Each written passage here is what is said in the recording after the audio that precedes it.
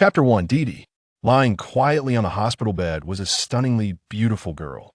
Her long, ebony hair flowed like silk, cascading freely, with a few rebellious strands playfully resting against her pale, bloodless cheeks, accentuating her frailty.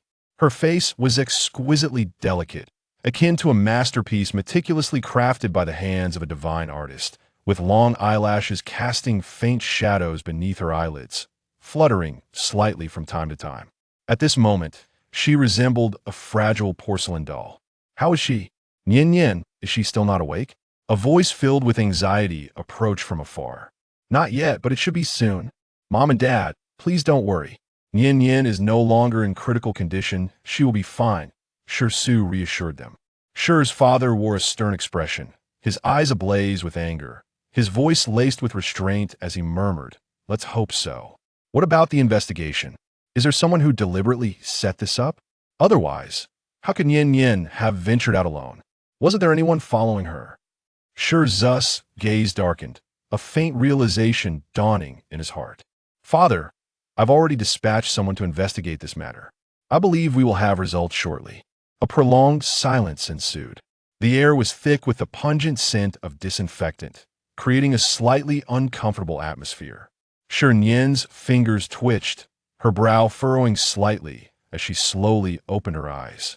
As she gazed around, the scene before her was both familiar and strange, leaving her momentarily disoriented. "Where is this? Could it be that I've crossed over? But didn't I already die?" Confusion and disbelief filled Shi Nian's eyes as she strained to recall everything that had transpired. Gradually, her thoughts began to coalesce, her gaze sharpening with clarity.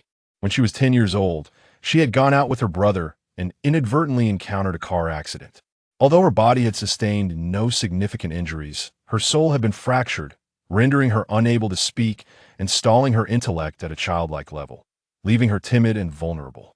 Some fragments of her soul had inexplicably found their way to a parallel world known as Blue Star, where she had loving parents and family. After crossing over, she had retained memories of this world, but as time passed, those memories began to fade, as if she had never crossed over and was, in fact, a native of the parallel world. However, good times did not last long, as her family members gradually passed away, leaving her an orphan. The inheritance left by her parents was sufficient for her to live comfortably for the rest of her life. At the age of 25, she encountered another car accident, and after losing consciousness, she found herself here. All the events of her past life surged back to her, while she also possessed all the memories of this world. She recalled everything that had happened. "So, I am the original host, and the original host is also me," she realized, recognizing that in the parallel world, her name was also Shi Nian. "There was no crossing over, it was merely the return of my soul," she murmured to herself, a glimmer of contemplation shining in her eyes. Little sister Shi Nian, big brother Shi Su, father Shi Wenbo, mother Shinlan, and my brother's good friend Jiang Wang. Jiang Wang. Why does that name sound so familiar? Jiang Wang. Shi Nian suddenly remembered why it struck a chord with her. That's right. Isn't he the male lead from a novel I read in the parallel world? The male protagonist is Jiang Wang, and the female protagonist is Lu Yanran. This was a story centered on a powerful female lead in a post-apocalyptic setting, where the Shi family served as a stepping stone for the heroine. On the surface, she appeared to be enamored with Jiang Wang, but in reality, she secretly seduced Shi Su, while also keeping a few other suitors at bay. Before the apocalypse struck, Lu Yanran obtained Shi Nian's necklace, inadvertently acquiring a storage space that she claimed as her own. With the storage space, Lu Yanran gained an additional means of survival in the apocalypse, leading to countless deaths at her hands. Without exception, all became her stepping stones. In the tumult of the apocalypse, she thrived, whether due to the favor of destiny or the halo of a female protagonist. As Shi Nian pondered this, a flicker of murderous intent flashed in her eyes as she strived to recall the plot's progression. At this moment, there was less than a month until the apocalypse descended. She was uncertain if her arrival would trigger a butterfly effect, but what Shi Nian needed to do was to prepare in advance, ensuring her family would survive the impending chaos. "Oh, The space. She must not forget such an important matter. This was her golden finger. It absolutely could not be claimed by the female lead, and she refused to become a stepping stone for her. At this moment, she was the sole occupant of the hospital room, which made things considerably easier for her. Reaching up, she removed the necklace from around her neck. The necklace was quite ordinary, merely a small black stone, roughly the size of a fingernail, strung on a simple thread. It was a treasure she had found at the age of 10, and she held it dear to her heart. Since then, she had worn it constantly, her family deeming it mundane, yet they had gifted her numerous expensive necklaces, all of which she had declined. Gradually, no one pressed the matter further. Shi Nian took a nearby fruit knife and gently made a small incision, allowing a drop of blood to fall onto the stone. In an instant, the black stone emitted a faint white light, and the blood absorbed into the stone, disappearing without a trace. The stone transformed into a radiant stream of light, entering her consciousness, subtly altering her body and establishing a connection with the stone. The stone was, in fact, a space that could only be accessed by her consciousness. She could not physically enter it. With her mind, she ventured into the space, which was boundless and infinite, capable of preserving food and allowing for cultivation and breeding. She walked towards the sole structure in the vicinity, a thatched cottage, where in the courtyard stood a stone table, upon which rested a white jade porcelain bottle. Nearby, a few large characters proclaimed, "Spirit spring water, revives the dead and restores the living, only one bottle produced each day." Shi Nian glanced over, estimating the bottle to contain approximately 100 milliliters, her heart swelling with delight. "I wonder if it has any effect on a zombie virus?" Shi Nian whispered to herself. She did not rush to drink it after all. Only one bottle was produced each day, making it incredibly precious and requiring careful consideration. Moreover, she was uncertain whether consuming it would induce any changes. Continuing her exploration of the cottage, she noted that while the exterior was a thatched dwelling, the interior boasted modern, minimalist, and elegant decor, featuring a standard two-bedroom layout, complete with all necessary furnishings and appliances. Just as she was about to investigate further, she suddenly heard footsteps approaching. Thud thud. Shi Nian quickly returned her awareness to the present. Moments later, the door to her room swung open. Shi Nian slowly opened her eyes and turned to look at the newcomer, their gazes locking. He stood tall, clad in a well-tailored black suit that showcased his perfect physique, his face resembling a finely chiseled work of art, with sharp, deep-set eyes, a high nose, and tightly pressed lips. A few strands of hair fell casually across his forehead, adding an air of rebellious charm to his demeanor. He exuded a cold, yet captivating aura. In an instant, she recognized him as Jiang Wang, the male lead of this world and a close friend of her brother. Nian. Jiang Wang had rushed to the hospital upon hearing news of Shi Nian's predicament. Seeing her safe, the tension in his heart began to ease as he hurried to her bedside. "Are you feeling unwell anywhere?" he asked with genuine concern. The man before her was as handsome and striking as she remembered. No wonder he was the male lead in this world. Shi Nian's eyes flickered, and a thought began to take shape within her mind. Jiang Wang sensed that something about her seemed amiss. Her gaze was much clearer, even carrying a hint of inscrutable emotion. This was a demeanor Shi Nian had never displayed before, and a bold idea sparked within him, causing his heart to race and his breathing to quicken. "Nian, can you speak now?" he inquired, his eyes brimming with anticipation, his voice tentative. Shi Nian was taken aback by how quickly he had noticed something was off. She hadn't even spoken yet, merely glancing at him, and he had keenly detected her anomaly. Indeed, he was the male lead of this world. Unfortunately, this novel was centered on the female lead, with the male lead serving merely as a supporting character destined to meet a tragic end at the hands of the heroine. Now that Shi Nian had returned, she would not stand idly by and watch the male lead and assure family fall victim to misfortune. Moreover, the man before her had grown up alongside her and had always treated her well. "Yes, Brother Wang," Shi Nian replied with a smile, nodding in response. Jiang Wang felt a buzzing in his head, his breath becoming rapid, and his heart racing even faster as he beheld her radiant smile. A flicker of something unusual crossed his gaze. Hearing that long-lost term of endearment from her lips, he could no longer contain his excitement. Since that fateful accident, he had not heard her speak a single word. He pulled her into an embrace, his movements gentle, as if afraid of inadvertently causing her pain. "Nian Nian, do you remember now?" Jiang Wang's voice trembled with emotion, infused with excitement. His eyes were already tinged with red as he struggled to contain his emotions, not wishing for her to perceive any anomaly. Shi Nian found herself tightly embraced in his arms, momentarily at a loss, utterly unprepared for such an intense reaction from him. An odd sensation lingered within her.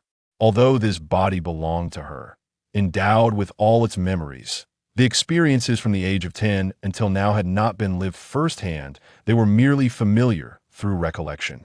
There remained a subtle distinction, and she found herself momentarily at a loss to discern the source of her disquiet. "Yes, I remember everything." Jiang Wang gradually released her, slowly regaining his composure. "You." He was about to voice a query when footsteps echoed from beyond the door.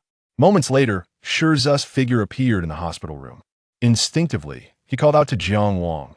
"Jiang Wang, you're here?" "Nian Nian, she." Before he could finish his sentence, he caught sight of a figure so familiar it was ingrained in his memory, half seated at the edge of the bed, slender and pale. Her eyes sparkled with life, no longer reflecting the caution and fear they once did. "Nian Nian." He hastened to her side, his face alight with excitement. "You finally awakened. How are you? Do you feel unwell? Anywhere? Tell your brother. Do you remember who called you outside?" At these words, Jiang Wang's gaze turned icy. His attention shifted to Shi Nian. With the reminder, Shi Nian finally recalled what had transpired before the accident. Lu Yanran. Both of her accidents had been orchestrated by Lu Yanran, who had sought numerous opportunities to bring about her demise. Yet Shi Nian had evaded each attempt. Otherwise, she would not have survived to this moment, nor would she have had the chance to be reborn. Regardless of the circumstances, Shi Nian vowed not to let her off the hook. Before she could articulate her thoughts, a soft, beguiling voice resonated. "Nian Nian, how are you now? Are you all right? I received news from Su Ge and rushed here immediately. How is it? Is it serious? If you need any assistance, please do not hesitate to let me know." Shi Nian turned at the sound of the voice, and there stood Lu Yanran in the hospital room. At that moment, she was adorned in a fitted pink gown, her graceful figure on full display, and her beauty striking. It was no wonder many fell under her enchantment. Shi Nian cast a glance before averting her gaze. She was not oblivious to the look Lu Yanran cast her way. Though she skillfully masked it, the murderous intent that flickered in her eyes was unmistakable to Shi Nian. A heaviness settled in Shi Nian's heart. The primary reason Lu Yanran approached her was her infatuation with Jiang Wang, seeking to draw closer to him through Shi Nian. Moreover, she felt an inexplicable pull towards Shi Nian, as if there was something about her that captivated Lu Yanran. Under her gentle persuasion, Shi Nian unwittingly became her accomplice. Her family was reluctant for the two to interact, yet under the influence of the protagonist's halo, Shi Nian obediently followed Lu Yanran, enjoying her company. She chose not to respond to Lu Yanran, reminding herself that she was merely a patient at present. With the impending apocalypse less than a month away, she needed to hasten to inform her family and prepare accordingly. Her mind began to churn with thoughts. Meanwhile, Jiang Wang observed her peculiar demeanor with keen interest. Why is everyone so silent? Wanga, you came to see Nian Nian too. When did you arrive? I wish I had known, so we could have come together." "Nian Nian, auspicious individuals are always favored by fate. There shall be no misfortune. Where are you headed later? Would you care to join me for a meal?" Lu Yanran wished to sit beside Jiang Wang. Yet he deftly evaded her advance. The air was thick with an intoxicating scent of perfume, causing Jiang Wang to furrow his brows, his gaze towards Lu Yin and laced with disdain. Shi Nian, still reluctant to reveal her restored normalcy to the female lead, intended to deal with her, but not at this moment. Without warning, Shi Nian hurled the fruit from the table forcefully at Lu Yanran. Bang! Shi Nian's speed was such that Lu Yanran, taken by surprise, was struck on the arm by the flying fruit. A sharp pang of pain surged through her. "Shi Nian, how could you throw that at me?" Lu Yanran's eyes glinted with growing malice. Jiang Wang, having witnessed the entire scene, noticed the gleeful mischief in Shi Nian's eyes. He narrowed his gaze, scrutinizing Lu Yanran with a discerning look. He believed Shi Nian would not act without reason.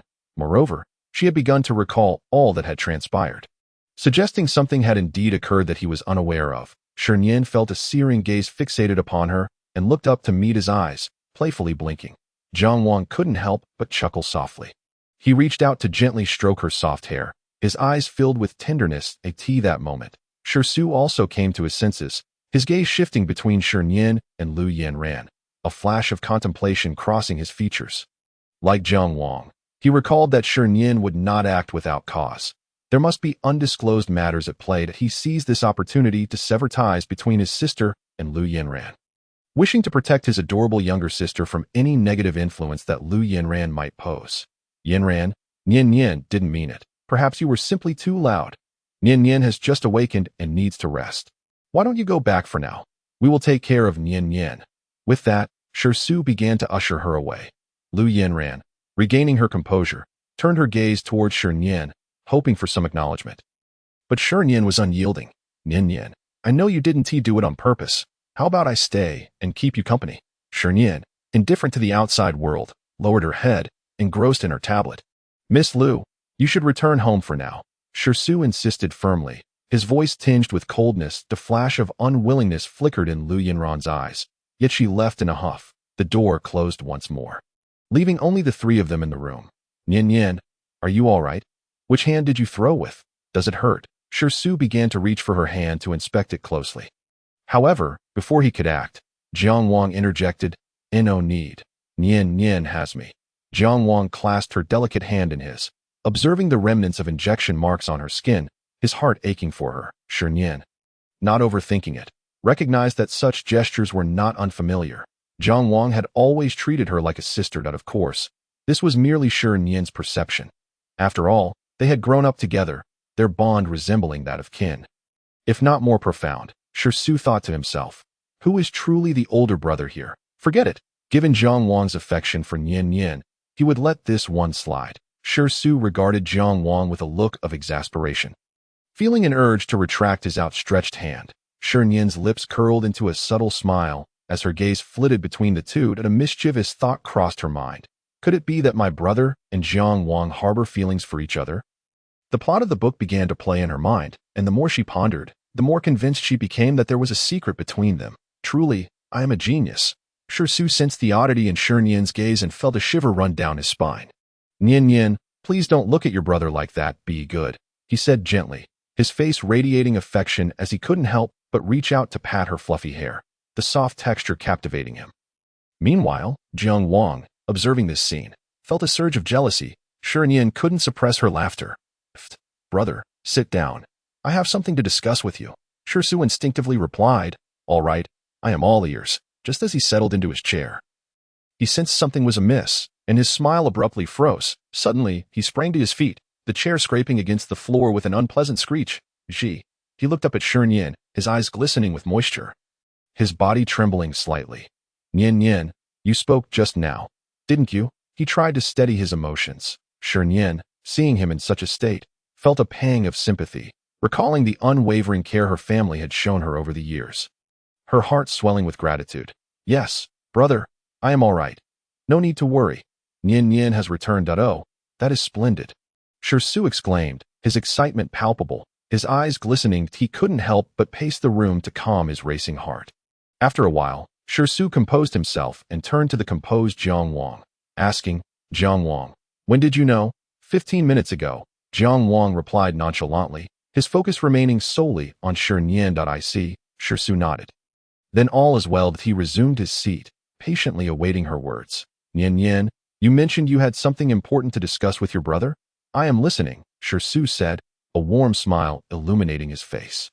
Exuding a refreshing aura, Shi Nian glanced at the two before redirecting her focus.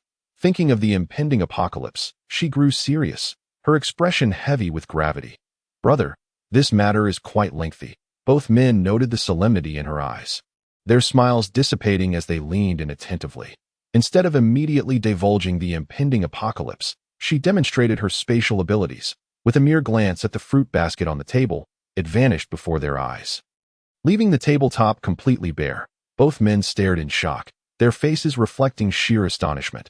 Jiang Wang's eyes flickered with contemplation, while Shi reached out to touch the surface, finding no traces left behind. It was not an illusion. Nian, where has the fruit basket gone? Shi regarded the situation with an air of disbelief, his gaze towards Shi Nian imbued with a hint of scrutiny. The unfolding scene before him transcended his comprehension, shattering the very foundations of his worldview. With a mere thought, Shi Nian summoned the fruit basket back to its original place on the table. As if it had never been disturbed, the recent occurrences felt like mere illusions. Shi reached out once more to touch the fruit basket. Its texture was undeniably real, unlike a figment of imagination, devoid of any visual obstructions. Brother, let me explain the situation. Shi Nian began to succinctly narrate the events that had transpired, while also informing him of the impending apocalypse. At this moment, Shi Nian was seated in the car heading home, with Shi at the wheel and Jiang Wang sitting beside her in the back seat. The atmosphere within the vehicle was steeped in silence, with no one daring to utter a word. The air grew dense and oppressive, akin to a colossal weight bearing down upon them, rendering it difficult to breathe. Shi Nian turned her gaze outside, observing the ceaseless flow of vehicles and throngs of people, the surroundings appearing remarkably splendid, entirely incongruent with the impending doom that a whirlwind of emotions stirred within her. Jiang Wang, seated beside her, fixated his gaze on Shi Nian, his heart assured that the person before him was not an impostor nor possessed by a vengeful spirit, but rather the Shi Nian he had always cherished. Jiang Wang had lost his parents at a tender age, subsequently raised by his grandfather, who lived next door to the Shi family. The three had grown up together, and it was during this time that Shi Nian unknowingly nestled into his heart, radiating warmth like a small sun. However, when she was 10, a tragic accident rendered Shi Nian unable to speak, and she became increasingly timid, often isolating herself at home. Fortunately, she exhibited no aversion towards him. Despite their lack of communication, he sensed her reliance on him. 3 years prior, Jiang Wang's grandfather had passed away, leaving him utterly alone. Yet, he found solace in Shi Nian's presence. Through the rearview mirror, Shi perceived the dynamics in the back seat and let out a quiet sigh, secretly anxious for his dear friend. He could tell that his sister remained oblivious to Jiang Wang's feelings, and they still had a long road ahead of them. As they approached the Shi residence, an urgent voice pierced through the air. Shi, why did you insist on bringing Nian back from the hospital? What if something happens along the way? I want to forgive you. The furious voice of Shi's father echoed. Shi's mother stood behind him, worry etched across her face. Shi slowly emerged from the car, only to be met with a torrent of reprimands from his father. Meanwhile, Jiang Wang opened the car door and assisted Shi Nian out. Upon seeing her, both Shi's father and mother immediately softened their demeanor, their voices becoming gentler. Nian, are you feeling better? Please go upstairs and rest. I've asked Aunt Wu to prepare your favorite dishes, and I'll have them sent up shortly. Shi interjected, when will I ever receive such treatment as Nian? The thought of his father's tender concern sent a shiver down his spine. He muttered to himself, never mind. This arrangement is quite nice. Sisters are meant to be cherished. Shi Nian gazed at the cautious expressions of her parents, her eyes welling with tears as she flung herself into their embrace.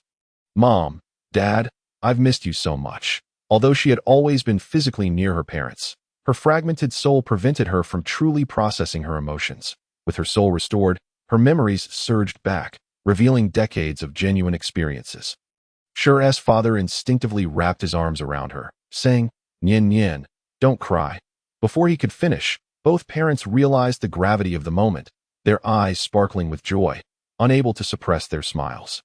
Nian, her mother exclaimed, you just spoke. This is wonderful. Jiang Wang looked at Shi Nian with a pained expression, longing to hold her close and comfort her. Shi observed the heartfelt scene before him, a flicker of envy in his eyes that he had yet to embrace Nian himself, feeling a pang of regret. After a considerable time, the emotional tide began to ebb. Shi broke the silence. Mom and Dad, let us go inside. Nian has important matters to discuss. This urgency is precisely why she was so eager to leave the hospital. This is exceedingly crucial. Upon hearing this, Shi's father's expression shifted, his countenance turning serious. It was rare for him to witness such intensity from his son. Instantly realizing the matter was of great significance, the group moved into the study, ensuring their surroundings were secure before turning their attention to Shi Nian. With resolve, Shi Nian began to relay the events she had meticulously prepared to share. She detailed the circumstances surrounding her accident at 10 years old, her fragmented soul's journey to a parallel world, and the impending apocalypse. She spoke candidly, succinctly conveying the gravity of the situation. There are 10 levels of supernatural abilities, categorized as follows: beginner, 1 to 3, intermediate, 4 to 6, advanced, 7 to 9, and perfect, 10. The levels of zombies mirror these classifications. Also divided into beginner, 1 to 3, intermediate, 4 to 6, advanced, 7 to 9, and perfect, 10, with each level further divided into 3 stages: early, mid, and late. The expressions of those present shifted as they absorbed the magnitude of her revelations. Astonished by the plethora of events she had endured, Shi Nian also recounted the contents of a novel she had encountered in her previous life, knowing that the more individuals aware of these matters, the greater their safety would be. She trusted the individuals before her completely, unwilling to let any of them face unforeseen dangers, grateful to have returned to a time before the apocalypse. She felt immensely fortunate to possess her newfound abilities. 2 hours later, the study fell into a heavy silence, each second stretching interminably, the oppressive atmosphere binding them in a state of unease. "Damn it," Shi Su erupted, breaking the stifling quiet. "I knew that Lu Yanran was trouble. It was all her doing. How did I not perceive it? I allowed Nian to be alone with her." The others shared in his outrage, realizing they had overlooked Lu Yanran entirely. The grim realization that their world was merely a novel, with them as characters, swept over them, flooding them with a sense of powerlessness, mingled with resentment and indignation. Had Shi Nian not returned, their fate would have mirrored that depicted in the novel, tragic and cruel. Their efforts merely paving the way for the protagonist, Lu Yanran. Observing their despondency, Shi Nian spoke softly to reassure them. "Brother, now that I am back, everything will not unfold as it did in the novel. My return, coupled with my powerful abilities, signifies that the narrative can be altered. Furthermore, my presence may trigger a butterfly effect. The events of the story are not set in stone. We must prepare ourselves. Moreover, the reason you all failed to detect Lu Yanran's schemes is due to the protagonist's halo effect. This cannot be blamed on you. The most pressing matter now is that we have only 1 month left before the apocalypse strikes, and we must stock up on supplies. As for Lu Yanran, she must not survive until the end times. Unforeseen consequences may arise." With her words, all fell into contemplation, their emotions gradually cooling.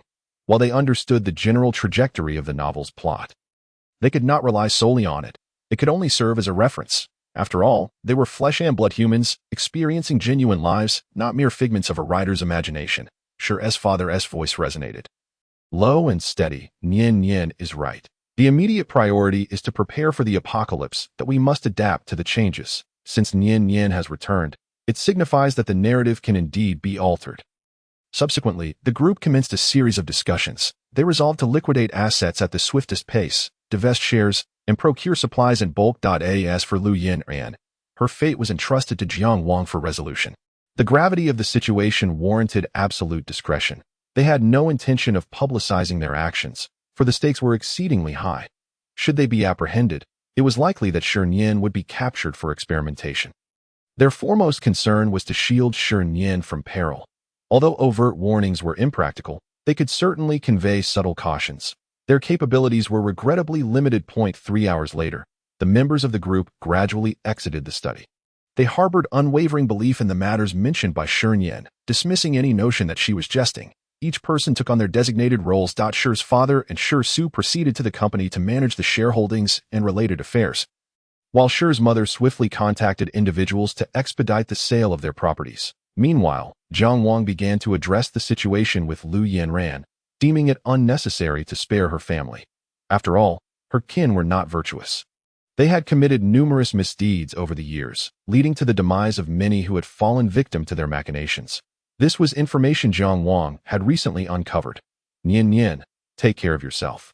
I shall return shortly, Jiang Wang said, gazing at the person before him with a hint of reluctance. Shi Nian had no intention of letting him confront Lu Yanran alone. She felt compelled to accompany him. Despite his role as the male lead, possessing a degree of immunity to the female lead's charm, Shi Nian remained apprehensive. She would not find solace until she witnessed Lu Yanran's demise with her own eyes. Simultaneously, she was deeply concerned for Jiang Wang's safety. More importantly, she possessed a space wherein she could conceal evidence and bodies, leaving no trace behind. After all, this was still a society governed by law. And the sudden disappearance of several living individuals would certainly raise suspicions. They needed to proceed with caution and care. Absolutely not. Brother Wang, I must accompany you. Have you forgotten? I possess a space. An ideal place for concealing bodies. No one would discover them. With my presence, the situation may be considerably safer. I can even provide you with hidden weapons, Shi Nian insisted. Her proposal was unsurprisingly met with Jiang Wang's firm rejection. Impossible. No matter what, he would not allow Shi Nian to be placed in danger. She had only just escaped peril and returned to normalcy. Nian Nian, be obedient and wait for me at home. I assure you I will return as swiftly as possible. He spoke softly. Shi Nian, observing his resolute demeanor, understood that he would not easily relent, which filled her with urgency. She could not bear to see Jiang Wang face Lu Yanran alone. Moreover, Lu Yanran was no ordinary person. She was the heroine of this realm. Shi Nian was genuinely concerned about unforeseen circumstances. Originally, Shi Su had intended to accompany Jiang Wang, but he was declined.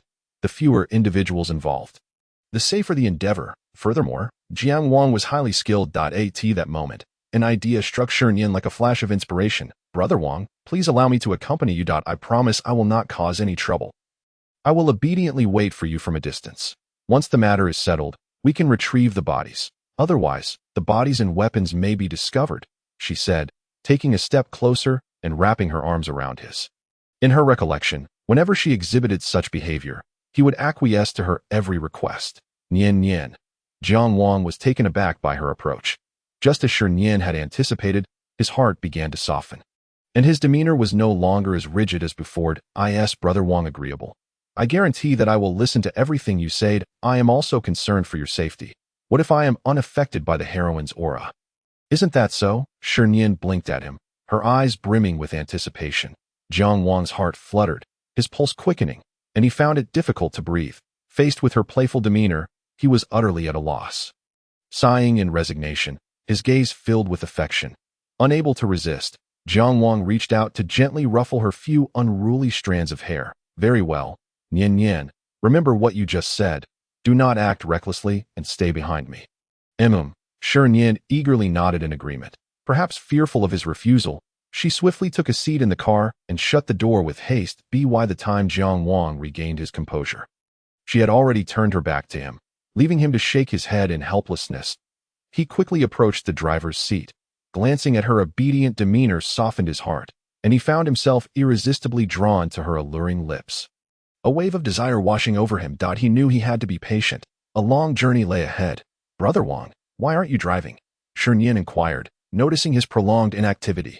Jiang Wang smiled gently, a warm expression gracing his features.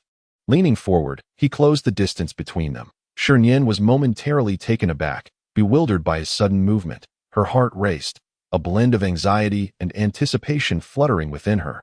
Her lashes trembled as her heart thumped furiously. Jiang Wang took in her expression, and the mirth in his eyes deepened. Perhaps their path would not lead them too far afield. Seatbelt, he admonished. Bemused at her carelessness, as he spoke, he fastened his own seatbelt. Hearing his reminder, Shi Nian turned back. Thank you, Brother Wang, she replied, a sense of inexplicable disappointment creeping into her heart. A faint blush crept up her ears as she silently pondered. What was that reaction just now?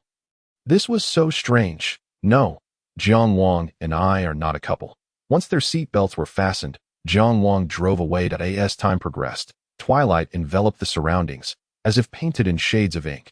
Jiang Wang discovered that Lu Yanran was currently at a bar. And upon learning this, he promptly drove Shi Nian to the establishment. After a considerable duration, they arrived at the bar's entrance. Suddenly, Jiang Wang hesitated. He was reluctant to allow Shi Nian to enter, sensing his thoughts. Shi Nian quickly interjected. Brother Wang, you promised me you wouldn't go back on your word. Besides, I am someone with a hidden space. Jiang Wang's weapons were stored in Shi Nian's space, along with various disguises. Observing her anxious demeanor, Jiang Wang's lips curled upwards into a smile. All right, let us proceed. Nian Nian, once we enter, stay by my side and do not wander off. Understood? Jiang Wang could not help but remind her. Understood, Shi Nian replied hastily, Fully aware of the gravity of the situation, this bar was located on the outskirts of the city, adorned lavishly. Frequented by the affluent. It also served as a hub for underground dealings and transactions. Those who entered donned masks, concealing their true identities. This was indeed an opportune moment to act. The pair changed into relatively light clothing, donned their masks, and entered the bar. They crossed the threshold. They were intercepted by a well-dressed attendant. "Good evening, sir. May I see your token?" Shi Nian instinctively felt a surge of nervousness, tightening her grip on Jiang Wang's arm. Jiang Wang gently patted her hand to offer reassurance.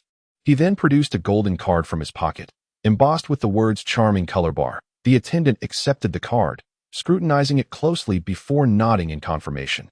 "Sir, you may enter." Jiang Wang discreetly tucked the card into his pocket before taking Shi Nian's hand and leading her inside. This establishment was no ordinary bar. Its management was stringent, forbidding entry to anyone without an invitation. However, such constraints posed no challenge for Jiang Wang. Shi Nian curiously surveyed her surroundings, where the lights flickered and the music reverberated incessantly. On stage, men and women clad in revealing attire, all donning masks, danced provocatively. Below, cheers and shouts rose and fell like waves. Shi Nian, awestruck, found this to be her first visit to a bar, and the scene before her evoked a surreal feeling. As though she were dwelling in an entirely different realm, the lavish decor shimmered with hues of dusk, and a casual glance revealed couples engaging intimately on the dance floor. Just as she stood there, mesmerized, her vision abruptly darkened. The captivating spectacle vanished, leaving her with a sense of regret. At that moment, a sultry voice whispered in her ear, "Nian Nian, you're still young. Don't look around carelessly, I'm already an adult." Shi Nian retorted. Jiang Wang swiftly wrapped his arm around her slender waist, guiding her away from the tumultuous scene. She felt the warmth of his hand on her waist, an inviting scent of crisp cedar wafted towards her. Stirring a sense of enchantment, Jiang Wang encircled her waist with one arm, while the other gently coaxed her head against his chest, shielding her from the view. Instinctively, Shi Nian clung to his robust torso, following him deeper into the corridor. Having entered, Jiang Wang was already aware of Lu Yinran's precise location. All he needed was to locate the appropriate private room and wait for the right moment to act. In this venue, everyone wore masks, concealing their identities, which served Jiang Wang's interests well. Moreover, establishing such an unconventional bar on the outskirts indicated that its masterminds were not to be underestimated. Jiang Wang had researched relevant information beforehand, thus acquiring some insights. The ability to obtain a card for this clandestine venue was purely fortuitous. They traversed the corridor. They distanced themselves from the dance floor, the cacophony gradually fading. Shi Nian discreetly lifted her gaze, eager to assess her surroundings. Unfortunately, just as she did, she stumbled upon a scene that sent her heart racing with embarrassment. Without a moment's hesitation, she buried her face into Jiang Wang's chest, her ears flushing crimson. Jiang Wang's gaze fell upon two men in suits leaning against the wall, engaged in unspeakable acts, and his expression darkened with a cold glint. He swiftly lifted Shi Nian, quickening his pace, feeling the sudden weightlessness. Shi Nian instinctively wrapped her arms around his neck, burying her face deeper into his embrace, too afraid to glance around lest she witness something inappropriate. Jiang Wang observed her obedient demeanor, a subtle smile playing on his lips. In no time, they ascended to the second floor. The crowd upstairs was noticeably sparser, with numerous private rooms lining the halls, devoid of surveillance. At that moment, Jiang Wang spotted the room he sought. The adjacent room was vacant, and without hesitation, he entered with Shi Nian. Gently, he set her down. As she gradually opened her eyes, taking in the tranquility around her, she scanned the space before turning to Jiang Wang. Her curiosity piqued. "Brother Wang, do you frequent this place often? How come you seem so familiar with it? How did you acquire an invitation?" Jiang Wang, perceiving the playful glint in her eyes, quickly understood her implications. He wished to dispel any misunderstandings. "Nian Nian, this is my first visit. I'm not very familiar with it. As for the invitation, it was given to me by someone else. I assure you, I speak the truth. Please, trust me." He lowered his head slightly, locking eyes with her, sincerity radiating from his gaze. Shi Nian hadn't anticipated his sudden proximity. The closeness made her acutely aware of the warmth emanating from him, as though a feather were brushing against her heart, eliciting a ticklish sensation. Her heartbeat quickened, an inexplicable feeling washing over her. Unable to comprehend this surge of emotion, she dismissed it. "All right, I believe you. Brother Wang, she responded softly. She had merely spoken casually, fully aware of Jiang Wang's character.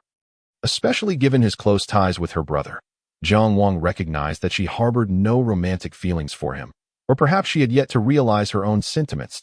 He mused quietly to tea that moment. A commotion arose at the door. "Miss Liu, shall we accompany you?" "No need. The restroom is not far. I can find it myself. Besides, it's not my first time here. I know the way." With a hiccup, Lu Yinran continued.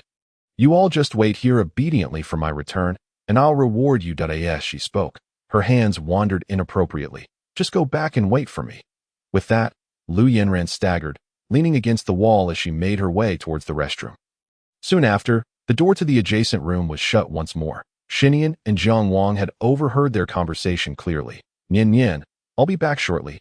Just stay in the room," Jiang Wang instructed.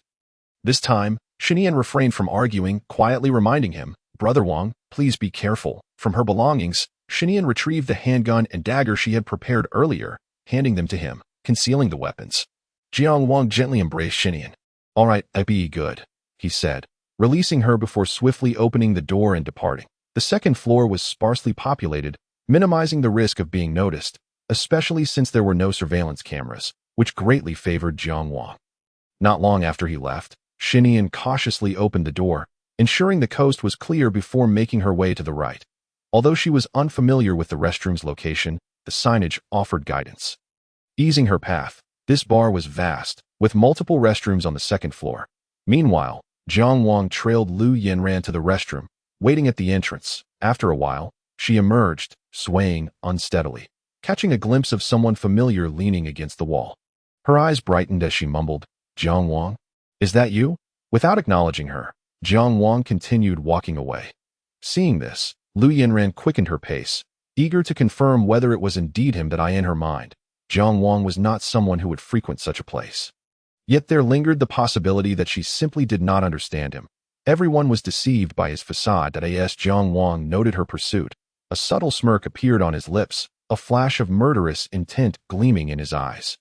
Just as his figure was about to vanish from sight, Lu Yinran hastened her steps. At the same moment, a shadowy figure appeared behind her. Despite the mask obscuring her face, Shi Nian recognized Lu Yinran by her stature and attire. Keeping a careful watch on her surroundings, once something seemed amiss, she was quick to provide support. Her space also harbored other weapons, a precaution for unforeseen circumstances. Here, Jiang Wang made his way directly to the end of the road. Subsequently entering a room that was a storage chamber filled with various cleaning tools and other items. Lu Yinran glanced at the sign on the door, a fleeting expression of surprise crossing her eyes. She was increasingly convinced that the person who had just entered was indeed Jiang Wang. That was unexpected for someone so upright to find himself in such a place, leading Lu Yinran to realize she had misjudged him. Nevertheless, this provided her with leverage. She suspected there were clandestine dealings occurring within. After a moment's hesitation, she pushed the door open, revealing rows of shelves brimming with various items. The room was spacious, making it difficult to immediately discern Jiang Wang's whereabouts, prompting her to venture further inside. After weaving through several shelves, she spotted a tall figure standing silently. Although he faced away from her, Lu Yinran recognized him instantly. He was the man she had harbored feelings for over the years. Even if he were reduced to ashes, she would still recognize him. So familiar was she with his presence. Jiang Wang. Who would have thought you possessed another side, hidden so deeply? You managed to deceive everyone. If Shirsu were to discover this, he would surely be astonished. Or perhaps Shirsu is here as well. As she spoke, Lu Yinran advanced towards Jiang Wang, the sharp click of her high heels echoing against the floor. What do you think? Are you interested in joining me in a private room? I have long coveted you. Her gaze, tinged with aggression, gradually descended. Jiang Wang furrowed his brow, a glint of coldness flashing in his eyes. Yet he remained silent. In a swift motion, he drew his pistol from his waist and aimed it directly at Lu Yinran. Just as she was about to react, her ankle twisted, sending her crashing to the ground and narrowly avoiding the bullet's trajectory. Bang! The bullet struck the shelf behind her, producing a resounding noise. Realizing the gravity of the situation, Lu Yinran quickly sprinted forward, summoning all her strength. If she could just escape this place, she would be safe. A wave of crisis surged within her, causing a slight discomfort. Jiang Wang observed her retreating figure, a flicker of something sinister crossing his gaze. Without hesitation, he pursued her, firing again. Bang, bang. The pistol was equipped with a silencer. Yet the dull sound still reverberated. Lu Yanran sensed impending danger, swiftly darting back and forth, dislodging items from the shelves. Thud. The bullet grazed her arm, blood gushing from the wound and dripping onto the ground. Her face contorted in pain. Ignoring the injury, she dashed toward the exit as Jiang Wang prepared to follow, only to be confronted by a shelf crashing toward him. His eyes widened in terror. And he quickly retreated. Crash. The shelf collapsed with a thunderous roar, obstructing his path. Seeing Lu Yanran nearing the door, an unpleasant expression crossed his face. He had no time to waste and quickly navigated over the debris in pursuit. Lu Yanran did not glance back. She swung the door open, ready to flee at that moment. Shi Nian appeared around the corner. Having taken a wrong turn that delayed her as she emerged, she collided with Lu Yanran. Their eyes locking in surprise. Shi Nian. Lu Yanran called out first, and no sooner had she spoken than a wave of pain surged through her. Bang! Shi Nian had not anticipated such a fateful encounter. Yet, her confusion did not hinder her from taking action. In the seconds Lu Yanran stood stunned, Shi Nian swiftly retrieved a handgun from her space and fired at Lu Yanran. Inside the room, Jiang Wang heard the gunfire from outside, a sense of foreboding washing over him. This is bad. Nian Nian. He quickened his pace, oblivious to the fabric tearing at his feet. Lu Yanran pressed her hand against the wound. Wailing in anguish, her stance faltering as she collapsed to the ground, her mask falling away. Ugh! Why? How dare you shoot me? Lu Yanran glared at Shi Nian, her eyes brimming with murderous intent, her face a mask of fury and disbelief. She could not comprehend the betrayal. Blood trickled from her lips, pooling on her white dress and forming a grotesque flower, exuding an eerie allure. Just then, the door swung open. Jiang Wang's figure appeared in their line of sight. In an instant, he grasped the situation, unhesitatingly raising his weapon and aiming at the half-kneeling Lu Yanran. No. A flicker of terror crossed Lu Yanran's eyes, the fear reaching its zenith, before she could utter another word. Death awaited her. Bang! The bullet struck true, piercing her forehead. Lu Yanran's consciousness faded, her body collapsing to the floor, blood continuing to flow from her form. In her final moments, she seemed to witness something horrifying. Her eyes wide open, filled with despair and regret, refusing to close. Nian Nian. Jiang Wang rushed to Shi Nian's side, enveloping her in a tight embrace, gently caressing her back as he whispered reassurances. It's all right. It's all right. Nian Nian. I'm here. You have nothing to fear. This was Shi Nian's first encounter with a handgun, her first experience with taking a life, leaving her unsettled. Once her emotions calmed, she quickly said, Brother Wang, I'm fine that we need to handle this scene quickly, or we risk being discovered. Jiang Wang understood that now was not the time for concern. There were pressing matters at hand. Understood. Immediately, with a thought, Shi Nian began erasing all traces around them, collecting every item into her space, leaving no sign behind. In an instant, everything in the room was absorbed into her space, including the blood and the body, restoring the floor to its former pristine state. Just as she finished, distant voices reached their ears. How could there be none? Have you searched thoroughly? I've already sent people to look. There's no trace of Miss Lu in any of the women's restrooms on the second floor. Could it be that Miss Lu encountered someone along the way and is currently engaged in something? Would it be unwise to disturb her? Impossible. Miss Lu would not do that. Send more people to search. There seemed to be some movement earlier. Go check it out. Miss Lu absolutely cannot be in danger. Yes. Jiang Wang took Shi Nian's hand and led her away through a different exit, casually finding an unused private room to enter. Upon switching on the lights, he noticed Shi Nian's complexion appeared somewhat pale. Nian Nian, are you all right? Are you hurt? Jiang Wang gathered her into his arms, soothingly speaking that I'm fine. Brother Wang, don't worry, Shi Nian reassured him. Patting his back, her peripheral vision caught sight of a tear in his suit, faint blood seeping through. Brother Wang, you're hurt, she exclaimed, hastily retrieving a prepared first aid kit from her space, along with a new suit and mask. Anticipating the need for a change of attire, sit down, let me bandage you. Concern flooded Shi Nian's eyes as she anxiously urged him to sit on the sofa and open the medical kit. Extracting scissors and other supplies, Jiang Wang watched her with a warm feeling blooming in his chest. Her earnest, careful demeanor as she tended to his wounds was utterly captivating. Noticing his silence, her worry deepened. How does it feel?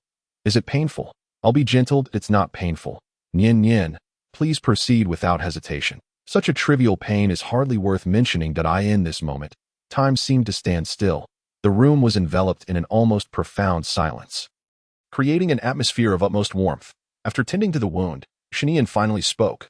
Brother Wang, you should change into another outfit. She handed him a suit she had prepared in advance. All right, Jiang Wang nodded in agreement. Before long, Jiang Wang emerged, clad in a deep blue suit that accentuated his towering figure, his muscles subtly outlined, evoking endless imagination. Shi Nian stepped forward slightly, taking the garments from his hands and storing them away. Brother Wang, wait, I will also go change, she added. Oh, here's the mask, please put it back on. With that, she strode straight into the inner room. As Jiang Wang listened to the rustling sounds from within, a ripple of unease stirred within him. Just as Shi Nian finished changing, footsteps echoed at the door. The doors to the adjacent rooms were pushed open one by one, accompanied by murmurs of conversation. How could she not be here? Miss Liu is a living person. She can't just vanish. It's too strange, isn't it? Have any brothers been sent to search on the first floor? Yes, someone has already been dispatched. At that moment, a knock sounded at the door. Knock, knock, knock. Is anyone there? I'm looking for someone. The two exchanged a glance. Jiang Wang tugged at his collar, his expression darkening with irritation as he exclaimed, "What is all this noise about?" When the door opened, rather than irritation, the newcomers offered soft apologies. We sincerely apologize, sir. We are searching for a young lady who may have drunkenly wandered into the wrong room. The door swung open. A chilling breeze swept in, and the staff members, aware of the unspoken rules of this establishment, knew better than to offend anyone here. After all, everyone came to seek amusement, and it was rare for patrons to clash with the staff, who represented the owners behind the scenes. The speaker's gaze scanned the room, which was small enough to provide a clear view. Upon realizing the absence of the person they sought, he bowed apologetically and prepared to leave. We apologize for the disturbance, sir. We shall take our leave now. Jiang Wang did not make it difficult for them. He understood that these individuals were merely staff, and it was best to avoid unnecessary entanglements. After they departed, he closed the door once more. Shi Nian hurried over. Brother Wang, how did it go? Is everything all right? Jiang Wang gently ruffled her hair, soothingly replying, It's fine, don't worry. Just a little longer, and we shall leave. All right, Shi Nian felt reassured. The room fell silent again. Shi Nian sensed a burning gaze upon her, and without needing to think, she knew who it belonged to. A shy warmth crept over her. Yet, she could not help but steal glances at him. The light draped over him like a delicate veil, casting a soft glow. He wore a white shirt, slightly unbuttoned at the collar, revealing the strong lines of his collarbone, exuding an irresistible aura. The contours of his muscles, accentuated by the shirt, seemed to extend an unspoken invitation to in the confined space. Shi Nian felt the temperature steadily rising, a wave of heat washing over her, stirring an inner fire that left her slightly dazed. Though she had never been in a romantic relationship, she could faintly sense something was amiss within her. Jiang Wang attentively observed her demeanor, noting her slight unease, and he felt a twinge of concern. Nian Nian, what's wrong? Are you feeling unwell? He approached her, his voice soft with concern. Noticing her flushed cheeks, his worry deepened as he reached out to touch her forehead. Why are you so warm? Have you a fever? I am fine, Brother Wang. There's no need to worry. It's just a bit warm in here. That's all. I'm perfectly well. She had taken a sip of the spiritual spring water before her discharge, and her health had long since returned to normal. Are you truly all right? Jiang Wang's gaze bore into hers, scrutinizing every nuance of her expression. Yes, really. I'm fine. I'm okay. Brother Wang, it's getting late. Shouldn't we leave now? Shi Nian shifted the topic, glancing at the clock which now read past midnight. Given their location on the outskirts, it would take some time to return home, likely arriving by 2 or 3 in the morning. Yes, let us head back now. Jiang Wang took the mask from her hands and placed it upon her face. As she felt the warmth of his breath upon her, her heart raced anew, the delightful scent of cedar enveloping her senses. The proximity between them heightened Jiang Wang's pulse, the fragrance invigorating him. Sweeping away all his previous frustrations in that moment, he wished time could freeze. Noticing his prolonged silence in adjusting the mask, Shi Nian couldn't help but speak up, fearing her rapid heartbeat might betray her.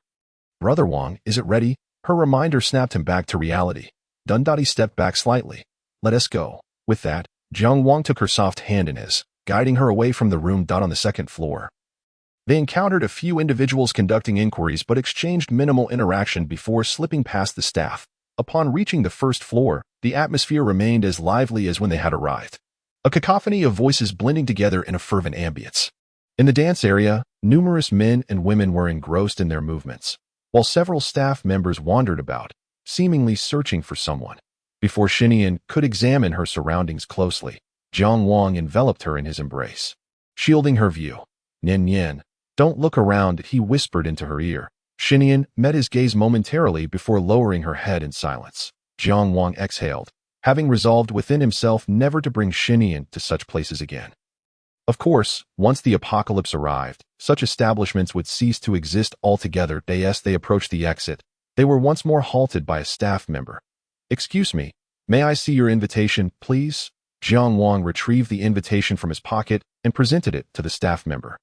The staff member scrutinized the two of them before confirming everything was in order, allowing them to proceed, due to Lu Yinran's disappearance and the mysterious absence of items from the storage room.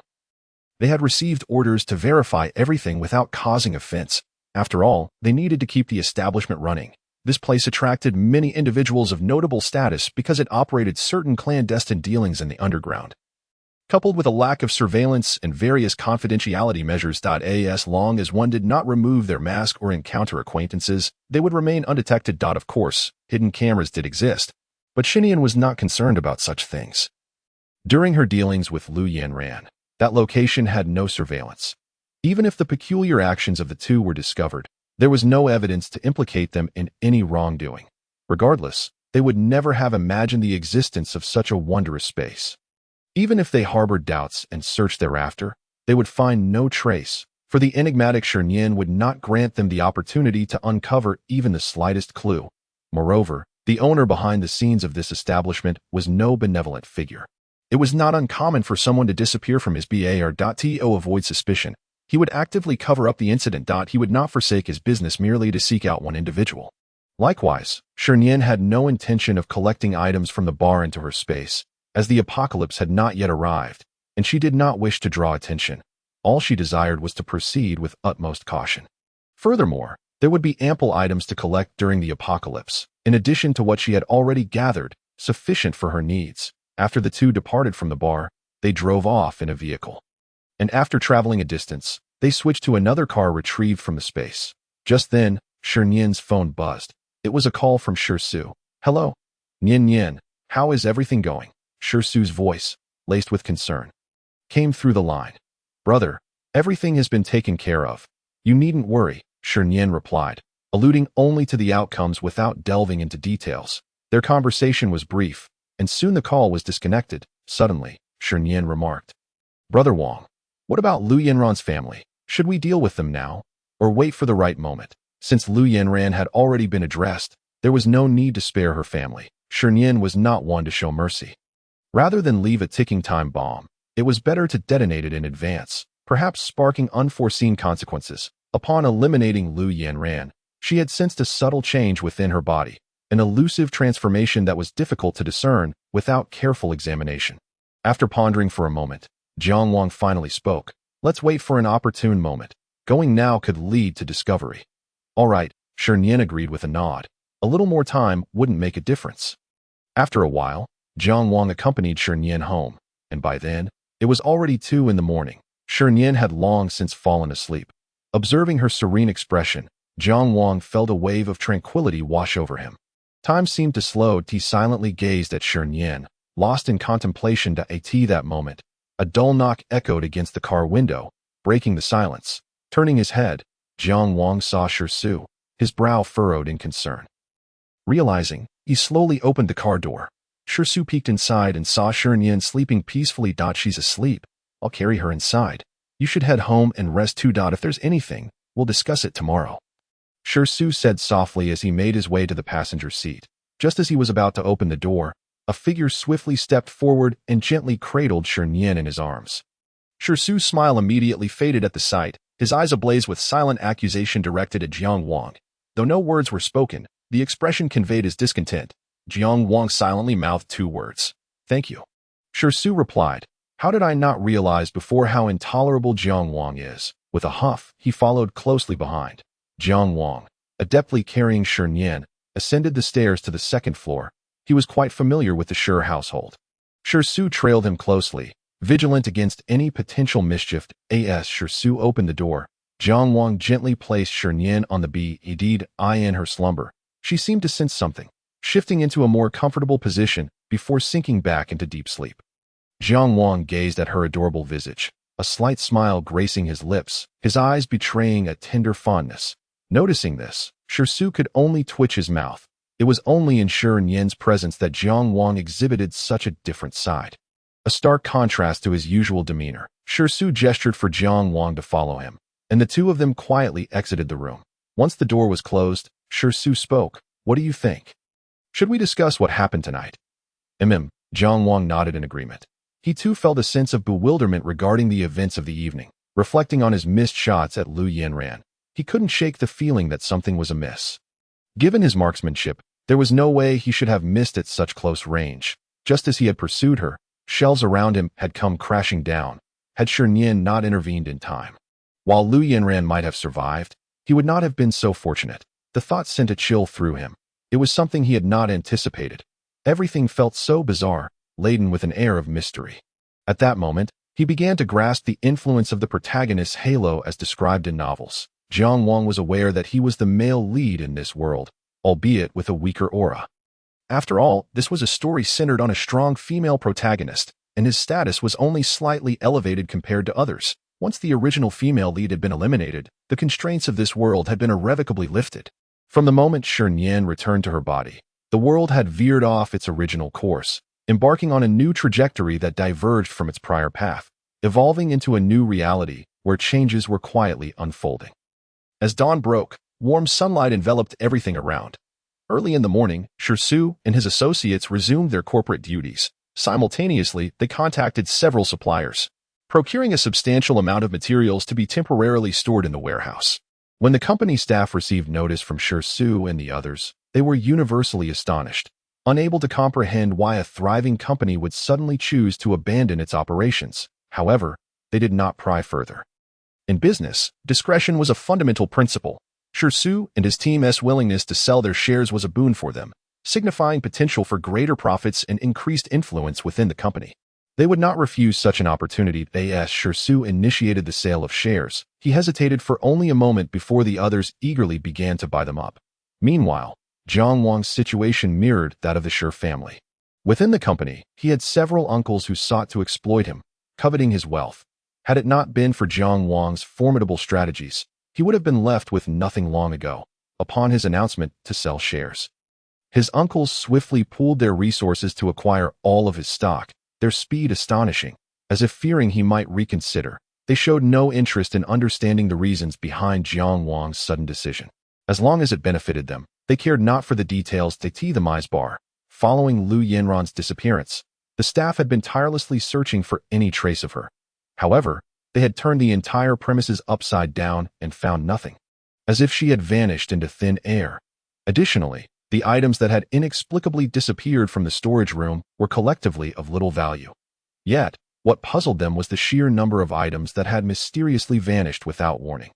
"Are you certain the items in the storage room were present yesterday?" A calm voice inquired. At that moment, several individuals stood in the storage room, including the bar's enigmatic owner, a few high-ranking officials, and several staff members. The owner confirmed he was here at 9 in the morning and everything was intact. One of the associates chimed in. "I can attest to that. I entered around 3 in the afternoon. And everything was as usual, surrounded by items." "Boss," one by one, they recounted their experiences from last night, including the few individuals who accompanied Miss Lu for drinks.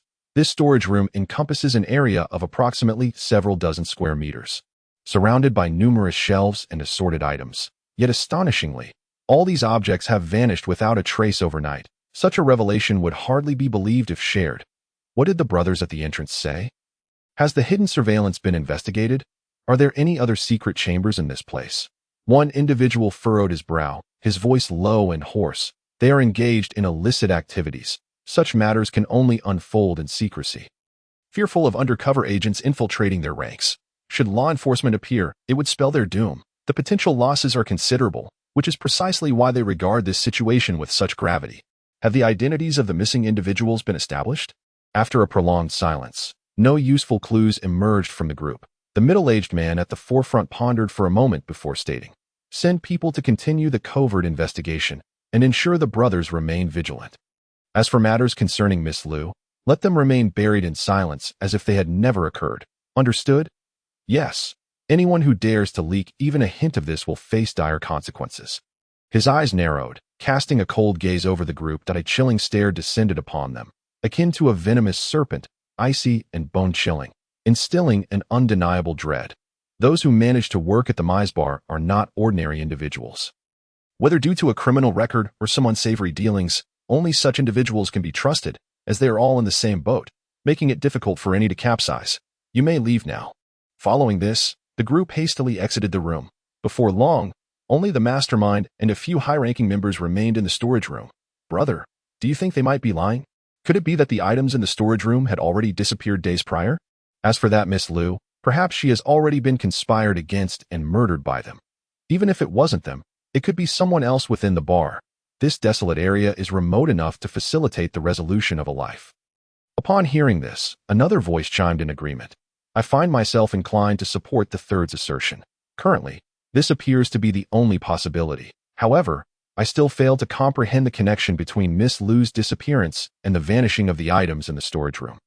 Furthermore, if Miss Liu were hidden somewhere within the bar, that would be one thing. But if she has left the bar, her fate, whether life or death, remains uncertain. Could there be an insider? Logically, that shouldn't be the case. I reviewed her profile. Miss Liu is the eldest daughter of the Liu family and has visited here before. She wouldn't be obstructed if she wished to leave." Just as the group engaged in heated debate, a deep voice interjected once more. "Enough? Is it merely a matter of one life? Regardless of who seeks her demise, anyone daring to cause a disturbance in my territory shows blatant disrespect. Let the brothers on the streets investigate. Also, look into the family of this Liu Yanran." Understood. 3 days later, in the interim, Shi Su and Shi Fu have resolved the company's affairs and are in the process of gathering supplies. They cannot rely solely on one location for collection. Thus, the two have ventured to different places. Meanwhile, Shi Mu is briskly selling the properties in her possession and preparing to renovate the suburban residence to serve as a temporary safe house. The current residence must also be disposed of. Shi Nian has not been idle. She and Zhang Wang are busy collecting supplies from various merchants. It is hardly unusual for a business person to possess the contacts of suppliers. For the merchants, as long as they receive their rightful payment, the rest is of no concern to them. Additionally, Shi Nian and her companions possess valid qualifications, ensuring their dealings are legitimate.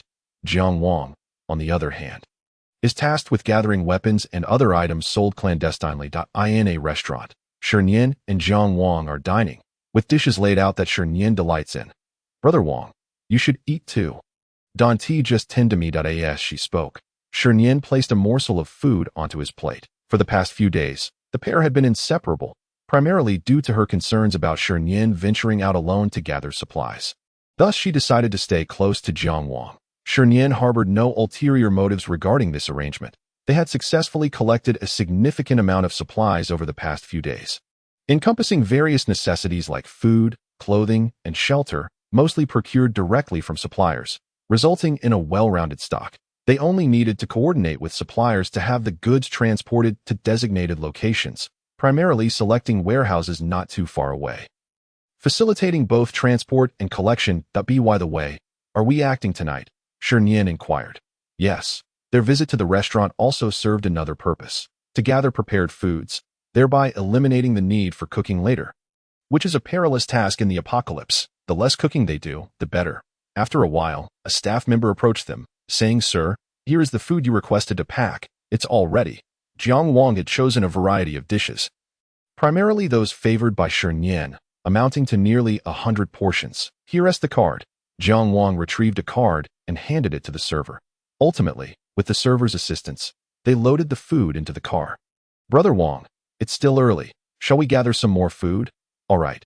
Zhang Wang drove away. Once they found a safe area, Shi Nian stored all the food from the trunk into her space. Any items stored in this manner would automatically be categorized for her convenience. Before long, Shi Nian arrived at a food street. The aroma of delicious food wafted through the air, causing Shi Nian to instinctively swallow, feeling she could still indulge in more. "Brother Wang, let us go." Shi Nian waved her hand, initiating action. Their first stop was a bun shop at tea this hour. The night market had yet to commence, and the afternoon crowd was sparse, making it an opportune time for Shi Nian. "Boss, how many buns do you have left? I'll take them all. Please pack them up." "How much is it?" The shopkeeper was taken aback by Shi Nian's proclamation, momentarily stunned, and instinctively glanced at the two, uncertainly asking, "Are you sure you want them all?" "Yes, pack them all." "All right, coming right up." The shopkeeper's face brightened with excitement as he swiftly began to pack. After paying a deposit, Shi Nian and Jiang Wang proceeded to the next establishment. Using the same approach, they purchased a plethora of food items. As time passed, night fell. The moon in the sky took on an eerie red hue, casting a somewhat chilling atmosphere. The two lay in wait in a location devoid of surveillance.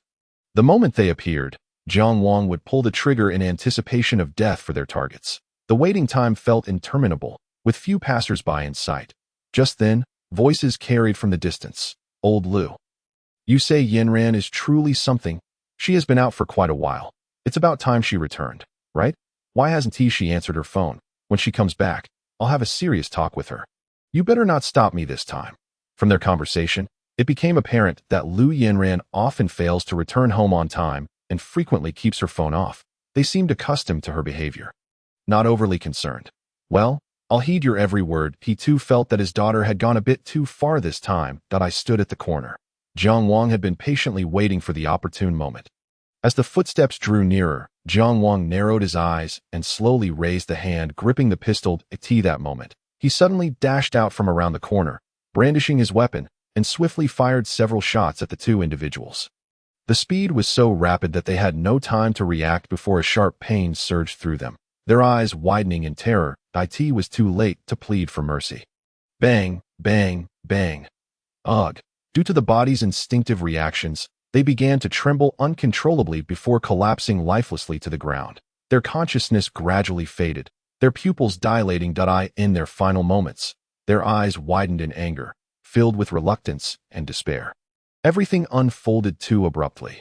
Shi Nian emerged slowly from around the corner, surveying the lifeless bodies on the ground. Without hesitation, she swiftly absorbed them into her space, along with the blood and other traces left behind. Shortly thereafter, the two transformed their attire and vanished into the night. The surroundings returned to tranquility, as if nothing had transpired, rendering the recent events merely a figment of imagination. After a considerable time, Jiang Wang drove Shi Nian back to the Shi residence at this hour. Only Shi's mother was home, already fast asleep. "Nian Nian, get some rest. If anything comes up, just give me a call," Jiang Wang said softly.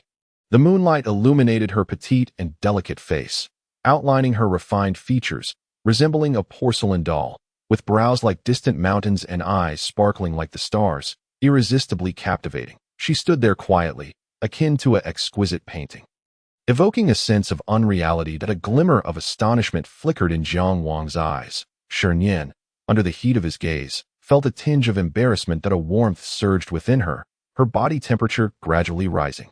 Her cheeks tinged with a blush, though under the cover of night, it was not overtly noticeable, leaving no traces of her feelings. Over the past few days spent with Jiang Wang, Shi Nian sensed subtle yet significant changes within her heart. Whenever she faced Jiang Wang, her heartbeat would uncontrollably quicken, a tapestry of emotions intertwining within her. "Wanggu," she bid farewell, waving her hand as she turned to depart. Only when her figure had completely vanished did Jiang Wang turn away. Returning to the adjacent residence, the smile on his face dissipated as well. Inside the house, Jiang Wang dialed a number. The phone rang once before being promptly answered. "Prepare a new batch of weapons for me. Second-hand ones will suffice. It's urgent," Jiang Wang stated at once. There was a moment of hesitation on the other end before a response came. "All right," at the old address. His voice revealed no trace of emotion, as calm and inscrutable as a still pond, making it difficult to discern his thoughts. The call ended. On his phone screen, two slender figures appeared clearly, revealing the identities of those depicted. It was a childhood photograph of Jiang Wang and Shi Nian, hand in hand, with Shi Nian smiling at the camera, while Jiang Wang gazed at her with a tender and indulgent expression in his eyes. In the other room, Shi Nian found herself unable to shake the image of Jiang Wang from her mind. lingering stubbornly in her thoughts. Tonight was destined to be a sleepless night. 7 days later. During this time, Shi Nian had gradually gathered supplies from several warehouses and ventured to other cities, absorbing all the provisions stored within. This included staples such as rice, wheat, and flour, as well as various meats like chicken, duck, goose, and fish, most of which were pre-processed. It encompassed essentials for living. Additionally, Shi Nian procured various poultry, creating a designated area within her space for their habitation, ensuring they could only forage within that designated zone. This arrangement was quite convenient for her, as she merely needed to periodically distribute feed, which could be accomplished through her will. Regarding food, she had purchased everything conceivable, including numerous warehouses filled with assorted snacks, having coordinated with suppliers to ensure a diverse selection of provisions. She also obtained various canned fruits, canned meats, instant products, and seeds for fruits and vegetables, a portion of which she had already begun to cultivate in her space. The flow of time within her space was swifter than the outside world. In less than 3 months, most plants would mature, thriving far better than their counterparts outside. Daily necessities were equally essential, including electrical appliances and generators. In terms of clothing, Shi Nian collected garments for all age groups, ensuring a comprehensive selection for every season, and even purchased a range of machinery for production. Not only did she gather new items, but she also acquired many second-hand machines and objects, primarily considering the necessity for self-sufficiency in production during the apocalypse, alleviating concerns about resource depletion.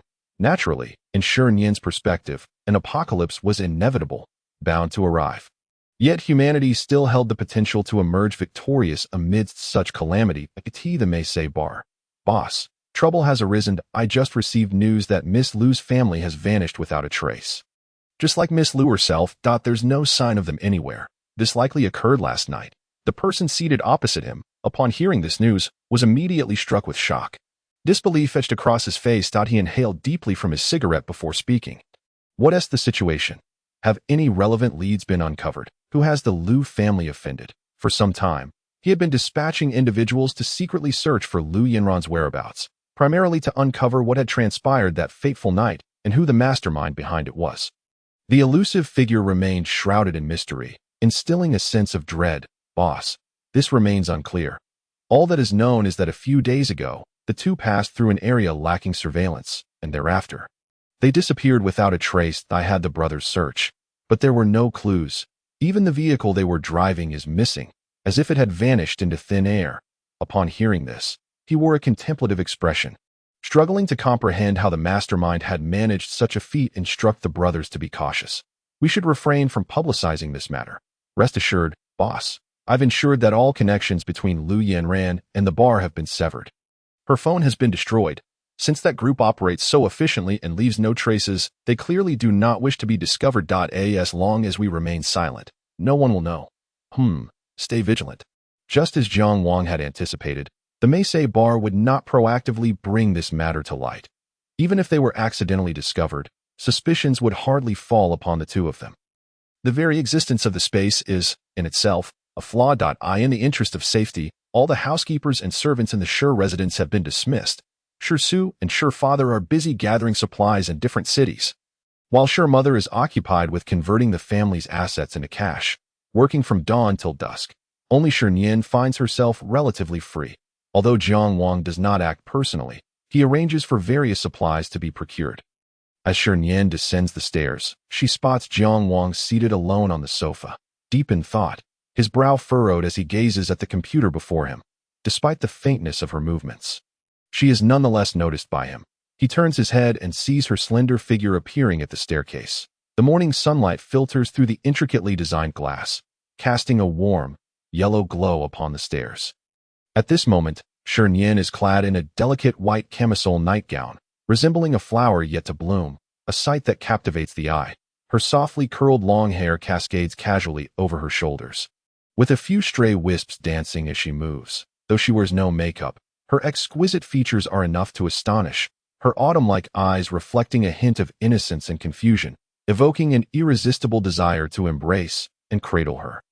Jiang Wang gazes at the enchanting figure on the stairs, a flicker of astonishment crossing his eyes, which soften almost instantly. At this moment, time seems to stand still, with only the two of them in existence.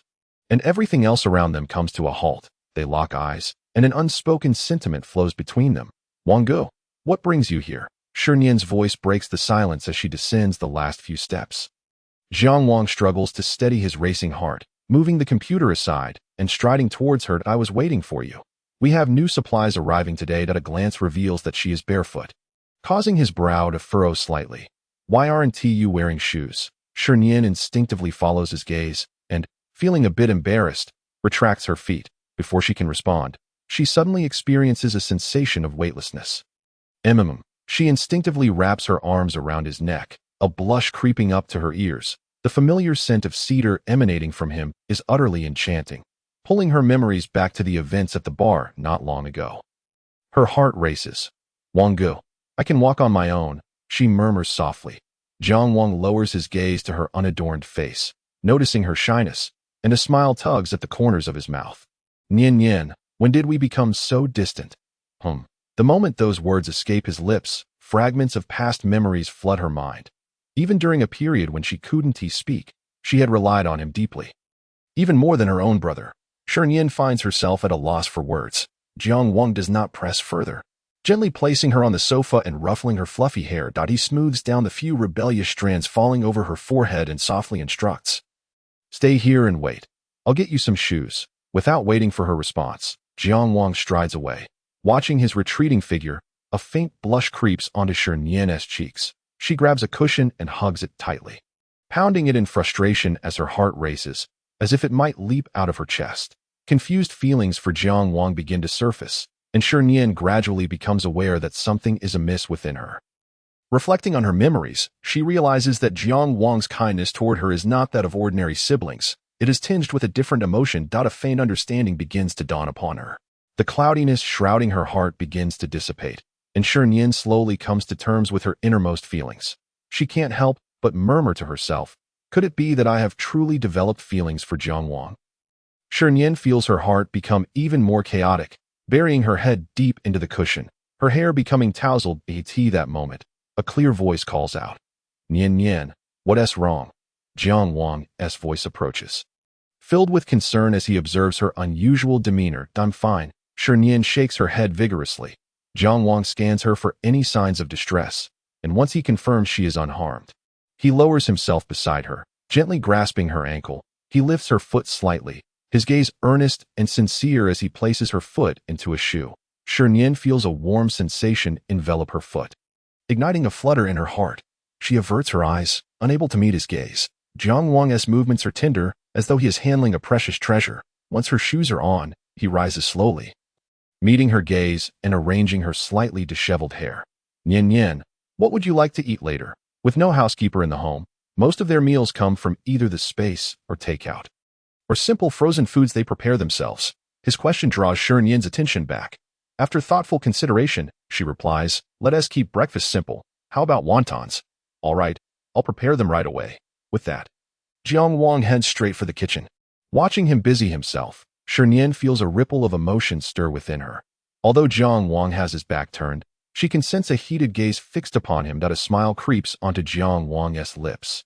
Forming a delightful arc after finishing breakfast, the two set out, with Jiang Wang driving towards the outskirts of the city. He has procured various weapons, including different models of blades and handguns, obtained through various channels.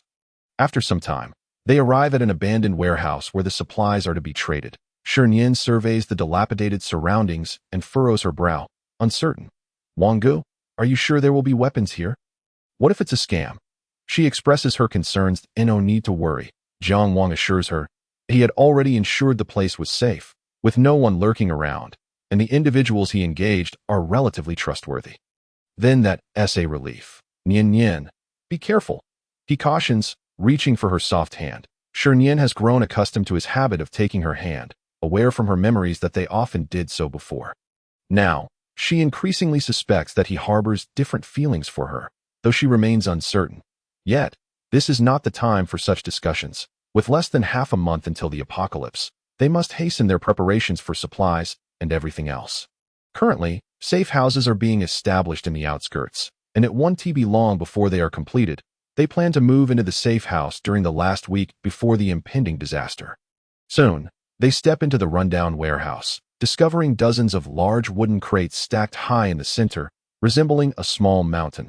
An astonishing sight. Shi Nian casually opens one box, revealing neatly arranged long blades, gleaming ominously under the light, sending shivers down her spine.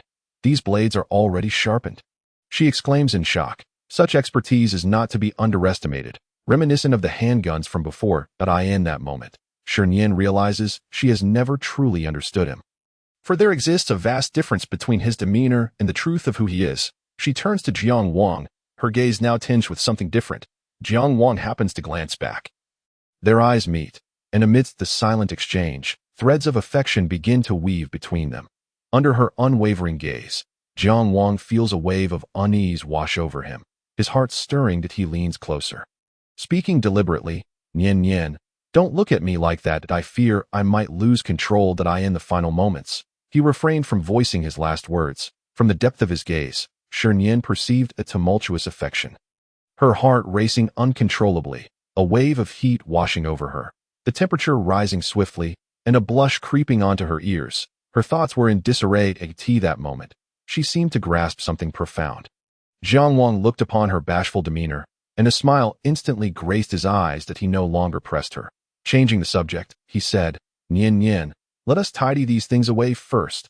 We will head to another storage room shortly. The supplies are already prepared. Shi Nian covered her slightly flushed cheeks with her hand, her gaze evasive, unwilling to meet his eye in the blink of an eye. A brilliant flash illuminated the room, and the towering piles of items vanished in an instant. To ensure no traces remained, Shi Nian meticulously erased all signs of their activities from the ground, including their footprints. Only when there were no suspicious marks left did she feel at ease. Wang Gu, let us depart. During the subsequent period, Shi Nian took on the responsibility of storing supplies in her space, traversing between several nearby cities. Each time she secured the supplies, she would disguise herself before departing, ensuring that even if someone sensed something amiss, they would be unable to locate them. Simultaneously, the house they inhabited was put up for urgent sale. Throughout this time, the group worked diligently to gather various supplies, and Shi Nian's space had become a veritable mountain of resources. Naturally, she was not idle. She utilized her spare moments to plant crop seeds and tend to the poultry, even preparing some cooked meals using her consciousness within the space. However, her mental energy was not boundless. It required a formidable spirit. Currently, Shi Nian found it somewhat taxing to use.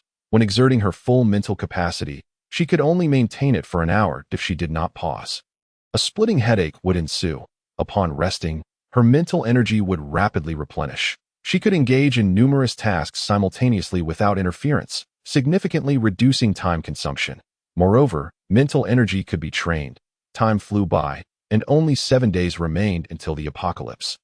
Shi Nian and her companions gradually gathered from various cities to a safe house on the outskirts, planning to dedicate the final week to enhancing their physical capabilities, thus ensuring greater safety in the impending crisis. The house, approximately 200 square meters, featured a courtyard, with its outer walls constructed of reinforced concrete. The doors and windows were fortified, and simple traps were devised around the premises to hinder the advance of zombies, thus buying them precious time. Naturally, this refuge could only serve as a temporary haven. It was adequate against first-tier zombies, but would fall short against second-tier ones. Their intention was merely to awaken their abilities in this sanctuary before moving on once their powers advanced. Inside the house, the group sat together. Nian Nian, did you call us for a specific reason? Shi Su could not help but inquire. As soon as he spoke, everyone's attention shifted to Shi Nian, eager to discern any unusual expression on her face. Yes, she replied. There was indeed something to discuss. With that, Shi Nian retrieved several bottles of spirit water from her space. These had not been diluted. After a period of accumulation, she now had approximately 25 bottles of spirit water. With her space currently capable of producing only 1 bottle per day, she distributed the spirit water to everyone, explaining, "This is spirit water. Consuming it will increase the probability of awakening your abilities." At her words, Shi Su's eyes brightened with excitement. He instinctively exclaimed, "Really? Could this be the spirit water recorded in novels, a treasure for cultivating immortality, possessing the powerful effect of cleansing the marrow and strengthening the bones?" Observing her brother's fervor, Shi Nian felt a twinge of annoyance. How could he have changed so dramatically in such a short time? Shi, calm down. Let Nian Nian finish speaking, their father interjected, prompting Shi to regain his composure, though he still clutched the porcelain white bottle tightly, showing no signs of letting go. His gaze remained fixed on Shi Nian with intense curiosity, seeing everyone so intrigued. She decided to be forthright. In truth, it is not as miraculous as depicted in novels that it possesses some benefits for beautification and may have the ability to revive the deceased. Her nonchalant words detonated like a bomb among the crowd, leaving them in stunned silence. The room felt eerily quiet, the sound of a pin dropping palpable, as they processed the gravity of her statement. The notion of reviving the dead and restoring flesh and bones felt like a fantasy confined to the pages of fiction. Yet here it was, in their reality, and moreover, within their grasp. The expressions on their faces mirrored a profound astonishment, each clutching the remaining bottles of spirit water on the table, previously unaware of its powers. They were now more excited than Shi had been. What? Reviving the dead, restoring flesh and bones. This is utterly extraordinary. Does it mean that as long as there is breath, one can be pulled back from the brink of death? And what of severed limbs? Can they regrow? Will my physical prowess also improve? A plethora of questions surged within them. Shi Nian's knowledge was limited, and she could only speculate based on the words inscribed on the stone table. The specifics would require experimentation. Moreover, some functions might be developed independently, but such endeavors would necessitate time to mature. Currently, her understanding remained tenuous, and she had no one to clarify her doubts. She conveyed all that she had learned, inviting collective brainstorming, hoping for unexpected insights to that moment. Jiang Wang spoke up, inquiring, Nian Nian, can it resist the zombie virus? The question plunged the room back into silence, all eyes once again fixed on Shi Nian. After careful consideration, she resolved to disclose the truth. There was no longer a need for concealment, especially with those closest to her, whom she could fully trust. She shook her head. Seeing her gesture, Shi expressed disappointment. Such powerful spirit water, yet it cannot counter the zombie virus. Alas, he sighed. It appears we must tread cautiously in this apocalypse. One can only wonder when this ordeal will conclude. A somber expression washed over Shi's face. During this time, he had diligently consumed every novel and film about apocalypses, hoping to glean some valuable experiences from them. Their parents, too, bore expressions of sorrow, their earlier excitement rapidly dissipating. Noticing this shift, Shi Nian hastily interjected. Brother, I never said it cannot counter the zombie virus. Why did you assume that? Then why did you shake your head? Shi queried, puzzled, because I am uncertain whether it can resist the zombie virus. The only hint I have is that single phrase, nothing more. Thus, I do not know its true efficacy. Everything must be tested to know for sure. Upon hearing her clarification, the mood among the group visibly lightened. Their earlier despondency replaced with a glimmer of hope. Although the specifics remained unclear, at least they had something to cling to. Nian Nian, you must not carelessly reveal this spirit water in the future.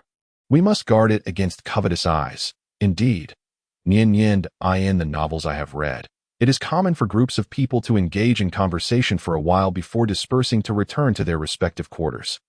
This time, Shi Nian, having previously experienced a mere sip of the spiritual spring water that eradicated all discomfort from her body, resolved to consume an entire bottle. Yet, she pondered whether she would encounter the agonizing and foul phenomena described in the stories. To be on the safe side, it seemed wiser for everyone to retreat to their rooms. All of them resided on the second floor, and as they passed by Shi Nian's room, Jiang Wang spoke up. Nian Nian, if you feel unwell, just shout or call me. I'll be right next door. I understand, Shi Nian replied with a smile and a nod.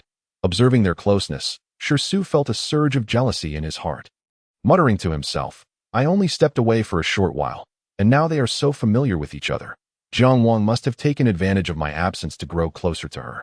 At that moment, Shi interjected, Nian Nian, your brother is also next door. If anything happens, feel free to seek him out. All right, Shi Nian agreed cheerfully. Shi was momentarily entranced by her radiant smile, a hint of pride blooming on his face. My sister is truly beautiful. As he spoke, he reached out to pat her fluffy head, but his hand was swiftly swatted away by Jiang Wang. You, Shi's smile vanished in an instant. This is my sister. I am her older brother. What's wrong with a little pat? He asked indignantly, his face betraying his displeasure. Jiang Wang merely shot him a disinterested glance before returning his gaze elsewhere. Shi Nian, taken aback by her brother's sudden outburst, shifted her attention between the two, concluding that Jiang Wang was indeed feeling possessive. Surely, her assumption was not amiss. Noticing Shi Nian's peculiar gaze flitting between him and Shi Su, Jiang Wang hastily intervened. Calm down. Nian Nian is still here. Don't frighten her. Upon hearing this, Shi Su immediately regained his composure, a warm smile reappearing on his face. Nian Nian, I'm not usually like this. You have to trust your brother. I understand. Shi Nian nodded obediently. Nian Nian, you should head inside. Your brother is right next door. Shi Nian glanced at the two before shifting her attention back as she walked into her room. As soon as the door clicked shut, Shi Su's voice rang out again. Jiang Wang, how dare you treat me this way? I am Nian Nian's real brother. You. Shi Nian listened to the fading voices, her bright eyes reflecting confusion and helplessness. Forget it. The priority was to drink the spiritual spring water. She entered the bathroom, filled the tub with warm water, and retrieved the spiritual spring water. After a moment's hesitation, she downed it in one gulp. The bathroom was enveloped in silence as Shi Nian awaited the effects. 1 second, 2 seconds, 3 seconds. The anticipated sensations did not manifest. Could it be that the spiritual spring water was not as tormenting as she had imagined? However, this didn't seem so bad. Just as Shi Nian began to feel a sense of relief, a slight pain began to emerge. Alarmed, she realized the discomfort was intensifying, causing her brow to furrow and her face to contort in anguish. Accompanying this was a black liquid that began to seep from her body, instantly darkening the water in the tub. That a foul stench assaulted her senses. She felt a wave of excruciating pain wash over her, and her consciousness began to blur. Instinctively, she curled up to alleviate the suffering. Sweat trickled down her forehead, mingling with the steam in the bathroom. Her black hair soaked through ET that moment. It was difficult to discern whether it was sweat or the warm water that drenched her. Meanwhile, in the other rooms, the situation was similarly dire. Although the pain arrived late, it was no less intense that in the adjacent room. Jiang Wang leaned against the bathtub, eyes shut tight, brow furrowed, his complexion pale. He braced himself against the edges of the tub, veins bulging on his hands. The pain surged relentlessly, evident in his tortured expression. Additionally, a black liquid continued to ooze from his body, soon staining the bathtub black, resembling spilled ink. In Shi Su's room, a lively tune broke the silence. La la la, he sang. Was it not as painful as he had expected? He felt warm and comfortable after drinking the spiritual spring water. Could it be that he was uniquely gifted? A smirk crept onto his face, hinting at his pride. Suddenly, however, he sensed something was amiss. That a sharp pain shot through his abdomen, swiftly radiating throughout his body. Ugh, it hurts so much. Forgive me, I take back what I said. Shi Su collapsed to the floor, curling up in agony, the black residue flowing down with the water. His face contorted in pain, eyes squeezed shut. He bit down on his lip, clearly trembling. As time dragged on, each second felt interminable, as though a century had passed. One by one, everyone emerged from their rooms, donned in fresh attire. Their appearances markedly improved, their skin smooth and delicate, their muscle definition more pronounced. Shi Fu and Shi Mu sensed a rejuvenation in their bodies. The wrinkles on their faces noticeably diminished. Gathering downstairs, Shi Su looked at the two, teasingly remarking, Mom and Dad, I feel like you've both become at least 10 years younger. Huh? Shi Mu chuckled at his words, her face beaming with joy. I feel the same way. My body feels so much lighter, and all those little ailments have vanished. It's like returning to my youth. Noticing that everyone had assembled except for Shi Nian, Shi Mu grew slightly anxious and spoke up. By the way, where's Nian Nian? Why hasn't she come down yet? Should we check on her? Prompted by her concern, the others realized the same. Before Shi Su could speak, Jiang Wang had already stood up and declared, Uncle, Aunt, I'll go check on her. With that, he disappeared from view. Hey, I want to go too. Shi Su intended to follow, thinking he might be able to assist if needed. But before he could rise, Shi Fu grasped his arm and pulled him back into his seat. What are you trying to stir up? Can't you see Jiang Wang has feelings for Nian Nian? There's no need for you to play the third wheel, Shi Fu said irritably. Shi Mu chimed in. Exactly. Your father is right. Just sit still. Shi Su was taken aback by their words, his brows shooting up in disbelief. Mom and Dad, are you not worried that Nian Nian might be deceived? She is still so naive, not a match for Jiang Wang. That if I don't keep an eye on her, she could easily get into trouble. Shi Su exclaimed, exasperated. Before Shi Nian returned to normal, she had already relied on Jiang Wang. Now that she had returned to her senses, her dependence on him remained unchanged, leaving him, as her brother, feeling utterly displaced. You think Jiang Wang is like you. He knows what he is doing and won't act recklessly. Moreover, Shi remarked, it seems that I am the only one suffering from injuries. How disheartening. At that moment, Shi Nian felt utterly weak and drained, her hair damp and clinging to her neck. Once the pain subsided, she regained a modicum of strength and, wrapped in a bath towel, slowly emerged from the bathroom. Just then, a knock echoed from outside the door. Knock, knock, came Jiang Wang's anxious voice. Nian Nian, how are you? Are you all right? Shi Nian instinctively opened the door. As the door creaked open, Jiang Wang's gaze instinctively fell upon her.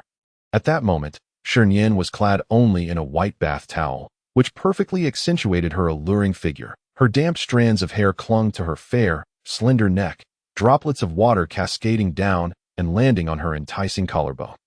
With long limbs and legs that seemed to beckon, she exuded an air of irresistible temptation. Jiang Wang stood, momentarily entranced by the sight before him, a flicker of dark desire flashing in his eyes, leaving him momentarily speechless. His lips parted slightly, his expression dazed. Brother Wang, I'm fine, Shi Nian quickly said, only to realize that the situation was rather awkward.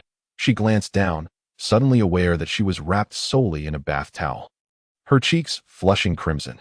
Brother Wang, please wait a moment. I need to change, she exclaimed, hastily shutting the door before he could respond and retreating back into her room.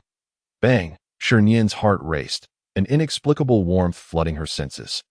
Leaving her feeling flushed as she stared at the closed door, Jiang Wang regained his composure, his mind replaying the vivid scene he had just witnessed. The heated image stirred something within him, igniting a fire in his belly. A glimmer of desire flickered in his eyes as he struggled to suppress the flames of longing within. He exhaled deeply, releasing a breath of frustration. Internally, he lamented, my resistance to Nian Nian is waning. I hope she realizes it soon. After a moment, the door swung open once more. By this time, Shi Nian had changed into a loose and comfortable outfit, exuding a gentle and approachable demeanor. Her hair was casually draped. Still slightly damp, she caught sight of Jiang Wang, who continued to wait patiently at the door. Her gaze faltered, unable to meet his eyes. Brother Wang, she murmured, as he slightly turned his gaze away. What about Mom, Dad, and the others? Jiang Wang, taking in the expression on her face, smiled reassuringly. They're downstairs. Shall we go down together? Sure. They walked side by side, enveloped in a silence that spoke volumes. They moved. Their hands occasionally brushed against one another. Though they had shared intimate moments before, the atmosphere now felt distinctly different.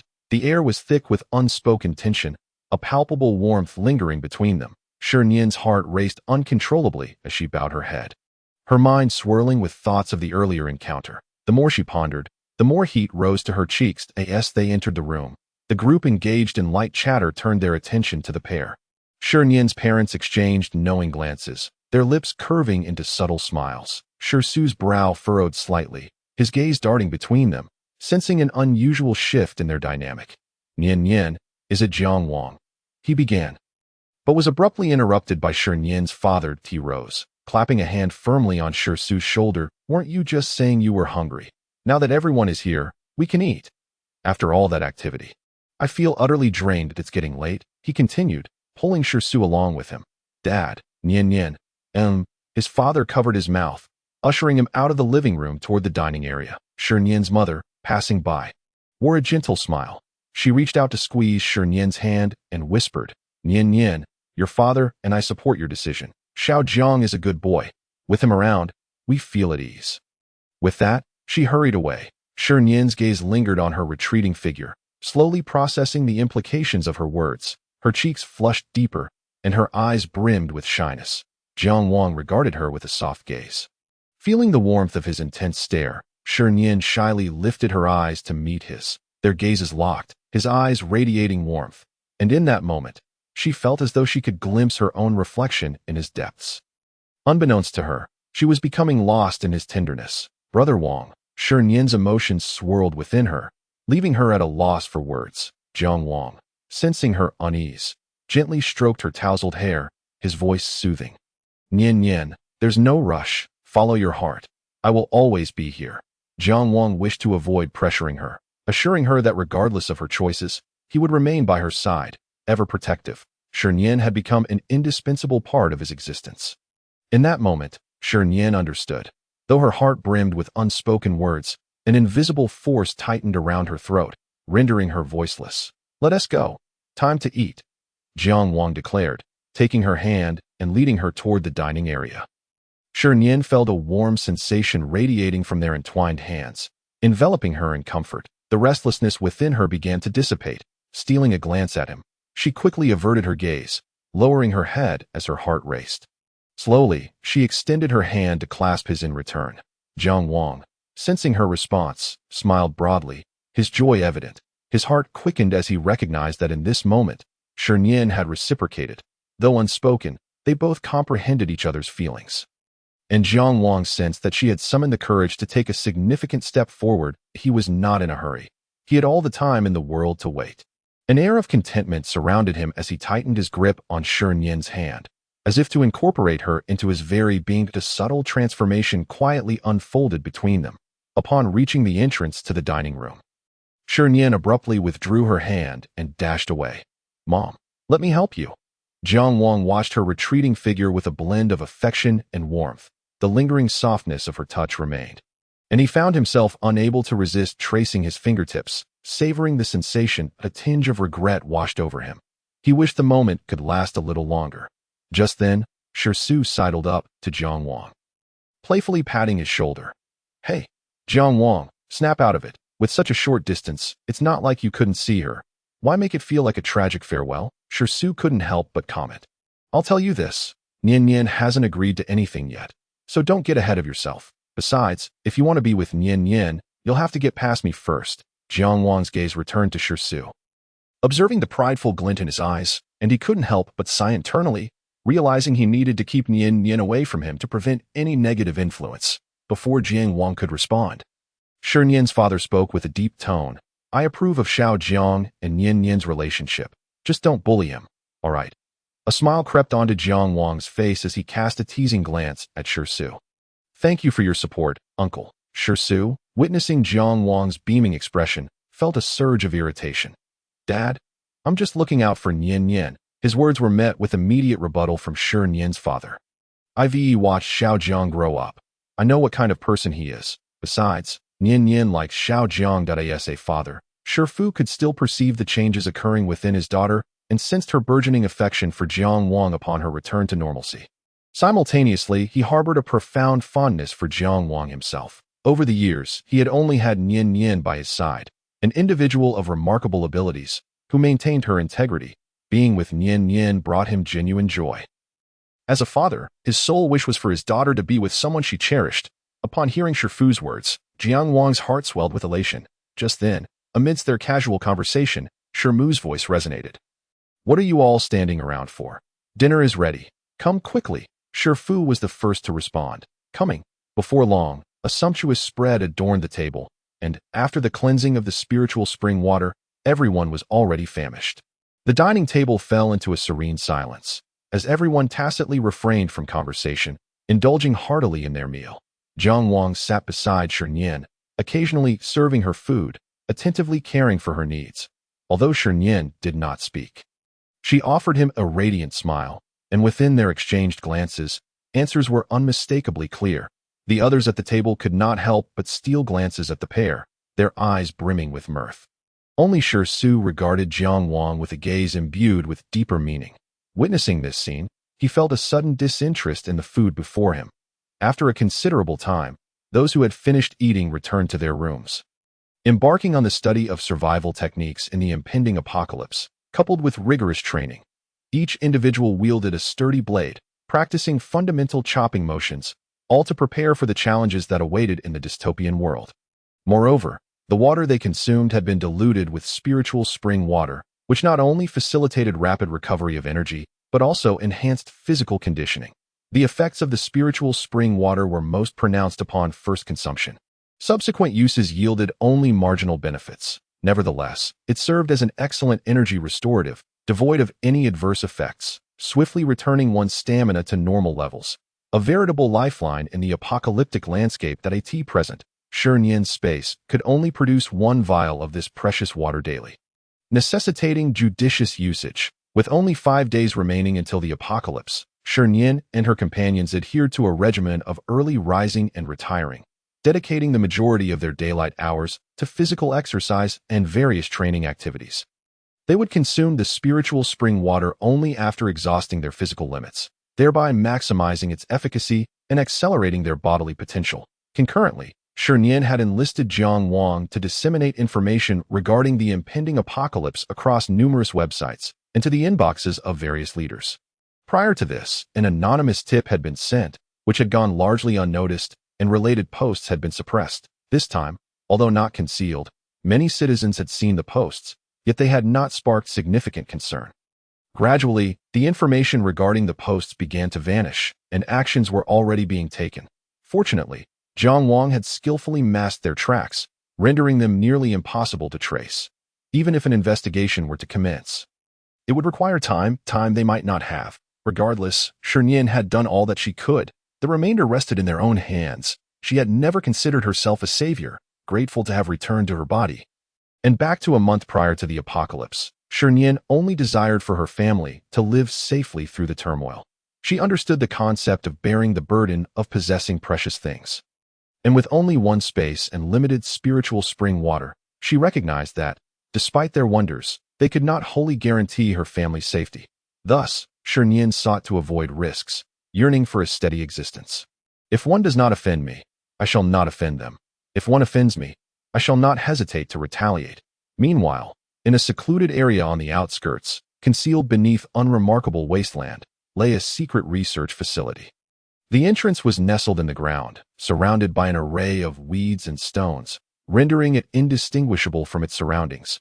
A perfect integration into the environment that it was challenging to discern this hidden stronghold without careful observation. Even if one were to locate the entrance, entry would prove difficult without a guide. First, one would need to navigate a meticulously designed labyrinth, with only the correct path leading to the next step. Access was granted only after retinal scans and fingerprint identification. The AS-1 traversed the corridor. A vast, brightly lit space emerged, creating the illusion of being outdoors. The area was filled with an array of intricate, sophisticated instruments, with sounds intermittently echoing and indicator lights flashing in a constant dance. Numerous individuals clad in white lab coats and fully armed personnel patrolled the vicinity, their hurried strides and impassive expressions reflecting unwavering determination. Like automatons, they exhibited minimal emotional fluctuation, having grown accustomed to their surroundings. The further one ventured, the more stringent the security became. Each guard was fully equipped, weapons at the ready, faces stern. Any sign of anomaly would prompt an immediate response. In addition to the guards, many donned protective suits and goggles, bustling about, diligently focused on their tasks. Tables displayed an array of colorful reagents, with everyone collaborating in their efforts. Gazing upward, one could see several massive glass containers containing an unidentifiable green solution, within which various experimental subjects floated, their bodies entirely submerged, stark naked, adorned with intricate black markings across their faces, necks, and arms. They had long since ceased to breathe. Surrounding the glass tanks were an assortment of confidential instruments, with numbers on the screens fluctuating incessantly and indicator lights flashing, lending an air of dread to the atmosphere. The individuals in protective gear moved about, analyzing data in hand, seemingly unfazed by the chilling scene surrounding them, as if they were well acquainted with such circumstances. Similar situations unfolded in other laboratories within the facility. The oppressive atmosphere weighed heavily, as if an invisible mountain loomed over them, threatening to erupt at any moment. Each corner of this secret research facility harbored untold secrets and hidden dangers that a middle-aged man in a white lab coat, suppressing his fury, inquired, "What is happening? Why is there an influx of information about the apocalypse online? Who is responsible for disseminating this? Or has someone in the shadows become aware of something? Investigate it for me," he commanded. "Leave no stone unturned. Ensure every lead is thoroughly examined." "Understood," replied a young man. Head bowed, not daring to meet the older man's gaze, fear evident in his eyes. It must be swift. The experiment was on the verge of success. They could not afford any mishaps at this critical juncture. Immediately secure all related information. Understood that I will investigate right away.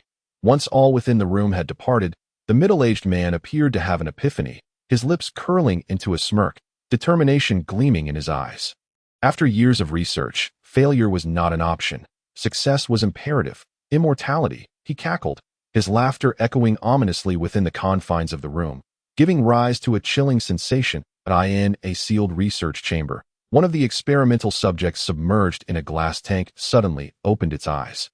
Its gaze was devoid of pupils, appearing grayish-white, with skin reflecting the same hue, black markings sprawling across its face, neck, and body, rendering it somewhat terrifying. Nearby, other glass tanks held additional subjects in green solutions, but they remained dormant. Save for the central subject designated as Subject 99, which exhibited unusual activity. Its body, somewhat uncoordinated, began to move, causing ripples in the liquid surface, seemingly restrained by an unseen force. Its efforts proved futile, and it succumbed to slumber once more.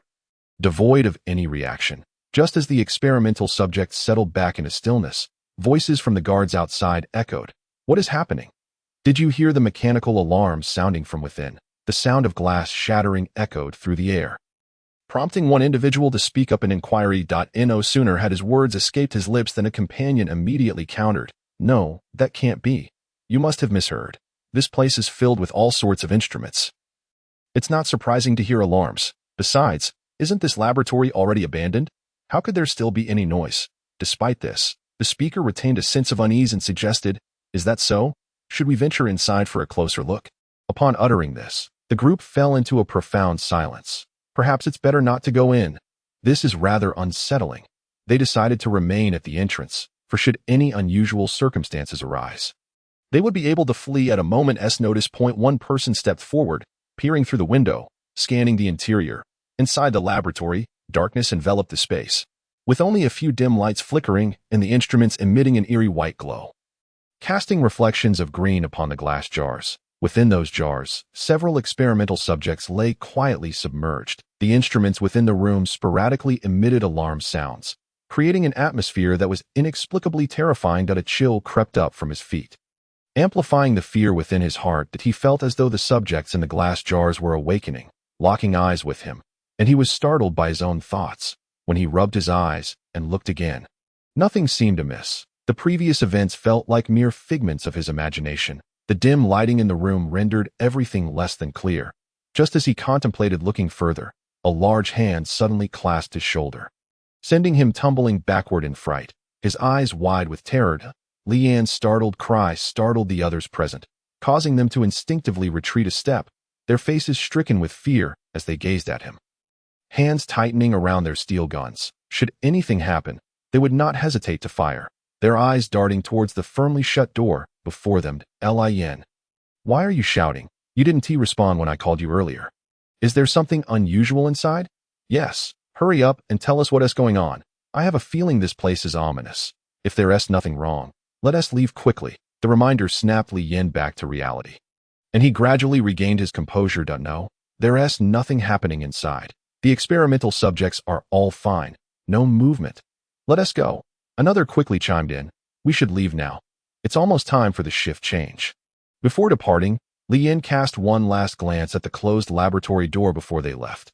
Just after they exited, the experimental subjects within the glass jars stirred awake, revealing their grayish-white eyes, which appeared quite eerie in the dimly lit room. Outside, in the villa, it was nightfall, enveloped in darkness, where one could not see a hand in front of their face. The moon hung in the sky, looking more sinister than before. The moon, which should have been bright, was now shrouded in a strange crimson mist, which appeared to possess a life of its own, slowly enveloping the moon until it was nearly consumed. The moonlight spilled onto the ground, casting an eerie red hue over everything, as if they had entered a bizarre and surreal world. The surroundings were eerily silent, yet beneath this tranquility lurked danger and unease, sending shivers down one's spine. Shi Nian was unable to sleep. As the apocalypse drew nearer, her emotions became increasingly restless, overwhelmed by an ominous premonition that felt far more terrifying than any conclusion she had previously envisioned. Mysterious and fearsome beings were quietly awakening, and the world was gradually descending into peril. She walked slowly to the balcony, gazing intently at the dark forest in the distance. In the adjacent room, Jiang Wang had not yet fallen asleep. Upon seeing Shi Nian on the balcony, he hastily turned off his phone and joined her. The balconies of both rooms were connected, allowing for easy passage between them. Hearing familiar footsteps approach, Shi Nian instinctively turned to see Jiang Wang.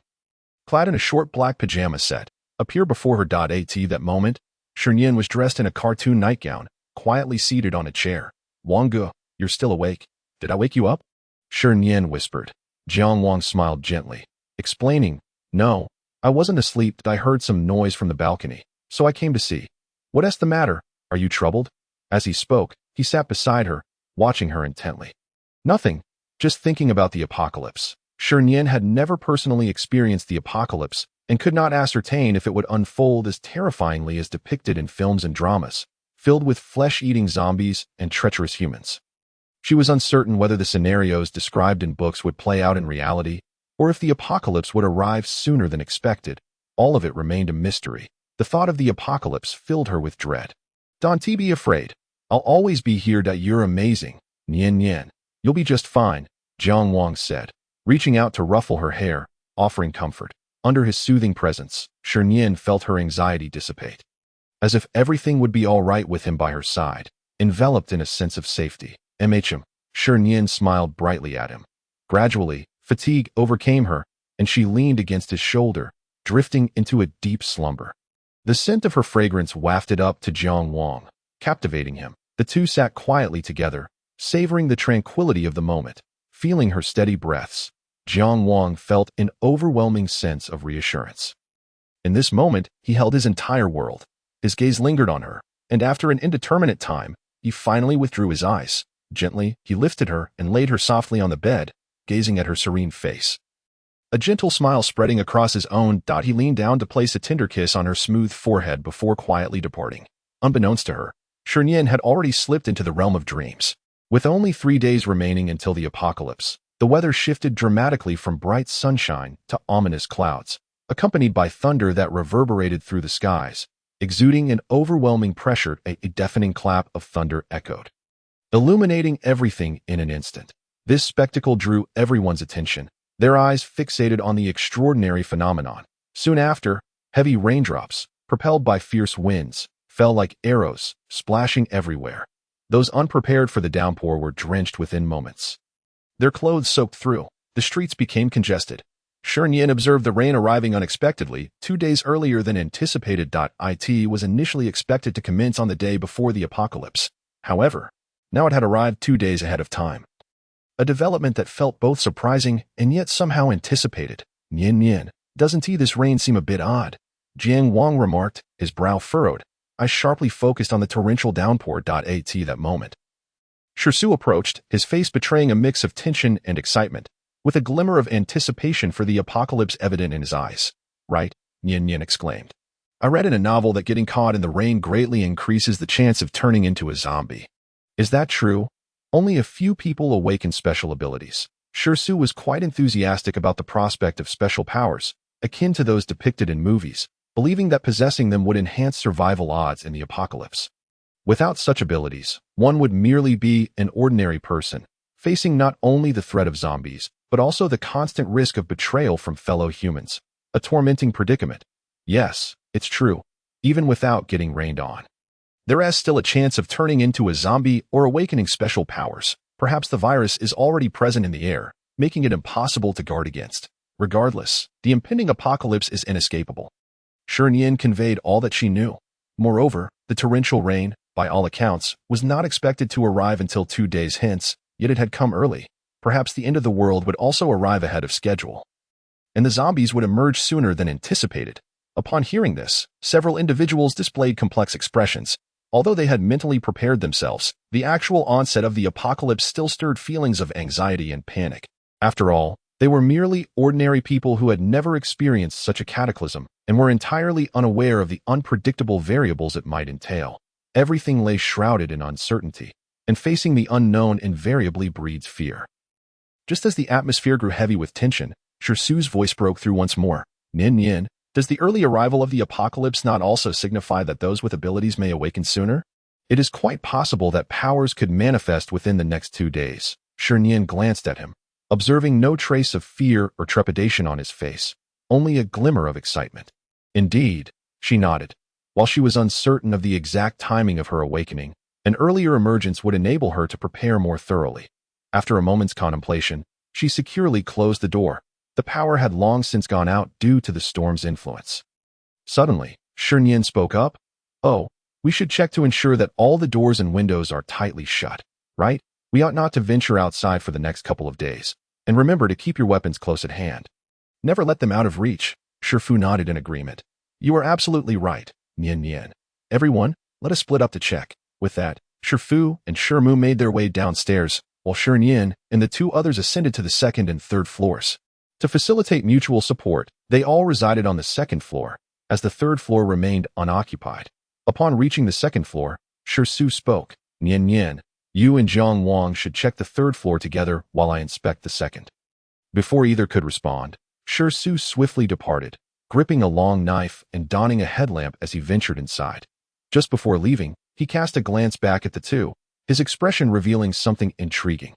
"Nian, let us go," Zhang Wang said, understanding Shisu's intentions and silently commending his actions. "All right," Shi Nian replied. Just before they left, she noticed her brother's gaze lingering on her and Zhang Wang, as if he had discerned their subtle affection for one another. A sudden wave of embarrassment washed over her, akin to having her innermost thoughts laid bare. During this time, she had come to recognize her distinct feelings for Zhang Wang and understood that her brother's relationship with him was not as she had imagined. Yet, she was unsure how to articulate her sentiments, especially now was not the time for such musings. Thus, Shi Nian resolved to suppress her thoughts for the moment, planning to seek an opportune moment to gauge his feelings. With this in mind, she discreetly glanced at the person beside her. The dim yellow light illuminated his face, accentuating his features and casting a soft glow around him. Shi Nian's subtle movements did not escape Zhang Wang's notice. The instant she turned her gaze toward him, he became aware, merely curious about what she might do next. "Watch where you're going," he called out as she neared a wall, swiftly pulling her into his embrace to prevent her from colliding. "Ah!" The unexpected action elicited a startled cry from Shi Nian, but by the time she regained her composure, she found herself enveloped in Zhang Wang's arms. "Did you hit anywhere?" His eyes scanned her form. Brimming with concern to know, she hastily replied. Remembering her previous day's demeanor, a smile crept onto her face as he affectionately ruffled her hair. "Remember to watch where you're going, do you understand?" As she beheld his suddenly magnified handsome face. Shi Nian felt her ears flush with warmth, a hint of bashfulness flickering in her eyes at him. She nodded, mentally chiding herself that such a blunder must never be repeated. "Let us proceed." As they spoke, Zhang Wang took her soft hand in his, leading her toward the room. Each chamber required meticulous inspection, and they needed to secure the rooftop as well, with the third floor uninhabited. All the original furniture and assorted items had been stored in Shi Nian's space. Leaving only bare walls on the third floor. It was evident, allowing for a clear view of the surroundings. After a considerable time spent inspecting their vicinity, the group reconvened on the first floor. They placed various exercise equipment in the main hall for training purposes. Several camping lamps hung in the hall, illuminating the space sufficiently, dispelling the oppressive darkness and instilling a sense of security. Although the power was out, they could monitor the outside world through the surveillance cameras connected to an external power source, alleviating any concerns. Should any suspicious individuals or zombies approach, they would receive immediate alerts, allowing them to promptly assess the situation outside. Shi Nian's space was equipped with electricity, water, and the capability for cultivation, thus eliminating any worries regarding sustenance and daily necessities. She could utilize her mental energy to perform various tasks within her space, such as cooking and butchering chickens, all controlled by her thoughts. Simple and convenient, though it would expend a bit of mental energy, which could be replenished by drinking the spiritual spring water to facilitate convenience. Shi Nian prepared a backpack for each person, containing provisions and diluted spiritual spring water, serving both as a disguise and a precaution that as night fell, the wind and rain continued to batter the outside world.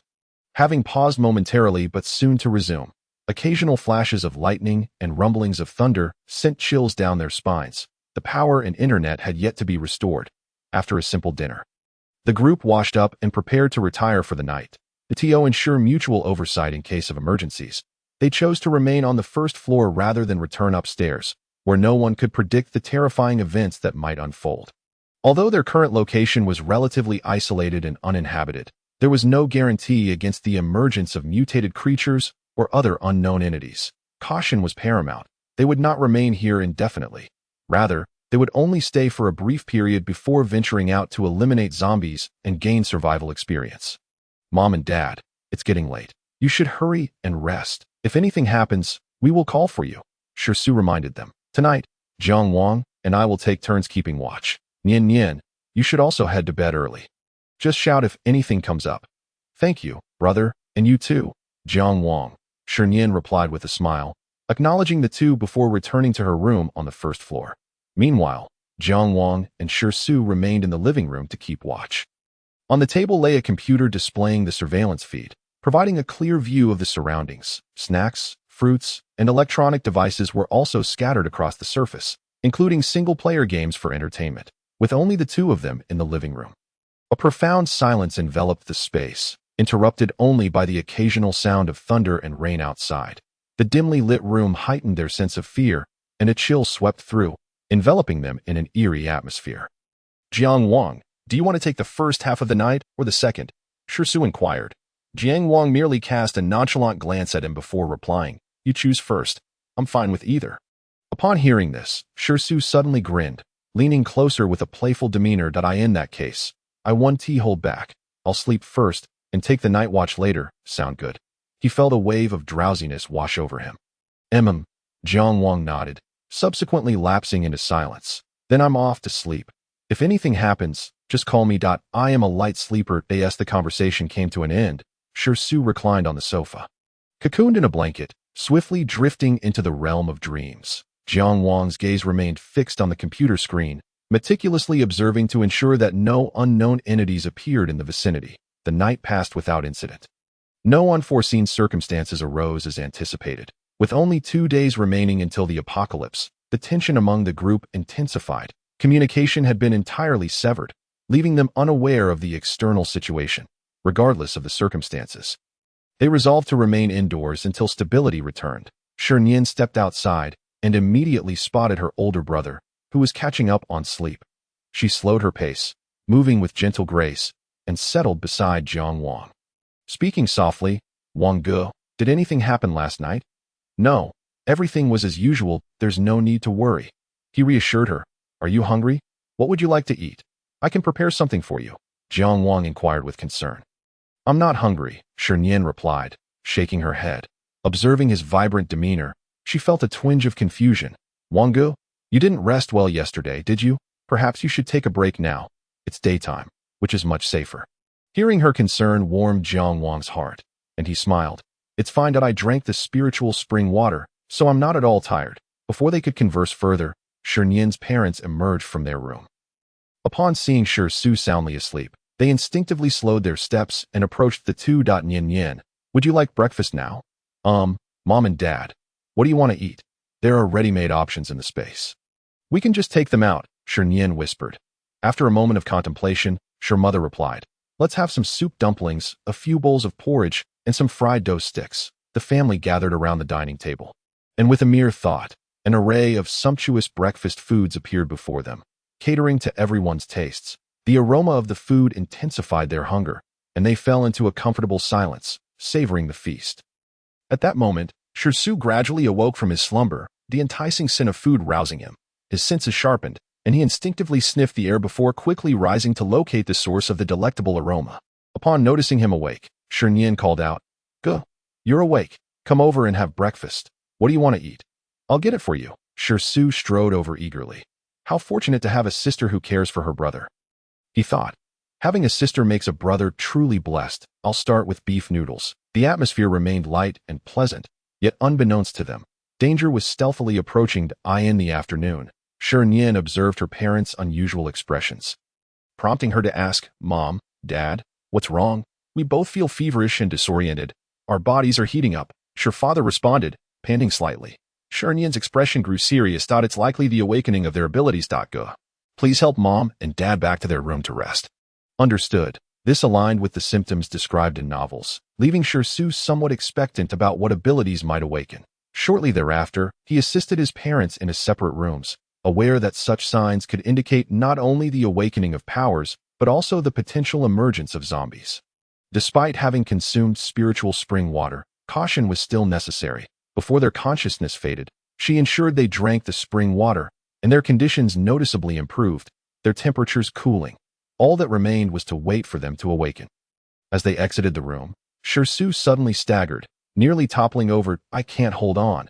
Fortunately, Jiang Wang was quick to react, catching him just in time to prevent a fall. "Are you all right?" "I feel dizzy." "Does this count as a sign of awakening abilities?" Shi joked. "Not good. I'm so dizzy." Together, they helped Shi back to his room, ensuring he drank the spiritual spring water before losing consciousness. Once his temperature stabilized, he slipped into a restful sleep, and they finally exited the room. "Wang Ge, this is spiritual spring water. Take it just in case something happens," Shi Nian said, handing him the vial. Jiang Wang accepted it without hesitation. However, as soon as he took the spring water, he noticed that Shi Nian seemed unwell. Nian. Shi Nian felt a wave of weakness wash over her, cold sweat pouring down as her head throbbed relentlessly. Reminiscent of the pain from her previous experience with the spring water, my head hurts. Before her consciousness faded, she quickly retrieved the spring water from her space. Jiang Wang took it from her hands and helped her drink. The sweet liquid flowed down her throat, and she felt a warm current coursing through her body, alleviating her pain significantly and restoring some clarity to her mind. Gently, Jiang Wang cradled Shi Nian and hurried into the room. Laying her softly on the bed, "Sleep now. I'll be right here with you." As Shi Nian's awareness faded, the image of his handsome face gradually dissolved, and she closed her eyes, surrendering to deep slumber. Jiang Wang held her hand tightly, his eyes filled with concern, remaining quietly by her side. The room was enveloped in tranquility, the curtains drawn to shield against the outside world, creating a dim atmosphere primarily for safety, minimizing the risk of detection by unknown entities or monsters. Camping lamps illuminated the first floor, preventing total darkness. Time passed, and Jiang Wang began to feel an unsettling sensation creep in, his mind growing foggy and his vision blurring, accompanied by sharp pangs of pain. Realizing something was amiss, he swiftly drank the spring water. He tucked Shi Nian's hand under the covers, closed the door, and staggered back to his room. As soon as he lay down, he succumbed to unconsciousness. Within the confines of the house, everyone fell into a deep sleep, silence prevailing, devoid of sound. Yet, in this serene environment, danger lurked. After an indeterminate duration, the sky outside darkened ominously, twilight descending, stars were absent, leaving only an abyss of darkness. The moon hung high, shrouded in a peculiar crimson mist, its origin unknown to it that moment. The moon was completely enveloped in the blood-red haze, no trace of its luminous glow visible, replaced by a foreboding scarlet hue, as if steeped in blood, exuding an eerie presence. The crimson light cast a pall over everything surrounding Jiangbei, as if life was stirring, subtly undergoing transformation. It seemed as though some unknown entity was awakening, claiming dominion over the territory veiled in blood mist, with humanity relegated to mere prey. Accompanying this ominous atmosphere were low growls, reminiscent of a demonic roar, sending chills down one's spine. In a certain underground facility, a colossal glass tank housed an experimental subject that stirred awake, its eyes a haunting gray-white, skin a grotesque shade of the same hue, the surface marred with intricate black patterns. There was no sign of vitality within. Suddenly, it began to thrash, repeatedly colliding with the immense glass tank. Bang! Bang! Alarms blared throughout the vicinity, the machines emitting a cold, emotionless voice. Alert! The entire assembly within the research laboratory was gripped by a sudden wave of panic upon hearing the broadcast call. There were dozens of experimental subjects present, and as the voice echoed, everyone immediately ceased their tasks, turning their gazes toward the few specimens before them. If no issues were present here, it indicated that the problem lay with other experimental subjects. Simultaneously, the security personnel, fully armed, rushed towards the source of the anomaly, their expressions grave and resolute. Such an event had never occurred before. Previously unsuccessful experimental subjects had long been disposed of in a deep pit. In an instant, individuals poured out from various research rooms, their faces etched with fear and confusion. The leader inquired, "What is happening? How could the experimental subjects exhibit abnormalities? Which subject posed the threat? Hurry and eliminate it. Otherwise, the consequences will be dire." The research was on the brink of completion. It must not falter, and failure was not an option. Swiftly now. At the command, others hastily retreated to their respective labs. It was not that they were unwilling to flee. But guards armed with rifles were stationed everywhere. To escape would only lead to two fates: death or becoming a new experimental subject. Here, seeking death had become a luxury none could afford. No one desired to become a subject. As researchers themselves, they understood all too well the grim fate that awaited them. The mere thought sent tremors through their bodies, and a wave of panic surged within them. Just as everyone prepared to return to their research rooms, whispers suddenly emanated from the end of the corridor, akin to the growls of a demon, sending shivers down their spines. The sight petrified them. Their eyes fixated on the unfolding horror in the distance. In that moment, time seemed to freeze. The only sounds that pierced the silence were the roars of the creature before them, leaving them at a loss for how to react. At that moment, the leader bellowed at the surrounding guards. "What are you standing around for? Open fire. Eliminate that creature. Quickly. Shoot." Prompted by his urgency, the guards finally reacted, brandishing their weapons and firing at the ferocious beast not far away. The barrage of bullets struck the creature with precision. Due to inertia, the monster's body began to tremble, yet it remained standing. The bullets inflicted no harm. Hiss, hiss. The onlookers felt a chill of dread. The researchers behind them also witnessed the scene. Instinctively retreating, seeking an opportunity to escape, the leader, observing this, felt an ominous premonition rise within him. He shouted wildly, "Fire! Everyone, open fire!" Now, at his urging, the guards raised their firearms once more, aiming at the zombie in the distance. However, this time, fortune did not favor them. The creature evaded the incoming projectiles with a swift motion. Everyone blinked, and the monster that had stood at the corridor's end vanished before their eyes. The sense of panic and uncertainty enveloped them, an outcome they had never anticipated. "Where is the monster?" the leader exclaimed, panic etched across his face. "Search." Before he could finish, he suddenly felt a blur before him. Somehow, the creature had appeared right in front of him, its hollow eyes fixed intently on him. The monster gaped its jaws wide, a putrid odor enveloping him. The leader's eyes filled with terror. Before he could react, the creature's hand clamped around his throat. Ugh, he struggled desperately, attempting to break free from the grip, but to no avail. His gaze darted to the guards surrounding him, pleading for help. "Save me." In the next instant, driven by primal instinct, the creature lunged at the leader. Blood sprayed in all directions, pooling on the ground like a grotesque flower, exuding an eerie beauty. The monster's visage contorted, its mouth smeared with flesh and blood, producing a chilling sound as it tore into its prey. The atmosphere thickened with terror, and those who witnessed the scene felt a wave of nausea rise from deep within. "Ah, help!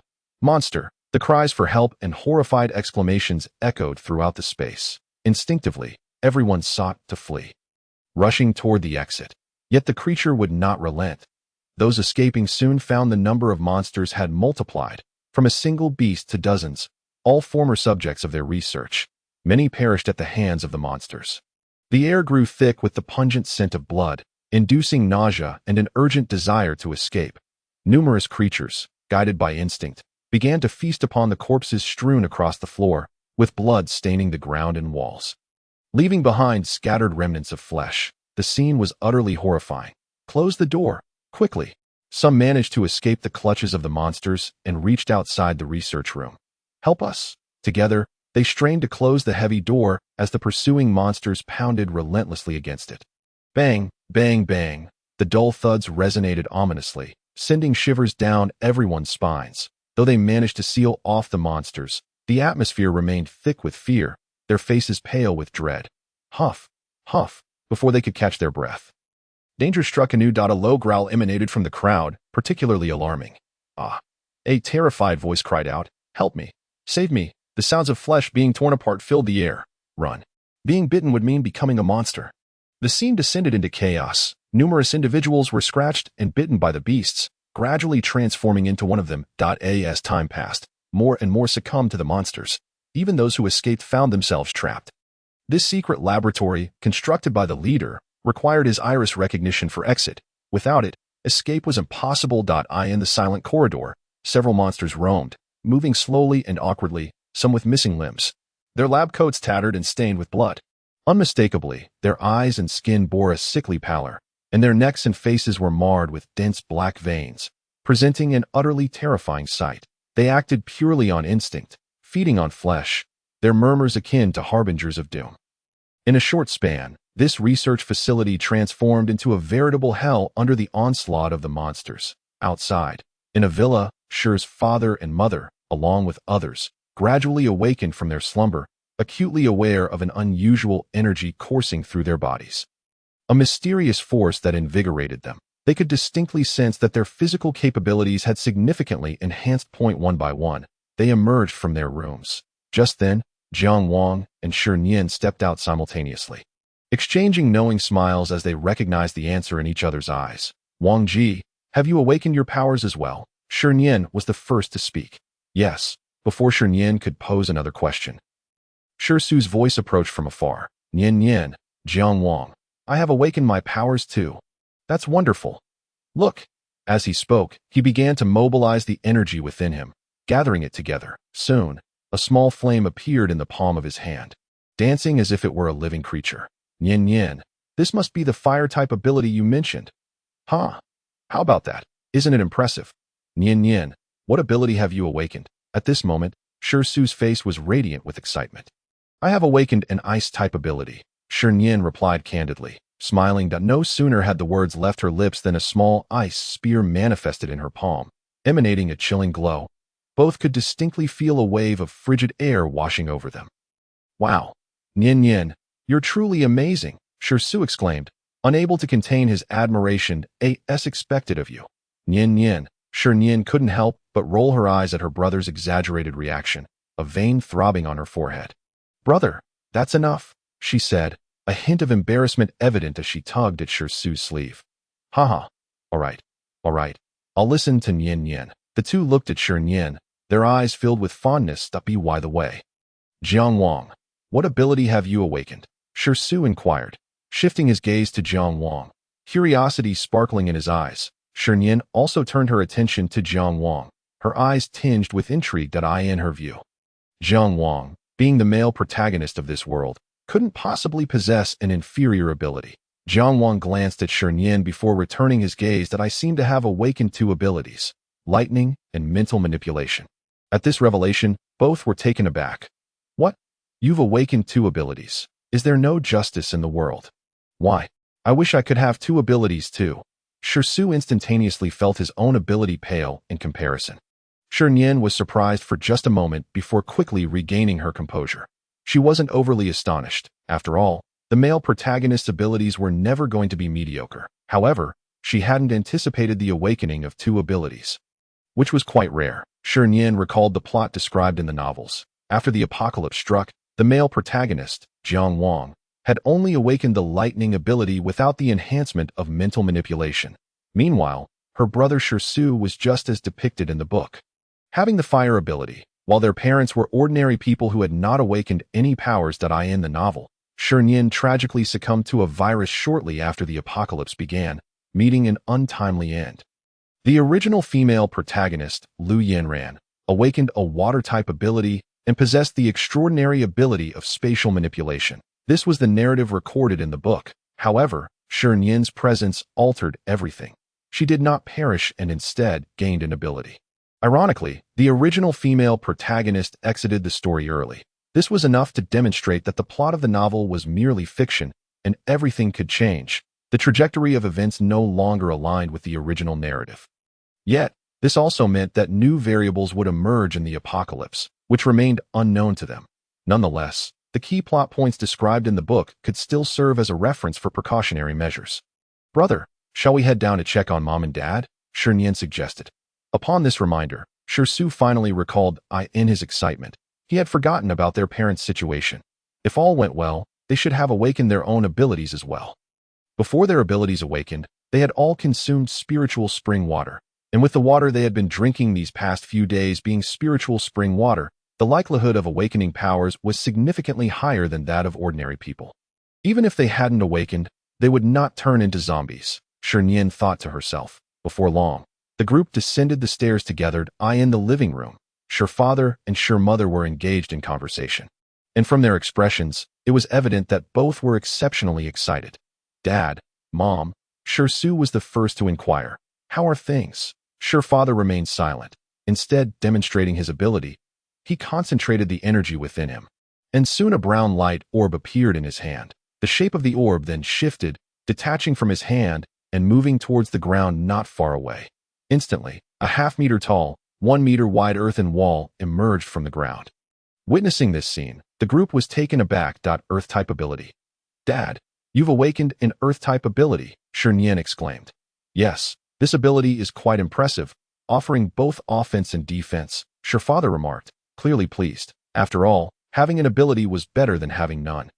Next, they exchanged information, each revealing the abilities they had awakened. Shi father was an Earth-type ability user, while Shi mother possessed a Wood-type ability with some healing properties. Shi Su was a Fire-type user.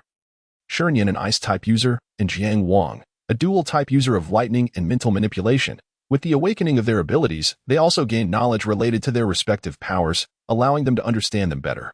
Prior to this, they had gleaned some information about ability users from apocalyptic novels and films. Abilities were classified into 4 levels: beginner, 1 to 3, intermediate, 4 to 6, advanced, 7 to 9, and perfect, 10. The levels of zombies corresponded to those of ability users. As they conversed, the computer suddenly emitted a warning. Warning! Warning!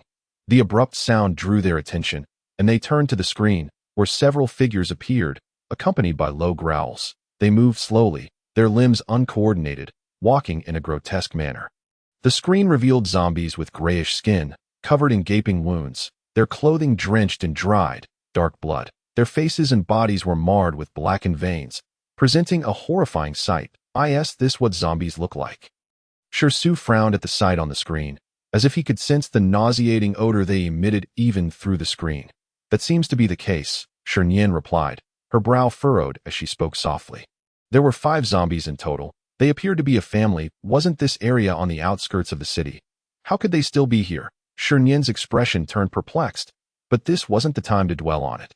It was the perfect opportunity to test the strength of her abilities. That moment, the zombies were aimlessly wandering around the house. All right then, however, caution was necessary. Being scratched by a zombie was no laughing matter. Shi Nian reminded them. They couldn't just hide here indefinitely. They needed to venture out to eliminate the zombies, seizing the opportunity to enhance their abilities before the zombies evolved further. Only by doing so would they increase their chances of survival against stronger zombies in the future. In the apocalypse, safety was paramount. This was an inevitability. As time progressed, not only would ability users evolve, but zombies would also grow stronger. Their best course of action was to bolster their own strength. Don't worry, Nian, I'm quite cautious about my life. During their conversation, Shi Nian had shared some techniques regarding the application of their abilities, and now it was time to put them into practice. Then let's go. With relatively few zombies around, it was an ideal opportunity for some practice. Since the zombies had already appeared, the situation in the city center was likely dire. There was no stopping the apocalypse. After a brief exchange, they changed into their gear and slowly opened the door to that moment. Jiang Wang quietly cautioned, everyone be careful. There are 2 zombies at the entrance, 2 on the left and 1 on the right. Shi Su proposed, let's deal with the ones at the entrance first, then tackle the others. Agreed. A few individuals exchanged knowing nods, each poised for action with long knives sheathed at their waists, their inner strength coalescing, ready to strike at a moment's notice. Despite their light-footedness, they still attracted the attention of the zombies at the door. The zombies roared, instantly drawing the attention of several more, who hurriedly approached the entrance. A cacophony of pounding on the door erupted. Bang, bang, bang. The group exchanged apprehensive glances, silently acknowledging the precarious situation. The zombies' hearing was alarmingly acute, prompting Shi Su to voice his frustration at that moment. Jiang Wang spoke up again, cautioning, 5 zombies are at the door. We must open it, allowing them into the courtyard to deal with them. All right, I'll open the door, Shi Su declared first. However, before he could step forward, he was quickly restrained by Shi Mu. Wait, she exclaimed. Perhaps I have a solution. As she spoke, a vine materialized in her hand, growing rapidly and extending toward the main entrance. The tip of the vine then morphed in shape. Observing this spectacle, the others were taken aback, realizing there were alternative methods. Get ready. The door is about to open, Shi Mu warned. Upon hearing this, the group braced themselves. Soon, The door swung open, and the zombies surged forward eagerly. Before the zombies could close in, a foul stench assaulted their senses. The sight of the zombies, blood dripping from their mouths with remnants of flesh clinging to their lips, was chilling. The group coordinated their efforts. Shi Nian used the vine to ensnare the zombies, buying the others precious time to act, while Shi Fu erected a barrier to hinder the zombies' advance. Shi Nian conjured icicles, driving them into the heads of the zombies. Jiang Wang and Shi Su similarly utilized their unique abilities to eliminate the zombies, primarily targeting their heads. Only in this manner could they render the zombies immobile and devoid of life. Through their seamless cooperation, the zombies before them were successfully dispatched. Ugh! Shi Su could no longer contain himself and retched. The scene was truly horrifying. Despite their extensive psychological preparation and training, facing the zombies in reality was an entirely different matter. It was as if all their discomfort magnified infinitely at that moment. I can't take it anymore. Ugh! Shi Nian had been holding up well, but the sound of retching around her became unbearable, prompting her to lean against the wall and vomit. Nian Nian, are you all right? Jiang Wang noticed her distress and hurriedly patted her back, retrieving a bottle of water from his bag and offering it to her. After a while, she finally sighed. Phew, I feel a bit better now. After drinking the spiritual spring water, her symptoms noticeably alleviated, no longer as unbearable as before. Shi Su spoke up. Nian Nian, do you think there might be crystal cores inside the zombies' heads? Should we take a look? In response to his inquiry, Shi Nian shook her head that I'm not entirely sure, but we'll find out if we check. Given that the apocalypse had just begun, the number of crystal cores was relatively low, making them hard to encounter. She relayed this truth, acknowledging that she had not truly experienced the apocalypse herself. Her knowledge of many matters stemmed mostly from a novel she had read in her previous life. The specifics would require them to explore on their own. The group quickly grasped the situation. Shi Nian then declared, "Let me handle it." Upon hearing this, the others stepped aside. Shi Nian focused her abilities. A vine appearing in her hand, swiftly piercing through the zombie's skull and diligently searching within. The group watched intently, their hearts filled with silent anticipation. Soon, Shi Nian's voice rang out. Nothing. Nothing. This is the last one. If there's still nothing, we'll have to eliminate another zombie, Shi Nian stated. The group refocused their gazes on the final zombie, their eyes brimming with hope. Before long, a voice of excitement broke through. What is this? Could it possibly be the crystal core described in the book? Shi Nian manipulated the vine to extract the core. After rinsing off the surface grime with water, the true form of the core appeared before their eyes. It was a transparent white crystal, roughly the size of a fingernail, round in shape, shimmering brilliantly in the sunlight, akin to a diamond. Remarkably, this crystal core is rather beautiful, Shi Su remarked. This should be the white crystal core, which corresponds to the first-level core described in the book that he carefully examined it. Crystal cores are classified into tiers, primarily correlating to the level of the zombies. The higher the zombie's level, the more potent the core. And correspondingly, the stronger the abilities it grants. As the zombie's level increases, different powers will awaken. Each unique ability has distinct attributes and colors associated with the crystal cores. Moreover, ability users can only absorb cores that align with their inherent attributes. As for the white crystal core, it is the most basic type, devoid of any specific attribute, thus usable by ability users of any type. This also implies that the energy provided by the white crystal core is limited. For novice ability users, it suffices, but for those at intermediate levels or above, it may prove insufficient. Intermediate ability users must defeat zombies of the same attribute to obtain the corresponding cores. After the recent battle, everyone's abilities had not even consumed a third of their capacity, remaining sufficient for now. Despite having the spiritual spring water as a supplement, they would refrain from using it unless their abilities were entirely depleted, ensuring its effects were maximized. Additionally, it would aid in enhancing their powers. Well, since it's still early, why not explore the surroundings? We might encounter more zombies. With the apocalypse only just beginning, the zombies were relatively weak, presenting an opportune moment for extermination. They could seize the chance to harvest a wave of crystal cores before anyone else became aware. As soon as Shi Nian voiced her suggestion, the others readily agreed. Nian Nian has a point. We should capitalize on this moment before anyone else reacts, striving to elevate our abilities. Even if the zombies grow stronger, we will be prepared to fight back. Moreover, with the spiritual spring water as a restorative, we need not fear depleting our energy. Before the apocalypse erupted, Shi Nian had informed everyone of the relevant circumstances. If someone had seen the post, they would already be ahead of others in understanding the details regarding zombie crystal cores and ability tiers. This knowledge would prevent undue panic and enable them to seize the initiative. Even for those who hadn't seen it, news of the crystal cores would inevitably spread over time. They were simply seizing an advantageous position. Let us go. As the group reached a consensus, they proceeded towards the entrance. Before departing, Shi Nian gathered all the supplies in the room into her spatial storage, just in case. Given that everyone possessed only level 1 abilities, they could not sustain their full strength for more than half an hour without succumbing to exhaustion, rendering them as weak as ordinary humans. In fact, in such a depleted state, they would be even less capable than regular individuals.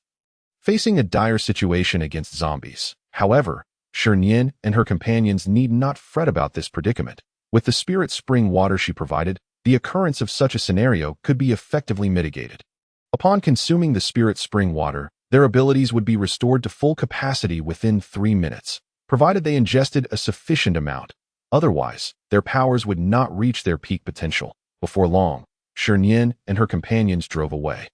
With Jiang Wang at the wheel and Shi Nian seated in the passenger seat, the vehicle glided gently towards the city. Shi Nian's villa was located on the outskirts, far removed from any neighboring residences.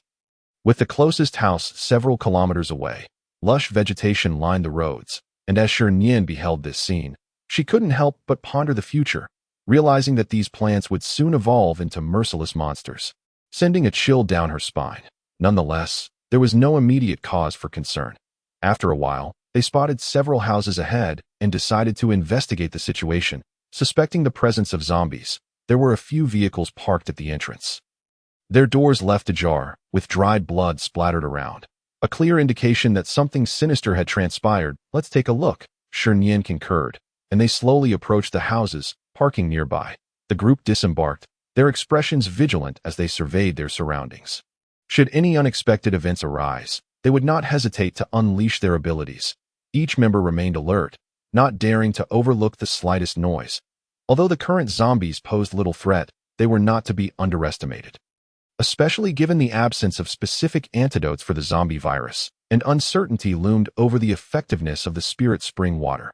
None were willing to take unnecessary risks, and being inherently cautious. They were unlikely to make such a trivial mistake. Soon, they reached the entrance. Before proceeding, Jiang Wang utilized his mental powers to scan the interior. His psychic exploration was limited to a 10-meter radius. But it would improve as he leveled up. Inside, he detected 5 zombies, 3 in the living room and 2 in the bedrooms. Jiang Wang conveyed this information to the others with a hand gesture. The door creaked open, and as the zombies heard the noise, they quickly converged towards the group, their movements slow and grotesque, with blood and flesh clinging to their lips. Shi Su was the first to call out. Watch this. In an instant, a fireball erupted, engulfing the nearest zombie in flames. However, the undead felt no pain and continued their relentless advance, driven by an insatiable hunger for fresh flesh. One of the zombies reached out towards Shi Su. A sharp ice blade sliced through the air, cleanly severing the creature's head as effortlessly as cutting through a watermelon. With a dull thud, the severed head rolled to the ground, and the zombie's body collapsed. Motionless. Nian is truly remarkable, Shi Su exclaimed, giving Shi Nian a thumbs up. Witnessing this spectacle, Shi Nian couldn't help but smile, reminding him, "Be careful, brother." In no time, the 3 zombies were dispatched, taking less than 3 minutes. And the group's coordination improved with each encounter, minimizing the consumption of their abilities. Awesome. How's that? Jiang Wang asked. What about the other 2 zombies? After clearing the living room, they proceeded deeper into the house. They're upstairs, Jiang Wang replied. All right, I'll go up with you to take care of them. Nian, you stay downstairs with Mom and Dad and see if there are any usable supplies. How does that sound? Shi Su proposed, and Shi Nian nodded in agreement. Sure, just be careful. Both of you don't worry. Shi Nian observed her brother's exuberance with a mix of amusement and exasperation. That it was puzzling how much his demeanor had changed in such a short time. She exchanged a knowing glance with Jiang Wang, silently communicating before the 2 departed. Once their figures disappeared, Shi Nian gathered all the valuable supplies from the house into her spatial storage, as swiftly as a passing goose plucking feathers. Before long, Faint murmurs of zombies echoed from upstairs. Hiss, hiss, followed by Shirsu's excited voice. Look what I found. It's a crystal core, he exclaimed, astonished that both upstairs zombies possessed one. Our luck is incredible. I wonder how significant its effects are. I'm eager to find out. As he spoke, Shirsu handed the crystal core to Shi Nian. Nian, you keep it safe. She accepted it without hesitation, placing it directly into her storage, with the existence of the spatial storage. There was no need to worry about losing the core, enhancing its security. Additionally, Shi Nian had prepared a glass jar within her storage to hold a portion of the spirit spring water. Placing the collected crystal core inside, she was uncertain whether the core might retain any viruses, so this precaution was merely a means of ensuring peace of mind. Oh, there are some supplies upstairs too. Should we go collect them together? Go ahead, Shi Nian replied, as there was ample space in her storage, allowing her to gather anything useful without concern. With the apocalypse just beginning, many items remained uncontaminated, and it would be prudent to collect as much as possible. When the later stages arrived, many of these resources would be rendered useless. Accompanied by Jiang Wang, Shi Nian ascended to gather the supplies from upstairs. After dealing with this house, they moved on to the next. There were several houses in total, and they methodically eliminated the zombies within each one. At that moment, Jiang Wang's voice broke through. There are people in this room. Shirsu halted his hand mid-motion, retracting it with a whisper. Let's check the next room. None of them had intentions of rescuing anyone, as they had already dealt with the surrounding zombies, and the noise they made had likely alerted the occupants inside. Before they could leave, the door before them swung open, revealing two young women. They appeared disheveled, their hair tousled, yet their beauty remained intact, albeit marred by tear-streaked faces. They gazed intently at Shirsu and Jiang Wang. Their eyes filled with desperation. Could you take us with you? Please. One pleaded. How much do you need? We can pay you. There are monsters here. It's terrifying. They eat people. The tremor in their voices betrayed the horror of the previous night's events. Fortunately, they had returned to their room early, narrowly escaping a grim fate. Otherwise, they would have been among the undead. Shirsu smiled warmly at them, saying gently, I'm afraid that's not possible. Ladies, we're not in need of money. If you wish to leave, you can drive yourselves. Jiang Wang, let us go. Nian is still waiting downstairs. Having spoken, the two individuals lifted their feet and departed. The young girl observed their unyielding demeanor, a surge of indignation rising in her eyes. Hey, giving us a ride won't cost you anything. Can you really bear to leave two vulnerable girls stranded here? Do you have no compassion at all? Are you even men? How can you be so heartless? We won tea ride for free. I said I would pay. Her voice, laced with fury, echoed as she shouted at the two. Jiang Wang and Shirsu, in perfect harmony, chose not to look back, seemingly deaf to her outburst, and continued their descent. Hey, you despicable creatures! In a fit of exasperation, the young girl kicked the door. The other girl murmured, what should we do? Qian, perhaps we should follow them and plead for their help. They might agree that we just need to get into the city. There's no signal here, and no one is coming. If we linger any longer, we might as well await our demise. Our food supply is dwindling. Upon hearing this, the two girls' emotions calmed, and they swiftly tidied the room, preparing to leave together. Downstairs, upon the arrival of the two, Shi Nian inquired, what happened upstairs? I heard shouting. Before Jiang Wang could respond, Shirsu interjected, Nian, don't worry. It's just two rather peculiar individuals. Let us go. Ignore them. It's still early. We might still make it into the city and see what it's like. Shirsu gazed at Shi Nian, whose innocent large eyes radiated a gentle aura, and felt an irresistible urge to reach out and touch her fluffy hair. Just as he extended his hand, Jiang Wang forcefully swatted it away. Dirty, he regarded Shirsu with a hint of disdain. The previously irked Shirsu, reminded of the fact that his hand had just rummaged through a zombie's head, could only pout in acknowledgement of his guilt. Humph, it's not like I haven't wash my hands. Nian, don't listen to him. This is a crystal core I just found. Shirsu handed a bag to Shi Nian. Upon seeing the few white crystal cores within, Shi Nian was momentarily taken aback. Brother, you can't be awakening a special ability, can you? Otherwise, how could you hit the mark every time? At these words, the others instinctively turned to gaze at Shirsu. Under their scrutiny, Shirsu felt somewhat flustered. Well, I don't really know. But, with Nian saying that, it seems I might have something special. That he scratched his nose. Just then, Jiang Wang spoke up. Nian Nian makes a valid point. Remember, every corpse you touched had a crystal core. According to Nian Nian, since the apocalypse has only just begun, it's improbable that so many crystal cores would exist. Following Jiang Wang's logic, everyone began to ponder. Most of the crystal cores they had collected were indeed found by Shi Nian. This reminder only solidified the notion that Shi Nian had awakened some form of fortunate ability. That does make some sense. Shi Nian recalled the instances of finding crystal cores. Nearly every corpse he had touched had one. In that case, I shall take charge of extracting crystal cores from now on. To this, everyone voiced no objections, eager to confirm the notion further.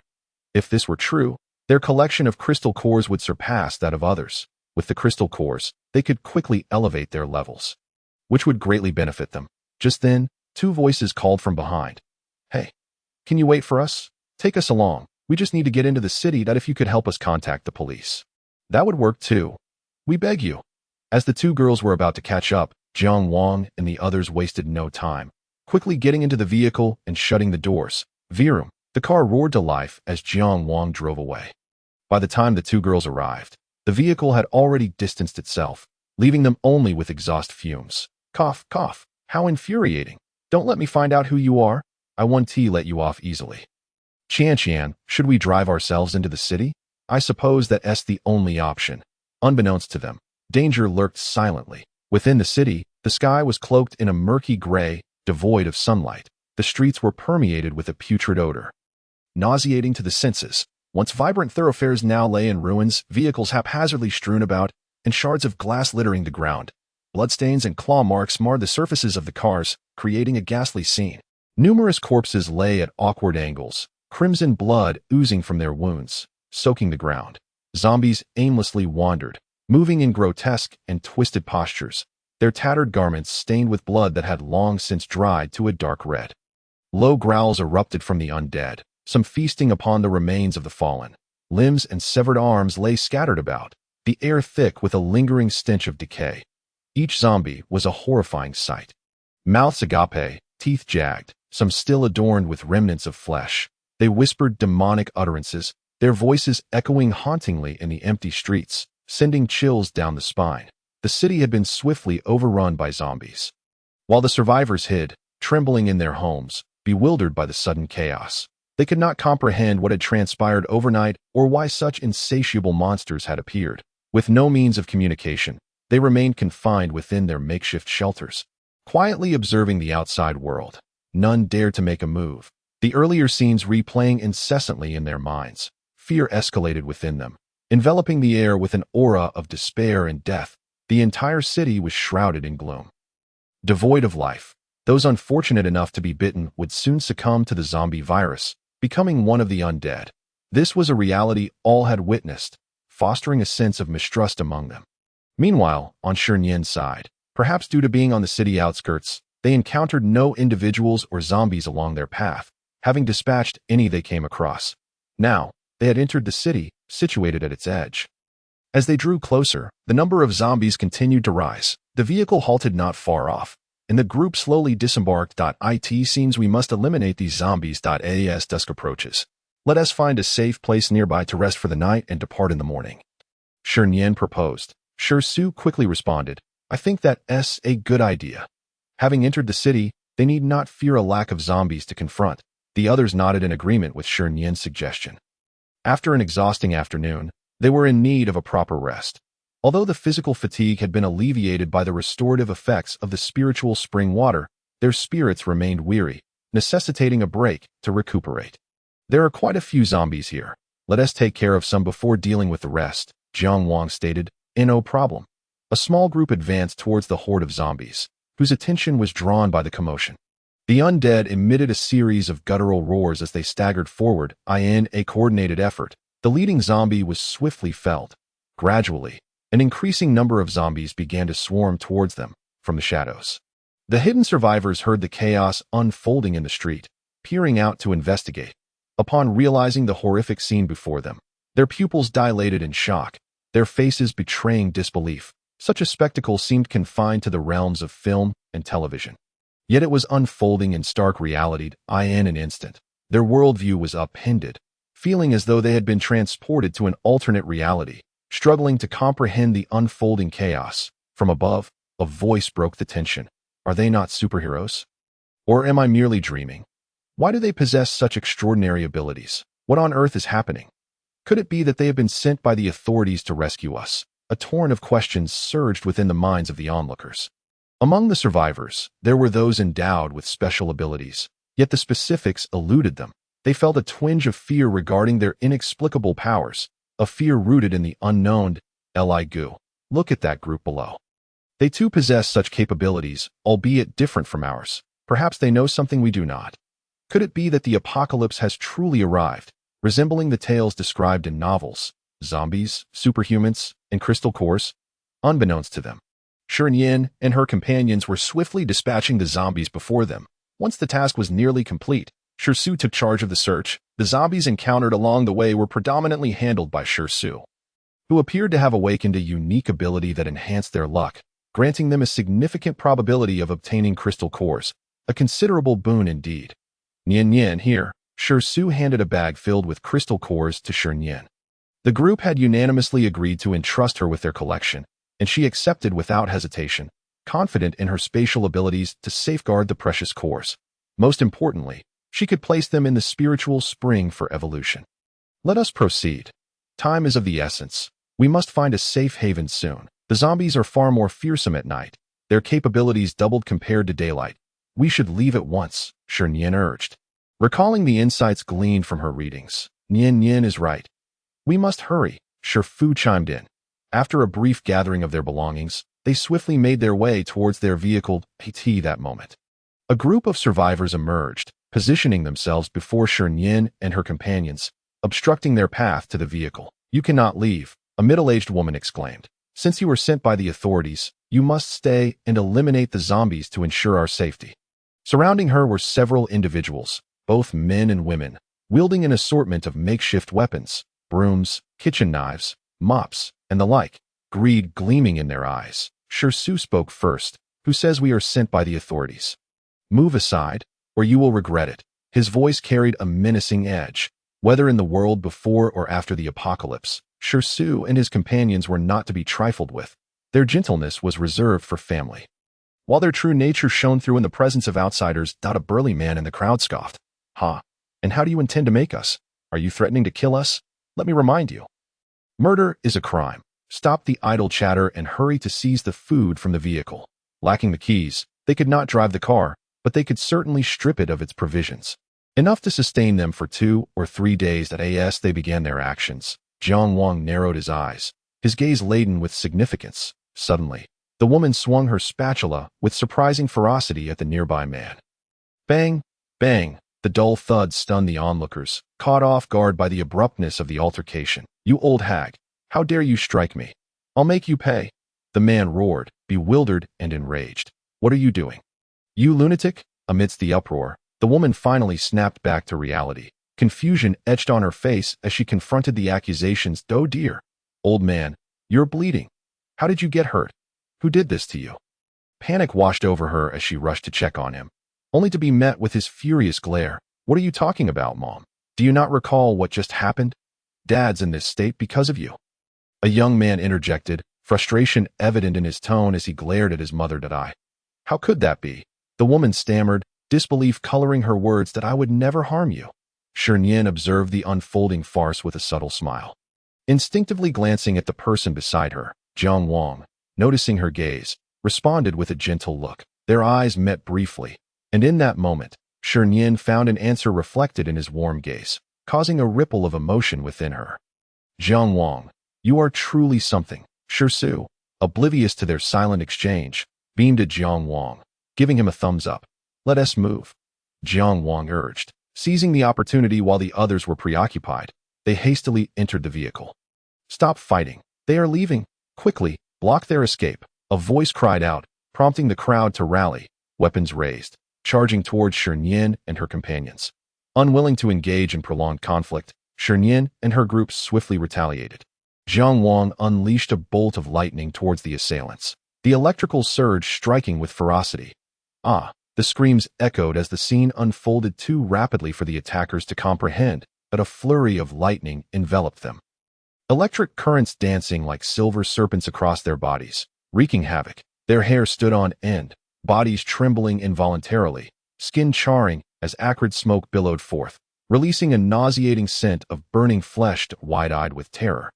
The individuals could only gasp in agony, their voices rendered mute by the overwhelming force of the electricity. The ground trembled beneath the onslaught, dust swirling and debris scattering, leaving behind stark black marks as evidence of the chaos. When the electrical storm subsided, the attackers collapsed, smoke escaping their lips, their bodies marred and battered, the air thick with the acrid scent of charred remains and a suffocating silence, though they were not dead. They hovered perilously close to that fate, in the midst of the apocalypse, where medicine and food were priceless commodities. Sustaining injuries could spell doom. Ordinary individuals without powers faced not only the terror of ravenous zombies, but also the constant threat of betrayal from their fellow humans. This spectacle was witnessed by those above, many already recording the events to share online once communication was restored. Anticipating a significant stir, they believed wholeheartedly that these monsters would eventually be dealt with, that the authorities would not abandon their rescue efforts. What they remained unaware of was that the officials were overwhelmed, the air thick with the virus, and the survivors had become the prey of the undead, with only a handful remaining, those endowed with extraordinary abilities and the ordinary folk. Oh my, they truly dare to kill. Has the world truly descended into chaos? Do you believe that officials will come to our rescue? If they are not officials, does that imply that others, like them, possess extraordinary abilities as well? Following the recent event, the crowd has begun to grasp certain messages, allowing them to make some educated guesses. Not long after Shi Nian and the others departed, zombies re-emerged. A family lying on the ground, upon hearing the chilling sounds, felt a shiver run down their spines, momentarily numbing their pain. They hastily scrambled to their feet. The zombies are coming. Run. Quickly, the group stumbled towards the house. The woman at the back cried out, "Wait for me, husband. I don't want to die. Save me." As the zombies closed in on her position, her pace noticeably faltered, her body racked with pain, making it difficult to move. "Close the door," a middle-aged man shouted. The woman, watching the door begin to shut, was filled with despair. "No. Don't. Husband, son, save me. I don't want to die. Please." She pounded frantically on the door, yet those inside remained unmoved. "Mom, sacrificing you can save us all. It's worth it. Rest assured, we will avenge you and will not let that group go unpunished. You can go in peace," a young man declared. Upon hearing this, the woman's despair deepened, tears streaming uncontrollably down her face. Hiss, hiss, the zombies drew closer. Without hesitation, the woman gripped a spatula, charging at the zombies. She struggled desperately to escape, but it was futile. The zombies had already encircled her. Ah! A scream pierced the air. The zombies lunged at her, tearing flesh from bone, her cries gradually fading into silence. Her eyes widened in disbelief and despair. Hiss, hiss, the surroundings fell silent, save for the muted whispers of the zombies. Survivors upstairs witnessed this horrific scene, covering their mouths and noses to stifle any sounds, aware that several zombies roamed just outside their door. The gruesome image replayed in their minds, a grim reminder that the world had irrevocably changed from its once peaceful state. Meanwhile, Shi Nian and the others remained oblivious to the unfolding tragedy. "Wanggu, there's a house ahead. Perhaps we should stop and investigate. It's getting dark, and it would be wise to settle down soon." As dusk enveloped the land, an ominous sense of foreboding stirred within Shi Nian, as if unseen dangers lurked within the shadows. All right. They parked the vehicle at the entrance of the house and disembarked. The building before them was a 6-story structure, and Jiang Wang's perception was limited. The group hesitated at the threshold, awaiting Jiang Wang's guidance. "Let us head to the 3rd floor. There are a few zombies on the 1st and 2nd floors, but the upper levels are occupied." Understood. With that, they cautiously ventured inside, opting for the stairs over the elevator for safety. They intended to eliminate the zombies in the stairwell as well, drawing from their earlier experiences. They felt confident and synchronized in their efforts. Before long, they dispatched the zombies in the stairwell. The occupants of the house heard the commotion but dared not emerge, uncertain whether those outside were allies or foes. They did not wish to plunge back into danger after narrowly escaping one. On the 3rd floor, the door stood ajar, revealing an empty room devoid of both occupants and zombies. Shi sighed in relief. Leaning back on the soft sofa and stretching, the day's events had left them fatigued. Shi Nian retrieved steaming food from their supplies, the enticing aroma wafting through the air, stirring their appetites. Gurgled they, an embarrassing sound emanated from Shi's stomach. Haha, I suppose I'm a bit hungry. Quick, eat up. After this, we'll rest. Tomorrow, we must continue our fight against the zombies. After a brief cleanup, they indulged in the feast laid out before them. The atmosphere was tranquil. Everyone immersed in the enjoyment of their meal. The windows and doors were tightly shut, curtains drawn, with a camping lantern casting a dim light over the living area. Outside, the distant growls of zombies echoed as they prowled the streets. A foul stench permeating the as time passed. The odor intensified. Inside, the flickering light created a warm, gentle ambience, starkly contrasting with the horrors beyond. The group gathered around the dining table, savoring the moment of peace. As if transported back to a time before the apocalypse, when everything felt so warm and beautiful. That moment, darkness enveloped the surroundings, rendering visibility non-existent. The moon had lost its luster, morphing into a blood moon, ominously suspended in the night sky, its hue of vivid crimson, as if soaked in blood, exuding an eerie presence. Tendrils of blood mist began to spread, shrouding everything in its grasp. The zombies, tainted by the blood mist, underwent subtle transformations. Their movements quickened, their growls sharper and more piercing, as though imbued with newfound strength. Many zombies, energized by the mist, rapidly evolved, increasing in rank. Under the influence of the blood mist, flora and fauna began to mutate. Plants growing wildly as if animated. Animals expanded in size, their eyes glowing a sinister red, their bodies adorned with dark patterns, exhibiting signs of mutation. All of this transpired unbeknownst to Shi Nian and her companions. After dinner, Shi Nian produced crystals from her supplies, placing them on the table. The crystals were all attribute-less, level 1, suitable for any ability user to absorb. They had gathered 30 in total. Shi picked one up, remarking, I feel like these crystals are even more translucent than before, devoid of impurities. His observation attracted the attention of the others, who began to scrutinize the crystals closely. Su air is right. These indeed appear clearer and purer than those from earlier. The group instinctively turned their gaze towards the composed Shi Nian. Acknowledging their curiosity, she revealed, these crystals have been soaked in spiritual spring water. Upon hearing this, everyone understood. Shi Nian distributed 6 crystals to each person, urging, let us see if these crystals have any effects. With the crystals in hand, they wasted no time, each following Shi Nian's instructions and absorbing them. The moment the crystals entered their mouths, they vanished, transforming into energy that fused with the residual energy within their bodies, creating a new force. After a moment, they exchanged glances, the answer evident in their eyes. Unable to contain his excitement, Shi exclaimed, these crystals truly work. I feel my abilities have strengthened, bringing me a step closer to the second tier. Shi Nian could not help but pour a bucket of cold water, stating, perhaps it is due to the low level. The required crystal cores are relatively few. Once the level increases, it won't be so effortless. Nian's words carried merit.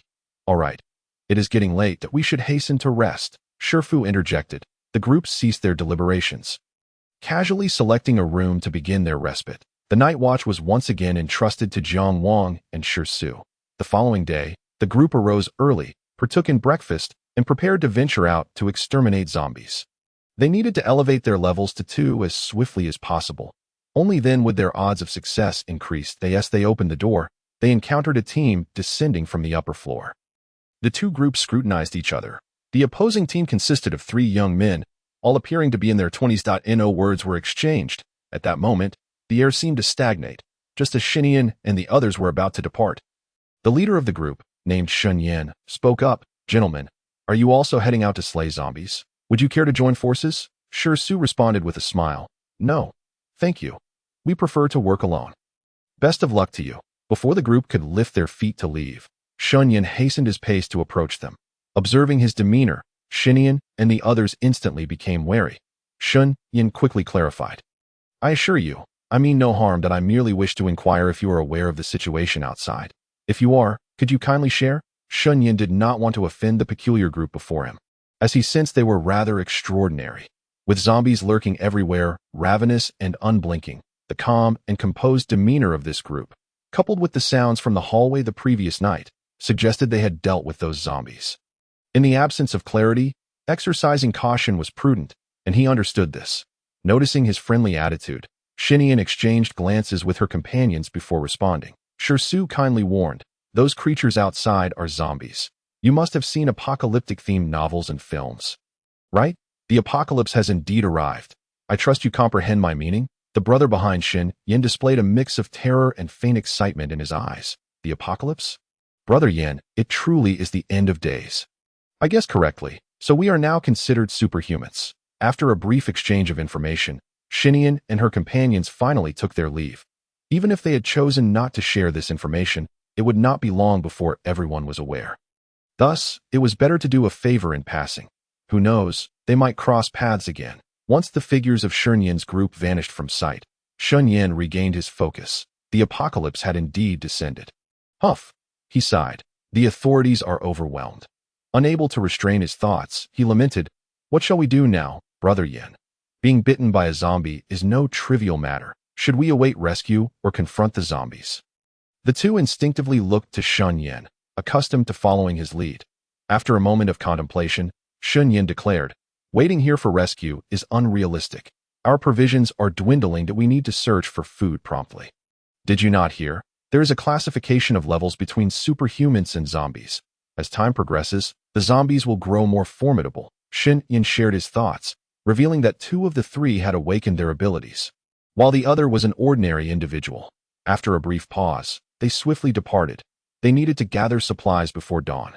Meanwhile, Shi Nian and her group descended from the upper floor and, under Jiang Wang's guidance, headed toward areas with fewer zombies. They planned to eliminate zombies nearby, as the surrounding residential area was densely populated, with an ample number of zombies. The streets were rife with wandering zombies, making it easy to attract them while driving. Caution was indeed advisable. Upon reaching a street corner, they stood at the bend, assessing the surroundings. They estimated around 20 to 30 zombies, necessitating a quick resolution to avoid drawing in additional nearby zombies. Jiang Wang relayed his observations. "All right, Jiang Wang, we shall heed your advice." The group nodded earnestly, each preparing themselves, awaiting Jiang Wang's next command. The 5 members were all willing to follow Shi Nian and Jiang Wang's directives. Jiang Wang and Shi Nian exchanged glances and nodded in agreement. "Ready, move out." With that command, they swiftly emerged from the corner, advancing toward the closest zombies. Each individual executed their movements fluidly, exerting their utmost effort in coordination.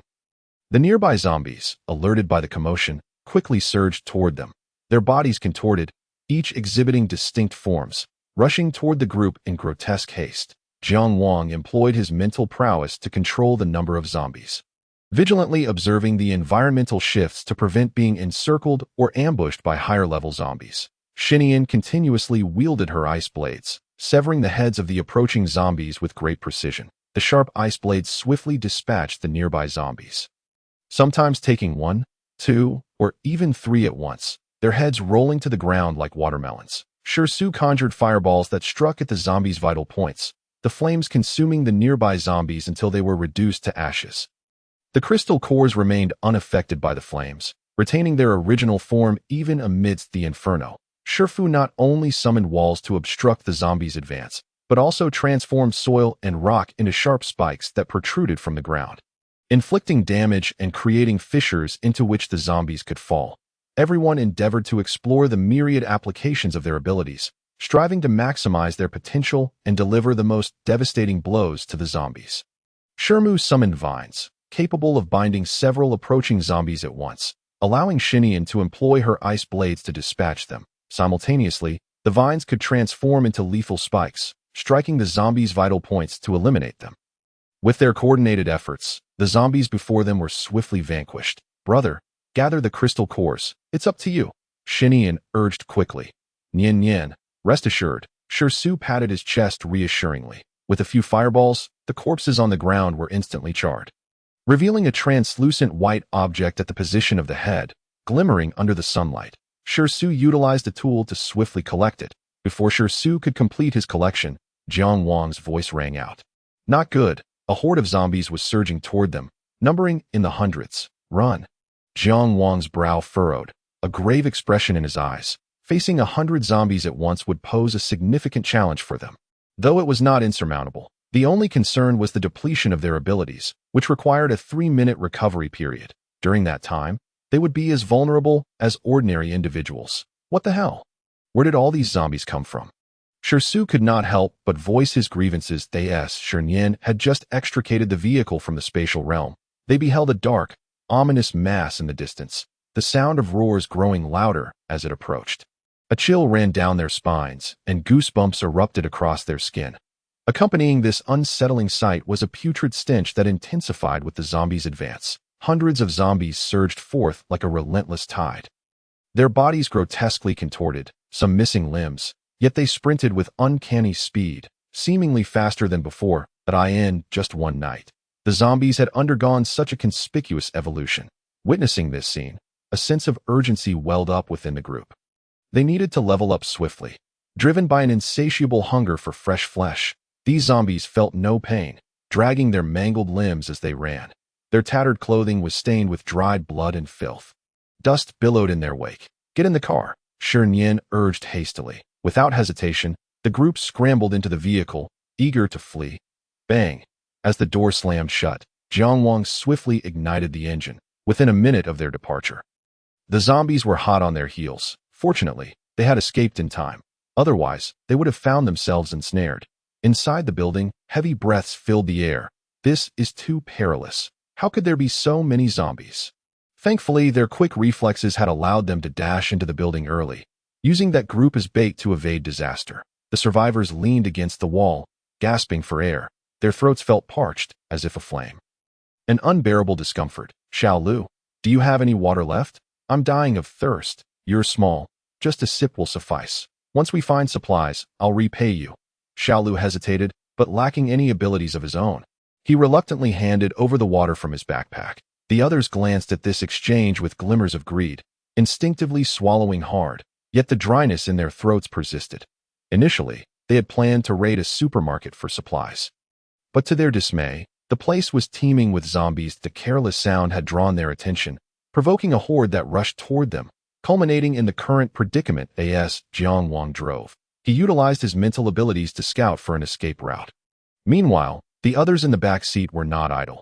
They occasionally hurled their powers at the pursuing zombies to impede their progress and buy time for their escape. On the vehicle, Shi Nian surveyed the chaos behind them, brow furrowed in concern. This is not a sustainable strategy. More and more zombies are drawn to the noise. If this continues, we'll attract the attention of higher-level zombies. We must find a place to hide. The vehicle sped along, encountering a few wandering zombies that Jiang Wang expertly collided with, evading their pursuit. However, the vehicle bore traces of blood and flesh, with some areas dented by the impact. Occasionally, they encountered zombies that lunged at them, their fearsome visages sending shivers down their spines. Fortunately, Shi Nian and the others had grown accustomed to such sights and were no longer as frightened as before. They were all acutely aware of the urgency of their situation. If they did not escape soon, they would surely become overwhelmed by the relentless horde.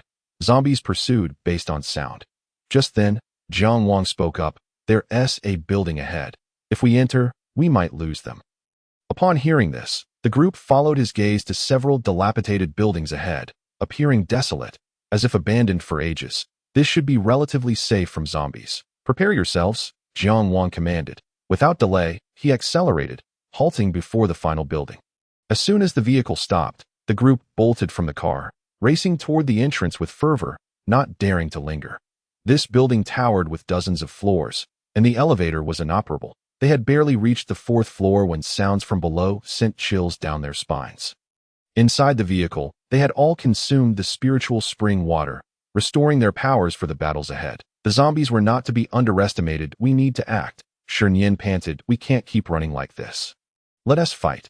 "I refuse to believe that with our numbers, we can't take down these zombies," Shi replied, a fierce glint in his eyes. "Agreed." They quickly entered a room, barricading the windows and reinforcing the barriers. Only one entrance remained open. They constructed a makeshift wall at the entrance to slow the zombies' advance. Even if they breached the first barrier, there would be a second and third to contend with. Should the zombies infiltrate the building, they had an additional door for protection, further delaying their approach. All windows were fortified against attack, making them nearly impervious as they finished reinforcing the barricades. The echoes of the zombies' roars grew closer. Instilling dread, "They're here. Prepare yourselves," Shi Nian commanded, her voice resolute. The group braced themselves, expressions grave, their gazes fixed intently on the entrance. The dimly lit room felt stifling, as if a great weight bore down upon them, robbing them of breath. In the next moment, the zombies surged through the doorway, clamoring to get inside, their twisted bodies colliding and piling atop one another, emitting grotesque howls. Hollow, grayish eyes fixated on Shi Nian and her companions, mouths agape in a primal thirst for fresh flesh, driven by instinct. The noxious stench enveloped them, making it hard to breathe. The sight before them tightened their brows. They could not afford to relax even for a moment. "Attack!" Shi Nian shouted as her command rang out. She began to concentrate her powers, launching them at the encroaching zombies. The undead, impervious to pain, continued to press forward. In a brief instant, those that entered the room were dispatched, leaving dismembered limbs scattered on the floor. With a gap opening, the zombies in the stairwell surged forward, trampling over their fallen comrades, their contorted bodies rushing in. Shi Nian and her companions fought back fiercely. With their coordinated efforts, more and more zombies fell, their howls diminishing.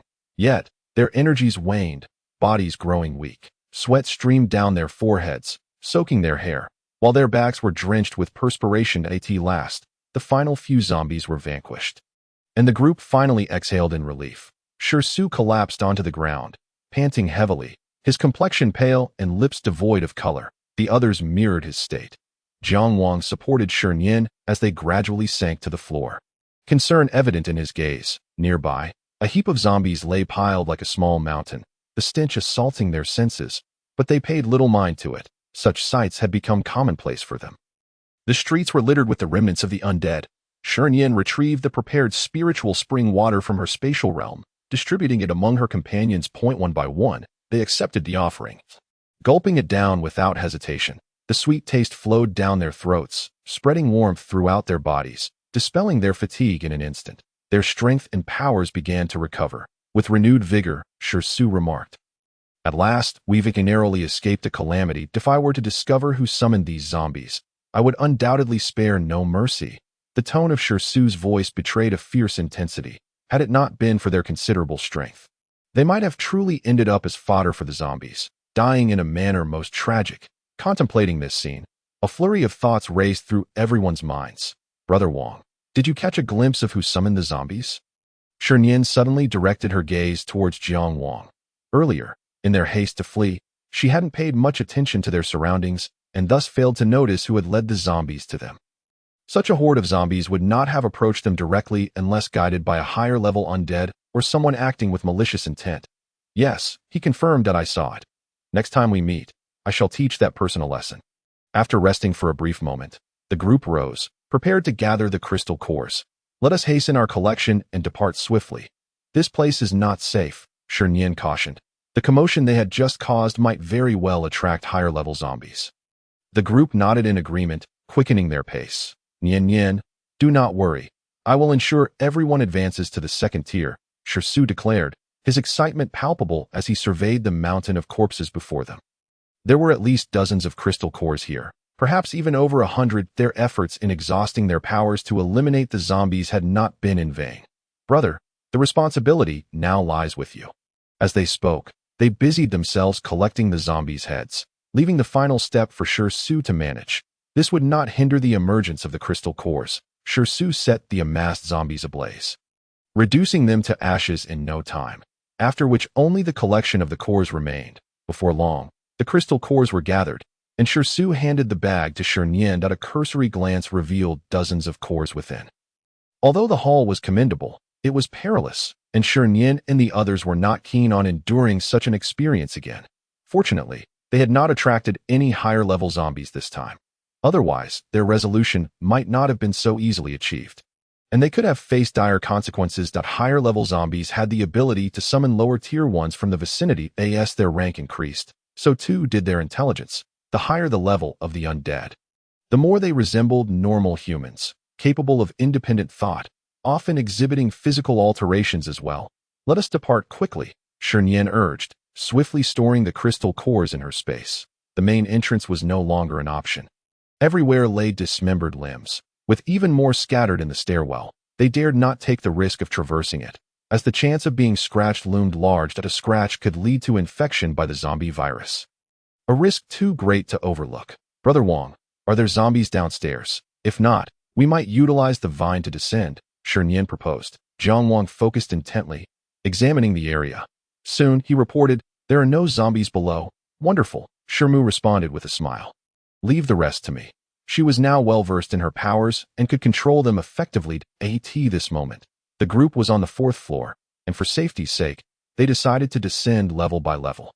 Under Shi Mu's direction, the vine was secured to a stone pillar, allowing them to slide down from the balcony. One by one, they descended, the noise attracting the attention of a few zombies on the ground.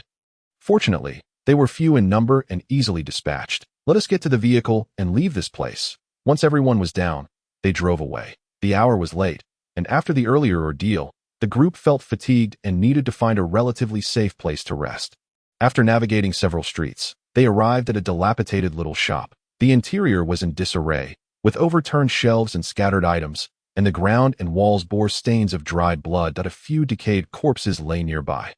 And it was evident that the place had been ransacked. The food that had once occupied the shelves had long since vanished, leaving only some daily necessities and a few small appliances.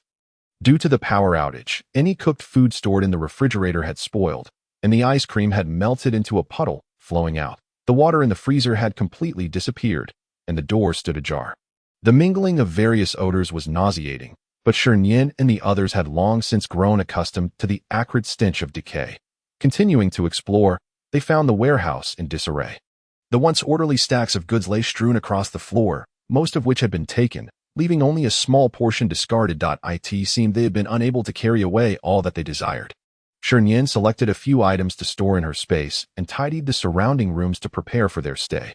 Venturing further in, they discovered 2 bedrooms, likely where the shop owner had resided. The group lounged lazily on the sofa. Shi Nian retrieved lunch, fruits, desserts, and other food from her space. Filling the table with an array of delectable offerings, everyone's eyes lit up at the sight of the feast. And Shi Su exclaimed, "How wonderful! We can always enjoy steaming hot food." He quickly grabbed a chicken leg and began to devour it, mumbling, "I feel like I could take on 800 rounds more." Laughter erupted among the group, with Shi Fu and Shi Mu shaking their heads in amusement, quickly immersing themselves in the culinary delights. Jiang Wang skillfully served a piece of rib into Shi Nian's bowl. Attending to her needs, Shi Nian was already accustomed to his gestures and smiled warmly at him. Shi Su, seated opposite them, couldn't help but wear a knowing smile, his gaze lingering on the two. "Nian Nian, eat more? You look so thin. You need to put on some meat. Only when you're full will you have the strength to slay zombies." He spoke. Shi Su's eyes held a teasing glint as he glanced at Jiang Wang. Noticing the sudden addition of several ribs in her bowl, Shi Nian felt momentarily perplexed. When she turned to look at Jiang Wang, she caught a hint of mischief in his eyes and instantly understood. A flush crept into her cheeks as she stole a glance at Jiang Wang, who was engrossed in his meal. Jiang Wang sensed something amiss and furrowed his brow at Shi Su. Upon meeting his gaze, Shi Su quickly concealed his smile and shifted his attention away. "Mom and Dad, enjoy the meat," Shi Nian remarked. The room fell into a tranquil silence, punctuated only by the sounds of chewing, intermittently interrupted by the distant growls of zombies. Every time Shi Nian's gaze met Jiang Wang's, she felt the warmth of his gentle eyes envelop her, leaving her momentarily dazed, her heart racing uncontrollably. After a satisfying meal, everyone exchanged knowing glances. Once they had eaten their fill, Shi Nian retrieved the crystal cores from her space. They had collected a total of 90 cores. Shi Nian, Jiang Wang, and Shi Su each received 20, while Shi Fu and Shi Mu received 15 each. The group silently consumed the cores, beginning to absorb their energy. They had yet to acquire any second-tier zombie cores. Their progress would be relatively slow. After a while, they slowly opened their eyes, a glimmer of delight shining within. "I feel like I'm one step closer to the second tier," Shi Su exclaimed, brimming with excitement. "If I could just acquire 20 more cores, I would become a second-tier ability user. I feel invigorated. Since it's still early, shall we venture out to slay some zombies? There should be quite a few in the vicinity." At this moment, Shi Su was brimming with vigor, eagerly yearning to venture forth and vanquish the zombies. Desperately wishing to experience what it truly meant to become a second-tier ability user, he was curious about the extent of the enhancement his abilities might confer. Infectiously inspired by his enthusiasm, Shi Nian and the others shared in his excitement. Shi Nian responded with a smile, saying, "I think it's a splendid idea. What do you think, Brother Wang?" Jiang Wang gazed gently at the person beside him and softly replied, "Very well. Then let us gather our things and prepare to set off," Shi Nian cheered. Once they were fully equipped, the group exited the small shop and began to wander the vicinity. This time, they chose not to drive, opting instead to eliminate a few zombies in the area.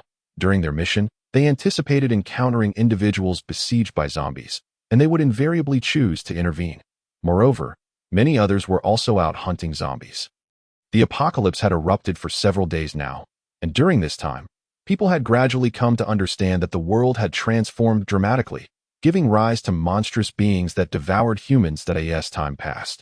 These creatures would only grow stronger, and for survival in this new world, one had to step outside and slay more zombies.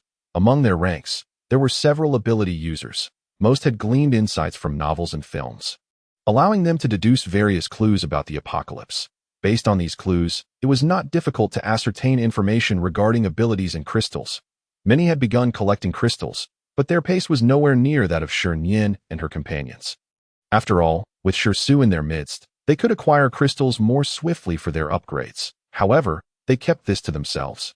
Outside, Shi Nian seldom utilized her spatial abilities unless absolutely necessary, as so far, they had not encountered any spatial ability users, as they remained relatively rare.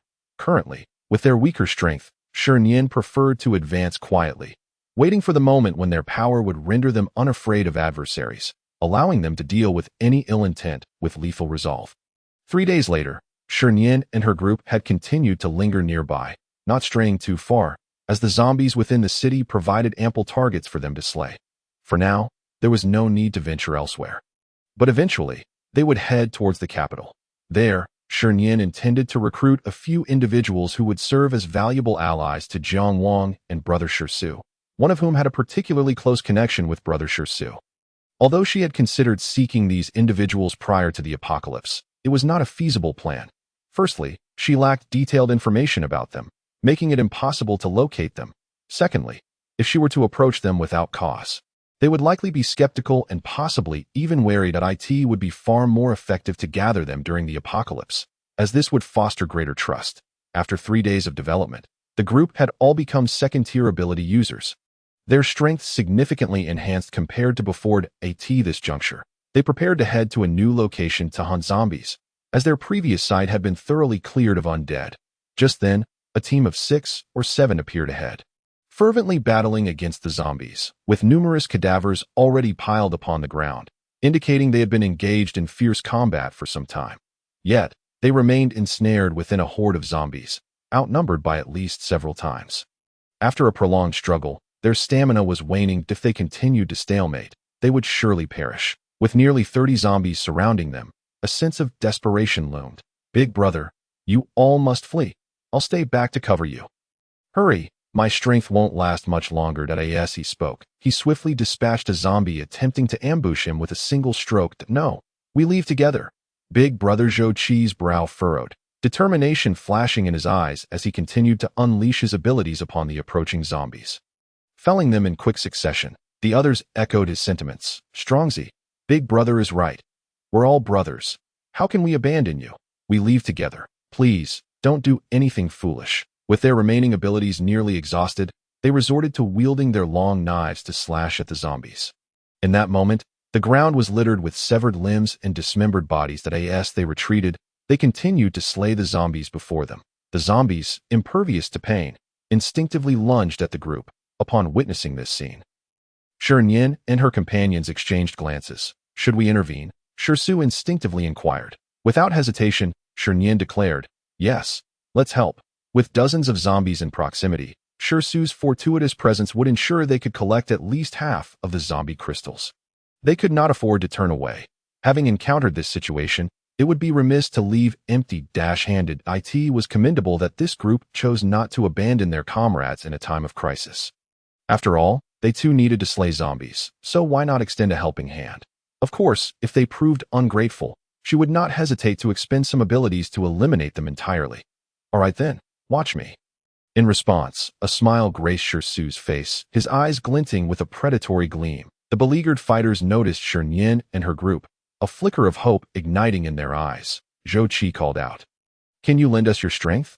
We will surely repay you." Shi quickened his pace, concentrating his abilities into a precise strike against the nearby zombies. Instantly, a blaze engulfed the undead, consuming them along with their surrounding companions in a fiery inferno. In mere moments, the zombies collapsed, rendered motionless. The flames continued to rage, showing no signs of abating. Zhou Qi and his team watched in astonishment, their eyes widening as they murmured, "Second-tier ability user." They were momentarily rendered speechless, awestruck by the overwhelming power displayed before them. As fellow fire ability users, they could hardly fathom why there was such a vast disparity in strength. This very realization provided the zombies with an opportunity. As they began to ambush from behind, those nearby observed in horror, their pupils dilating with concern and urgency. They cried out, "Big brother, watch out behind you." Zhou Qi was at a distance by the time he attempted to intervene. It was already too late. Sensing impending danger, Zhou Qi's expression shifted to one of terror. Just as the zombies were about to reach him, a vine surged forth from an unknown source, swiftly ensnaring the surrounding zombies and causing them to topple to the ground. Rendering them unable to attack, the others quickly reacted, seizing the opportunity to deliver fatal blows. At that moment, Shi Nian and her companions joined the fray. Their coordination was impeccable. United, they rendered the zombies before them trivial. Zhou Qi and his companions, eager to assist, found themselves at a loss, unable to keep pace with the rapid movements of the group. The zombies, now drawn to the commotion, turned their attention towards Shi Nian and her companions. Abandoning their assault on Zhou Qi and the others, they stood, dumbfounded, as the events unfolded before their eyes, their expressions shifting with disbelief. 15 minutes later, the zombies were dispatched, and tranquility returned to the surroundings. Devoid of any undead groans, the silence was almost eerily unsettling. Zhou Qi hastened forward, bowing gratefully to the group. "Thank you for saving our lives." "Thank you," echoed his companions in unison, their faces alight with gratitude.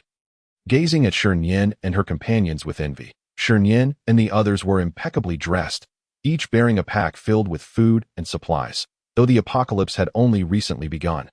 Few could maintain such cleanliness and order, especially while wielding formidable strength. No need for thanks. It was merely a matter of convenience. As for the zombie crystals, we will only take those we just defeated. As Shi Nian spoke aloud, Zhou Qi immediately gestured with his hand, indicating, "No need. Those crystal cores are rightfully yours. Had it not been for your intervention, we might have perished long ago. How could we have survived unscathed until now? Those crystal cores can be considered our way of repaying you. We sincerely hope you will not refuse them." The few brothers behind him echoed in agreement, saying, "Big brother speaks the truth. You could have chosen not to save us." "Indeed, just accept them." Shi Nian and the others ceased their objections and accepted a portion of the cores. For ability users, crystal cores were still in high demand. Zhou Qi, observing his companions, finally breathed a sigh of relief and inquired, "Brother Shi, where are you heading now? Would you like to accompany us to the base? I have received word that Lincheng is establishing a base and is actively recruiting numerous ability users. With the strength of you and your companions, you could undoubtedly thrive there, possibly even garnering the attention of the higher-ups and acquiring greater power. That I've heard that within the base, those with strength can secure living quarters and receive a portion of supplies." Before long, Shi Nian and the others learned about the base and some insider information from Zhou Qi, which proved quite beneficial for them. Shi Nian had not anticipated the official response to be so swift. It had only been a short while, and they already had measures in place. That it seemed that before long, the base would be established, indicating that other cities were likely in the process of doing the same. Although they did not plan to join for now, it was prudent to gather more intelligence. "Thank you for the information, but we currently have no intentions of joining the base," Shi said, casting a glance at Shi Nian before patting Zhou Qi on the shoulder and smiling. Zhou Qi felt a tinge of disappointment, but had anticipated this outcome. If he and his group traveled together, they would reach the base in no time, and with their capabilities, they could easily deal with any zombies they encountered. "Very well. If that's the case, We shall proceed ahead. Time is of the essence. And we must hasten to the base. By the way, if you decide to head there, feel free to contact us. My name is Zhou Qi, he said. Not a problem. If we go to the base, we will definitely reach out to Brother Zhou. Shi Su replied cheerfully as they conversed. After Zhou Qi and his group departed, Shi Nian remarked, "Let us leave quickly. This place is not safe." The time had reached the afternoon. It wouldn't be long before darkness completely enveloped the sky, and they needed to find a new place to stay. The streets at night were exceedingly perilous, teeming with wandering zombies whose hearing and speed were double that of daytime. Unless absolutely necessary, they would avoid moving at night. Nian is right. Let us hurry away. By the way, Mom and Dad, with these crystal cores, you can reach the second tier, Shi Su said with a smile. What a delightful surprise. Indeed, the group quickly piled into their vehicle and departed. Shortly after Shi Nian and the others left, a squad clad in uniforms appeared. The group consisted of around 20 to 30 individuals, each wielding steel firearms with resolute expressions. They moved swiftly and struck decisively. A soldier dismounted from a nearby vehicle, approached quickly, and then returned. "Captain, a battle occurred here not long ago, but no other casualties have been found in the vicinity." The combat proficiency of this group was exceptionally high. The ground was littered with approximately 30 to 40 corpses, all belonging to zombies, with no evidence of any ability users or ordinary individuals among them. Ability users could sense each other, allowing for rapid awareness of their presence. Captain Chi Lei furrowed his brow upon hearing the report, a flicker of astonishment crossing his features. Not long ago, they had discovered the handiwork of a group in an abandoned building, where around 100 zombie remains were found, yet no survivors had been detected. Sensing something amiss, they kept a close watch on this group's activities. If they could invite them to join the base, it would be a formidable asset. From the signs of battle, they could deduce the specific abilities employed. After a meticulous investigation, Chi Lei realized that this group belonged to the same faction as the one found in the abandoned building, comprising lightning, fire, wood, earth, and ice ability users. They had not identified the ice user previously, as the ice would have melted over time, leaving only puddles. However, among the remains of the zombies, some ice shards had not yet melted. Leading to this conclusion, they must still be nearby. Continue the search. Understood. Chi Lei had his own mission, to locate survivors and escort them to the base, thereby accelerating its construction. Following the outbreak of the apocalypse, no place was immune to the virus's assault, resulting in the emergence of mutated zombies. Initially, the populace was unaware of the virus's contagious nature, and those unfortunate enough to be scratched were highly likely to become zombies. With only a small fraction awakening as ability users, through exploration, they gradually unraveled some information. Subsequently, the higher-ups swiftly implemented measures to establish secure zones, gathering ability users while ordinary individuals assisted from the sidelines. Gradually clearing out the zombies, they had temporarily created a safe area, but efforts were still underway, necessitating manpower. Shi Nian was unaware that someone was actively searching for them. As night fell, the once thriving city had transformed into a landscape of ruins, littered with corpses, both of ability users and zombies, exuding an aura of death. On the streets, scattered zombies emerged from various directions, meandering back and forth with eerie postures and expressionless faces, their hollow eyes fixated on the distance. Emitting low growls, without the aid of light, the surroundings were engulfed in darkness, as if soaked in ink, illuminated only by the faint moonlight. The moon retained its strange crimson hue, and an imperceptible blood mist swiftly enveloped everything around. Zombies, plants, and animals cloaked in this blood mist experienced enhancement in their abilities. All of this was quietly undergoing transformation. Meanwhile, on the other side, one of the team members whispered, "Captain, these zombies are acting strangely. They seem to be converging towards the same direction." Chi Lei, upon hearing this, stealthily approached to observe. He saw that zombies were emerging from various locations, some from buildings, others from different streets, all inexorably drawn forward.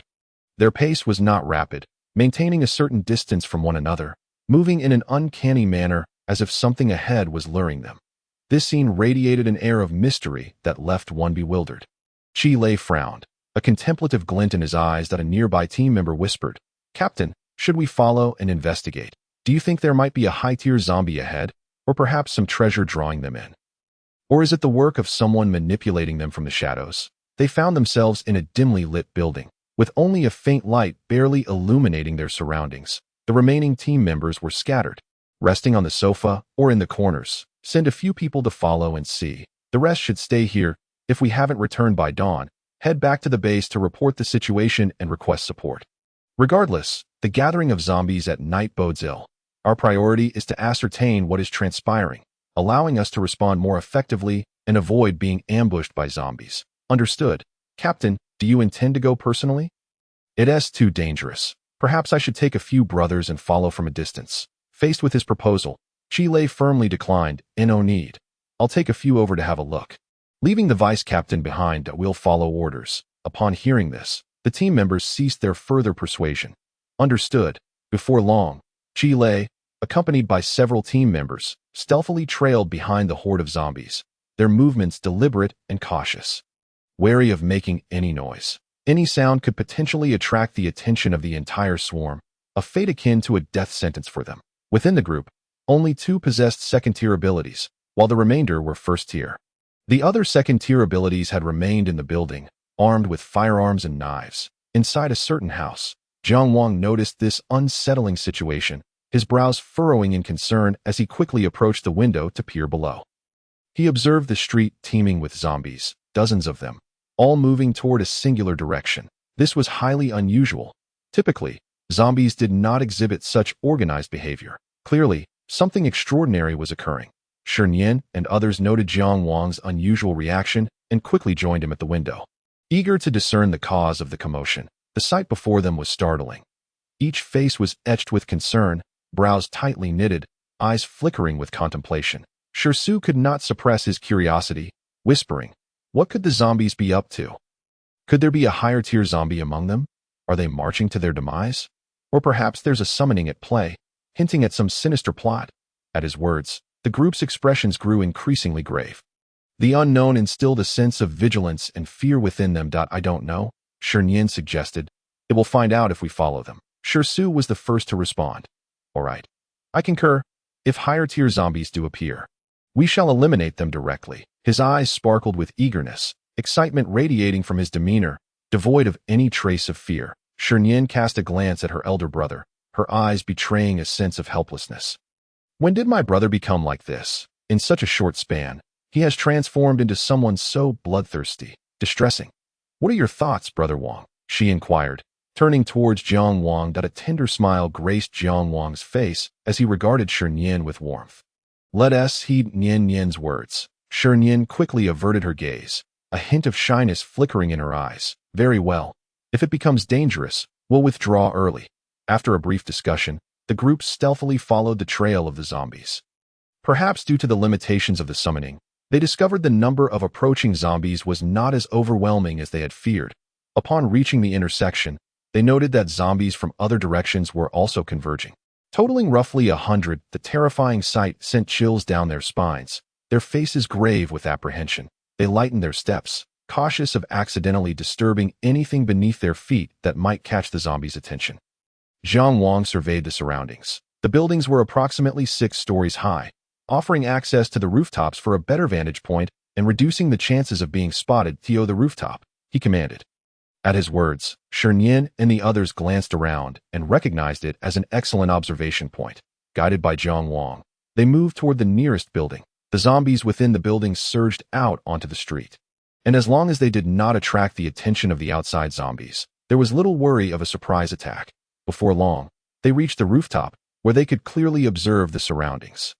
Shi Nian retrieved binoculars from her spatial pocket and handed them to the others. In the distance, atop a raised platform, several zombies could be seen, their skin a ghastly gray-white, marred by dark veins. Starkly illuminated by the moonlight, below them, a throng of approximately 100 zombies gathered, while many more were approaching the platform. They could distinctly hear the zombies' growls, seemingly communicating with one another in the stillness of the night. The sounds were especially pronounced, akin to the dire summons of hellish demons, poised to deliver a lethal blow at any moment. Those few were undoubtedly higher-tier zombies. However, the distance rendered it unclear what their exact abilities were. What could possibly be the reason for summoning these zombies? Shi Nian pondered aloud. Just then, Jiang Wang's gaze sharpened. Sensing something amiss, He looked toward the opposite building, where several individuals in uniforms were peering at the unfolding scene. Shi Nian, noticing his change in demeanor, followed his line of sight and was met with the sight of several uniformed figures, unmistakably officials. They had arrived as well. They must have also noticed this bizarre phenomenon and were here to investigate further. Just as they were at that moment, Jiang Wang felt an intense sense of danger wash over him. His brows knitted in concern, his breathing quickened. "This is bad," he exclaimed. "We need to leave now. We've been discovered." At his urgent words, the others instinctively looked toward the distance, only to see the zombies atop the platform turning their gaze in their direction. At a closer inspection revealed their vacant eyes fixated intensely on the floor where Shi Nian and the others stood. Hiss, hiss, the zombies began to murmur. The horde below erupted into chaos, their growls growing increasingly loud, as if ferocious beasts were awakening, ready to pounce at any moment. Shi Lei and his team also noticed the zombies' peculiar behavior. "Captain, something feels off.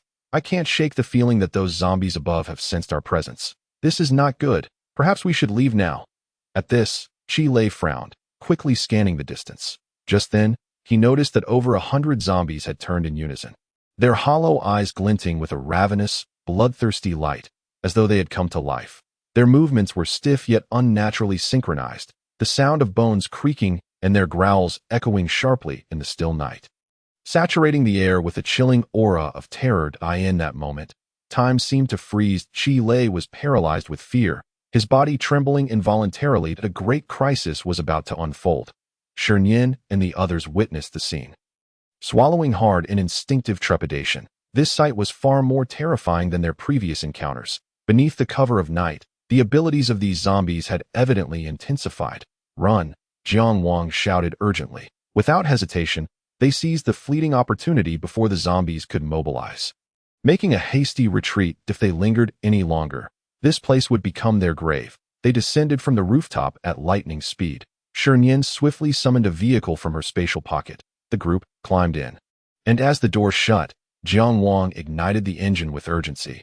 Just as they sped off, they encountered another group fleeing, the very officials they had seen from the rooftop. Shi Lei noticed a vehicle rapidly approaching from behind, and the group instinctively turned to look. The vehicle drew to a slow halt before them. At that moment, Shi Nian wasted no time and summoned another vehicle from her spatial pocket. "Get in quickly." As Shi Lei and his companions found themselves with little time for inquiry, the sudden appearance of a vehicle prompted them to act without hesitation, swiftly boarding the car. Just as the engine roared to life, the zombies that had been trailing them sprang into motion. With an eerie gait, they pursued rapidly, trampling the slower among their ranks, a truly spectacular sight. Yet, the group had no inclination to appreciate this macabre spectacle. Jiang Wang, utilizing his psychic abilities, hastily sought an appropriate route, hoping to shake off the horde that followed. "Captain, what should we do? Should we follow them?" the driver asked anxiously. Shi Lei cast a glance at the departing vehicle and quickly replied, "Keep up. Hurry." As the relentless zombies drew closer, they had no time for deliberation, nor did they have any other options available to them. Understood. The vehicle steadily trailed behind. Shi Nian's decision to intervene stemmed not only from the convenience of the act, but also from the fact that these individuals were affiliated with the authorities. She wished to avoid any animosity, especially since they would soon be joining the official ranks. Within moments, the zombies reached the location where the group had just been, accompanied by several second-tier zombies. Jiang Wang circled around repeatedly, causing the shrill cries of the zombies to gradually diminish. That night, the hidden survivors trembled in fear. The guards on duty, hearing the tsunami-like roars, displayed expressions of terror, their bodies trembling slightly.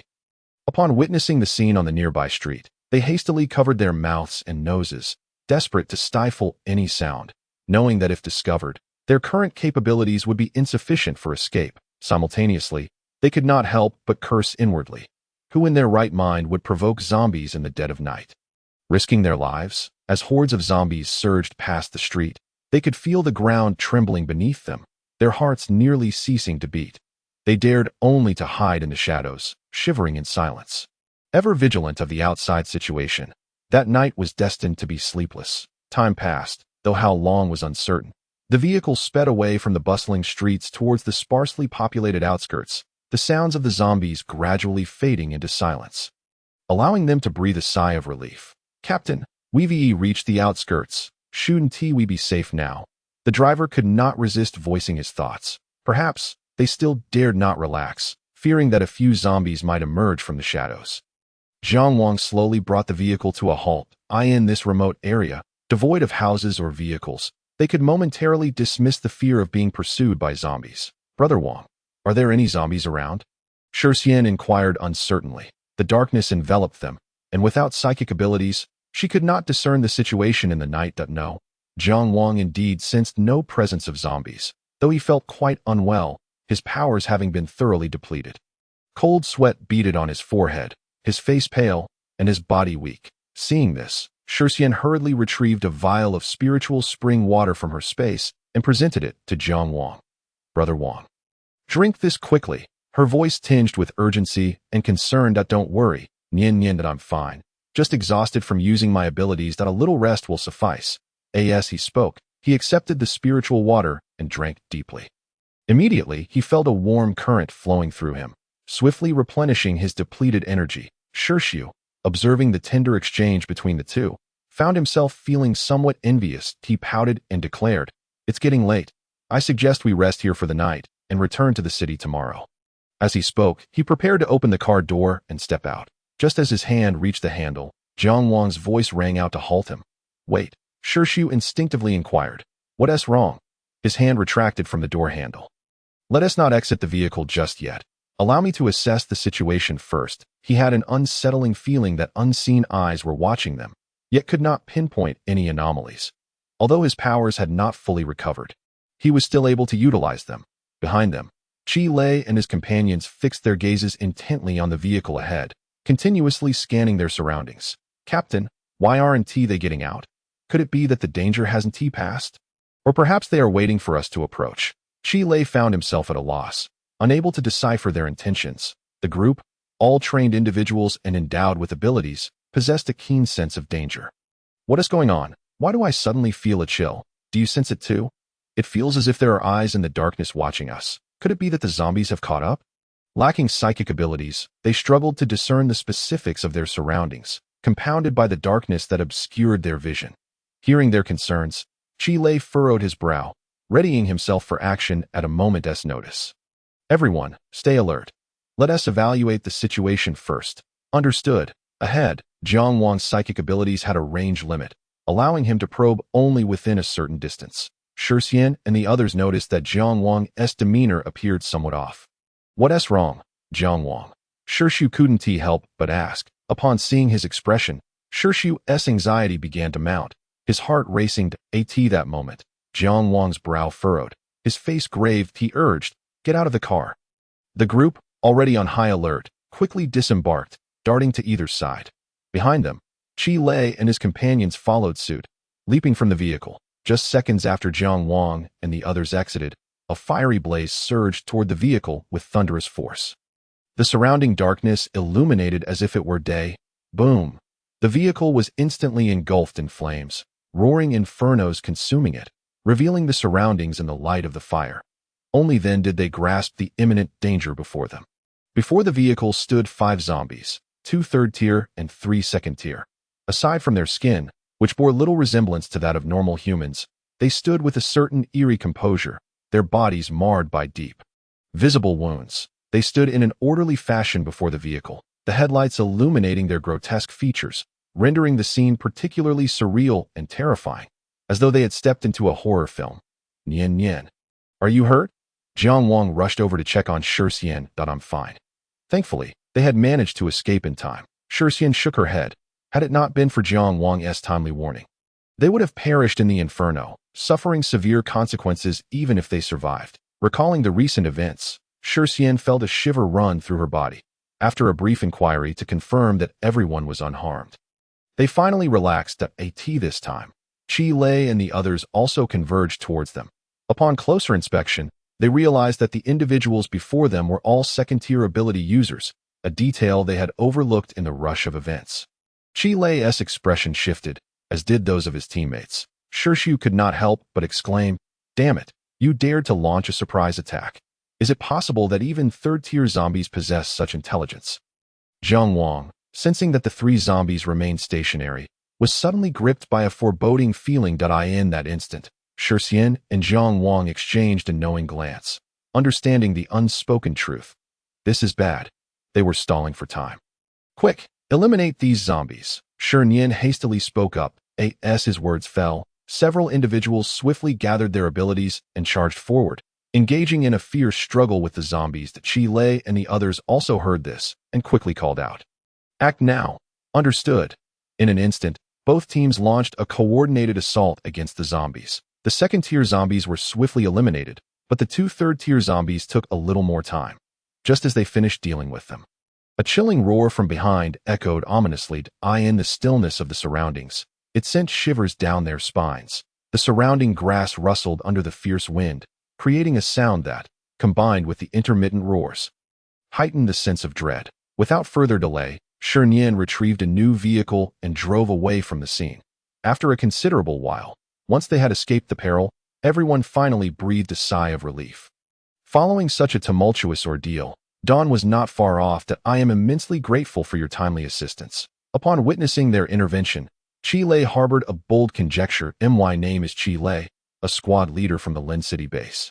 And I am here to search for survivors. I wonder if you all have any thoughts of joining the base. Shi Su responded with a smile. Thank you for your kind offer, Captain Qi. But we currently have no intentions of joining the base. We are accustomed to our solitary lifestyle. If we ever decide to join, we will certainly seek you out at the base. Shi Su was already accustomed to such formalities. While they were not exceptionally powerful, they were indeed quite remarkable at this stage, especially since all five of them were second-tier ability users. Hearing their response, Qi Lei felt no disappointment. It was within his expectations.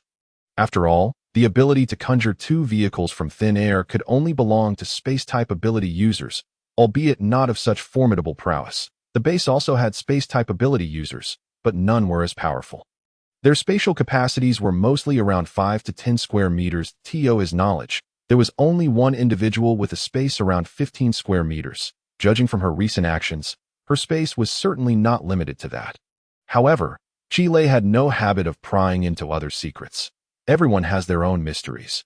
Ability users could sense each other's identities at most, but not the specifics of one another's strength. He could distinctly feel a pressure emanating from the presence before him. Should he dare to make a move, his fate would be sealed. Very well. I shall await the day Shi Xiong comes to us. The doors of the base are always open, welcoming your addition. With their current strength, they would be warmly received at any base they chose. Such formidable power would enhance the base's security and deter those with ill intentions. Presently, the situation at the base was far from the tranquility they envisioned. Beneath the surface, tumultuous waves were already stirring. At that moment, Qi Lei suddenly recalled something and inquired, "By the way, may I ask you something, Shi Xiong?" Hearing this, Shi Su casually replied, "Captain Qi, feel free to speak plainly. No need for convoluted phrasing. I will certainly share what I know." Shi Su held a favorable impression of them. They did not exhibit cowardice, aligning with the official image they had in mind. Moreover, as members of Blue Star, they felt an innate fondness for officials and held them in high regard. They would not stand idly by when help was at hand. After all, they would be traversing various places, and it was prudent to foster good relations in case they crossed paths in the future. Even aside from that, it was essential to consider their future. According to the official pace, it would not be long before the base was established and social order was reinstated, and they too would need to navigate life under the new order. This would be beneficial for them. Seeing him so straightforward, Qi Lei no longer concealed his thoughts and voiced his curiosity. "I wish to know if you have visited a nearby abandoned building." That he briefly shared information about the building. That Qi Lei primarily sought to ascertain whether the teams that had been killing zombies in large numbers at two locations were indeed them.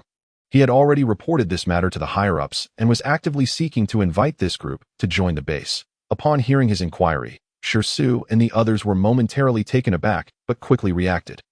There was no need for them to conceal the truth about this matter. Indeed. What of it? We have visited both locations you mentioned, and the zombies you saw were all slain by us. Qi Lei and his companions gazed at him, their admiration evident.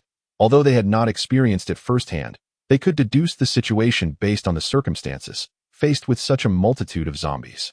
They had no confidence in ensuring everyone's safe retreat.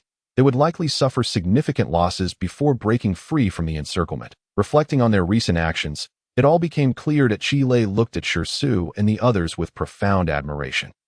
"Not much," he remarked, "just marveling at your strength, Shi Xiong. The leaders are already aware of this matter. If they learn that it was the same individuals responsible, they would be exceedingly pleased." Shi Su, under the intense gaze of several people, felt a bit embarrassed. Shi Nian produced some bread from his space, distributing portions to Shi Lei and the others. Seeing the food before them, they felt even more embarrassed, and to express their gratitude, they gifted some collected crystals to Shi Nian and the others. After a simple meal to satiate their hunger, they each rested, preparing to set off again the following morning. Throughout the night, they took turns keeping watch, and no unusual occurrences transpired. As the moon gradually descended and the sun rose, the zombies' abilities returned to normal, their speed and agility no longer as formidable as during the night. This was a boon for Shi Nian and the others, as they no longer had to remain on high alert, fearing that zombies might pursue them. As long as there were no zombies nearby, they would not be discovered for the time being.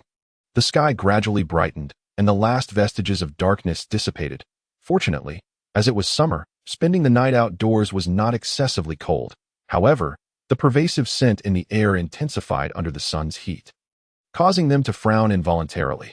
After a simple breakfast, they departed in the direction they had come from. Upon reaching the intersection, Shi Nian and the others bade farewell to Shi Lei's group. "Captain Shi, until we meet again, that we must take our leave now." As for the vehicles, Shi Nian had no intention of reclaiming them. Before the apocalypse, she had modified several vehicles and stored them in her space, and there were still many unmodified ones. After the outbreak, she had also collected some vehicles from the car dealership to place in her space for future needs. "May we all survive." Shi Lei smiled and waved at them before heading in the opposite direction. Shi Lei and his team needed to return swiftly to their temporary encampment from the previous night, but if they were delayed, the team might already have departed, and reconnecting would not be easy. Currently, the communication system was not fully developed and had its limitations. Meanwhile, within the building, one of the team members voiced their concerns. "Captain Li, do you think Captain Shi and the others might have encountered danger? It's been an entire night, and they haven't returned. After such a commotion last night, they are likely in grave peril." Another chimed in, "Should we go look for them?" Upon hearing this, sorrow flickered in the eyes of the others. "Captain Li, Wang Gu is right. Searching for them now might yield a sliver of hope. Waiting idly here is not a solution." "Indeed. I agree." I concur. The individuals within the room engaged in hushed conversations. Beside them, Li Chongqing furrowed his brow, his eyes betraying a hint of contemplation. Though he appeared calm on the surface, an undercurrent of anxiety churned within him, having worked alongside Shi Lei for an extended period. He certainly did not wish for any misfortune to befall him. Peering through the corner of the window, Li Chongqing repeatedly glanced downward, occasionally checking the watch on his wrist. "Just wait a little longer. If he doesn't show up soon, we'll go looking for him." Upon receiving Li Chongqing's reassurance, the others finally exhaled, their hearts beginning to silently pray for their safe return. Outside, the zombies wandered aimlessly, no longer moving in unison as they had the previous night, resembling puppets devoid of vitality or soul. Yet, the memories of last night's commotion lingered, instilling a sense of trepidation that prevented them from acting recklessly. Should they venture out, they risked detection by the zombies, potentially attracting nearby hordes. Many cowered within the confines of the building, trembling, as their dwindling supplies of food and water became increasingly concerning. Time dragged on, each second stretching into eternity. Just then, several individuals heard the distant sound of a vehicle approaching. Instinctively glancing downstairs, where they quickly spotted the driver. "It's the captain. They've returned." One team member exclaimed with excitement, as the others hurried to the window. Joy illuminated their faces upon seeing the familiar figures in the vehicle. Their previously anxious hearts were now at ease. "Wonderful. The captain and the others have come back, not a single one missing." "But who, then, caused the disturbances last night?" Li Chongqing interjected, breaking the chatter. "Enough? This is not the time for discussion. Let's head down to regroup and assist the captain." "Understood." Shi Lei and the others were engaged in dispatching the zombies that had gathered around them. "Sure to. Go check if Li's team is still around. If not, hurry back," Shi Lei commanded swiftly. "Yes." Just as Shirtu prepared to depart, a synchronized and hurried sound of footsteps approached from the direction of the entrance, growing ever closer. Hearing the familiar cadence, the group felt a surge of relief. Their gazes instinctively turned towards the door, where Li Chongqing and his comrades appeared. Captain Li, Chi Lei, and Li Chongqing exchanged a glance, an unspoken understanding passing between them. Quickly, prepare to evacuate. The group coordinated seamlessly. And within moments, they had eliminated the surrounding zombies before swiftly boarding the vehicle and departing. Inside the car, Li Chongqing could no longer contain his confusion and inquired, Captain, what transpired last night?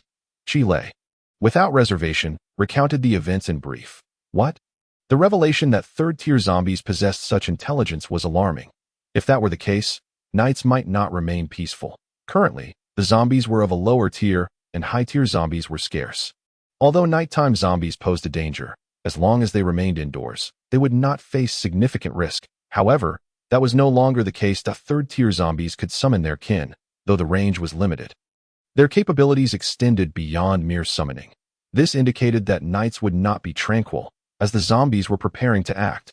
If fortune did not favor them, they could easily attract the attention of high-tier zombies, leading to a perilous pursuit that would make escape exceedingly difficult. Li Chongqing's brow furrowed deeper, an expression of worry clouding his features. Subsequently, Chi Lei shared the encounter with Shi Nian and the others. Old Li, do you recall what we discovered in the abandoned building last time? The ones who rescued me were those who fought the zombies in that very building. Their prowess is formidable, and their coordination is impressive. Chi Lei relayed his observations to in his view. Shi Nian and her companions had a clearer grasp of the apocalypse's rules and information than the authorities, likely privy to secrets unknown to them. Moreover, each individual seemed more adept at controlling their abilities than other second-tier ability users. Despite all being second-tier ability users, Chi Lei sensed an overwhelming pressure from them, as if he posed no threat in their presence. Their strength significantly surpassed that of others within the same tier, and he felt that although Shi Nian and her companions appeared to be second-tier ability users, their displayed power resembled that of third-tier users. In reality, each time they faced zombies, they exerted their utmost effort, striking decisively and relentlessly, striving to eliminate the zombies before their abilities waned, through continuous training and the nourishment of spiritual spring water. Their strength surpassed that of others within their tier. This was why they could engage in battles beyond their level. Of course, Chi Lei and the others remained unaware that Shi Nian had no intention of revealing any information regarding the spiritual spring water. The existence of their spatial abilities could be concealed, perhaps disguised as spatial-type ability users, but the spiritual spring water was their trump card, one that must remain hidden, at least not at this moment. Once exposed, Shi Nian and her companions would face relentless pursuit from their kind, a fate far more terrifying than that of zombies. After a day spent battling zombies, the world gradually dimmed, observing the sun's descent. Shi Nian suggested, we should find a place to rest soon. It's getting late. Let's act tomorrow. Following the events of the previous night, they suspected that high-tier zombies might soon take action, as night was their domain. Explaining why encounters with high-tier zombies were rare during the day, with the increase in zombie tiers, their cognition and intelligence would also enhance, allowing them to sense the arrival of night and the boost in their own abilities. Prompting them to unleash carnage for the first-tier zombies, they lacked cognition, aimlessly wandering the streets, driven by an insatiable thirst for flesh. Indeed, at that moment, Su remarked, there's a gas station up ahead. Let's take a look. Staying at a gas station wouldn't be a bad idea. His face bore a hint of excitement. The vehicle gradually approached the gas station, where a few abandoned cars were parked at the entrance. And the road was cluttered with wreckage. The ground was stained with dried blood and the putrid remains of severed limbs, along with some dead zombies. The gas station was in disarray. From outside, it was evident that multiple battles had occurred here, and the situation was far from optimistic. Shi Nian and her companions were accustomed to such scenes, as the city had transformed into a zombie-infested territory. A stark contrast to its former vibrancy, now a battleground for survival amidst ruins. Just as the vehicle neared, before they could disembark, a group emerged from within the gas station, clad in uniforms of the establishment, each appearing menacing, armed with various weapons. Their demeanor suggested they had claimed this place as their own, attacking passers-by for loot. The gazes they cast upon Shi Nian and her companions were filled with greed and desire, prompting Zhang Wang to instinctively shield Shi Nian at that moment.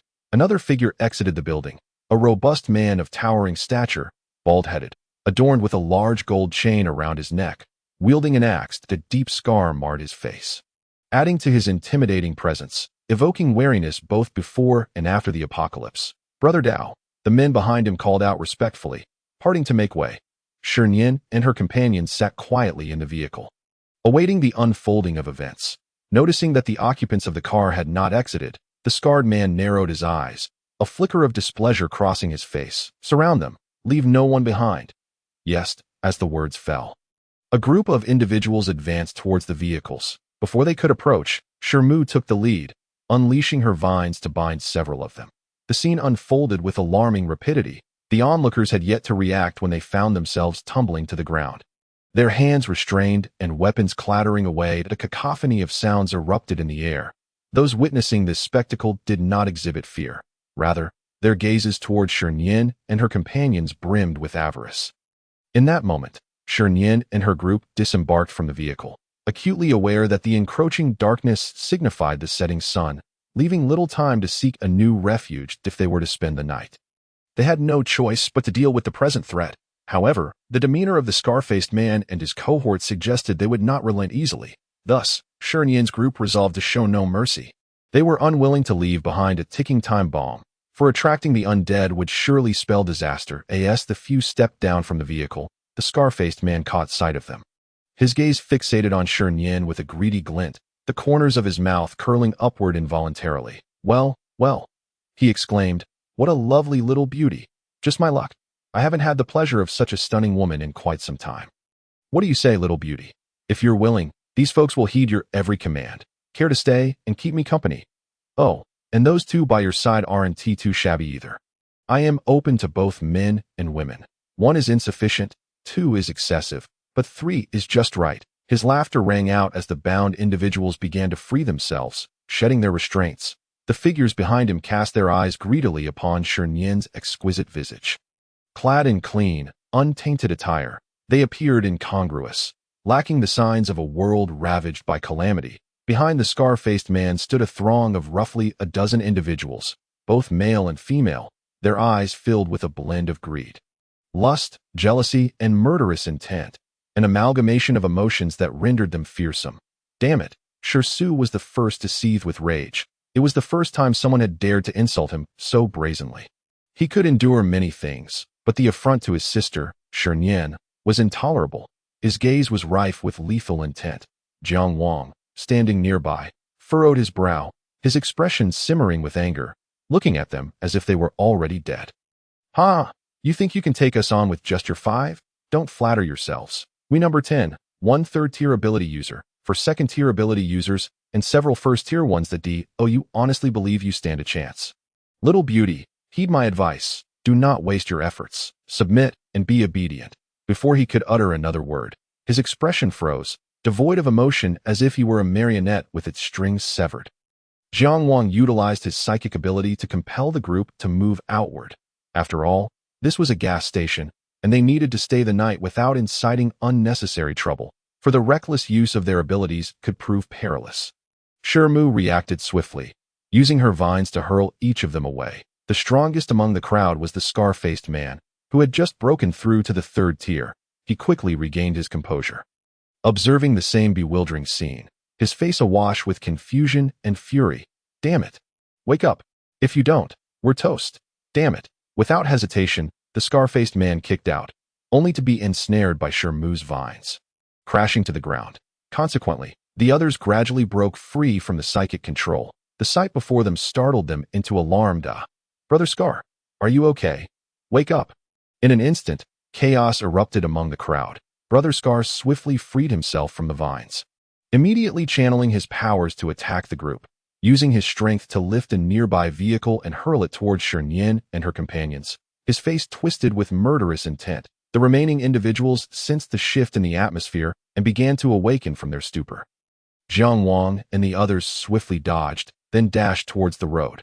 Observing their actions, Brother Scar and his companions misinterpreted it as a retreat, a smug smile playing on their lips, their eyes gleaming with predatory fervor. "Charge! Capture them alive! Those who succeed will be rewarded." Upon hearing this, the throng behind him surged with excitement, their gazes fixated on Shi Nian and her group, their desires and greed laid bare. Listen to Brother Scar. Onward, that most handsome man is mine. Ha! I want women.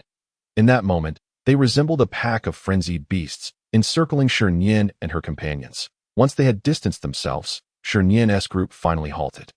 Seeing them stop, Brother Scar's smile widened. Little beauty, are you preparing to surrender? If so, before he could finish, a scene of horror unfolded before him that a crackling bolt of thunder surged towards him as Jiang Wang conjured a blade of lightning, striking at the leading Brother Scar while simultaneously using his psychic ability to disorient him. Sensing imminent danger, Brother Scar swiftly dodged to the side. The very ground where he had stood was marked with a blackened scar. Dust and debris swirling into the air. Witnessing this, the onlookers gasped, their faces etched with terror. They had seen firsthand the might of that lightning. Should they fall victim to such a force, it would surely spell their end. As the others were captivated by this display, Shi Nian and her companions seized the moment to strike. Shi Nian manifested ice blades akin to flying daggers, launching them at the nearest foes. Shi Su followed suit, unhesitatingly throwing fireballs at the clustered group. Shi Fu summoned earth spikes, directing them towards their midsections, while Shi Mu transformed her vines into deadly spears, piercing the heads of the encircled adversaries. The air was filled with various cries. Puffed. Arg. At once, the crowd was gripped by horror, desperate to flee, but it was too late. Their bodies bore the marks of numerous wounds, some heads rolled upon the ground. Gazing blankly at their companions, whose eyes were wide with terror, lips parted in fright, their bodies trembling uncontrollably in that moment, they beheld the descent of a demon, a sight so terrifying it was beyond comprehension. Spare us, we meant no harm. We shall never dare again. Please, let us go.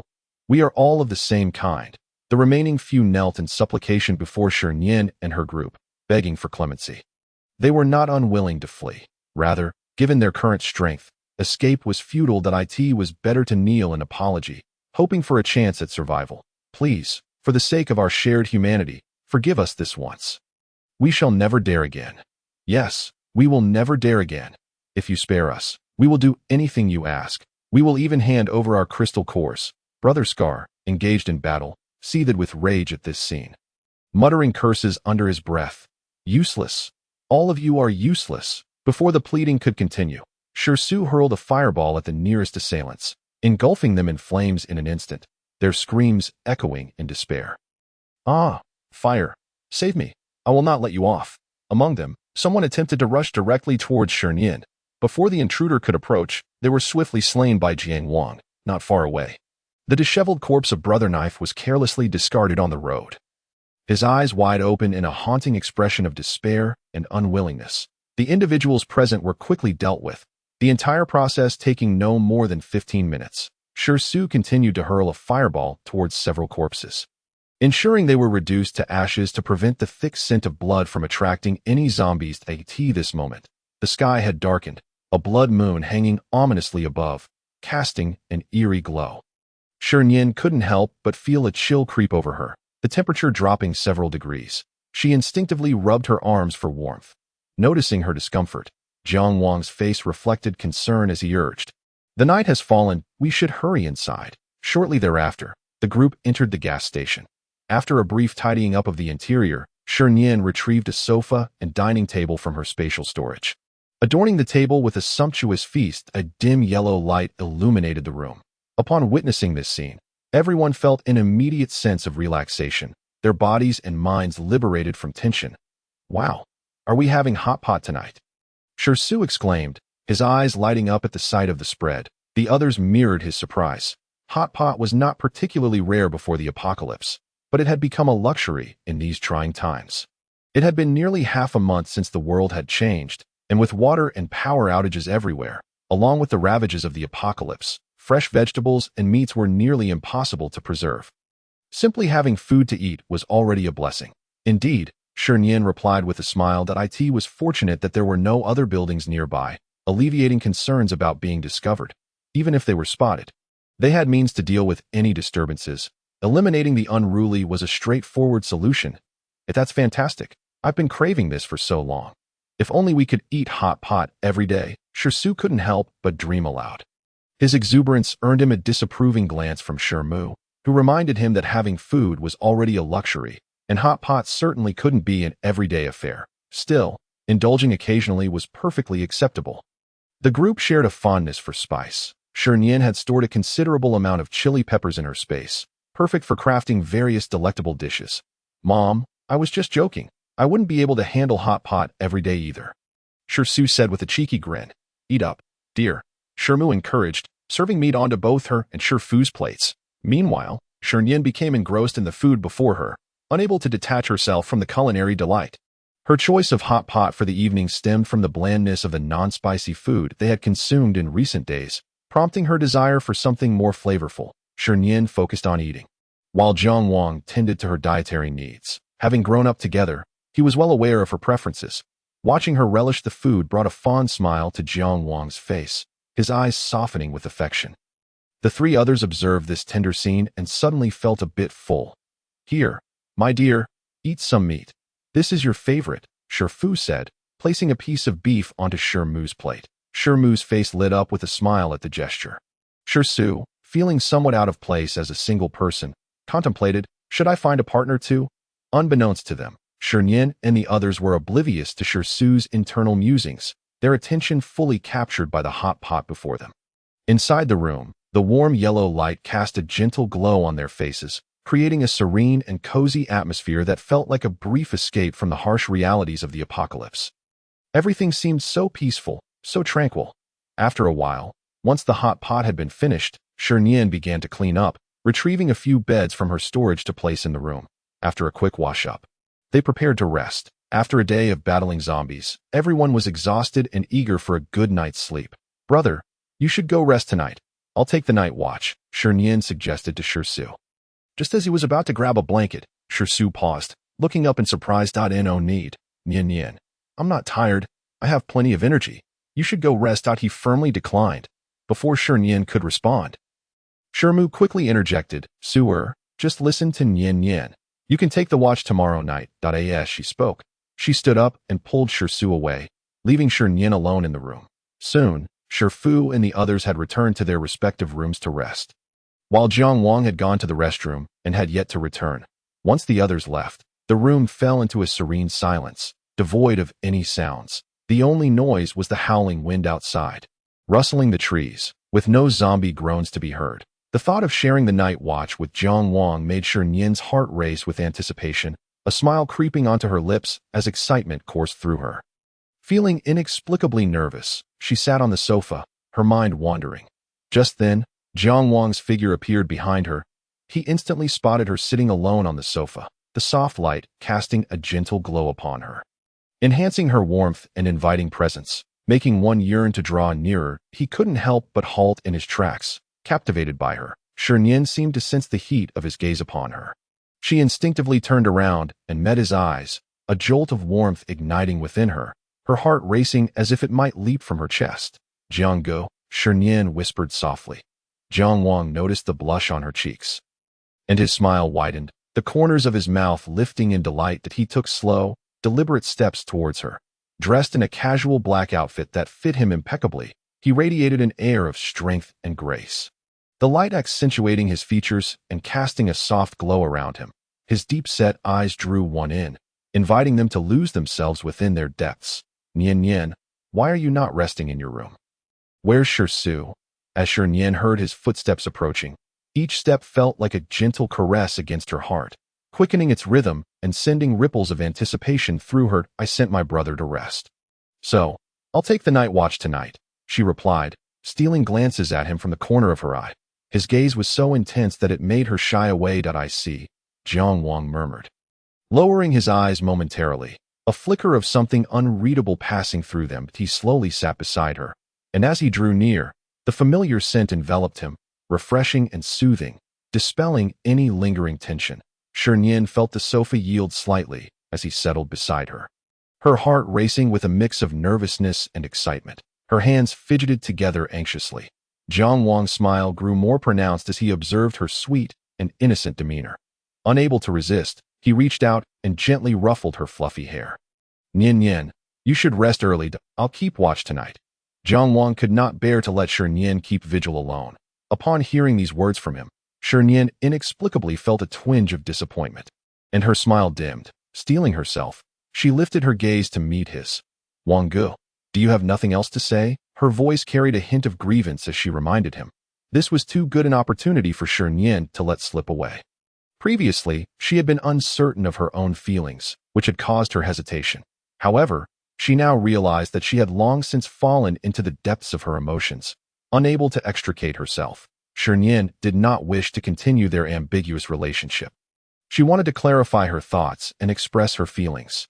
Jiang Wang instantly understood the meaning behind her words. His heart raced as he gazed at her tender, crimson lips, a flicker of desire flashing in his eyes. Nian Nian, you should rest early. Tomorrow, we have to rise early. Observing her adorable demeanor, Jiang Wang couldn't resist teasing her. Not receiving the response she desired, Shi Nian's smile immediately fell, resembling a deflated balloon. All right, she said. Her expression downcast, her spirit waning. Upon seeing this, Jiang Wang felt a pang of regret and silently berated himself for teasing her. He pulled Shi Nian onto his lap, wrapping his arms around her slender waist. The suddenness of the action caused Shi Nian to gasp "Ah!" She quickly realized and covered her mouth, stifling any sound. Raising her gaze to the person before her, confusion and disbelief shone in her eyes. Her clear, spring-like orbs fixed on him stirred his heart, brushing against it like a feather. Nian Nian, I'm sorry. It's my fault. I have so much to say to you, Jiang Wang quickly explained, unwilling to see her disheartened. Yet, as the words formed on his lips, he found himself at a loss, left with only a dry question. Nian Nian, would you be my girlfriend? I like you. Jiang Wang's gaze was sincere and earnest. Shi Nian had been awaiting further elaboration from him, yet she did not anticipate his forthrightness. The earlier gloom dissipated, replaced by exhilaration and excitement. Why didn't you say that earlier? Humph, Shi Nian pouted, a proud expression gracing her face. I'm sorry, Nian Nian. Jiang Wang sincerely apologized. It's all my fault. It won't happen again. Will you forgive me? Shi Nian was not truly angry. Her earlier disappointment was fleeting. Even if he hadn't spoken up, she would have found a way to voice her feelings. All right, I forgive you. From now on, you are my boyfriend. Her words. Jiang Wang tightened his embrace, his hands around her waist pulling her closer. He rested his head on her shoulder, inhaling the fragrance that belonged solely to her, his restless heart calming in that moment. Every cell in his body radiated excitement and eagerness, as if he wished to meld her into his very being. Shi Nian couldn't help but be affected by his fervent expression, a smile blossoming on her face. She gently patted Jiang Wang's chest, whispering, I haven't finished speaking yet. Jiang Wang loosened his grip slightly, but still held her close. Gazing at her with affectionate indulgence, Nian Nian, go on. I'm listening. Seeing that he did not release her, Shi Nian candidly stated, you must not flirt with others. You can only love me, all right, playing the field. All right. And Jiang Wang responded affirmatively to each of Shi Nian's requests. His heart had long been consumed by her, leaving no room for anyone else. She was his entire world. Wherever she was, that was where Jiang Wang would be. His gaze upon Shi Nian grew increasingly fervent, inevitably drawn to her delicate lips. Shi Nian sensed the intensity in his eyes, and she shyly looked up, catching sight of the desire within. Nian Nian, may I kiss you? Jiang Wang had longed to do this openly, without stealth. Shi Nian felt a wave of bashfulness wash over her at his straightforward words, her cheeks flushing as she shyly avoided his gaze. Nervously clutching his shirt. She nodded slightly. Jiang Wang's heart raced at her adorable demeanor, his breath quickening. He felt a parched sensation in his throat, as if flames burned within him, his body temperature rising. With her consent, Jiang Wang could no longer contain his desires. He slowly leaned in and pressed his lips against hers. As he approached, Shi Nian instinctively closed her eyes, her lashes fluttering, a mix of tension and anticipation swelling within her. Jiang Wang tenderly kissed her soft, luscious lips, savoring her unique flavor, his instinct guiding him as he clumsily explored this new territory. Shi Nian could clearly sense his inexperience, which made her feel slightly uncomfortable. She gradually wrapped her arms around his neck, guiding his movements gently. Although this was Shi Nian's first kiss and she had little experience, she had read enough novels and watched enough dramas to understand some of the essentials. Jiang Wang, sensing her gentle guidance, was surprised but chose not to dwell on it. He followed Shi Nian's rhythm, gradually becoming the one in control. Before long, Shi Nian could feel that he had mastered the art of kissing. even surpassing her teachings. She could not help but marvel at how men could often pick up certain skills instinctively as their gazes intertwined. Love enveloped the room. Jiang Wang gently coaxed her lips open with his tongue, intertwining with hers, creating a symphony of love. Time slipped away unnoticed. Shi Nian gradually found it difficult to breathe, prompting her to lightly tap Jiang Wang's firm chest, sensing the shift in their embrace. Jiang Wang reluctantly released her. Instantly, Shi Nian leaned against him, taking deep breaths. Ha! Ha! Jiang Wang gazed at her with heightened desire. In that moment, Shi Nian's eyes glistened with innocence and purity, her cheeks flushed, her lips fuller and more radiant than before, appearing soft and inviting.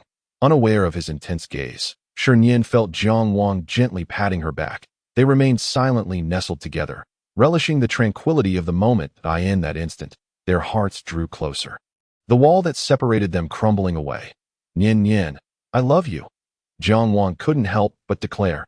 Faced with his burning affection, Shi Nian responded without hesitation. A smile graced her lips as she softly replied, I love you too. They exchanged a knowing glance. Just then, Shi Nian couldn't help but ask, Wanggu, when did you start liking me? Was I really that charming back then? I couldn't speak, and my intelligence was lacking. What exactly did you see in me? Although Shi Nian retained memories of the past, she had not experienced it firsthand. Those fragments played in her mind like a film, lacking the depth of genuine involvement, leaving her unaware of the emotional nuances at the time. Jiang Wang's lips curled into a smile as he responded, Nian Nian, do you really want to know? In response to his inquiry, Shi Nian nodded without hesitation, a glimmer of anticipation flashing in her eyes. Jiang Wang was aware of her circumstances and bore no anger towards her question.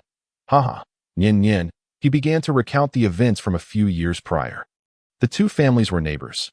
Jiang Wang was the same age as Shi Nian's elder brother, Shi Su. Now both were 28, while Shi Nian was 25. Jiang Wang and Shi Su attended the same school and were in the same class. Their bond stronger than that with their peers.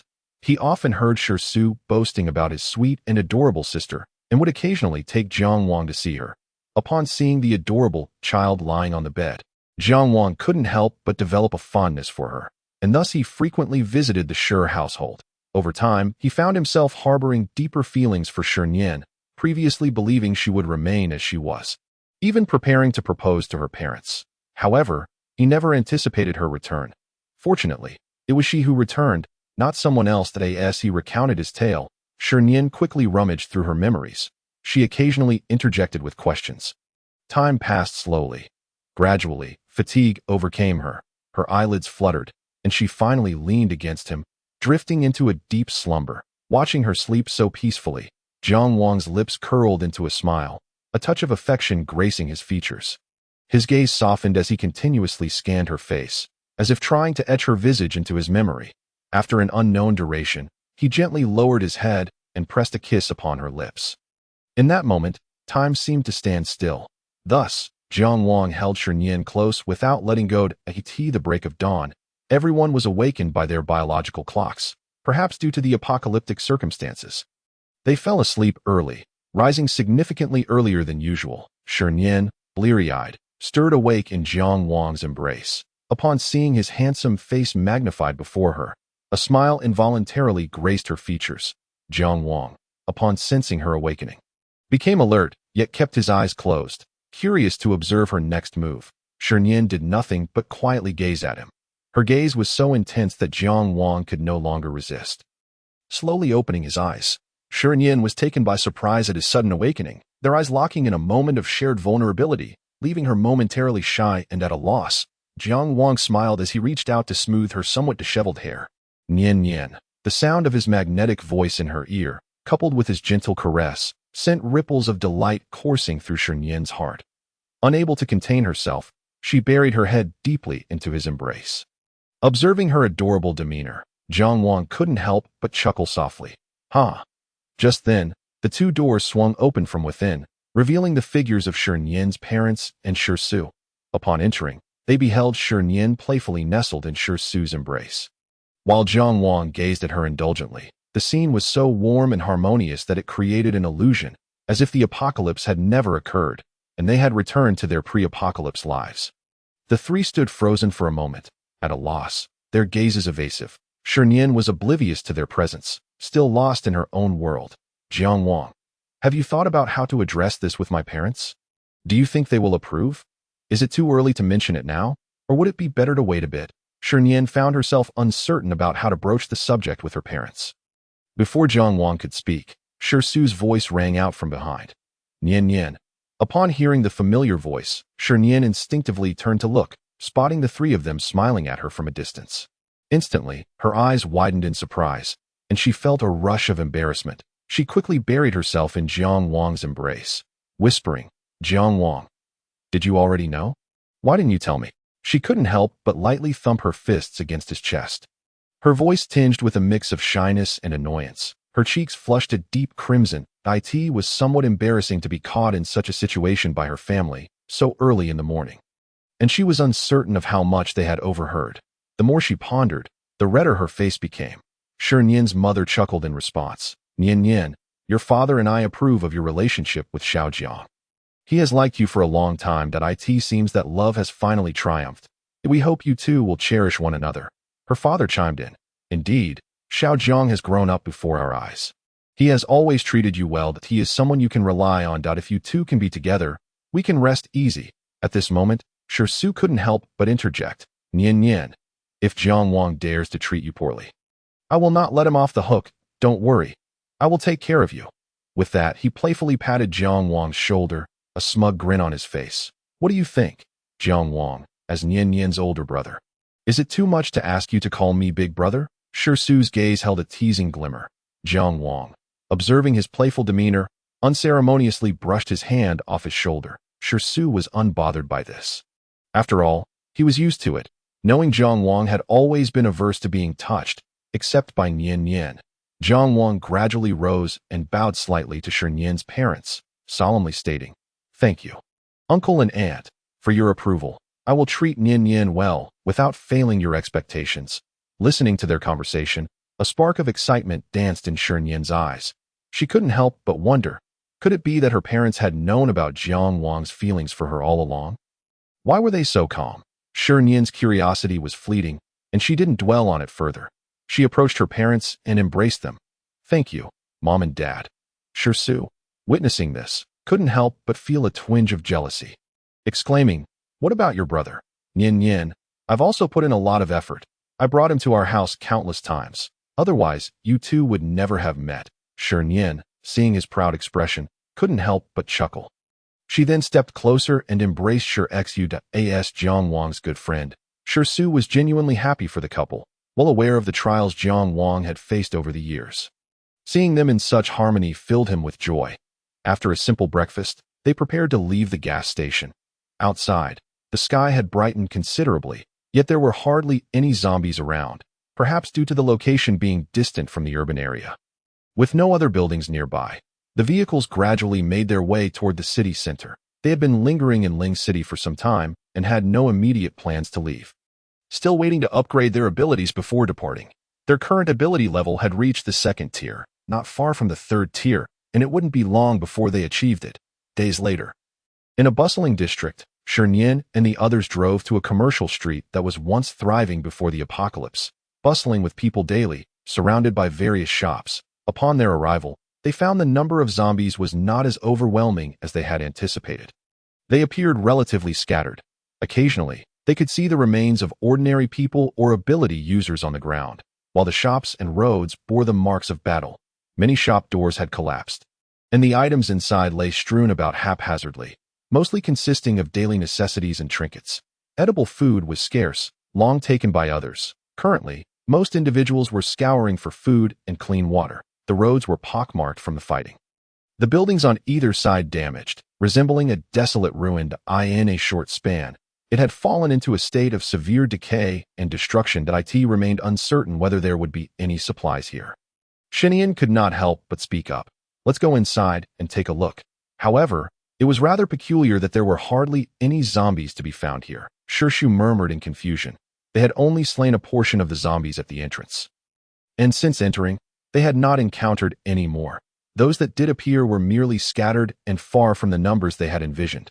The deeper they ventured, the more palpable the sense of danger became. Jiang Wang furrowed his brow. his gaze fixed intently ahead, as if he could perceive a monstrous presence lurking in the distance. He cautioned, "Nian Nian, be careful. This place feels perilous. There may be high-level zombies present." Upon hearing this, Shi Nian and the others instantly heightened their focus, scanning their surroundings vigilantly. Should there be any sign of abnormality, they would act without hesitation.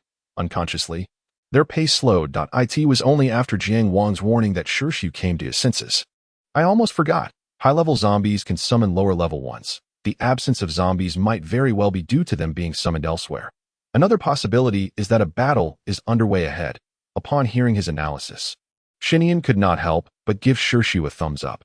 "Nian Nian, even your brother is just making guesses."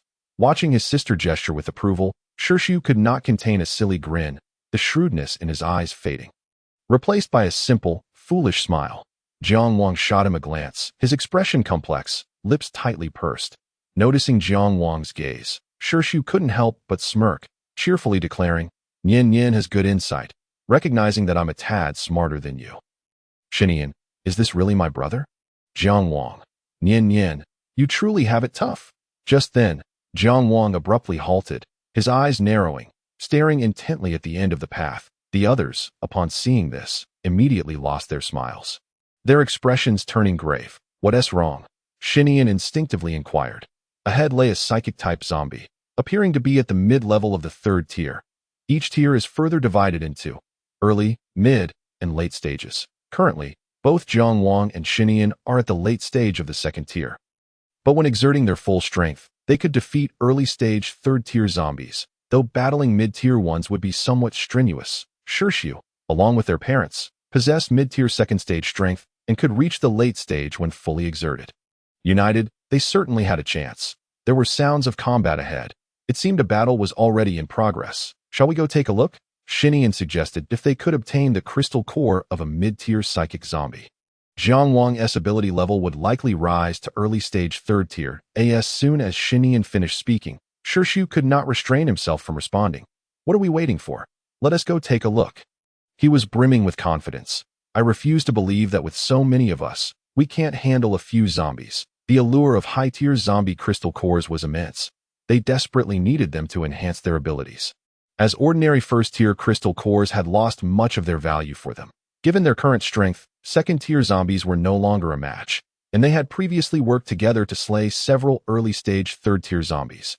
Yet they had yet to encounter any mid-tier zombies. Among them, psychic-type zombies were the most dangerous, as they could conceal themselves in the shadows and summon or control other zombies at will, making elimination quite challenging. Shi Nian glanced at Jiang Wang. Soon, the group advanced rapidly towards the front. Around the street corner, a voice exclaimed, "Brother, why are these zombies never-ending? Could it be that we are truly going to fall here? Damn it, it must be the work of a psychic zombie. Where could it be hiding?" An irate man in a black t-shirt spoke out. The six of them were roommates from the same dormitory. After the apocalypse erupted, they unexpectedly awakened their abilities and began teaming up to exterminate zombies and acquire crystal cores, which significantly accelerated their level progression compared to others. This also increased their odds of survival when facing zombies. Subsequently, they took their remaining family to the lynching base, settled them there, and then accepted an external mission, slaying zombies along the way. Fortunately, they had not encountered significant danger thus far. The team leader, Shi Nian, also served as the dormitory head, and everyone was accustomed to following his commands, as he possessed the strongest abilities within the group, currently at the late stage of the second tier with lightning abilities. Shi Nian's brow furrowed deeply, his eyes reflecting a mixture of determination and reluctance. Do not linger in battle. Evacuate swiftly. With their current strength, they could not locate the psychic-type zombie, even if they did find it. They lacked the manpower to confront it. Understood. The group coordinated to move toward the location where their vehicle was parked. Thankfully, they were cautious. Vehicles typically would not be parked out of sight, allowing for an easier escape. Numerous zombies, around 20 or 30, were converging upon them, and their numbers were steadily increasing. Just then, Shi Nian and the others made their appearance. No, continually slaying zombies isn't a solution. We need to find that psychic zombie as soon as possible. Shi Nian urged. Shi Nian and the others quickly spotted Shi Nian and her companions in the distance. From their attire, it was evident that this group was not ordinary. The apocalypse had been raging for over a month, and yet this team maintained a clean and tidy appearance, which seemed rather peculiar.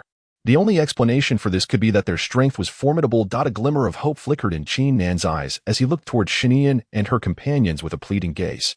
Brothers ahead, could you lend us your aid to eliminate these zombies? All the crystal cores will belong to you. The moment those words left his lips, the others were taken aback, momentarily stunned. One of the team members, noticing a zombie about to attack from behind, suddenly displayed fear. Caught off guard as he faced imminent danger, he exclaimed, "Watch out, second brother." Shi Nian swiftly unleashed a bolt of lightning, obliterating the zombie. Phew, the team member began to breathe heavily. Having truly felt death's breath just moments ago, that if Shi Nian had not acted in time, he might have met his end. "Second brother, are you all right? Are you okay?" At that moment, another member rushed to second brother's side, expressing concern. The others also cast worried glances his way. "I'm fine. Thankfully, the captain acted swiftly and saved me." Phew. Just recalling the recent danger made him uneasy, tightening his grip on the weapon in his hand.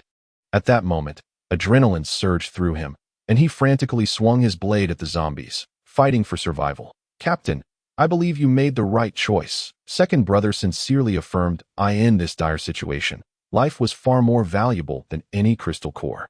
The others nodded in agreement. The situation was critical. The zombies were increasingly encircling them, that if they did not receive support soon, they would surely perish here. Not far away, Shi Nian and her group also recognized the urgent predicament. Without further hesitation, Shi Nian declared, "Brother, we leave this to you. I will go with Jiang Wang to find that hidden psychic zombie." "All right, Nian Nian, take care with Jiang Wang." With a brief exchange, they parted ways, upon seeing three figures hastening towards them.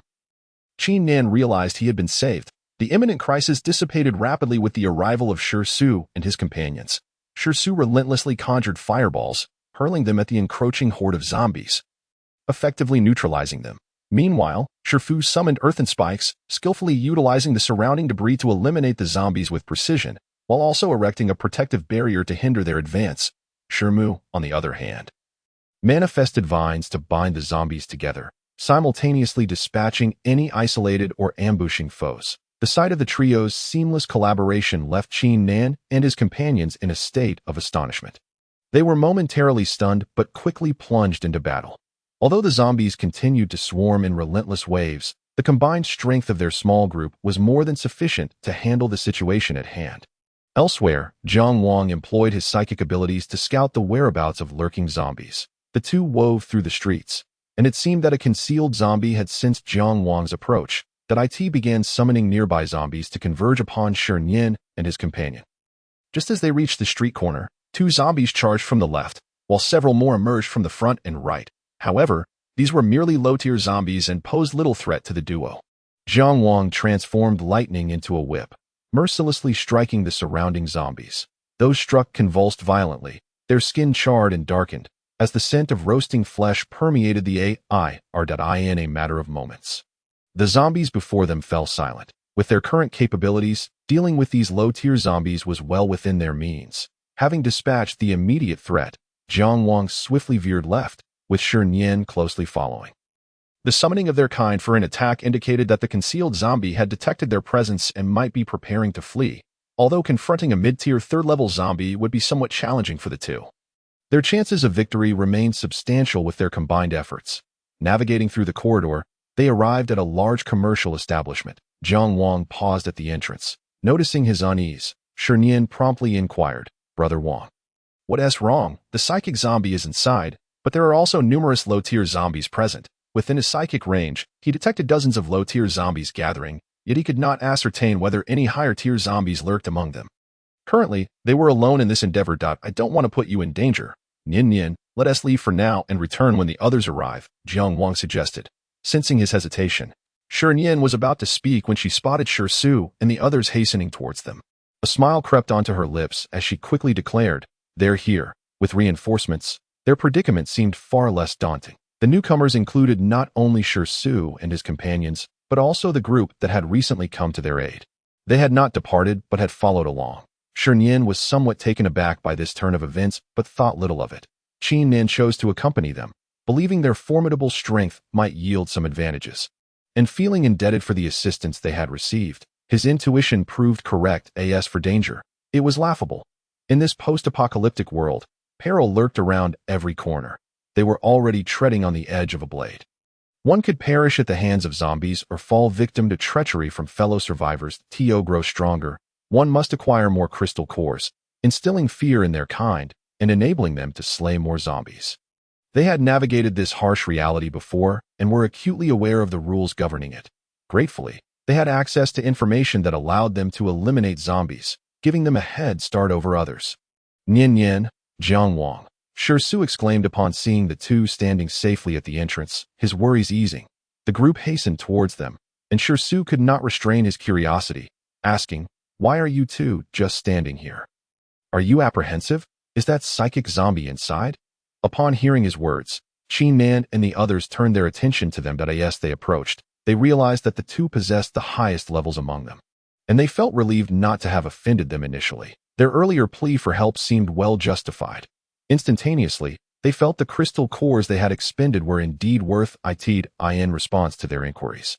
Jiang Wang did not withhold information but candidly explained the situation. There are numerous zombies inside, at least dozens, possibly over 100. This is a large supermarket with 2 floors, situated in a bustling area. The zombie count will not be low. Hearing this, everyone turned their gaze towards the supermarket, faintly hearing the continuous growls emanating from within, the sounds drawing nearer. The urgency of the situation dawned upon them. Considering the psychic zombie, they could still leave, but once they entered, escaping would not be easy. They were unaware of the specifics inside, or whether other high-tier zombies were present. In an instant, silence enveloped the group as they pondered their options.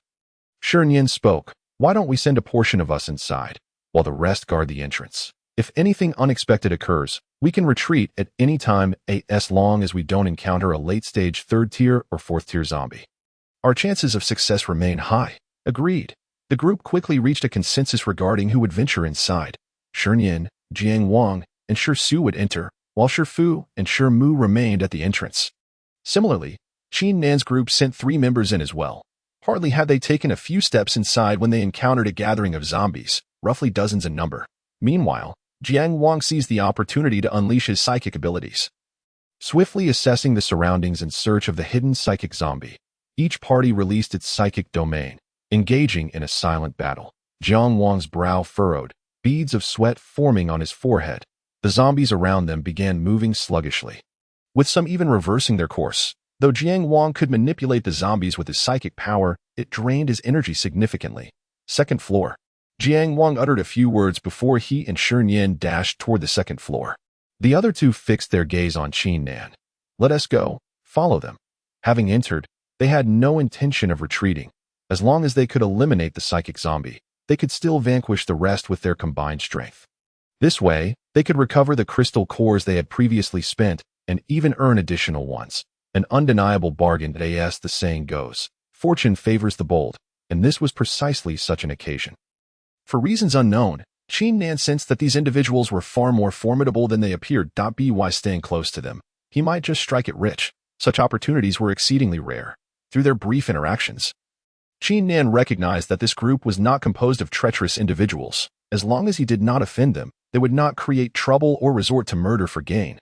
Analyzing the situation from every angle, he concluded that by aligning with Shi Nian and the others to eliminate zombies, he would undoubtedly secure numerous crystal cores. As for the other two, they had long admired Shi Nian, the dorm leader, for his ability to defuse crises on multiple occasions. Their current success was attributed to his leadership and foresight. His capability to guide them to survival thus far was no trivial matter. Soon, the approaching zombies were dispatched, and they pressed on. The number of zombies on the 2nd floor was evidently greater than that on the 1st. A few individuals formed a triangular formation, moving swiftly. The surrounding zombies relentlessly pursued them, yet surprisingly refrained from launching an attack. Their hollow eyes fixated upon the group, each mouth agape, emitting a chilling cacophony of growls that sent shivers down one's spine.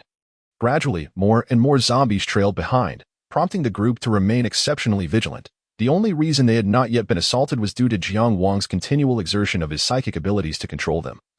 And in a short span of time, he had already exhausted a significant portion of his energy, his complexion turning pale. Shi Nian hurriedly retrieved some unadulterated spiritual spring water from her space, delivering it into his hands. This concentrated essence proved far more potent than its diluted counterparts. Jiang Wang did not hesitate. quickly affirming, "I found it." Upon consuming the spiritual spring water, he could distinctly feel his depleting mental energy rapidly replenishing. No sooner had he spoken than a gaunt figure darted past them. Instinctively, they turned to see that the thin silhouette was not that of an adult, but rather a child.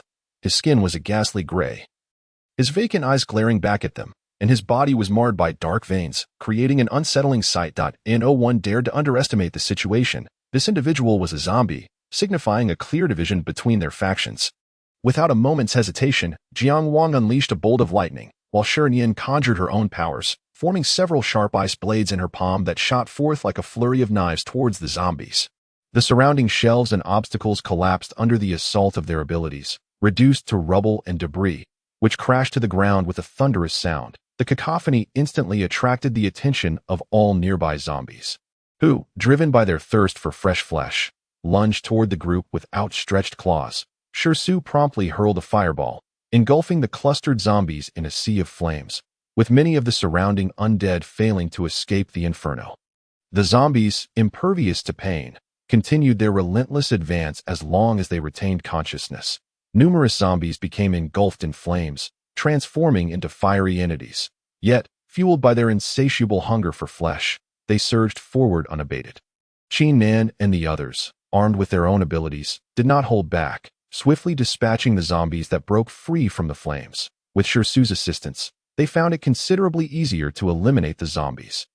Focusing solely on those that were isolated or attempting to ambush, the group coordinated seamlessly, minimizing their losses as they took down the encroaching undead while retreating simultaneously. Meanwhile, Jiang Wang and Shi Nian concentrated on eliminating the elusive psychic zombies. The latter's level surpassed theirs, making it quite challenging to capture him, as he darted about like an eel, evading their grasp. "Brother Wang, this strategy is untenable. They cannot hold out much longer. We must devise a solution swiftly," Shi Nian urged briskly.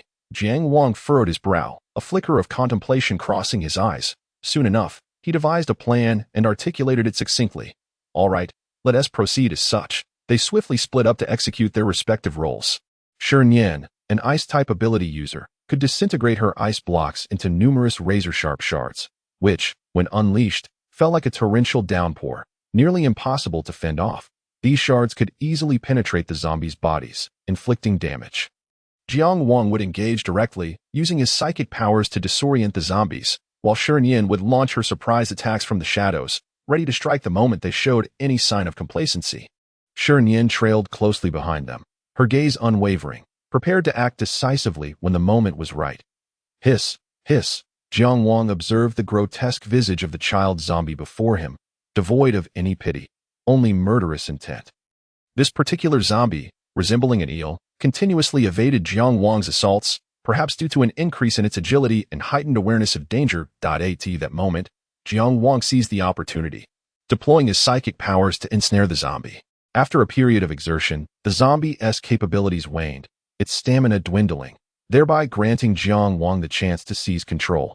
Witnessing this, Shi Nian swiftly unleashed a barrage of ice blades toward the incapacitated zombie. The dense array of icy projectiles struck, and the creature could no longer evade the onslaught.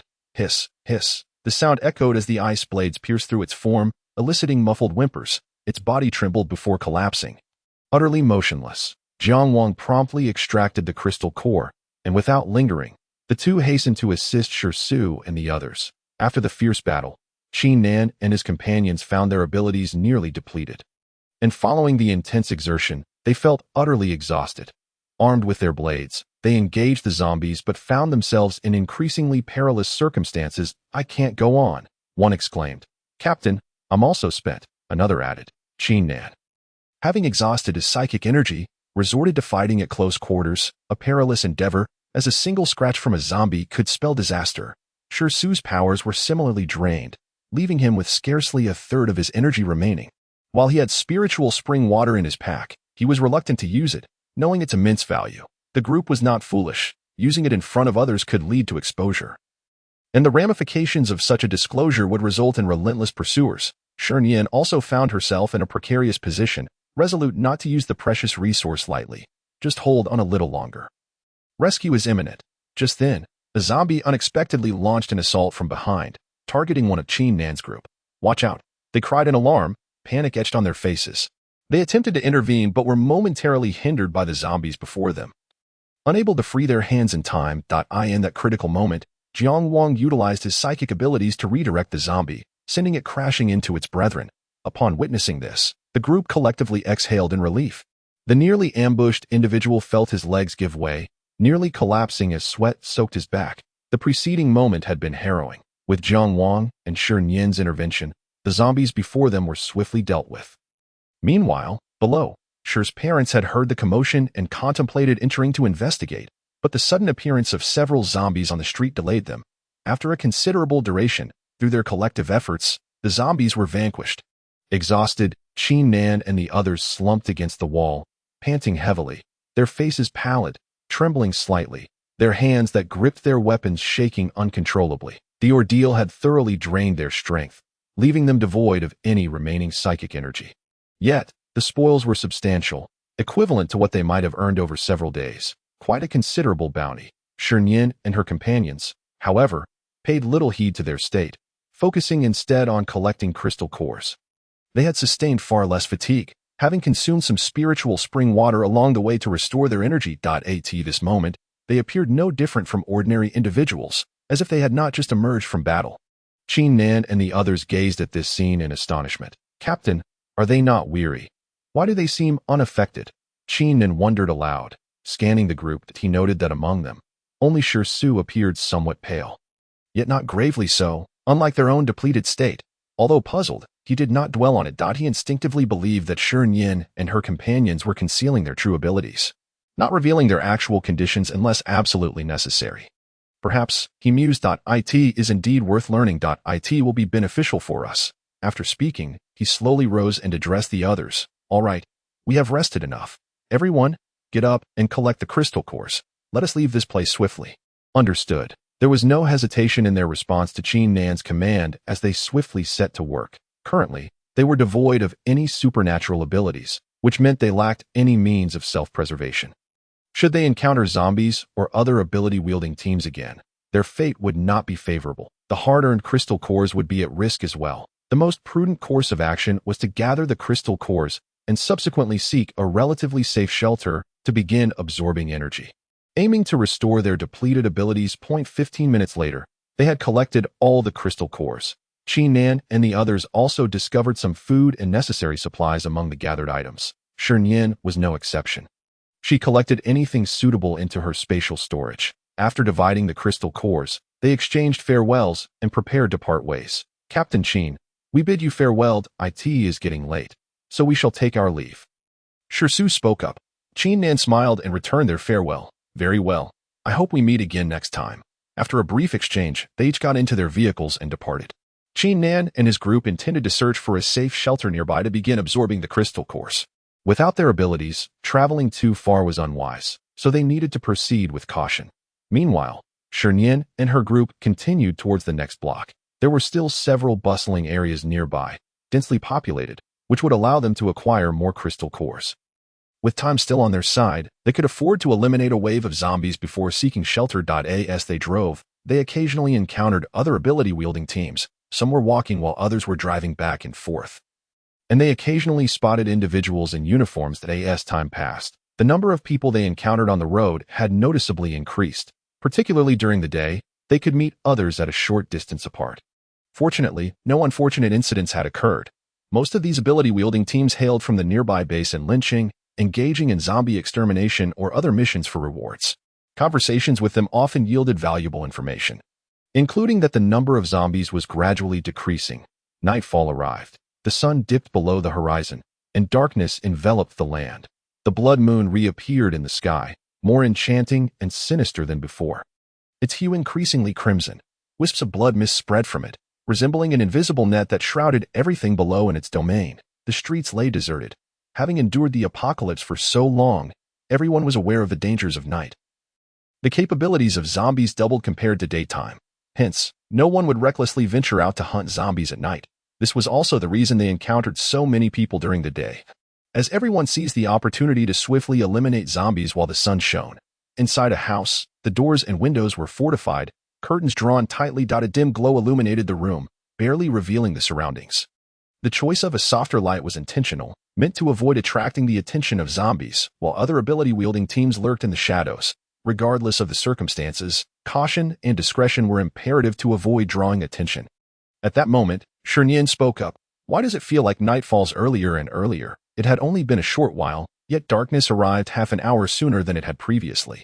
Her words instantly captured everyone's attention, plunging them into deep thought as they began to recall the recent changes. The more they pondered, the more unsettling it seemed. Nian was right. The nights were indeed darkening more quickly. The dawn time had not altered. If this continued, the situation would not bode well. It implied an extension of the zombies' active hours, enhancing their abilities, making it increasingly challenging to deal with them. Shi could not help but interject. Should we inform the officials about this matter? As of now, they held a favorable impression of the officials, who had been actively addressing the zombie threat, establishing new order, and searching for survivors at times. They even collaborated in joint operations. Shi Nian glanced at Shi and replied, "That is a possibility. However, if we have noticed this, it is likely that the officials have also perceived the unusual nature of the nights. Nevertheless, we can subtly remind them the next time we encounter any officials. During their zombie hunting endeavors, Shi Nian and her group occasionally crossed paths with officials, who sometimes came to their aid. A bond had formed, and they were aware of Shi Nian and her companion's existence. After a brief discussion about the recent anomalies, they chose not to delve further. At that moment, Shi Nian retrieved a bag of crystal cores from her spatial storage. These were their gains from the past few days. Upon seeing the crystal cores, the others' eyes brightened, their expressions filled with joy. "Wonderful, our abilities can be upgraded," Shi exclaimed, unable to contain his excitement. The others shared the same sentiment. Eager to elevate their powers, their levels remained at the initial stage, levels 1 to 3. They could still absorb the cores from attribute-less zombies. However, as their levels increased, the efficacy of attribute-less cores diminished significantly. Even a slight advancement required a substantial quantity of low-level cores, often numbering in the hundreds or thousands, rendering it an unwise endeavor for them. It was particularly time-consuming and labor-intensive. To expedite their level-ups, they needed to eliminate higher-level zombies.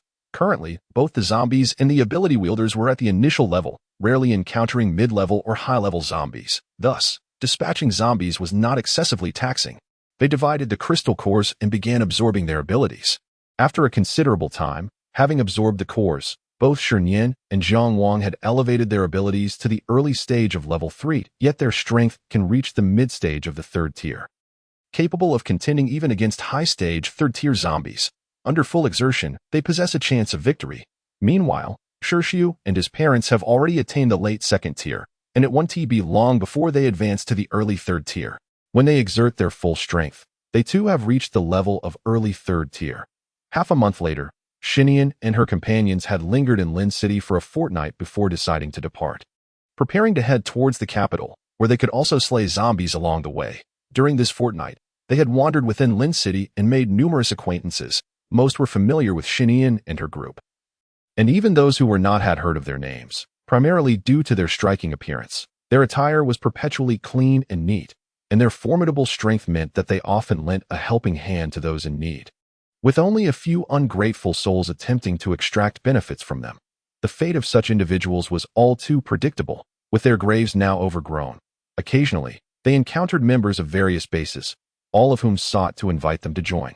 But Shi Nian consistently declined. She had no desire to remain there. Her destination was the capital. With time pressing on, it was indeed the moment to set forth. At this juncture, they had already boarded their vehicle. Traversing the desolate roads ahead, the surroundings remained in a state of disrepair, with abandoned vehicles strewn about and the roads no longer as smooth as before. Numerous corpses lay scattered, and the ground was riddled with potholes, making the journey quite uncomfortable. However, this was not the time for such considerations. They needed to leave swiftly at noon. The group casually consumed some food in the vehicle, taking a brief respite before continuing their journey.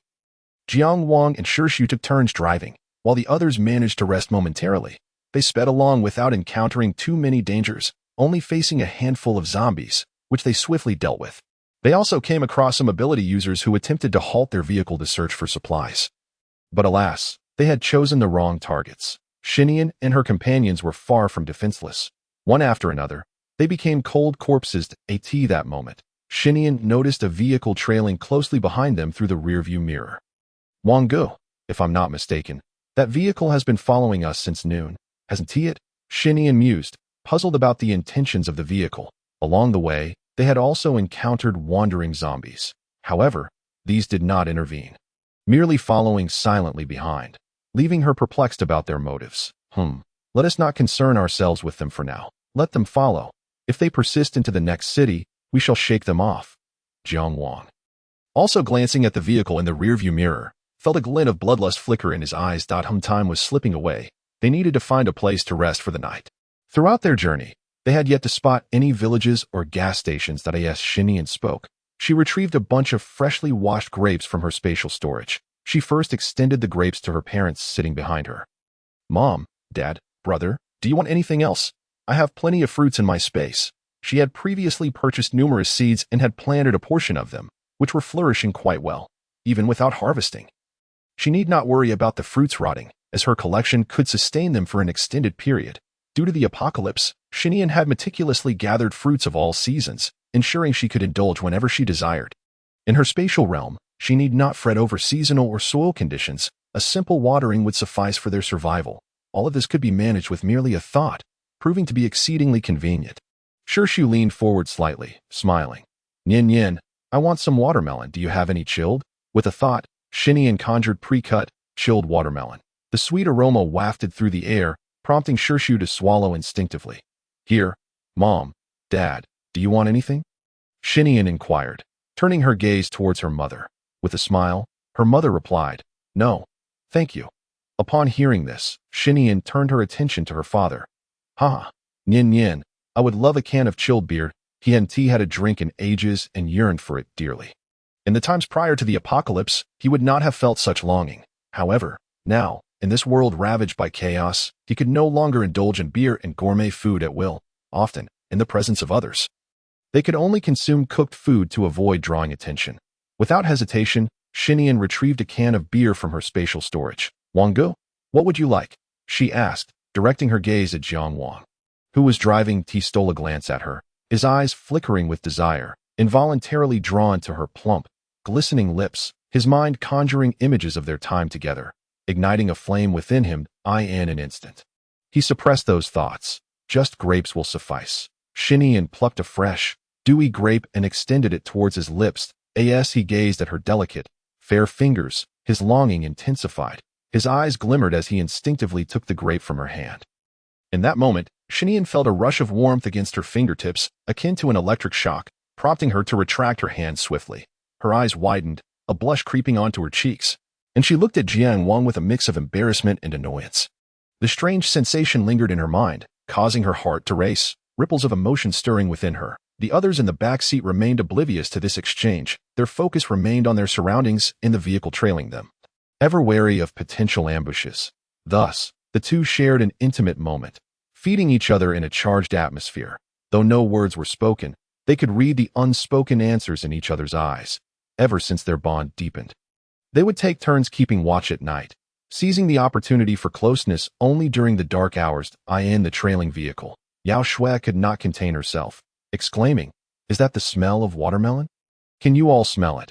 Her words immediately caught the attention of the others. What? Miss Yao, what did you just say? Watermelon? How could there possibly be watermelon here? Are you hallucinating? It's been how long since the apocalypse? Even rice has become a luxury.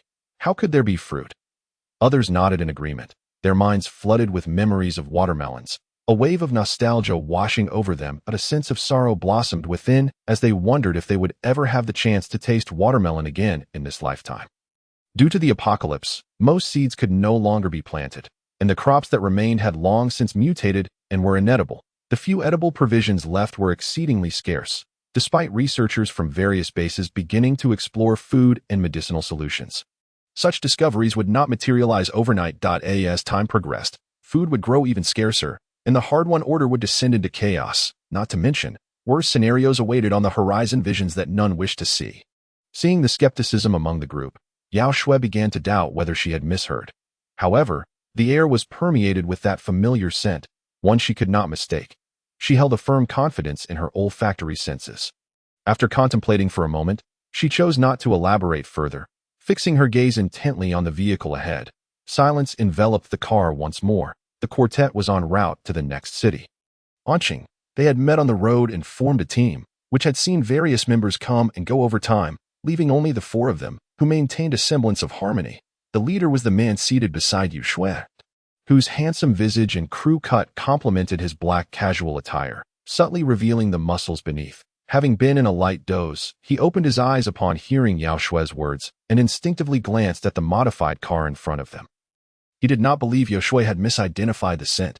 Through their time together, he had come to know that her sense of smell was quite acute, and she had no reason to lie. However, he held reservations about Shi Nian and the others, as their behavior was riddled with suspicion, heightening his vigilance. His instincts hinted that the group ahead was not to be underestimated. They might be privy to secrets unknown to others.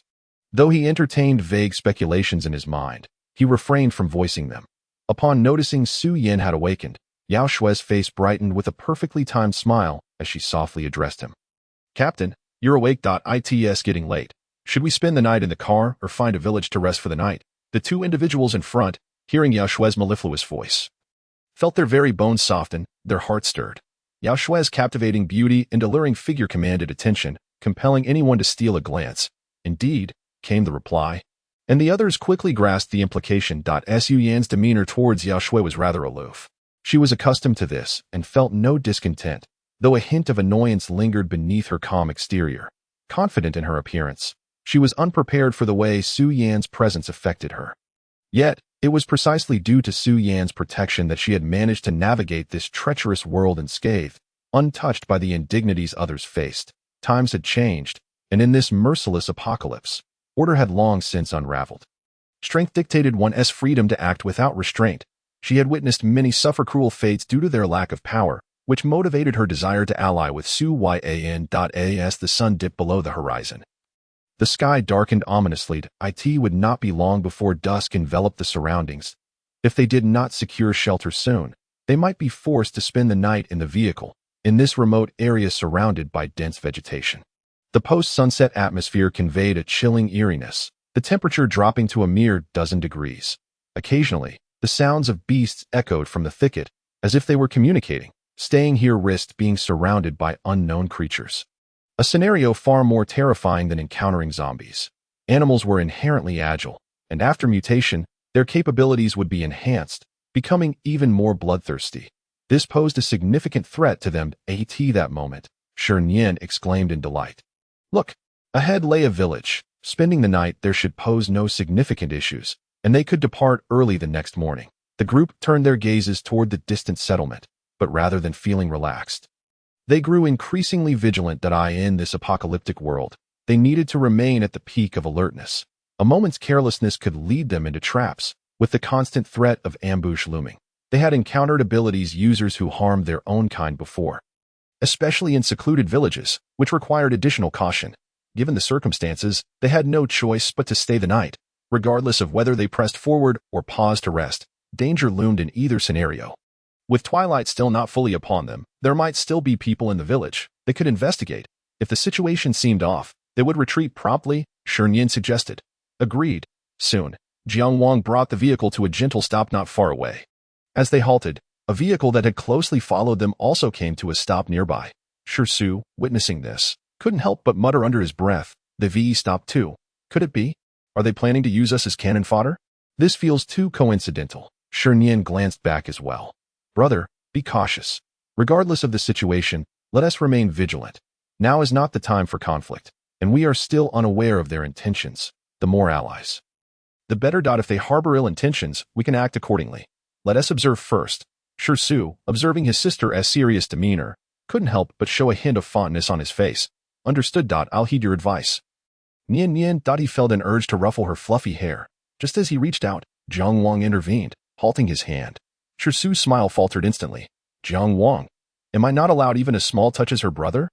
Your jealousy is over the top. How did I not notice this side of you before?" "Humph." Shi Su shot Jiang Wang a glare before promptly turning away, refusing to look at him. Shi Nian, amused by their bickering, smiled brightly. "All right, it's getting late. Let us hurry inside." As the group was about to step forward, they noticed 4 individuals, 3 men and 1 woman, emerging from the vehicle behind them. Clearly heading in their direction, They instinctively grew cautious as the newcomers approached. Shi Nian and the others finally discerned their features, momentarily stunned into silence. Observing their clean attire, they were filled with astonishment. Maintaining such cleanliness in these times was no small feat. Requiring ample water resources, a precious commodity in the current world, after a brief moment of shock, they quickly regained their composure and averted their gaze. Shi Nian and her companions had not anticipated such a fade. In this apocalypse, strength was the ultimate truth. There's something we can assist you with. Shi stepped forward, taking the initiative to speak. Shi Nian emerged from the group, clarifying, "We have no intention of following you. Our destination is Anqing." Upon hearing this, Shi Nian and the others immediately understood they were headed to the capital city, but would pass through Anqing, explaining their prolonged journey together. Nonetheless, Shi Nian and the others remained on guard. "I see." Shi nodded in understanding. "Since our paths align and we find ourselves in the wilderness, it would be prudent to set up camp together. Should danger arise, we can look out for one another." Shi Nian revealed his true intentions. From their appearances, it was evident that they were formidable. He sensed that all of them were ability users, and their levels were not to be underestimated. Ability users could sense each other as powers. Though the specific levels remained unknown, Shi Nian recognized a threat in Shi Nian and Jiang Wang. Should he make any sudden moves, his chances of escaping unscathed would be slim. Traveling alongside them would ensure a degree of safety. Shi observed Shi Nian's sincere demeanor, noting the absence of deceit or ulterior motives, which eased his tension slightly. "Please hold on a moment." He did not make an immediate decision, but turned to Shi Nian and Jiang Wang. "Nian, Jiang Wang, what do you think? Should we camp together? It will take another day to reach Anqing, and who knows what dangers lie ahead. Moving together could be a wise choice." Shi Nian and Jiang Wang had long speculated about Shi Nian and his companions' intentions. Their thoughts were quite similar to those of Shi. Since they had already arrived at the village, it was not feasible to drive them away. Having an additional person might even help in detecting danger earlier. The group exchanged glances, and Shi Nian finally spoke. "All right, brother, let us proceed as you suggest." Before long, the two parties swiftly made their way into the village. Upon reaching the entrance, a hoarse voice rang out. "Halt! What brings you here?" Following the sound, they saw several figures approaching slowly. Leading the group was a middle-aged man, accompanied by a few young individuals, all of whom appeared to possess special abilities. The social butterfly of the group. Shi took a step forward and greeted, "Hello. We are merely passing through the village and would like to find shelter for the night, departing at dawn." Upon hearing this, the middle-aged man's wariness diminished somewhat as he scrutinized the newcomers, confirming their lack of infection from the zombie virus before he finally relaxed. "Very well. Just remember to leave by morning. The village has been quite unsettled lately, with numerous monstrous beings, known as zombies, appearing. Those bitten do not last long before succumbing to the virus and becoming zombies themselves. This has led to a significant decrease in the village's population." The middle-aged man then guided them towards some vacant houses, providing an overview of the village's current situation. Due to its remote location, few travelers came here, resulting in limited information about the outside world. Shi reciprocated by sharing what he knew, exchanging news with the villagers. Originally, the village had housed hundreds of inhabitants, but now only a few dozen remained. Most had turned into zombies, while others had ventured out and never returned, leaving their fates uncertain. The villagers were predominantly elderly, sickly, or disabled, with few young people left, making it difficult for them to venture outside. Even if they did, the pervasive presence of zombies rendered it perilous. The middle-aged man, who was the village chief, soon led them to two houses. The entrance was still stained with dried blood, and the surrounding items lay scattered chaotically, reminiscent of a fierce battle.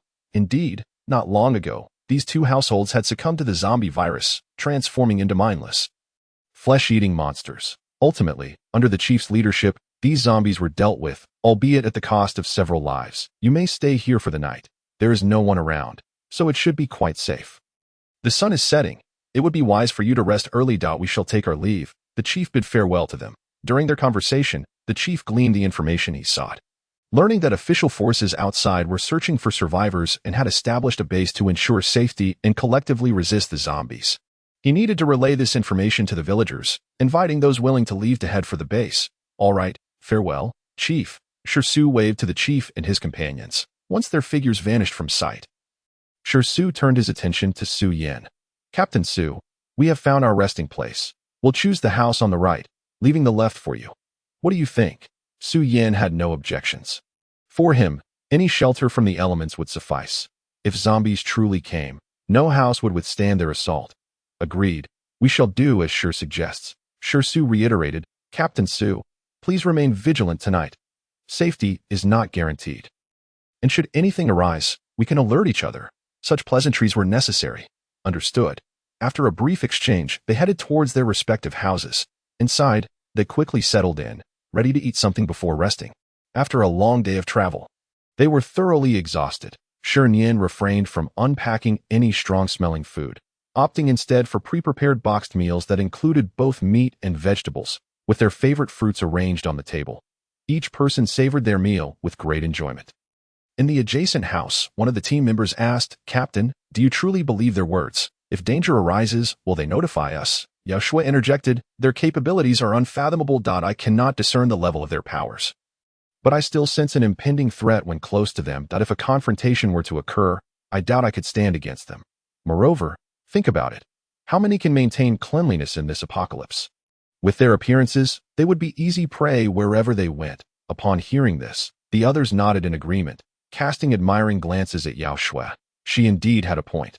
That's right, Yao Shui said with a hint of pride, inching closer to Su Yan. However, before she could close the gap, Su Yan decisively distanced himself. Annoyed, Yao Shui stomped her foot in frustration. Meanwhile, Su Yan quietly sat aside, retrieving food from his backpack to eat.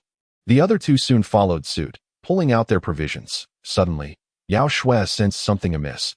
She sniffed the air, her expression shifting as she moved about restlessly. Miss Yao, what troubles you? Are you hungry? I have some food left. One of them offered, only to be promptly rebuffed by Yao Shui. You eat yours, she retorted. I can smell the aroma of braised pork. Can you not smell it? Hearing her words, the others strained their necks, trying to catch a whiff, but frowned instead. Did I ask there? I didn't smell anything except the stench of sweat and decay from ourselves. Due to a lack of water, they hadn't had a proper wash in quite some time. Yao Shui rolled her eyes at their responses, then turned her gaze towards Su Yan in the corner. She quickly approached him, sitting beside him with a smile and softly saying, Captain, do you smell the aroma of braised pork? I am not lying. Before the apocalypse, my sense of smell was as sharp as a dog's. Su Yan's expression remained impassive, revealing nothing. He simply uttered two words, I smell nothing. He harbored no doubts regarding Yao Shui's words, for he too had caught the scent of food. In this desolate area devoid of other inhabitants, it was evident that only they and the neighboring Shi Nian and her companions could be responsible for it. Without further contemplation, he discerned that the sustenance must have been provided by them. Su Yan suspected that they possessed spatial-type abilities, far surpassing those of other supernatural beings, perhaps even endowed with preservation capabilities.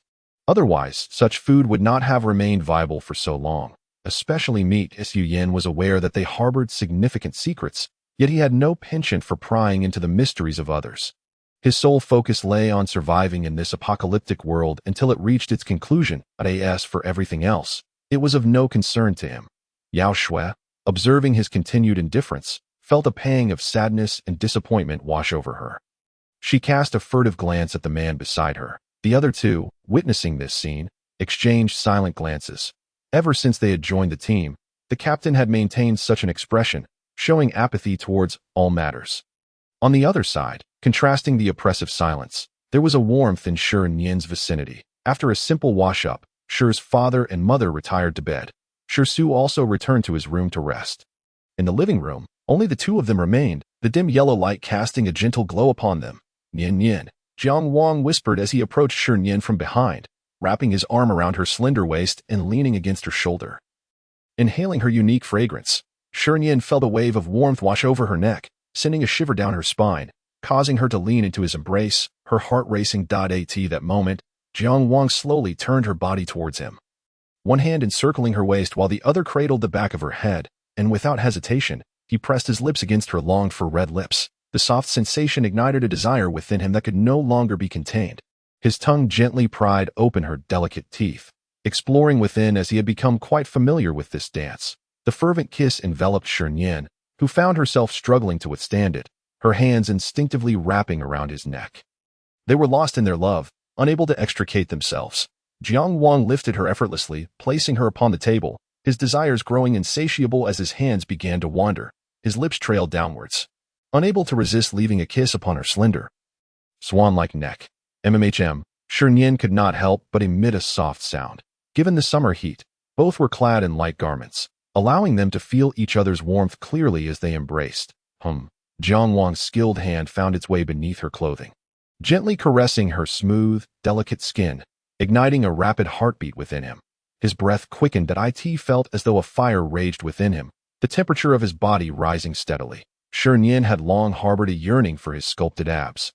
Unable to resist, she extended her soft, fair hand to explore, tracing the contours of his well-defined muscles. Jiang Wang let out a soft groan. The beast within him fully awakened at this moment. The two were ensconced in their own world, lost to the outside, their gazes exchanging a torrent of affection. Gradually, Shi Nian sensed a change within his body, a blush creeping onto her cheeks. Jiang Wang noticed her reaction and whispered in her ear, Nian, let me hold you for a while. Shi Nian remained still, fearing he might lose control, nestling obediently in his embrace. Seeing her docile demeanor, Jiang Wang could no longer contain himself and greedily pressed his lips against her tempting red lips with a hint of possessiveness.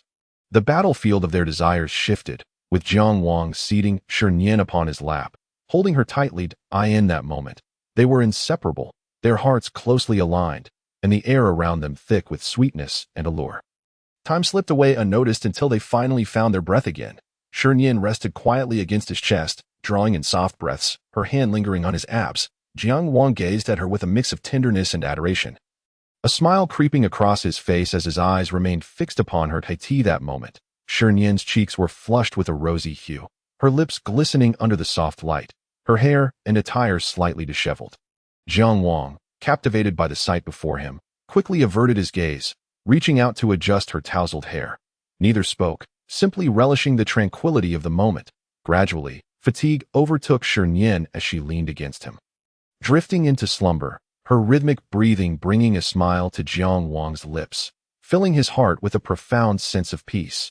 Jiang Wang held her close, closing his eyes in a feigned slumber.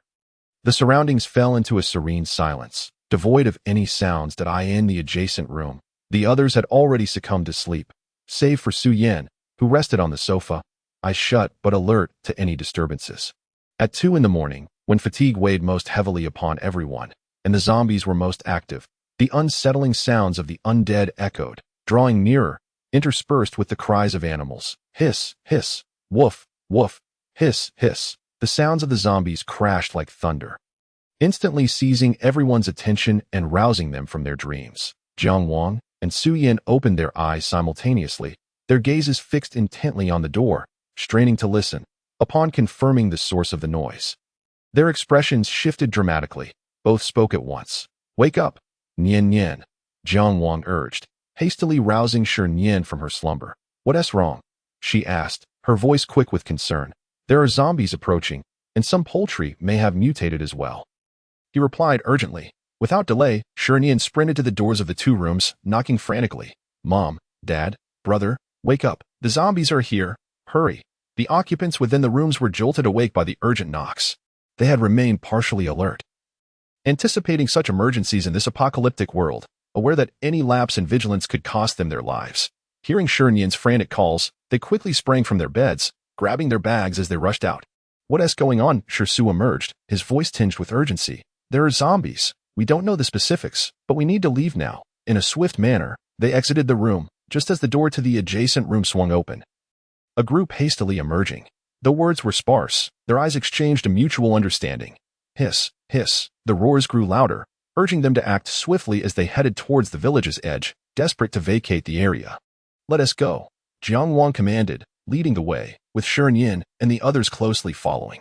Seeing this unfold, one person exclaimed, Captain, should we follow? Su Yan suddenly realized that the foremost individual was a mental type ability user.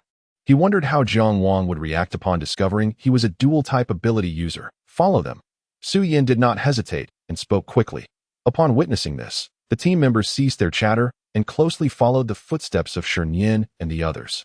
They trailed Jiang Wangqi, skillfully evading numerous pursuing zombies. They refrained from using a vehicle, as the roar of the engine could easily attract all the zombies in the village, especially since it was nighttime when the undead were significantly more agile than during the day. Their primary objective was to evade the relentless pursuit of the zombies as much as possible, exit the village, and then drive away. At this juncture, the group entered a narrow alley, and Jiang Wanqi abruptly halted. The others instinctively stopped as well, their gazes falling upon Jiang Wanqi. He whispered a warning. "Be cautious. There are 15 zombies ahead. We need to finish them off swiftly. There are also several zombies converging from the surroundings." Upon hearing this, a sense of dread enveloped the group. One thought echoed in their minds. "Tonight might prove to be perilous." Shi Nian quietly responded. "We shall act as you suggest, Brother Jiang." This statement also represented his stance. Upon hearing this, Shi Nian and the others nodded discreetly, silently commending his choice. Fortunately, they had not misjudged him. Had any among them dared to voice dissent, they would have promptly chosen to abandon him, leaving him to his own devices. That as for Su Yan's companions, they had long been convinced of Su Yan's capabilities, having successfully navigated numerous crises under his leadership, that in such a critical moment, they would certainly refrain from contradicting him. "Very well," Jiang Wanqi asserted. "Tonight may not be as dire as it seems. Prepare yourselves. I have detected that the village's poultry has mutated, so we must exercise utmost caution." Jiang Wanqi's gaze instinctively shifted towards Shi Nian, who, having sensed his intent, nodded in acknowledgement. "Prepare yourselves." With this declaration, the group readied themselves for immediate action. In no time, they dashed out of the narrow alley, only to confront a horde of more than a dozen zombies that had gathered. From their attire, it was evident that these individuals were likely villagers from the area. "Engage," they shouted, unleashing their full might to dispatch the zombies before them. Just then, the sound of barking erupted from the alley they had just exited, echoing in a cacophony. "Woof woof, hurry." Once the zombies were neutralized, Jiang Wanqi swiftly led the group into another alley, utilizing his psychic abilities to redirect the zombies within his control, altering their course. The houses in this village were densely constructed. Had it not been for Jiang Wanqi's deliberate manipulation, they would have soon found themselves surrounded by the pursuing zombies. Due to their unfamiliarity with the route and the need to evade the zombies, they consumed considerable time, leading to significant depletion of Jiang Wanqi's powers. "Phew," Shi Su panted, unable to restrain himself from exclaiming. "What's the deal with these zombies? They just relent in their pursuit." Upon hearing this, a peculiar glint flickered in Jiang Wanqi's eyes as he instantly sensed something amiss. No, there's a psychic zombie among them. This revelation sent alarm bells ringing in everyone's minds. For them, while the other zombies were manageable, the psychic ones posed the greatest threat, as they could summon lower-tier zombies to do their bidding and relentlessly chase down both enhanced individuals and ordinary folk. Locating it was no easy task. What should we do? To escape, they had to eliminate the psychic zombie. Otherwise, it would not easily allow them to leave. That they evaded, they swiftly conferred on a plan. Just then, Jiang Wanqi whispered, "I found it. The psychic zombie is at the edge of the village." At that moment, they were situated within the village, with the outskirts already besieged by zombies, advancing towards them. Before anyone could speak, a pack of zombie dogs appeared in the distance, followed by dozens of other grotesque canine figures, each robust, with crimson eyes and dripping blood, remnants of flesh clinging to their jaws. Not only that, but several zombies also emerged at the intersection, advancing towards them with twisted movements, their eyes filled with a ravenous hunger for flesh. The group's brows furrowed, their expressions filled with terror and a hint of pallor. They could distinctly feel that these zombies were far stronger than those encountered during the day. Charge, without hesitation, they swiftly engaged the encroaching zombies. Their attacks were decisive and ruthless. The lower-tier zombies fell swiftly, reduced to mere carcasses. At that moment, a zombie dog lunged towards Shi Su, who was nearest. "Woof woof. Brother, watch out," Shi Nian gasped, her heart racing. Being too far away, she was unable to intervene in time. In a critical moment, Jiang Wanqi unleashed his psychic energy, momentarily slowing the zombie dog's advance, causing it to freeze in confusion. It was this brief interval that allowed Shi Su to react quickly, creating a fireball of energy and hurling it at the zombie dog. He had anticipated that the fireball would strike true, but just as it descended upon the creature, the zombie dog leaped aside, evading the fiery projectile. The fireball struck the ground, igniting a blaze and scattering sparks in all directions. Damn it! Shi Su realized with dread that this was no ordinary zombie dog. It was a mid-tier second-level creature. I refuse to believe I cannot handle you. Without hesitation, he concentrated his energy again and relentlessly attacked the zombie dog. Upon seeing her brother unharmed, Shi Nian let out a sigh of relief. After dispatching the nearby zombies, she quickly moved to assist her brother against the mid-tier zombie dog. "Brother, I'm coming to help."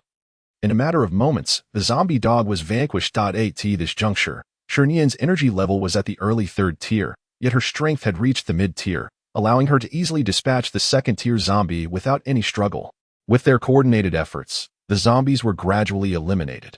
However, this also resulted in considerable depletion of their powers. Just as they prepared to retreat hastily, a sudden shift occurred and a multitude of zombies appeared ahead.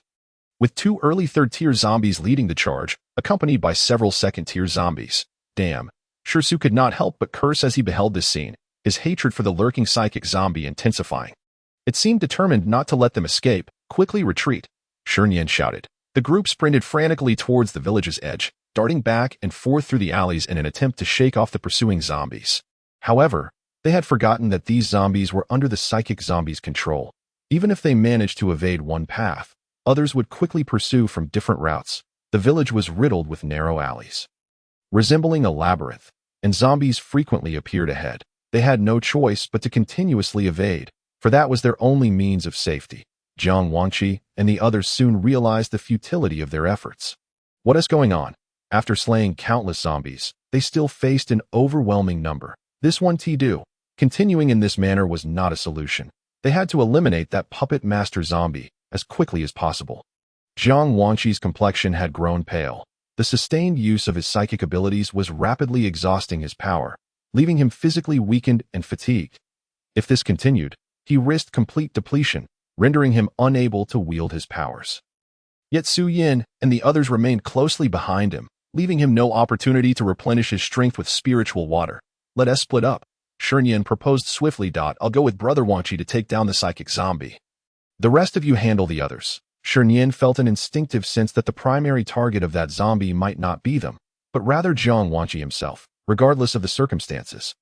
He remains the protagonist of this world, often surrounded by various crises, a testament to his influence. Additionally, Jiang Wang, as a mental powers user, possesses a certain allure to the similarly mental-type zombies. Be cautious. Nian. In light of the urgency, Shi could not afford to linger. Furthermore, the abilities of the two were the strongest within their team, making the resolution of the situation considerably more manageable. Their involvement would only hinder progress. Su Yin timely interjected.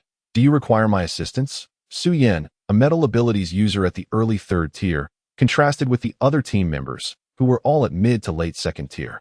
"No need," Shi Nian resolutely declined. Among everyone, only Shi, Jiang Wang, and Su Yin were 3rd tier ability users. Should all 3 depart, encountering another 3rd tier abilities user would undoubtedly increase the team's casualties. Retaining one 3rd tier user would mitigate the danger. Moreover, Jiang Wang's condition was precarious, necessitating the prompt use of spiritual spring water. Bringing Su Yin along would risk exposure of this matter, which she wished to avoid. A flicker of realization crossed Su Yan's eyes, and he quickly understood. Though he harbored suspicions, now was not the time for reflection.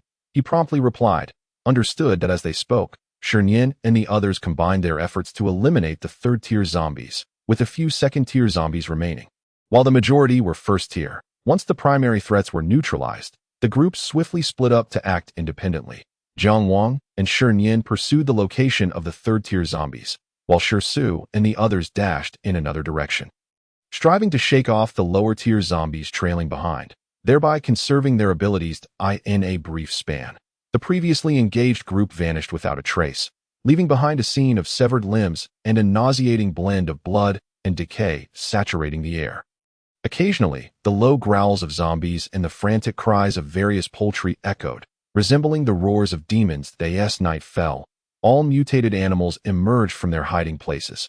Upon noticing the anomalies, the village chief had ordered people to take refuge in the basement. Yet many still fell victim to the suddenly mutated poultry, becoming zombies. This was an unforeseen calamity. The villagers had a habit of raising poultry, yet throughout the apocalypse, these animals had remained unchanged, coexisting peacefully. Until tonight, when they all mutated and were subsequently controlled by the mental-type zombies. The villagers' delayed reactions led to numerous casualties, setting the stage for the ensuing chaos. At this moment, Shi Nian and Jiang Wang arrived at a secluded corner, where Shi Nian swiftly retrieved the spiritual spring water from her space and handed it to him. Jiang Wang did not hesitate, accepting it and drinking it down quickly. Simultaneously, Shi Nian also consumed her share of the spiritual spring water. A warm current coursed through their bodies, replenishing their exhausted abilities. Shi Nian was unconcerned about her brother and the others, for she had distributed backpacks to each person, containing spiritual spring water, which they would not part with. She occasionally replenished their supplies, ensuring they could endure unexpected situations for some time. "Brother Wang, how are you feeling? Are you all right?" Shi Nian inquired with concern. Observing her anxious demeanor, Jiang Wang forced a smile. Taking her slightly cool hand in his and reassuring her, "I'm fine. Nian Nian, don't worry, my abilities are recovering. I merely overexerted myself, causing temporary weakness." Seeing his complexion improve, Shi Nian's worried heart eased a fraction. That's a relief. Before Shi Nian could elaborate further, the growls of zombies erupted behind them, like a death knell reverberating in the night. It sent chills down their spines. "Nian Nian, follow me." Jiang Wang grasped Shi Nian's hand. Swiftly navigating through the alley, his mental acuity sharpening as his powers restored, he exerted his abilities to drive away the approaching zombies, redirecting them away from their path. Their trajectory led them towards the lair of a late-stage, third-tier mental-type zombie. Thanks to the absence of zombie attacks, they moved unimpeded, their speed significantly increasing. 15 minutes later, they reached the village's edge, where a profound silence reigned, permeated by an air of death. The weak moonlight barely illuminated the surroundings, revealing collapsed structures and scattered debris, the stench of decay overwhelming, with dried blood pooling on the ground. Not far away, several unsteady figures rushed towards them, emitting guttural growls. They were tattered, their bodies grotesquely contorted, reeking of rot, with torn flesh hanging from their forms, presenting a horrifying sight. Behind the zombies stood a girl in a red dress, eerily still. Her skirt fluttered gently in the wind, her hair disheveled and obscuring much of her face, leaving her true visage shrouded in mystery as her hollow gaze fixated on the two. From the partial glimpse of her face, a disquieting and bloodthirsty smile seemed to emerge. The surrounding zombies regarded her with deep-seated trepidation. Unwilling to approach, though she remained motionless, her presence exuded a suffocating terror that made it difficult to breathe. "Be cautious, Nian Nian," Jiang Wang warned, his voice filled with concern. This was the mental-type zombie they had anticipated. Fortunately, prior to their arrival, they had restored their stamina to peak condition. Together, they might stand a chance against the zombie. Zombies, like abilities users, consume energy over time, causing their powers to wane, which was advantageous for abilities users. As long as their energy reserves were sufficient, even if they could not defeat it outright, they could deplete its energy and ultimately vanquish it. This was a viable strategy, although the zombie before them had exhausted some energy.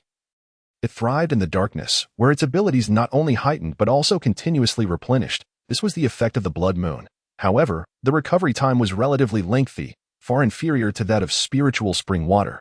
Presently, Shi Nian and Jiang Wang, at full strength, could reach the mid-third tier, giving them a fighting chance against the late-stage third-tier zombie. Moreover, the zombie's power was not at its peak, having diminished, thus granting them an opportunity to act. Shi Nian exchanged a glance with Jiang Wang. "All right, Brother Wang, please be careful," Shi Nian cautioned, not wishing for misfortune to befall either of them. With that, both sprang into action, swiftly dispatching the zombies that approached. In an instant, the zombies before them were felled before they could close the distance to Shi Nian, who conjured sharp ice shards with her abilities, sending them flying towards the zombies' heads in mere moments. The ice pierced through their bodies, rendering them motionless. The remaining zombies, driven by instinct, continued their assault on Shi Nian.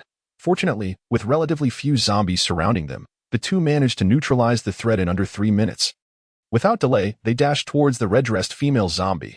Sensing impending danger, the zombie leapt to evade their strike, reappearing atop the ruins of a collapsed building, her hollow eyes fixed intently on them.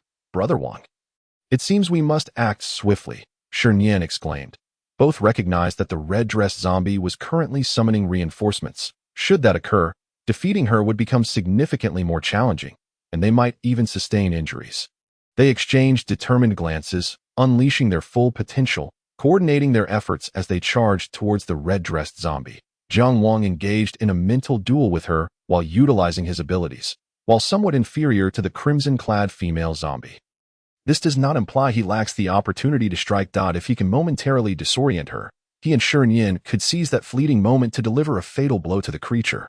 Regrettably, the crimson-clad female zombie is not so easily subdued. She deftly evades their attacks, while simultaneously summoning her companions using her psychic abilities. Moreover, she seeks opportunities to exert control over the two. 15 minutes later, during this interval, zombies continued to emerge from various directions. Fortunately, they were primarily low-tier zombies, and their numbers were not overwhelming that in light of such circumstances, the two were still capable of managing the situation. As for the crimson-clad female zombie, her abilities began to wane under sustained exertion, her speed and overall efficacy diminishing, which was precisely what the two had hoped to witness. Of course, Shi Nian and Jiang Wang also experienced accelerated consumption of their powers during this intense battle. However, both managed to find opportunities to drink from the spiritual spring, allowing for a rapid replenishment of their abilities, thus enabling them to continually counteract the onslaught. At that moment, Shi Nian suddenly exclaimed, "Not good." The creature was attempting to flee. Upon hearing this, the two swiftly split up to block the zombie's escape route, continuously hurling their abilities at it. With their indiscriminate assault, the zombie's arm was severed and flung away. Yet it felt no pain. It continued to roar in Jiang Wang's direction, its voice betraying a growing sense of agitation and fury. Shi Nian paid no heed to its cries, summoning a sphere of ice and hurling it directly at the zombie. Just as the zombie prepared to escape, it found its feet encased in ice, rendering it immobile. The creature writhed and struggled in vain, even if it attempted to exert control over the two using its psychic powers. The effectiveness was markedly diminished. After prolonged exertion, its abilities had considerably weakened, and the range of its control was rapidly contracting. In contrast, Jiang Wang's powers remained at their peak, allowing him to effortlessly turn the tide and seize control of the zombie's consciousness. Leaving it in a daze. At that moment, an unexpected turn of events unfolded. Just as Shi Nian prepared to sever the zombie's neck, she sensed something amiss, her eyes widening in terror. The zombie's body suddenly convulsed violently, its abdomen swelling at a visible rate, the red dress straining against the pressure before it ultimately burst apart, the sound of tearing fabric echoing ominously. Hiss! Seeing this unfold, Jiang Wang shouted hoarsely, "Nian Nian." His eyes widened with panic as he sprinted toward her with utmost urgency. Shi Nian could only watch in disbelief as the zombie exploded, a fiery surge sweeping toward her with an overwhelming force that left her momentarily dazed. Unsure of how to respond. Faintly, she heard his frantic calls, and her rational mind quickly returned. But as she sought to escape, it was already too late. Boom! The explosion resounded with a deafening roar, flames shooting skyward.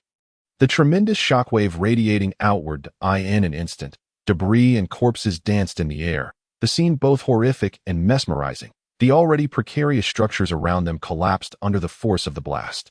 Shi Nian felt the flames in her eyes grow ever larger, rushing toward her as if to consume her entirely. Despair washed over her, and fleeting memories of her family and a familiar face flashed through her mind. In a moment of desperation, a figure suddenly appeared before her, enveloping her tightly in their embrace. Before Jiang Wang could act, the shockwave struck them both, propelling them away. When the tumult subsided and calm returned, the only sound was the crackling of the flames as they continued to burn. Jiang Wang gazed down at Shi Nian, concern etched across his face. "Nian Nian, are you okay? Is there anything wrong? Are you hurt?" "I'm fine." Shi Nian gradually regained her composure. Remembering the terrifying scene moments ago, she quickly asked, "Brother Wang, are you all right? You shielded me, so I wasn't injured. Are you hurt? Let me see." The two slowly rose from the ground. Shi Nian swiftly grasped his arm, scanning him from head to toe. Hiss! The movement tugged at a wound, causing Jiang Wang to instinctively cry out in pain. Seeing this, Shi Nian's eyes instantly turned red. She hurriedly glanced at his back, but in that moment, Jiang Wang turned away, preventing her from seeing. "Nian Nian, I'm fine. It's just some superficial wounds. Don't worry. Just a bit of rest, and I'll be all right." As he calmed down, he felt a burning pain radiating from his back, likely a result of being scraped by the surrounding debris. Jiang Wang wished to shield her from the gruesome sight of his injuries.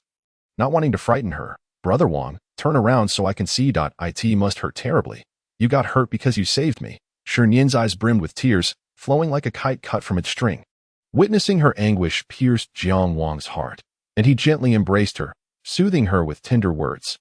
"Nian Nian, don't see or why as long as you're safe. Everything else is but a minor issue. Be good." Jiang Wang's eyes were filled with concern, his physical pain overshadowed by his focus on Shi Nian. Gradually, Shi Nian's thoughts returned to clarity. "Right, the spiritual spring water. I almost forgot." Shi Nian quickly retrieved a bottle of spiritual spring water from her spatial storage and handed it to Jiang Wang. "Brother Wang, drink this quickly. It will definitely help," she urged, her eyes reflecting urgency in her earlier distress. She had completely overlooked the powerful elixir she possessed. Without hesitation, Jiang Wang consumed the entire contents of the bottle. Soon, he felt a warm sensation coursing through his limbs, the pain in his body gradually subsiding, and he could sense the wounds on his back healing. "How is it? Is it effective?" Shi Nian asked anxiously. "Yes, the wounds are healing," Jiang Wang replied with a gentle smile. "Let me see," Shi Nian insisted, still feeling uneasy. She wanted to confirm for herself that he was recovering. This time, Jiang Wang did not resist but obediently turned around. Presenting his back to her, illuminated by the flickering flames, Shi Nian clearly saw that his shirt was tattered and bloodied, with numerous wounds of varying sizes covering his back. A wave of anguish washed over her, and tears streamed down her face once more. The memory of the harrowing scene flooded her thoughts, stirring a mix of emotions within her. Having consumed the spiritual spring water, the wounds on Jiang Wang's back were visibly mending at an astonishing rate. Shi Nian could not help but reach out to gently caress his back. The soft touch made Jiang Wang shudder involuntarily, and he instinctively spoke, "Nian Nian, don't worry. The wounds have healed. I'm fine." Jiang Wang turned to face her, unhesitatingly enveloping her in his arms, whispering words of comfort. Soon, Shi Nian's emotions began to stabilize. She produced a new garment from her spatial storage, urging, "Brother Wang, quickly change into this." "All right." Jiang Wang took the clothing without delay, swiftly changing into it. "Now, let us go find the others." The two individuals lingered not for long, swiftly collecting the crystal cores before hastily departing from that place. Following a fierce battle, the twilight had gradually receded, giving way to a clearer sky. A faint blush of dawn appeared, and as the sun began its ascent, the strength of the zombies waned correspondingly. Once the psychic zombies weakened, they could no longer exert control over their kind. The situation on Shi Su's side had also improved significantly.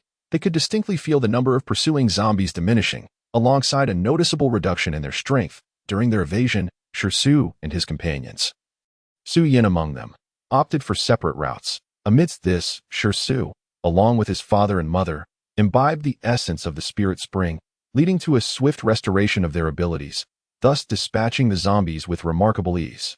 However, the circumstances for Su Yin and his group were far less optimistic. Prolonged depletion of their powers had left them weakened, unable to endure for much longer. It was already commendable that they had persevered this far. Continuous combat could very well lead them to be overwhelmed and slain by the zombies. In this instance, Su Yin and his companions sought refuge within a house to evade the relentless pursuit of the zombies. Throughout the skirmish, they noted that the zombies, no longer under control, could not accurately corner them. As long as they remained silent within the confines of the building, the danger was considerably mitigated. "Captain, the psychic zombie has been dealt with by Jiang Wang and the others.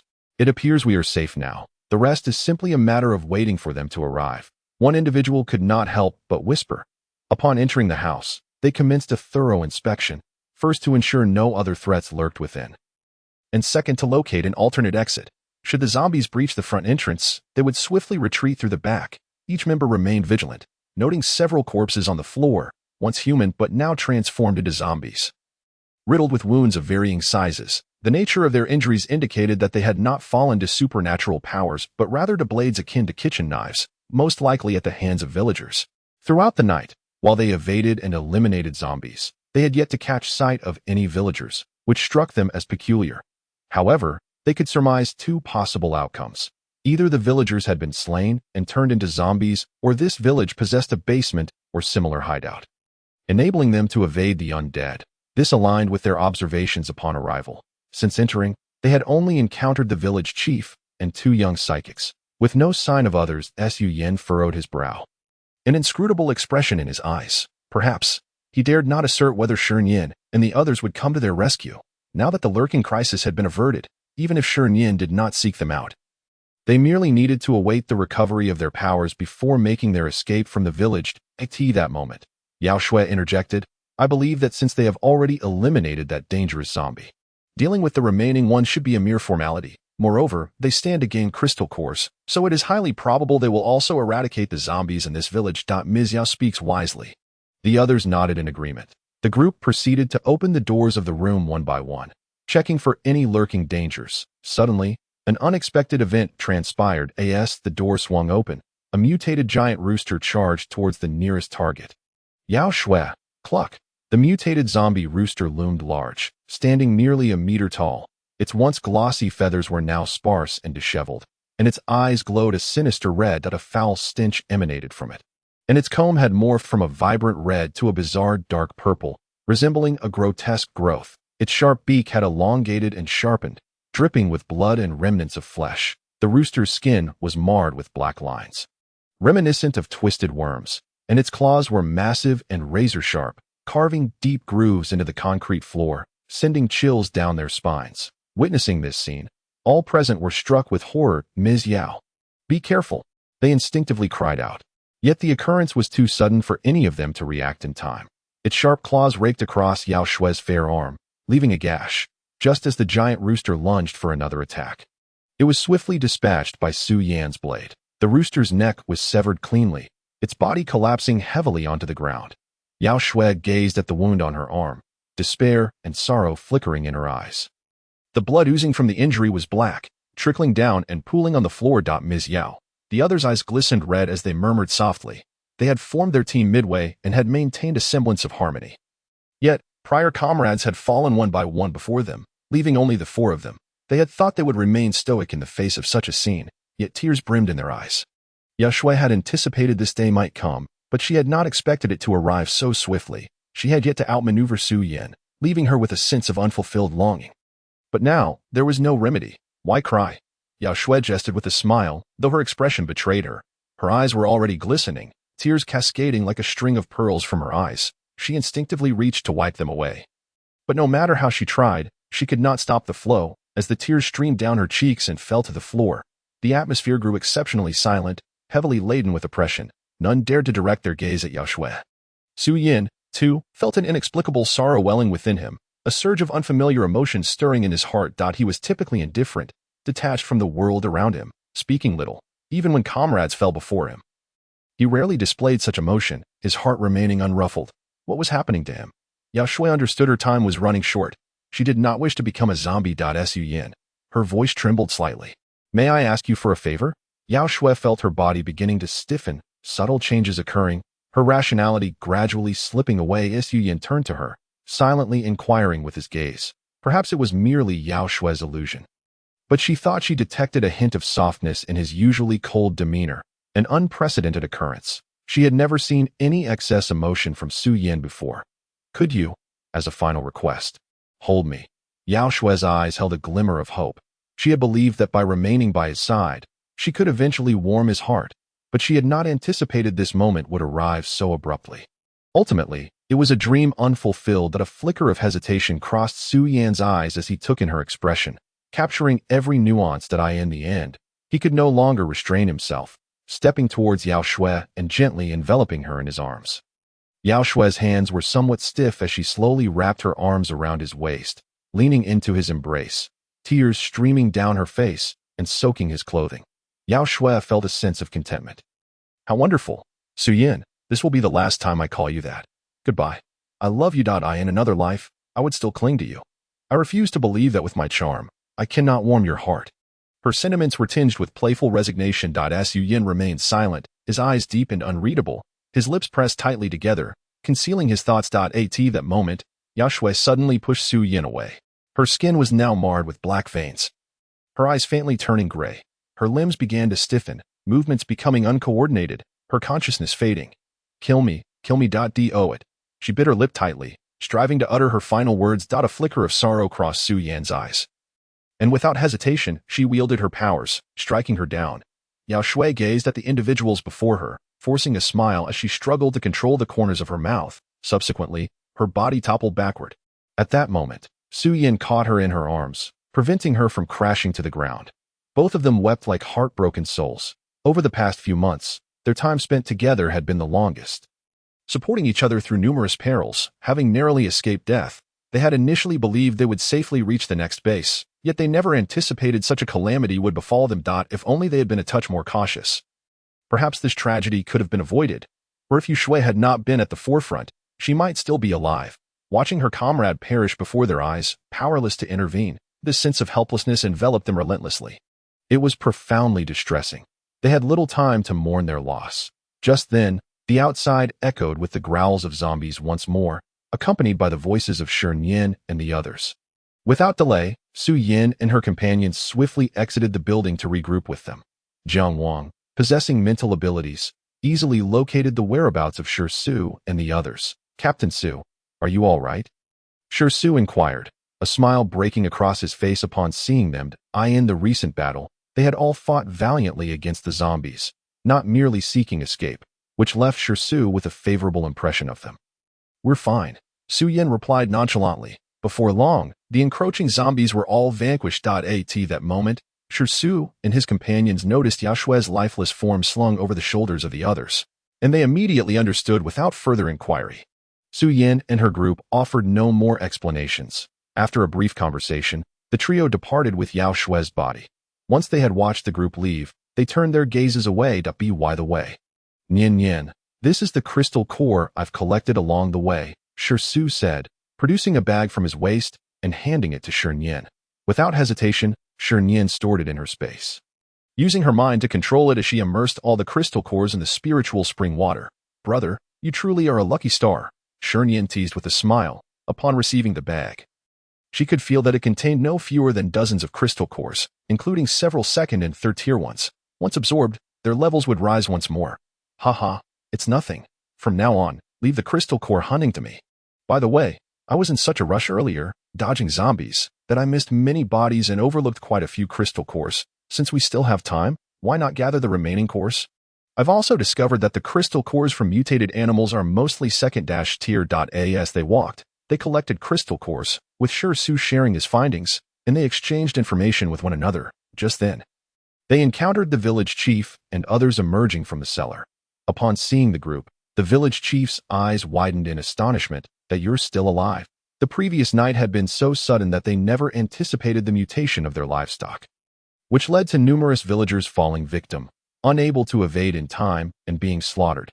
Everything had unfolded too abruptly. The reason they had not slaughtered their livestock was that the apocalypse had only recently begun, and every household had stored a considerable amount of food, allowing them to conserve their rations. If they had foreseen such an event, they would have certainly killed the animals for meat.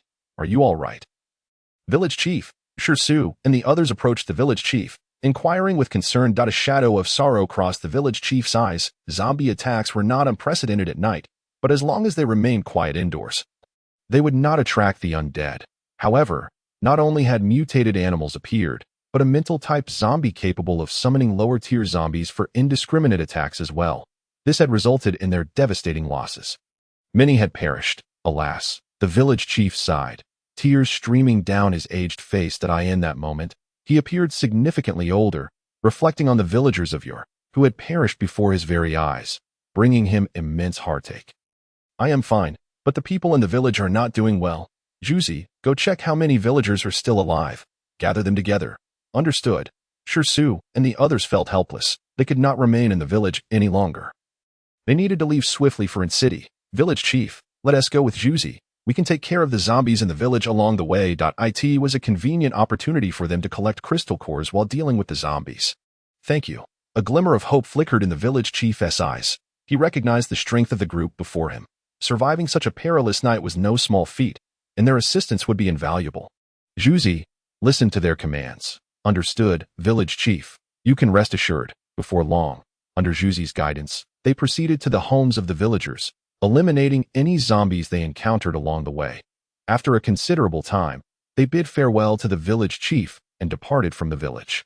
Before leaving, Shi Nian sketched a map to the base. This place was no longer safe, and they could encounter high-tier zombies or mutated animals at any moment. Only by leaving for the base might they have a chance of survival. Shi Nian had no intention of escorting the village chief and others to the base. Following the battles of the previous night, fewer than 10 villagers remained. 5 days later, and in city, the destruction of the roads, coupled with the inability to travel at night, had significantly slowed their pace. Along the way, they encountered several second and third-tier zombies and mutated animals, all of which were dispatched by Shi Nian and her companions. As time passed, the levels of the zombies steadily increased, With encounters of second and third-tier zombies becoming more frequent, that it was unclear whether the emergence of mutated animals had led to a noticeable increase in the number of zombies. They relied on Jiang Wang's mental abilities to continuously evade zombies, taking detours to expedite their journey. Naturally, when encountering fewer zombies, they would directly eliminate them to collect crystal cores. The crystal cores they had gathered over the past few days had all been utilized to enhance their powers. At this point, Shi Nian and Jiang Wang's abilities had reached the mid-third tier, their strengths comparable to those at the late third tier. Facing third-tier zombies posed no challenge for them.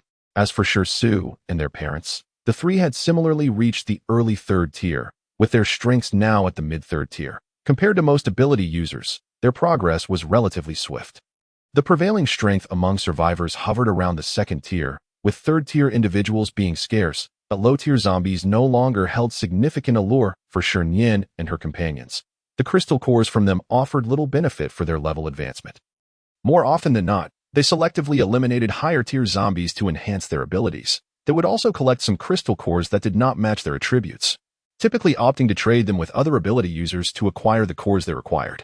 This strategy proved more beneficial for their level advancements. As the sun set, the sky gradually darkened. Observing the shifting light, Shi Nian reminded, "Brother Wang, it's getting late. We should head to the temporary shelter. Otherwise, it will be difficult to find our way at night." Meanwhile, Shi Nian found herself pondering certain matters, specifically the three individuals mentioned within the book. These three figures in the novel had significantly aided Jiang Wang and Shi Su, with one of them bearing an inseparable connection to her own brother.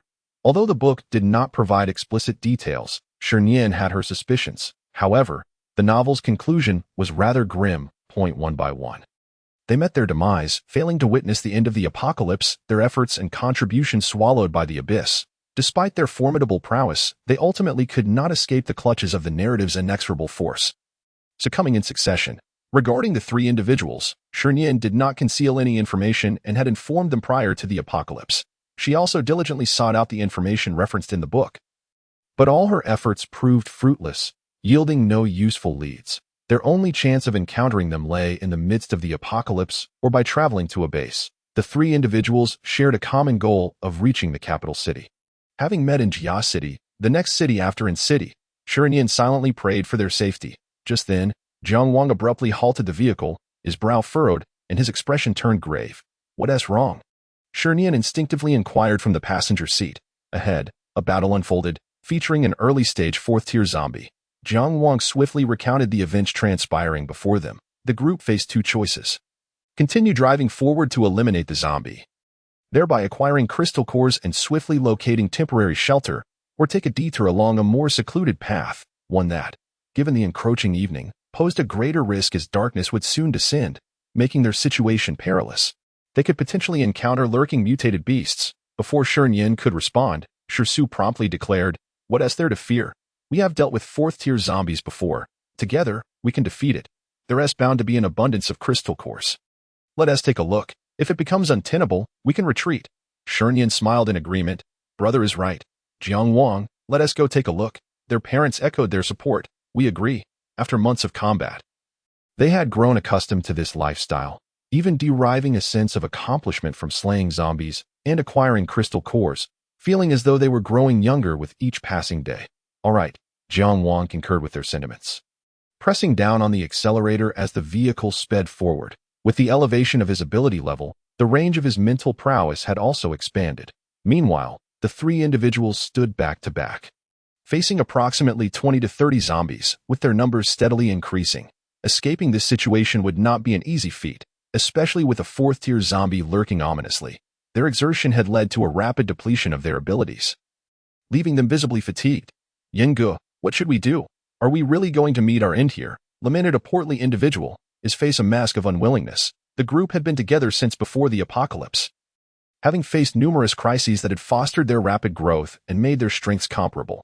Yet, they had not anticipated the emergence of a fourth-tier zombie. If not for this formidable foe, perhaps they could have persevered. However, the fourth-tier zombie's relentless gaze made escape a daunting challenge. "Fatty, cease your morbid predictions. Speak no more of such nonsense. That we will surely succeed in our escape." But as he spoke, he dispatched an approaching zombie with a swift strike. "Focus. Shi Nian declared, "I will hold off this fourth-tier zombie. You too, find an opportunity to flee." His statement was met with immediate dissent from the others. The portly man resolutely responded, "Yen Gu, if anyone should stay behind, it should be you too while I cover our retreat." The groans of the zombies echoed ominously as the sky began to darken, casting a pall over everyone's spirits. Once night fell, the zombies would grow increasingly powerful, making future confrontations significantly more challenging. Their best course of action was to evacuate swiftly before the darkness enveloped them completely. Just then, the distant roar of an engine reached their ears. The zombies, initially intent on attacking them, abruptly altered their course toward the source of the sound, alleviating some of the pressure on the group. A flicker of hope ignited within them. As long as there were others, there remained a glimmer of possibility. Without hesitation, Shi Nian and her companions disembarked from the vehicle, quickly restoring their abilities to their peak in preparation for the imminent battle. Once outside, they swiftly divided their efforts. Shi Nian and Jiang Wang took the lead in confronting the foremost fourth-tier zombie, while the remaining threats were delegated to Shi Su and the others. With the arrival of the two, Shi Nian, who had been entangled with the fourth-tier zombie, found himself relieved of some burden, allowing him a moment to catch his breath. Observing the two's fierce and decisive actions, Shi Nian was taken aback. He had never witnessed such ruthless efficiency in slaying zombies before. Typically, when facing zombies stronger than themselves, the more prudent approach was to engage in a protracted struggle to gradually deplete the zombie's energy before seizing the opportunity to deliver a decisive blow. Even when contending with lower-tier zombies, one would rarely unleash their full power. The goal was to regulate their strength to precisely eliminate the zombie while minimizing energy expenditure. However, Shi Nian and her companions faced none of these constraints.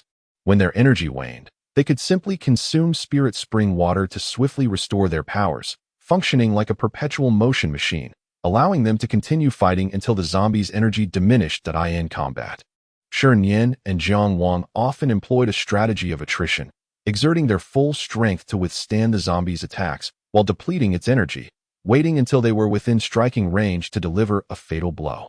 Yet, this strategy had its limitations. They could not engage with zombies whose levels exceeded their own by more than 2 tiers. Otherwise, they risked being overwhelmed before they could adequately contend with the zombie. After a brief moment of reflection, Shi Nian quickly rejoined the fray, channeling his abilities to sap the zombie's energy and alleviate the pressure on his companions. Though few words were exchanged, their cooperation was seamless. Under the relentless assault of the group, the fourth-tier zombie's energy began to wane. Meanwhile, Shi Su and his team methodically dispatched the scattered zombies, as well as those of the second and third tiers. With remarkable ease, given their current strength, in no time, the zombies before them were systematically eradicated. Following an exhilarating battle, the group found their energy severely depleted, and only a small reserve remained. "Brother, gather the crystal cores. We must leave promptly. This place is no longer safe," Shi Nian urged. The twilight had deepened, and in less than half an hour, darkness would envelop them entirely, necessitating a swift departure. Otherwise, traveling by car would easily attract the attention of the zombies, potentially leading a horde to follow in pursuit, making escape considerably more challenging. "Understood. Nian, worry not. I shall take charge of collecting the crystal cores," Shi Nian interjected as he approached Shi Nian and Jiang Wang, gesturing in gratitude. "Thank you for your assistance. I am profoundly grateful." Shi Nian's words were sincere and heartfelt. Had it not been for the timely arrival of several individuals, the trio would indeed have lost their lives at that very moment, for which Shi Nian felt an immense gratitude. Upon hearing this, Shi Nian finally directed her gaze towards the person before her. Despite the dimming sky, she could still discern his features clearly. He was clad in casual attire, tall and upright, with a handsome visage accentuated by a pair of gold-rimmed glasses. An elusive charm emanated from him, giving an impression of a refined rogue, irresistibly captivating those around him. Just as Shi Nian found herself unable to look away, a figure suddenly appeared before her, obstructing her view and plunging her into darkness. "Nian." Jiang Wang's voice carried a hint of restraint. Observing her rapt attention on the stranger, a surge of jealousy rose within him, overpowering his desire to claim her. A familiar voice echoed from above, and Shi Nian inwardly lamented her lapse in focus. She had unwittingly become entranced. "Hihi, Wang Gu." Shi Nian tilted her head and flashed him a charming smile. Swiftly grasping his hand, Jiang Wang felt an unusual warmth radiating from her delicate fingers and unhesitatingly tightened his grip, asserting his claim. Only then did Jiang Wang turn his gaze towards Shi Nian. Contemplating, he is quite good-looking. Surely Nian wouldn't prefer him over me. In comparison, he seems rather weak. Meanwhile, Shi Nian observed the exchange between the two, a smile involuntarily creeping upon his lips before anyone could speak. Shi Su's voice rang out. Nian, the crystal core has been collected. We can leave now. Shi Nian promptly replied, Okay, I'll be there shortly. Just then, Shi Nian's friends, Songwen and the stout Wang Yang, arrived behind him. Yen Go, we have gathered the crystal core. Shall we depart now?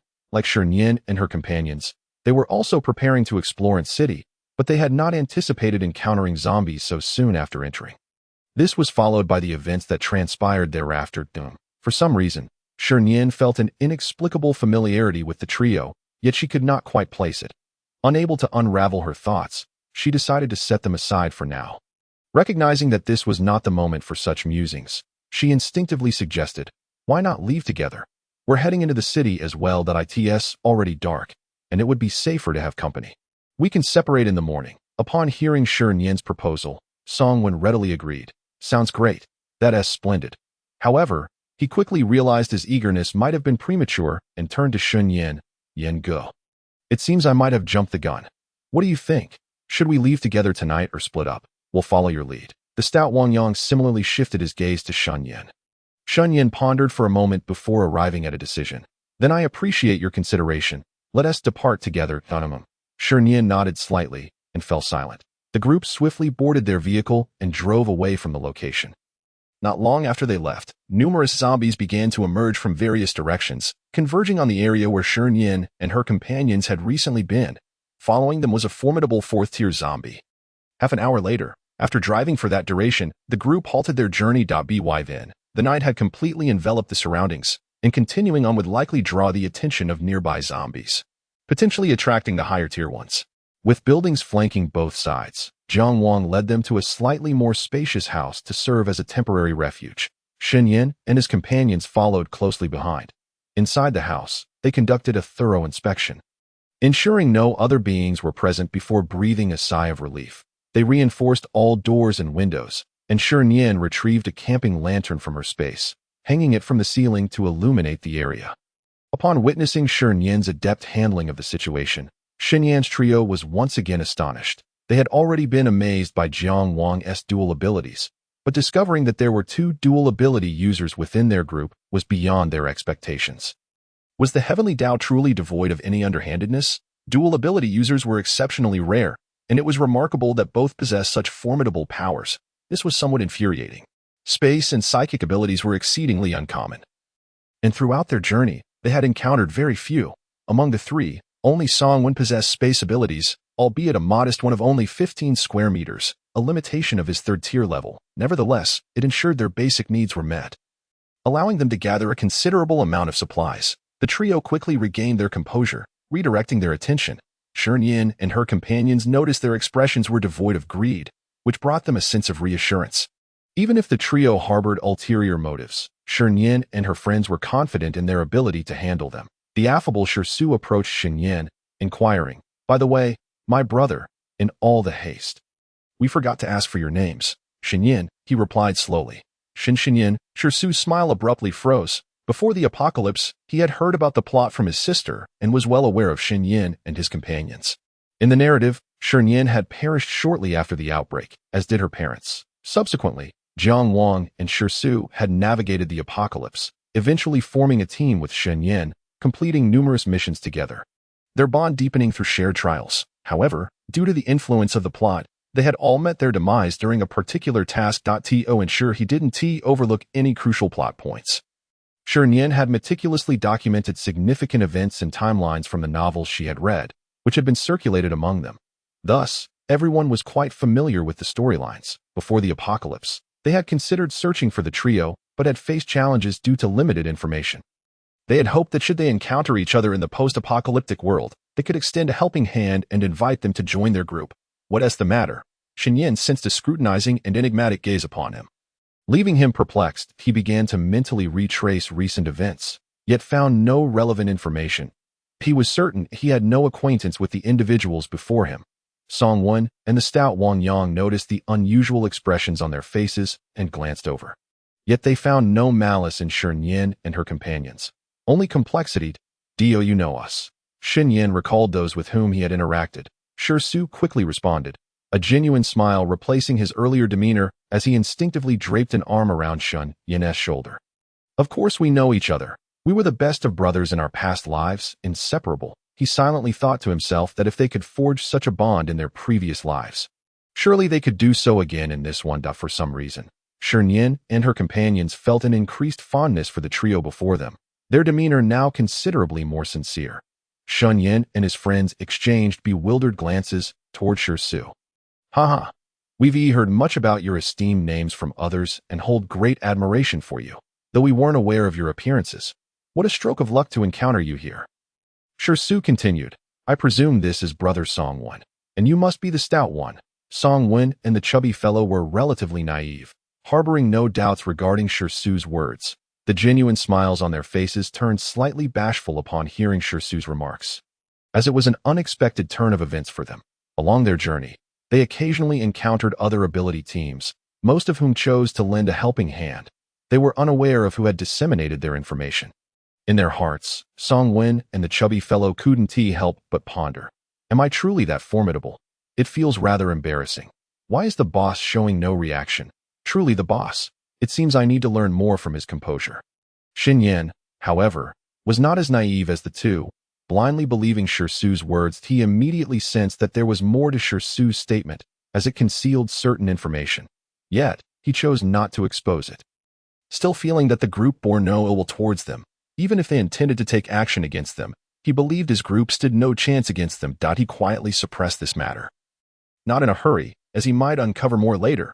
Shi Nian had not anticipated that the individuals she had saved were, in fact, the very Shi Nian and his companions she had been searching for.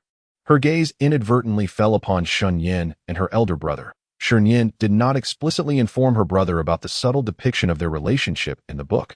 She merely emphasized that he and Shi Nian shared a close bond, one that could be likened to sharing the same pants or sleeping in the same bed. She understood her brother quite well, knowing that even such clear expressions would not lead him to think along emotional lines.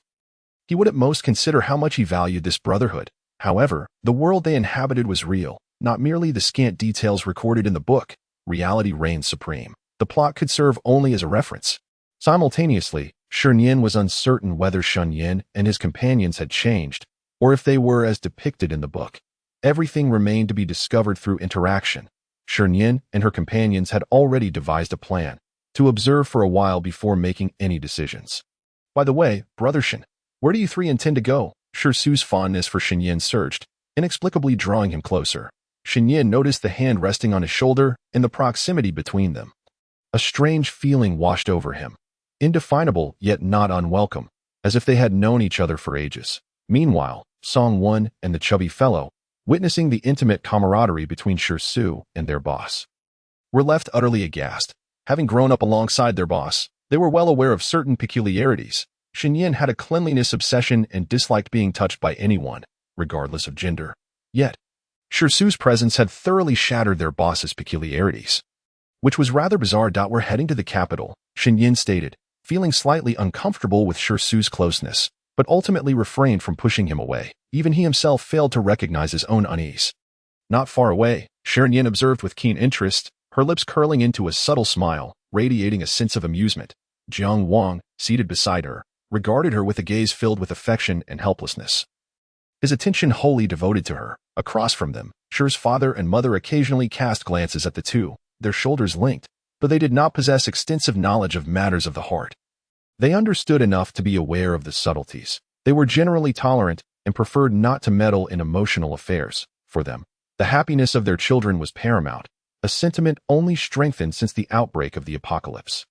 They had also read the novel penned by Shi Nian, enough to discern something unusual. Simultaneously, Shi Nian had subtly alluded to it, yet the specifics would depend on future developments, which she could not control. From Shi Nian's demeanor, her parents had prepared themselves psychologically to Shi's mother's gaze towards Shi Nian grew increasingly approving, secretly pondering, why do I feel that Sewer might be the more submissive one in this dynamic? In that moment, the thoughts of the group swirled in a myriad of directions. Meanwhile, Shi, receiving a response, quickly exclaimed, "By the way, we are also heading to the capital. It's fortuitous. Shall we travel together? It would be nice to have company on the road. Our strengths are comparable, making it much easier to act in unison and swiftly deal with zombies. The zombies along this route can be dispatched at will. And leveling up would be rapid. Shi Nian, would you agree?" Upon seeing Shi Nian, Shi completely opened up, engaging him in continuous conversation. Although Shi Nian was not particularly talkative, he responded to every inquiry with substance. Song-won and the chubby fellow were once again astonished by their boss. If one were unaware, they might think the two had been acquainted for ages. They nearly questioned whether their boss had been swapped out. As the transformation in such a short time was astonishingly profound, this was hardly the behavior they associated with him. The most significant concern was their feeling of insecurity regarding their status. They had grown up with the boss, while Shi was merely a recent acquaintance. Why was their boss treating them so differently from Shi? Their confusion lingered, yet they dared not voice their thoughts. Instead, choosing to listen quietly. The atmosphere was warm yet tinged with a hint of strangeness. Early the next morning, the group departed from their shelter to swiftly eradicate zombies outside, with the capable assistance of Shi Nian and his companions. Acquiring crystal cores became significantly easier than before. Even when facing high-tier zombies, Shi Nian showed no signs of struggle. Often, before he could make a move, the zombies had already been dispatched by Shi Nian and Jiang Wang. Song-won and the chubby fellow witnessed this astonishing scene, realizing the disparity in strength was far beyond that of their boss. They were puzzled as to how individuals at mid-third-tier strength could defeat late-third-tier zombies, and even handle early fourth-tier zombies with ease. This was their first encounter with such prowess, leaving them utterly dumbfounded. Simultaneously, they observed that Shi Nian and her companions were ruthless and decisive in their actions, displaying remarkable teamwork. Even when faced with overwhelming numbers of zombies, they effortlessly dispatched them, leading to a significant acceleration in their leveling up. They instantly recognized that teaming up with Shi Nian's group was an exceptionally prudent decision, providing a guarantee of safety. Crucially, with Jiang Wang's psychic abilities, they could avoid numerous dangers ahead of time. They could also utilize Jiang Wang's powers for indiscriminate attacks on zombies, predicting their positions and preparing against high-tier zombies and sudden appearances of mutated plants and animals, ensuring they would not be caught off guard. This was immensely important for them. Time swiftly passed, and a month flew by. During this period, Shi Nian and her companions lingered in its city, continuously slaying high-tier zombies and enhancing their ability levels. Presently, everyone's abilities had undergone a qualitative leap. Shi Nian and Jiang Wang's powers had reached early 4th tier, with their strength at mid-4th tier, giving them a fighting chance against late-tier zombies. They could now dispatch mid-3rd-tier zombies without breaking a sweat. Moreover, Shi and Shi Nian were the strongest among them, both having reached late 3rd tier. As for Shi's parents, Song-won and the chubby fellow, their abilities had progressed to mid-3rd tier. Notably, Song-won was a space-type ability user, while the chubby fellow possessed strength-type abilities, and Shi Nian wielded metal-type powers. Throughout this month, the bond between Shi Nian and Shi Nian's group had grown increasingly harmonious, deepening their understanding of one another and enhancing their synergy. Shi Nian's tests for Shi Nian and the others had concluded, revealing no significant changes from their portrayal in the novel, making them trustworthy companions. Simultaneously, during this month, the relationship between Shi Nian and Shi had advanced by leaps and bounds. Given this, Shi Nian felt there was no longer a need to conceal the matter of the spiritual spring water from Shi Nian and his companions. Wang Ge, it's getting late. We should choose a temporary shelter now. Due to the continuous change of locations, their shelter was also in a state of flux, yet fortunately, the differences were not substantial. Shi Nian possessed a spatial ability, and in terms of daily life, there were not many notable discrepancies. During this time, Shi Nian did not conceal her spatial capabilities, although she refrained from elaborating on the specifics. Shi Nian and the others merely assumed that Shi Nian was a spatial-type ability user, albeit one whose strength far exceeded that of ordinary individuals. Even if they sensed something amiss, they had no intention of probing further. All right, Jiang Wang responded gently. Subsequently, she began to utilize her mental abilities to scan the surroundings, seeking a suitable location to serve as their shelter for the night. Before long, Jiang Wang's cool voice broke the silence, announcing the presence of a nearby building devoid of zombies, suggesting they investigate. Under Jiang Wang's guidance, they proceeded towards their destination. The distance was not great, and in a short while, they arrived without encountering any zombies along the way. However, shortly after they entered the building, the outside world succumbed to darkness. Enveloped by twilight, with wisps of blood mist spreading ominously, the growth rate of zombies and mutated flora and fauna was increasing, and the night was filled with a cacophony of howls, markedly more intense than during the day. Inside the building, sporadic zombie growls could be heard. As long as they avoided high-level zombies and remained quiet, they should not encounter significant issues. As was customary. They fortified the doors and windows and meticulously planned their escape routes to prevent being overrun. They also set up obstacles along the way to slow the advance of any pursuing zombies. This had become a habit for them in this post-apocalyptic world. Despite their formidable abilities, they remained vigilant, adhering to the adage that caution ensures longevity. After a simple dinner, Shi Nian glanced at Jiang Wang and the others before transitioning to the main topic of the evening. Shi Nian noticed the subtle movements of his companions and a pensive expression crossed his face. He had always been aware of their secrets but had chosen not to investigate further. At that moment, Shi Nian broke the silence, retrieving 3 bottles of spirit spring water from her spatial realm. She then stated, "The situation is as follows. Since we are all part of the same team and will be fighting zombies together, there is no need to conceal certain matters. These 3 bottles contain spirit spring water." Shi Nian proceeded to briefly explain the properties and usage of the spirit spring water.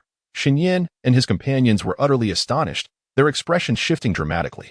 The events unfolding before them were akin to something they had only encountered in novels, and witnessing it in reality was somewhat hard to believe. For a moment, they were at a loss for how to respond, stunned by the sudden revelation of such precious spirit spring water, which filled them with gratitude. If they were in Shi Nian's position, they might not have been as magnanimous. The saying goes that one must always guard against the intentions of others, however, unbeknownst to them. Shi Nian's disclosure was driven by her own considerations. Otherwise, she would not have revealed the existence of the spirit spring water. Its potent effects made it a rare treasure, easily attracting the attention of those with ulterior motives who might seek to claim it for themselves. Hence, they had to exercise utmost caution. Song Wen and the chubby guy instinctively turned their gaze toward Shi Nian. They had grown accustomed to seeking Shi Nian's input and perspective before taking action in significant matters. Shi Nian, with a serious demeanor, remarked, "The spirit spring water is exceedingly powerful. You really need not have disclosed it to us. Do you not fear that we might harbor covetous thoughts?" While Shi Nian and his companions had no such intentions, they were nonetheless curious about their true stance. This reminded him of a month prior when they had fortuitously encountered each other and he had invited them to join forces. Was this their approach with everyone else? Or was there an undisclosed secret at play? In the past, Shi Nian had sensed that they were unusually composed, even upon hearing news of the awakening of mutated flora and fauna. They merely expressed fleeting surprise without significant emotional fluctuations, as if they had known about it all along, or perhaps it was within their control. The mystery in Shi Nian's mind deepened, as it seemed they were privy to far more than others. In response to Shi Nian's probing inquiries, Shi Nian and her companions had anticipated this moment, recognizing that Shi Nian was not easily fooled. Although they did not articulate it explicitly, many things were apparent to them. And coupled with the changes they exhibited, it was evident that something unusual was afoot. However, due to the complexities involved, Shi Nian could only disclose the aspects she deemed appropriate, hoping that these revelations would not sow discord in Shi Nian's mind. Faced with unexpected goodwill and opportunity, it was natural for them to harbor skepticism and vigilance, suspecting ulterior motives. Shi Nian understood this. "Well, this matter is rather lengthy," Shi Su interjected to ease the tension. "Brother Shun, our meeting is indeed fortuitous, and our interactions over the past month have been quite pleasant. It is precisely because I value your character and trust that you would not engage in such behavior that I decided to share this information with you. Henceforth, we are truly a unified team of ability users, working together. With the aid of the spirit spring water, we will be able to eliminate many high-level zombies along our journey during this period." The relationship between Shi Su and Shi Nian had grown increasingly intimate, often keeping vigil together at night. In Shi Su's presence, Shi Nian's demeanor would unconsciously soften. Perhaps influenced by Shi Su, Shi Nian's words became more frequent, and he exhibited a warmth that had been previously absent. Conversely, Shi Su felt as though he had found a kindred spirit, and whenever he was with Shi Nian, conversations flowed endlessly, their synergy growing ever more seamless. "Brother Shin, since Nian has already brought out the spirit spring water, it signifies that you are regarded as one of us. Aside from ourselves, only you are privy to the matter of the spirit spring water. It is precisely due to our pleasant interactions that I felt compelled to share this with you. From now on, We are all in this together. At this point, Su suddenly shifted the conversation. Brother Shin, could it be that you truly harbor ulterior motives? Su squinted at Shi Nian, who was beside him. Upon hearing this, Shi Nian and the others instinctively turned their attention to Shi Nian, eager to observe his reaction. Haha. Unable to contain himself, Shi Nian burst into laughter at the expression on Su's face. Su, do I truly appear to be that sort of person? Shi Nian smiled, radiating a warmth akin to a gentle spring breeze. Feeling Shi Nian's unwavering gaze upon him, Su experienced a surge of inexplicable emotions, leaving him bewildered. In that fleeting moment, he felt his heart race. Hesitant to meet Shi Nian's gaze for fear of revealing his own peculiar expression, he quickly averted his eyes, shaking his head before responding, not at all. The past month had been a shared experience evident to all, which was one of the reasons Shi Nian was willing to disclose the matter of the spirit spring water. Indeed, I will not, Shi Nian affirmed solemnly, his gaze shifting as he made a sincere declaration. I am grateful for Miss Shi's trust. The three of us will undoubtedly keep this secret and refrain from disclosing it to anyone else. Nearby, Song Wen and the chubby guy echoed his sentiments, stating, yes, we are in complete agreement with the leader. We will absolutely not divulge this matter to anyone else. The three individuals were acutely aware of the extraordinary properties of the spiritual spring water. Should its existence be revealed to the outside world, it would undoubtedly provoke an uproar. Regardless of the circumstances, this matter would remain a closely guarded secret, utterly unworthy of external disclosure. To divulge such information would serve them no benefit and could incite the pursuit of others, rendering the cost far greater than any potential gains. Instead, they resolved to cultivate their strengths and enhance their levels in secrecy. After a brief exchange, the atmosphere lightened once more, becoming relaxed and pleasant. Su seized the opportunity to explain to a few individuals how to utilize the spiritual spring water for optimal effect. Before long, after a long day of battling zombies, everyone was utterly exhausted and retreated to their respective rooms for rest.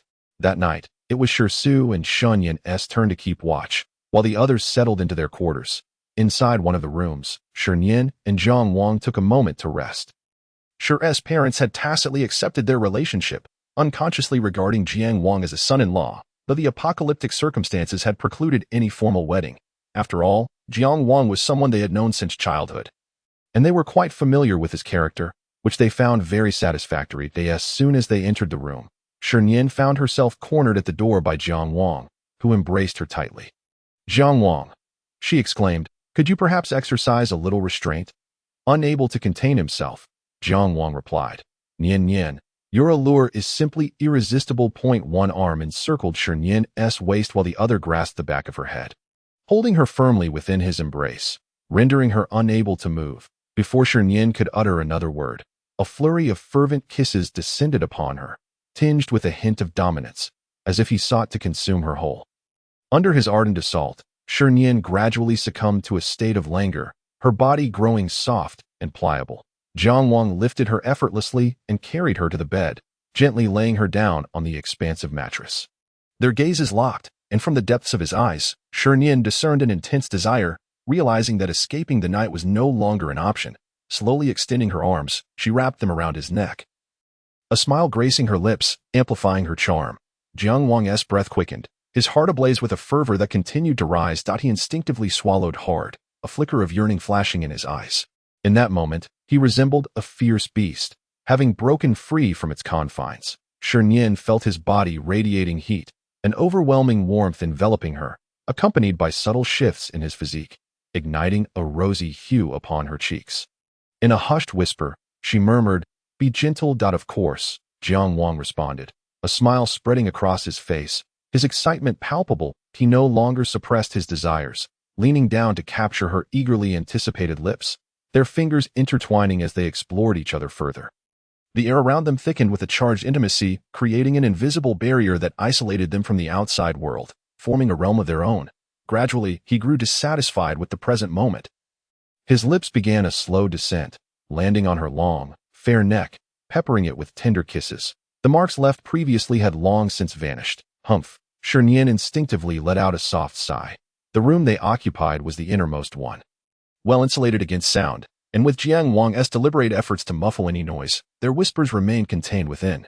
Jiang Wang's hand began to wander, slipping beneath her clothing, the silky sensation igniting a ripple of excitement within him. Shi Nian shivered slightly, as if responding to his touch. His exhilaration intensified. She too was not immune. Her delicate hands grazed over his defined abdominal muscles and firm chest. As time passed, their garments lay carelessly strewn about the room, the dim yellow light casting a soft glow upon their figures. Jiang Wang's magnetic voice resonated in her ear. Nian Nian, you've worked hard. Shi Nian's eyes glimmered with a rosy hue. Her cheeks flushed, her lips slightly swollen and glistening, evoking a desire to taste her sweetness. Humph, she playfully protested. Jiang Wang captured her tender, luscious lips once more, their tongues entwining in a dance. Time lost all meaning as Shi Nian, exhausted, succumbed to slumber, her body growing weary. After a brief moment of tidying up, Jiang Wang embraced her and drifted into dreams. They had shared everything, save for that final step, and Jiang Wang wished to preserve the most beautiful moments for their wedding night. Outside, the clock struck midnight. Shi Su and Shi Nian had been engaged in delightful conversation, but ultimately succumbed to weariness, with Shi Su gradually falling into a deep sleep. In his slumber, Shi Su unconsciously leaned against Shi Nian's shoulder, seeking a comfortable position in which to rest. Shi Nian made no move to push him away, maintaining the stillness of their posture. In fact, he draped a nearby blanket over them both, unbeknownst to him. Shi Nian felt a sense of contentment in Shi Su's closeness, an inexplicable delight blooming within him that it was a novel experience for him to be so near another person. Listening to Shi Su's gentle snores, Shi Nian felt an uncharacteristic sense of reassurance. Over the past month, their relationship had progressed rapidly. They frequently found themselves leaning against one another, engaged in endless conversation. Shi Nian's attitude toward Shi Su had also undergone a transformation, with their exchanges becoming more frequent and intimate. He even found himself dreaming of Shi Su, the subject of those dreams causing him to realize something was amiss, though he initially dismissed it as mere illusion. The peculiar feelings persisted and even intensified over time. An inexplicable possessiveness toward Shi Su emerged within him. He relished his proactive closeness and physical contact, feeling a pang of jealousy whenever he observed Shi Su interacting with others. Shi Nian became gradually aware of these sentiments, piecing together the subtle hints he had gleaned from Shi Nian and the others, though uncertainty lingered. Meanwhile, Shi Su's enigmatic demeanor only deepened Shi Nian's anxiety. As for that special emotion, Shi Nian was no stranger to it. Having recognized his own disquiet, his gaze unconsciously fell upon Shi Su's countenance, a thoughtful expression flickering across his features. As Shi Nian and her companions prepared to depart from its city, it was time to continue their journey to the next destination.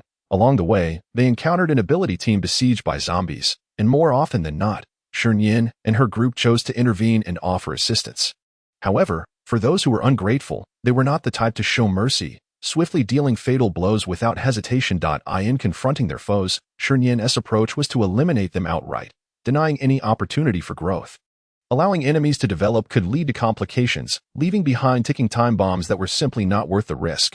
After informing them of the spiritual spring water, Shi Nian prepared a backpack for Shi Nian and the others, containing supplies and spiritual spring water for their convenience. As their numbers increased, they took to 2 vehicles. Shi Nian, Jiang Wang, and her parents occupied one car, while Shi Nian and his companions followed in the other. Just as they passed through a park, Jiang Wang suddenly halted the vehicle, his expression grave. "What's wrong?"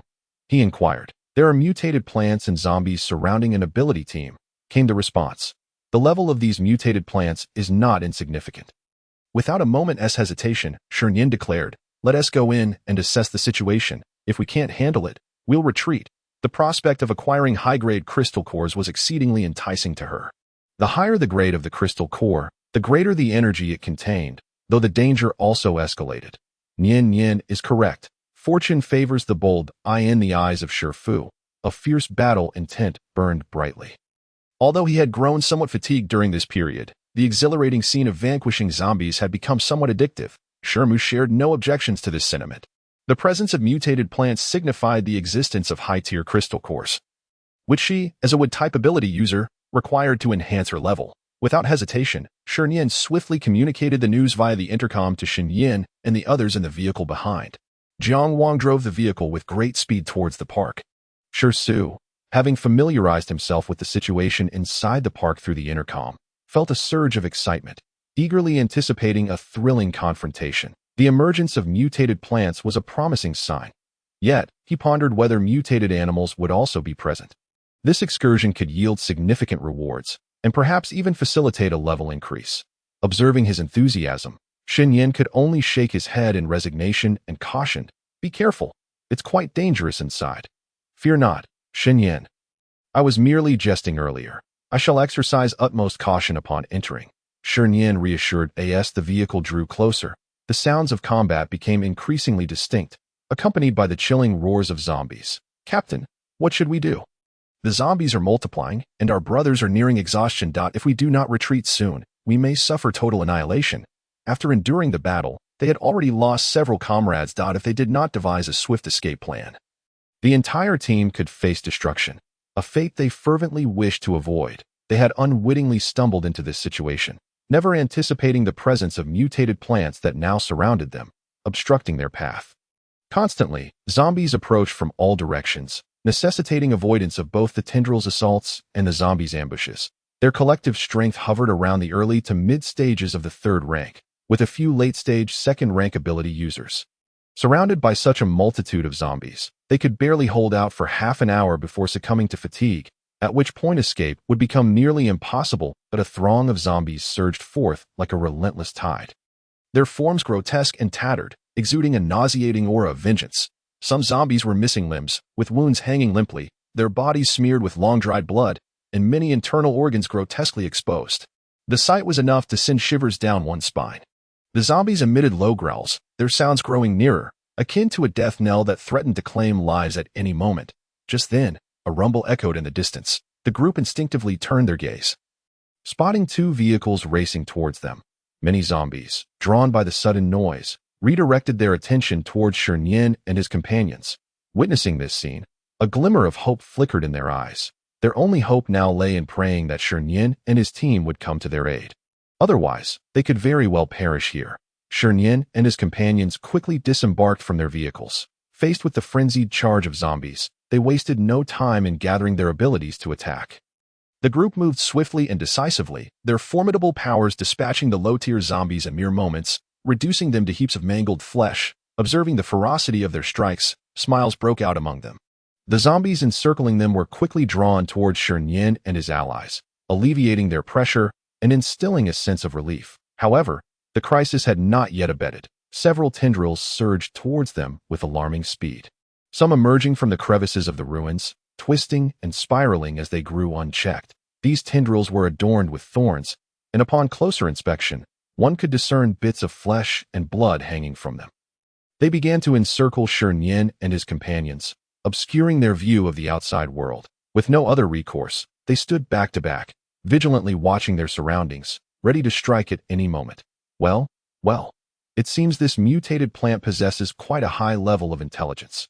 I wonder about its ability rank. Those tendrils look rather impressive. If only we could tame them, they would be an absolute weapon against zombies. Don't you agree, Shi Nian? Shi Nian remarked, exuding a sense of camaraderie even amidst the chaos. Seeing his brother maintain a sense of humor in such dire circumstances, he couldn't help but feel a mixture of exasperation and admiration. Indeed, Shi Nian responded with genuine interest. The initially tense atmosphere lightened considerably under Shirsu's influence. Just then, the surrounding tendrils sprang into action, launching an assault towards the group with incredible speed, targeting their vital points. Yet, Shi Nian and his companions were not to be underestimated. They pooled their powers and countered the tendrils' advances. Shi Nian utilized his abilities to transform into an icy blade, cleaving through the approaching tendrils, which instantly disintegrated into nothingness upon contact. It was the first time they had witnessed such a miraculous sight, and excitement surged through them, fueling their determination to vanquish the zombies. Jiang Wang, simultaneously attempting to manipulate the tendrils with his psychic abilities while channeling lightning, threw a bolt towards the attacking tendrils without hesitation. A cacophony of crackling sounds erupted. As for Shirsu, being a fire-type ability user, he found it effortless to combat the mutated plants, consistently conjuring fireballs and launching them at the tendrils. Through their collective efforts, the encroaching tendrils gradually receded. Not far off, the group that had just dealt with the zombies watched in astonishment. They had initially considered aiding Shi Nian and his companions, acknowledging that their arrival had indeed saved them. Yet before they could act, the encircling mutated plants had completely retreated. The stout tendrils swiftly burrowed underground or vanished into the depths of the park, disappearing from sight once the mutated plants had retreated. Tranquility returned to the surroundings, and the zombies were entirely annihilated. Unable to contain himself, Shi exclaimed, "Are these mutated plants not a bit too weak? I haven't even begun to fight yet, and they've already retreated." Hearing Shi's boastful remark, Shi Nian shot him a sidelong glance. "It seems my brother has been acting rather oddly lately." Shifu chimed in, "You were the one who fought the most vigorously just now." Shimu mused silently, wondering if Shi's behavior might inadvertently irritate Shi Nian. The group was lost in myriad thoughts. Shi, feeling the weight of their gazes upon him, felt a tad embarrassed. I was just speaking casually." He chuckled awkwardly. "By the way, those mutated plants fled. Their core must be deeper within. Why don't we go take a look? We might even slay it directly and see if there are any other mutated creatures to eliminate as well." Shi quickly shifted the topic, realizing that his earlier comments might have sounded a bit juvenile. "Indeed," Shi Nian replied with a smile. Just then, the rescued team approached them briskly. "Thank you for saving us. My name is Lei, and I am the captain of the ability team. If you require any assistance, please do not hesitate to ask." Lei regarded the group with admiration, now recognizing the formidable power they possessed. Noting that one among them was even a 4th-tier ability user. In the base, 4th-tier ability users were exceedingly rare, and as one progressed, leveling up became increasingly challenging. Most remained at the 2nd or 3rd tiers.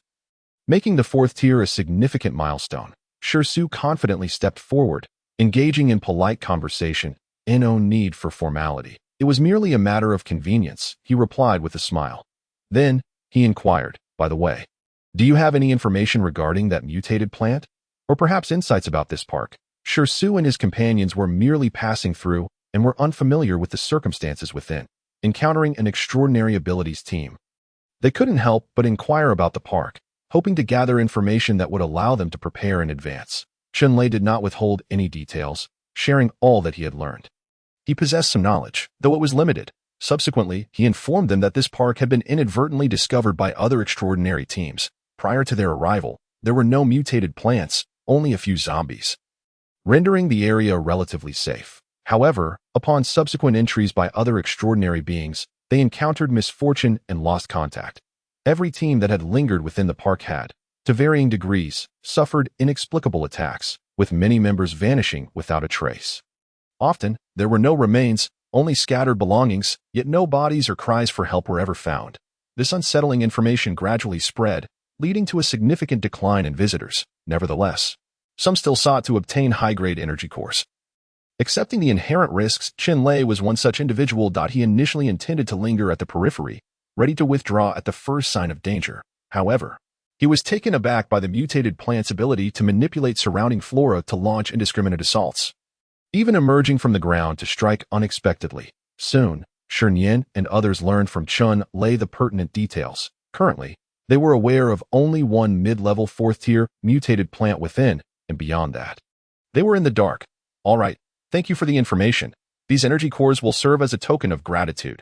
Shi handed a few low-tier energy cores to them, given their current levels.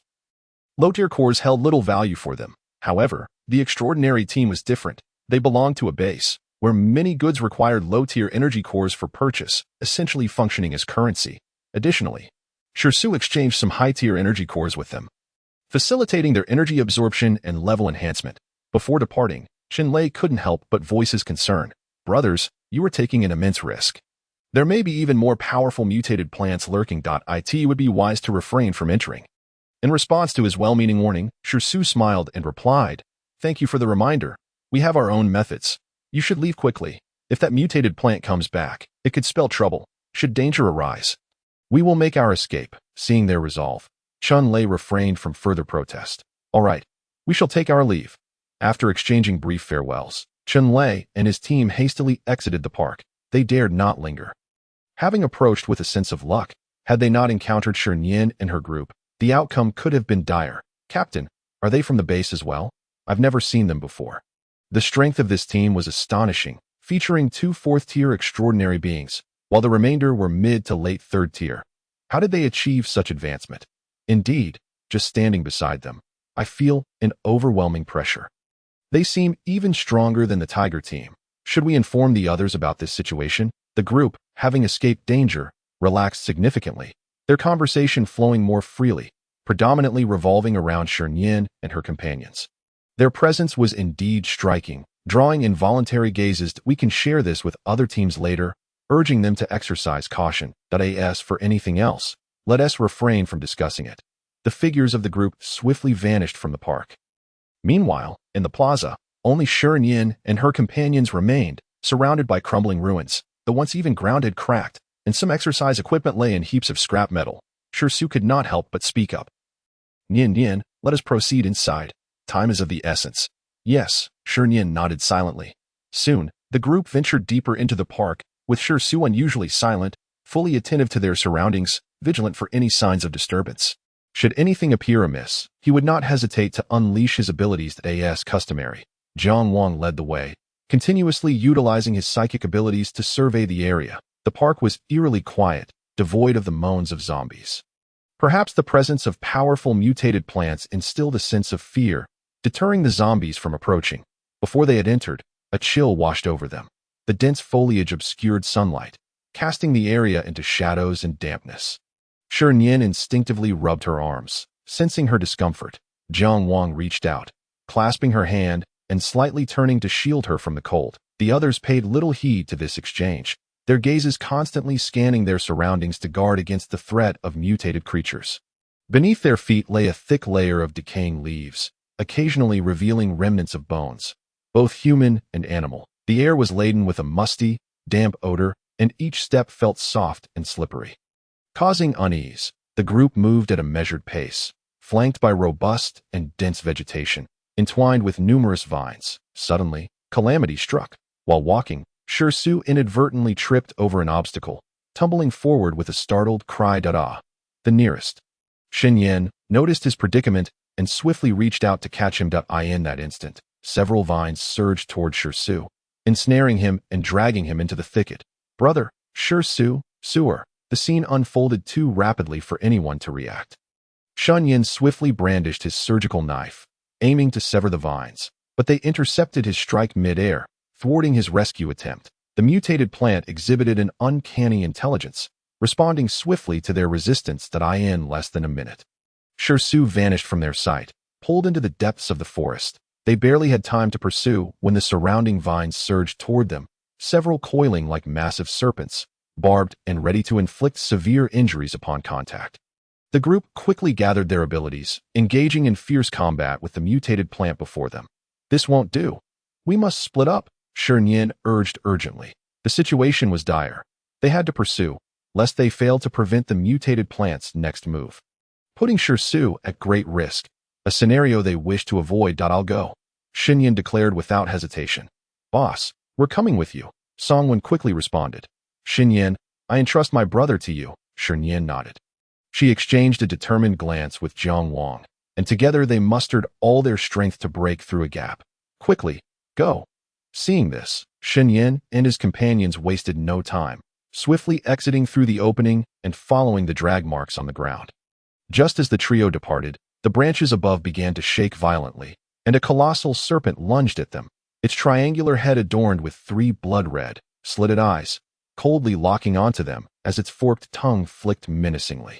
A chilling aura enveloped the group. The moment was too sudden, and as the serpent's tail threatened to strike at Shi Nian, they instinctively cried out, Nian, be careful. At the critical moment, Jiang Wang swiftly approached Shi Nian, enveloping her in his embrace as he deftly maneuvered them to safety. Bang! The massive serpent's tail crashed violently against the ground, producing a dull thud and leaving behind a series of uneven craters. Leaves swirled chaotically in the air around them. Nian, are you all right? Jiang Wang urgently assessed Shi Nian's condition. I'm fine. Thank you, Brother Wang, Shi Nian replied, her heart still racing as she quickly gathered her composure. Hearing her words, Jiang Wang let out a sigh of relief, as did Shi Nian's parents, who were nearby. Just then, the colossal serpent lashed its tail again, charging towards them. This mutated python had evolved into a third-tier monster, possessing ice-based abilities that aligned with Shi Nian's own powers. The 4 of them, understanding the urgency of the situation, dared not hesitate. They collaborated, striving to vanquish the beast with utmost speed. Yet, the serpent was not a match for Shi Nian and Jiang Wang. However, the incessant interference from the surrounding vines hindered their swift actions, preventing them from dispatching the creature quickly. Amidst their battle, waves of mutated beasts surged towards them, instilling a terror that eclipsed that of zombies.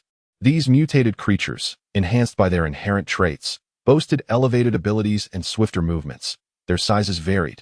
Some grew larger post-mutation, while others shrank, making them difficult to detect without careful observation. Caution was imperative when facing these aberrations, for one could easily fall victim to their razor-sharp claws. As the relentless tide of mutated creatures approached, Shi Nian's brow furrowed with concern, her expression grave. "Brother Wang, this cannot continue," she urged. "We need to retreat." Shi Nian was certainly capable of eliminating the mutated beasts before her, but she recognized the futility of their current approach. There was a high likelihood that they would attract more formidable mutated creatures or zombies, leading to disastrous consequences. The most prudent course of action was to eliminate the mastermind orchestrating this chaos. Once that was resolved, the remainder would be significantly easier. They needed to devise a plan to eradicate the hidden mutated plant.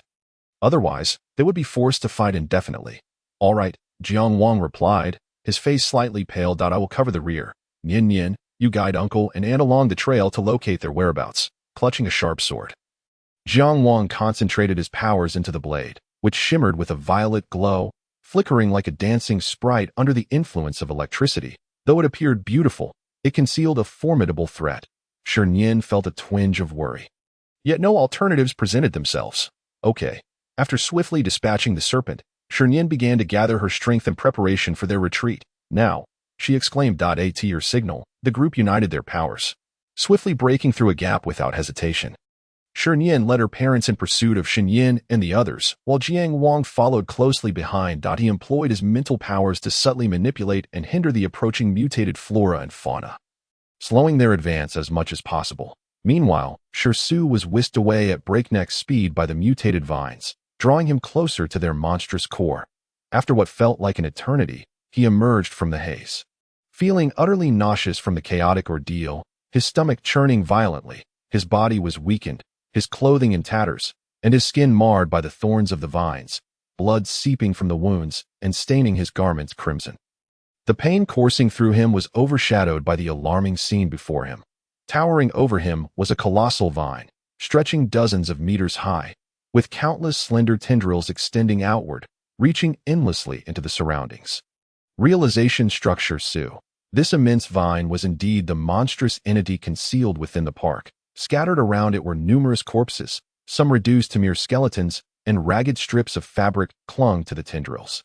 A flicker of horror and panic flashed in Shi's eyes. Was this truly the end for him? Just then, he felt the vines constricting around him, making it difficult to breathe as his consciousness began to blur. "No," he thought desperately. "I must escape," he murmured to himself, forcing calmness upon his racing mind. He could not succumb to fear. Shi began to gather his powers, fortunate that his hands remained unbound, allowing for a glimmer of hope. All that was needed was to stall for time until Shi Nian and the others arrived. Soon, a fireball coalesced in his hands, and without hesitation, he hurled it at the vines binding him. His immediate priority was to break free from their grasp. Any delay could spell his demise. He could feel the thorns digging deeper into his flesh, the pain intensifying as his complexion grew ashen. Boom! The fireball struck true, creating a rupture in the vines, the scorched tendrils disintegrating into ash. The flame spread, engulfing other nearby vines. Bang! The once immobilizing vines relinquished their hold, severing their connection to the mutated plant. But this setback was inconsequential for the creature. Almost immediately, several more tendrils surged toward Shi, a fearsome sight. Without a moment's hesitation, he continued to hurl fireballs into the air, each tendril disintegrating upon contact. In a swift motion, Shi conjured a wall of flames before him, temporarily staving off the onslaught of the mutated plant. Yet, he remained in dire straits. Weakness enveloped him, his body was riddled with wounds, blood flowing freely, and his dwindling strength compromised his powers, leaving him unable to sustain the barrier for long. He quickly retrieved a vial of spiritual spring water from his bag, desperate to quench his thirst. However, just then, he was startled to see the firewall crumble under the assault of the mutated vines, accompanied by the chilling roars of the mutated beasts. In that moment, Shi felt as though he were hearing the call of the abyss. "Damn it! Am I truly destined to perish here?" he thought bitterly. Just as he grasped the vial of spring water, a vine shot up from beneath, ensnaring his feet and toppling him over. The suddenness of the event caused the vial and his bag to tumble to the ground. The precious water spilling everywhere. The tendrils seized Shirsu's body, swinging him through the air. That a singular thought raced through his mind. He vowed never to visit an amusement park again. His consciousness began to fade, and his body felt exceedingly weak. That moment, Shirsu vaguely heard a few familiar voices ringing out. He wished to open his eyes, but no matter how hard he tried, they remained stubbornly shut.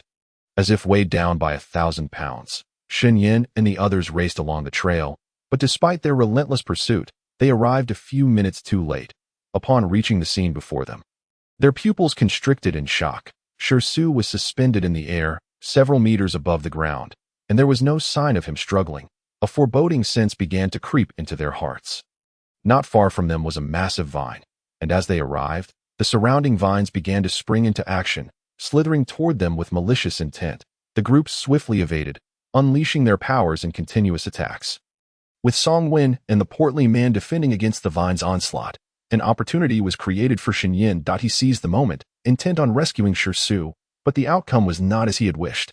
As he drew near, the vine deftly shifted direction, evading his grasp. Witnessing this scene, Shi Nian's eyes widened in desperation. He quickly summoned the spiritual energy within him, launching a full-force assault on the vine. Shi Nian was a metal element ability user, wielding numerous sharp surgical knives. Moreover, during this time, he had replenished his arsenal. Dozens of surgical knives, bolstered by his powers, sped with precision toward the vine. Bang! Bang!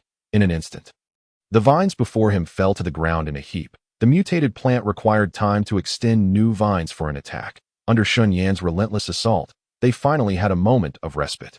Within mere minutes of battle, Shi Nian had exhausted 2/3 of his energy. His complexion was pale, and his back was drenched in sweat. Seizing the opportunity while the mutated plant did not launch a direct assault, he swiftly severed the vine binding Shirsu, lowering him to the ground. Shirsu, please wake up. Shi Nian's face was etched with worry, his eyes filled with urgency, and upon seeing Shirsu's lack of response, panic surged within him. Shirsu. Looking at Shirsu's limp form, he felt an overwhelming ache in his heart, wishing that he could bear the suffering himself. Shi Nian cautiously cradled him in his arms, cautious not to cause him further pain. His eyes were already reddened with unshed tears. Shirsu, please wake up. Come back to me.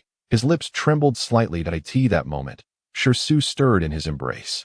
His once-dazed mind began to clear, and upon hearing someone lamenting in his ear, he gradually regained consciousness and slowly opened his eyes, meeting Shi Nian's sorrowful gaze. Seeing the anguish etched on his face, Shirsu felt a pang of discomfort. For reasons unknown, he did not wish to see the person before him so heartbroken. He managed a feeble smile, teasingly saying, "Cough, cough. Shi Nian, you wouldn't happen to have feelings for me, would you?" Without a second thought, Shi Nian replied, "Yes. Otherwise, why would I feel this way?"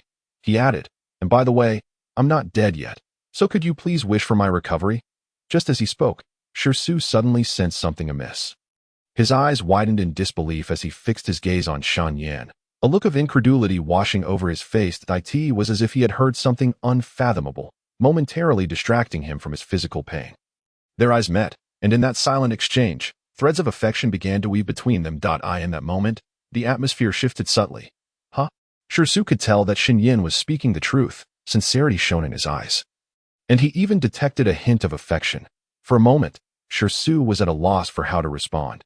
His thoughts were chaotic, overwhelmed by Shi Nian's fervent gaze. The recent dialogue echoed in his mind, causing him to forget the pain coursing through his body. He dared not look at Shi Nian, let alone meet his gaze, his heart in turmoil. At that moment, a voice from behind broke the tension. Song Wen, having dealt with the surrounding mutated creatures, rushed over. "Boss, how's Shirsu? Is he hurt? This is spiritual water. Drink it. It might help." Huff, huff. Song Wen panted, fatigue evident from his earlier exertion. Hearing this, Shi Nian finally snapped back to reality. Realizing he had momentarily forgotten about the spiritual water in his urgency, he quickly took the vial from Song Wen and brought it to Shirsu's lips. At that moment, Shirsu was still in a daze, his mind hazy from the recent revelations. Instinctively, he took the vial from Shi Nian's hand and drank the spiritual water. Song Wen and the portly man exchanged glances, sensing something was amiss, though they could not quite place it. Shirsu leaned against Shi Nian, and his expression shifted as he stole glances at him. Shi Nian's face radiated warmth and affection. As soon as Shi Su consumed the spiritual water, a wave of warmth coursed through his body, healing his wounds and replenishing his energy. His mental state improved significantly, and the pain gradually dissipated. Meanwhile, the mutated plants nearby launched another assault on the group. They commanded the surrounding low-level mutated creatures and zombies, all rushing toward them in a frenzy. "Boss, something feels off." Song Wen's expression turned serious, his tone grave that he gripped his weapon tightly, scanning the area with vigilance, and the portly man mirrored his caution. Their eyes were alert, watching the depths of the dense forest, prepared for an imminent threat. Shi Nian helped Shi Su to his feet, his expression shifting in response to the brewing danger. "Boss, it seems we're in for a tough fight," Song Wen said quickly, distributing vials of spiritual water to the others. Fortunately, in anticipation of emergencies, Shi Nian had stored plenty of spiritual water in his space. Even in his absence, they were well-prepared at that moment. Shi Nian and the others were racing toward them. "Nian Nian." Shi Su caught sight of Shi Nian sprinting toward them and called out. Shi Nian and the others instinctively turned at the sound. And upon seeing Shi Nian and her companions approach, their confidence surged. With Shi Nian and Zhang Wang as reinforcements, dealing with the situation would be considerably easier.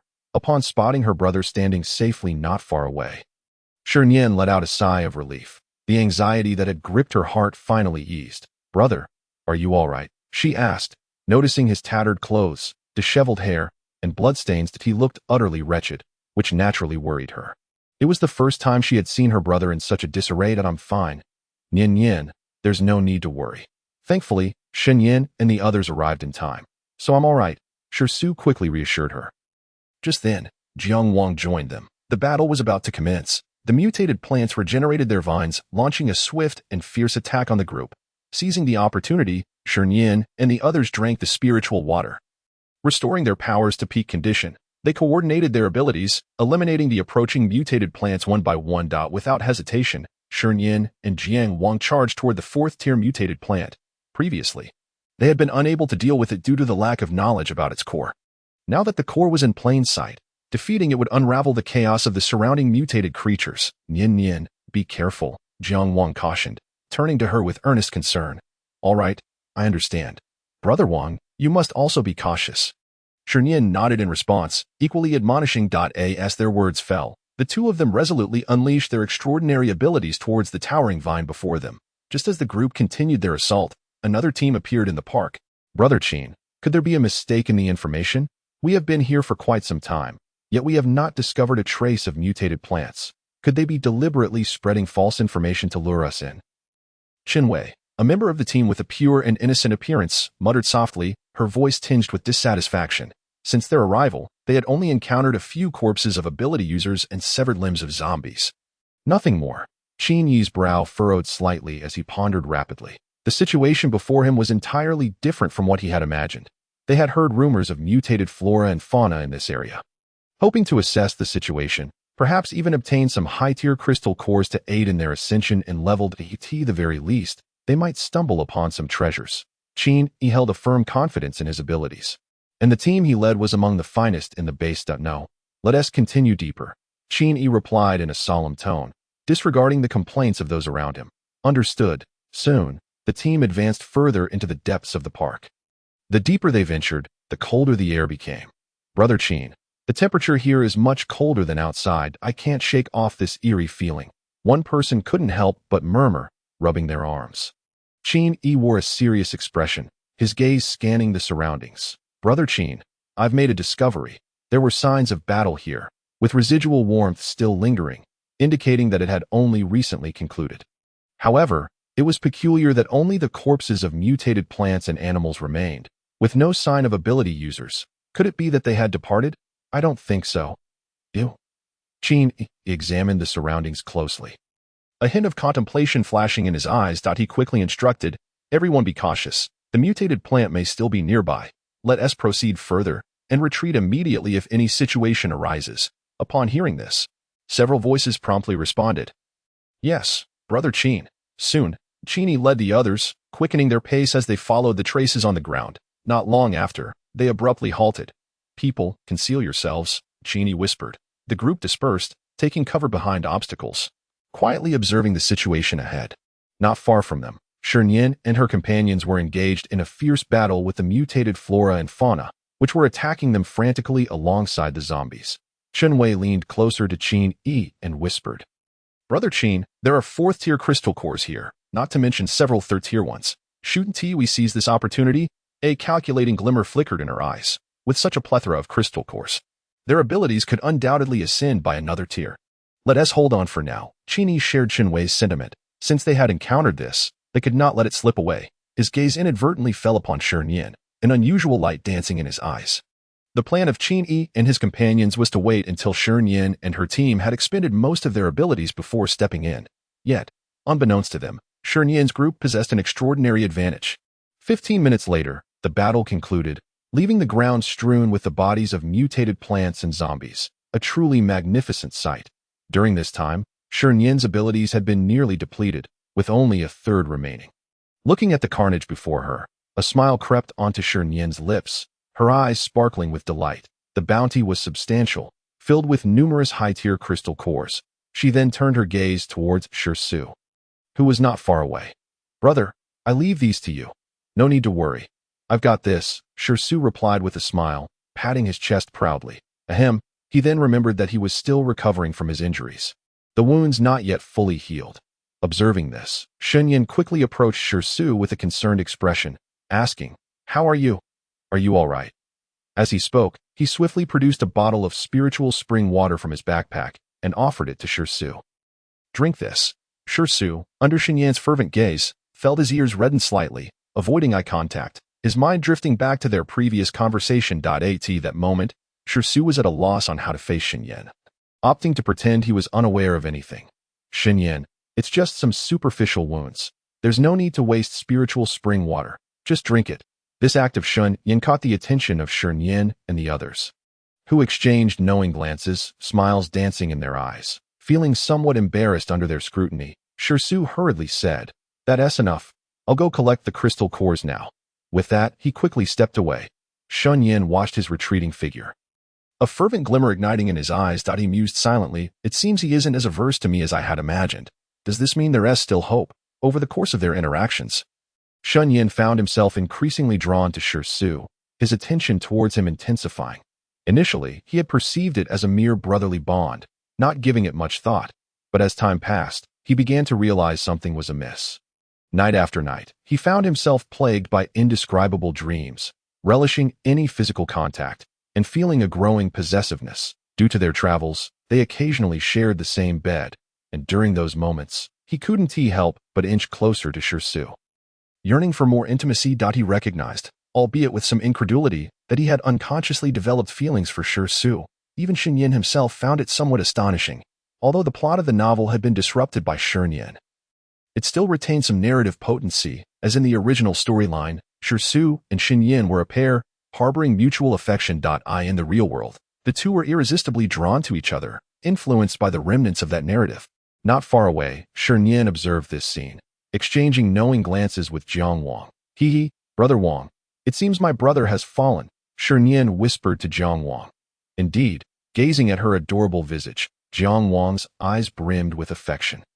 He shared the same thoughts as Shi Nian. At that moment, an unexpected commotion erupted nearby, drawing the attention of the onlookers, revealing the arrival of Qin Yi and his group. Shi Nian and her companions paid them no mind, continuing to gather crystal cores as if they remained oblivious to their presence. When they drew closer, Jiang Wang noticed the group lurking nearby.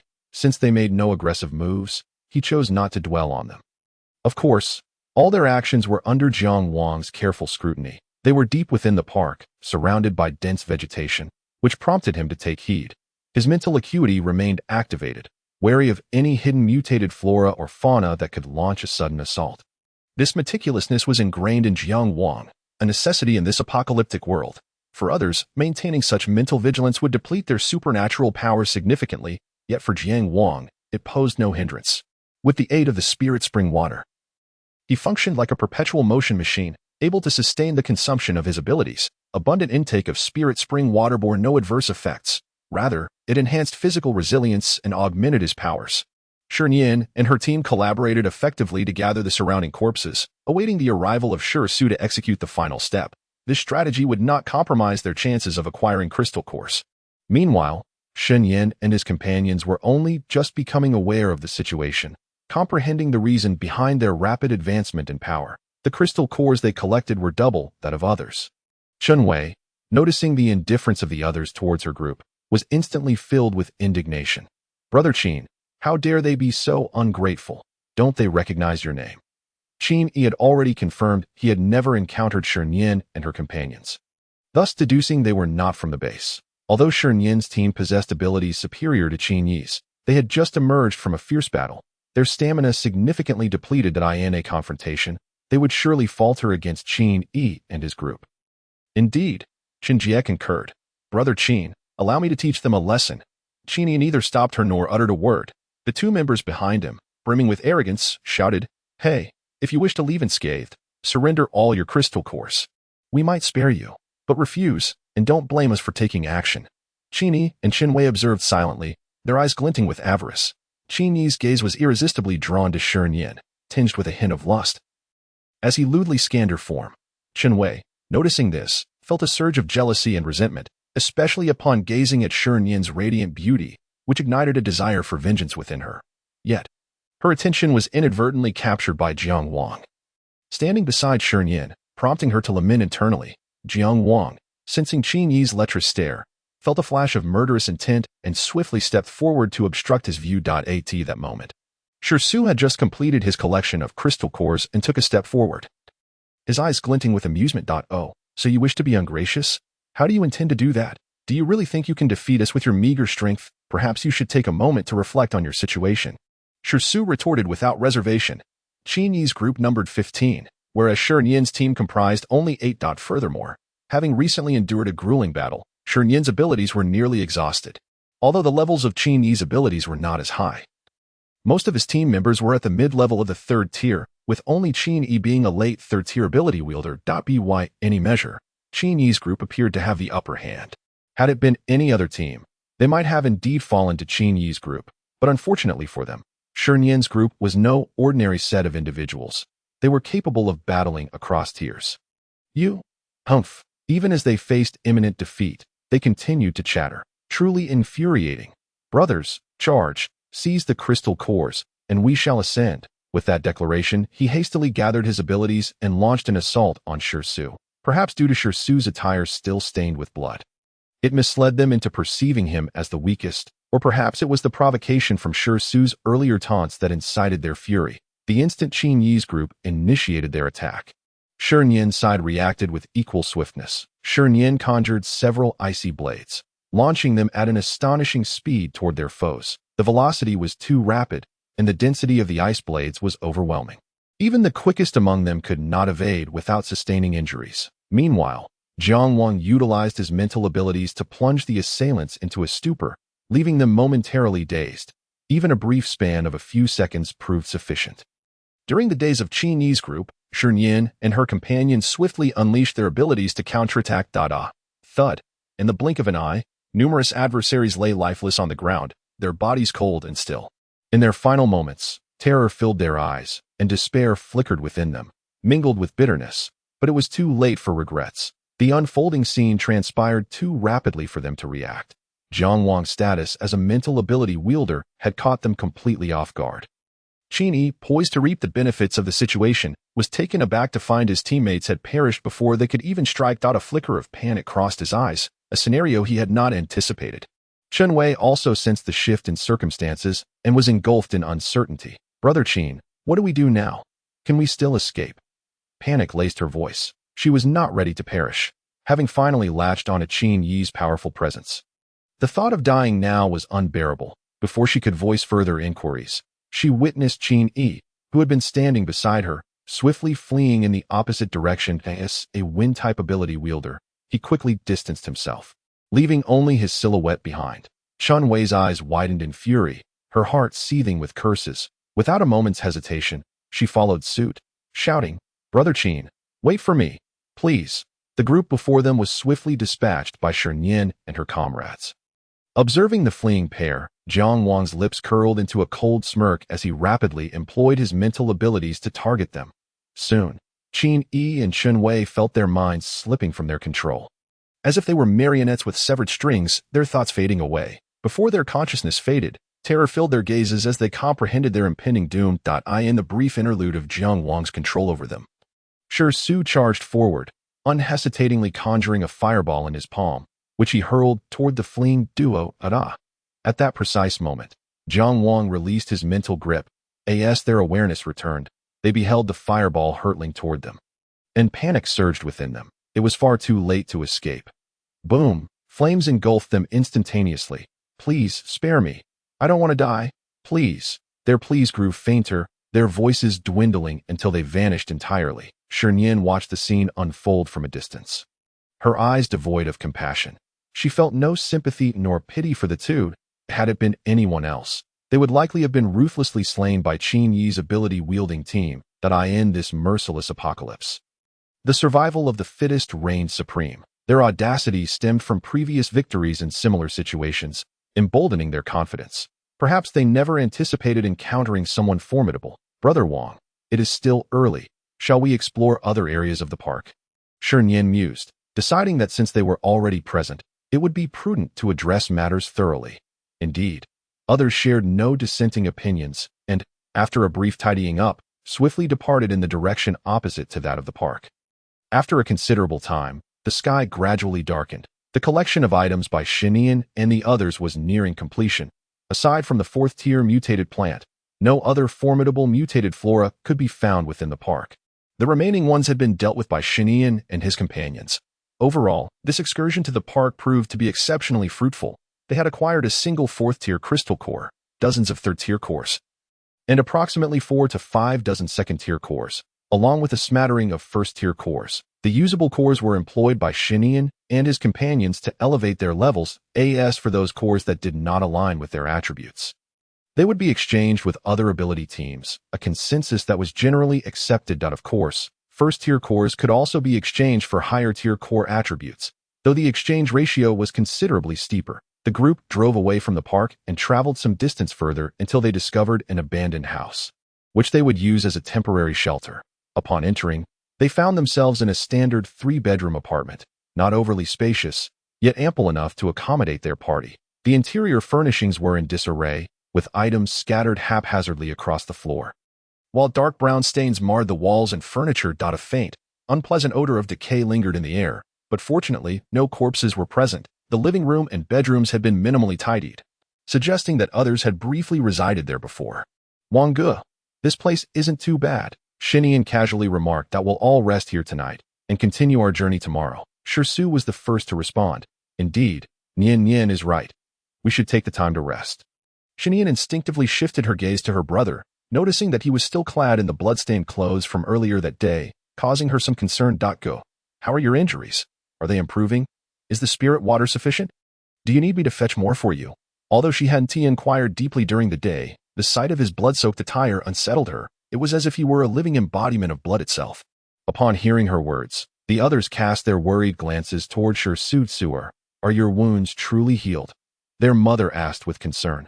Feeling the weight of everyone's gaze upon him, Shi Su felt a twinge of discomfort, especially from a particular piercing stare within the crowd. Even without looking up, he knew precisely to whom it belonged. He instinctively touched his nose, wearing an awkward smile as he reassured, Nian, Mom and Dad. Please do not worry, my wounds have long since healed. It's merely this frightful attire that gives the wrong impression that I'll change soon enough. Besides, he added with a chuckle, I've consumed spirit water several times today. How could I possibly still have wounds? At his words, the group finally relaxed. As long as you're well. Soon after, they collectively tidied the interior before commencing their meal. Much time passed, and it was now Shi Nian and Jiang Wan's turn to keep watch for the night, while the others could retire to their rooms. Given the house had only 3 rooms, 2 individuals were assigned to each. Coincidentally, Shi Su would share a room with Shi Nian. Upon learning this news, he immediately sought out Songwen. After scanning the options, it seemed that only Songwen and the plump fellow were suitable companions, yet after the events of the day, Shi Su was uncertain how to face Shi Nian. The mere thought of sharing a room with him made Shi Su restless. Songwen, could you come over for a moment? Shi Su beckoned. Though puzzled, Songwen obediently approached. What is it? He inquired instinctively. Shi Su pulled him aside into a corner, urgency lacing his tone. I need to discuss something with you. Seeing his demeanor, Songwon-es's confusion deepened, and an inexplicable sense of unease began to swell within him. What is it? Do not worry. As a brother, I will certainly assist you.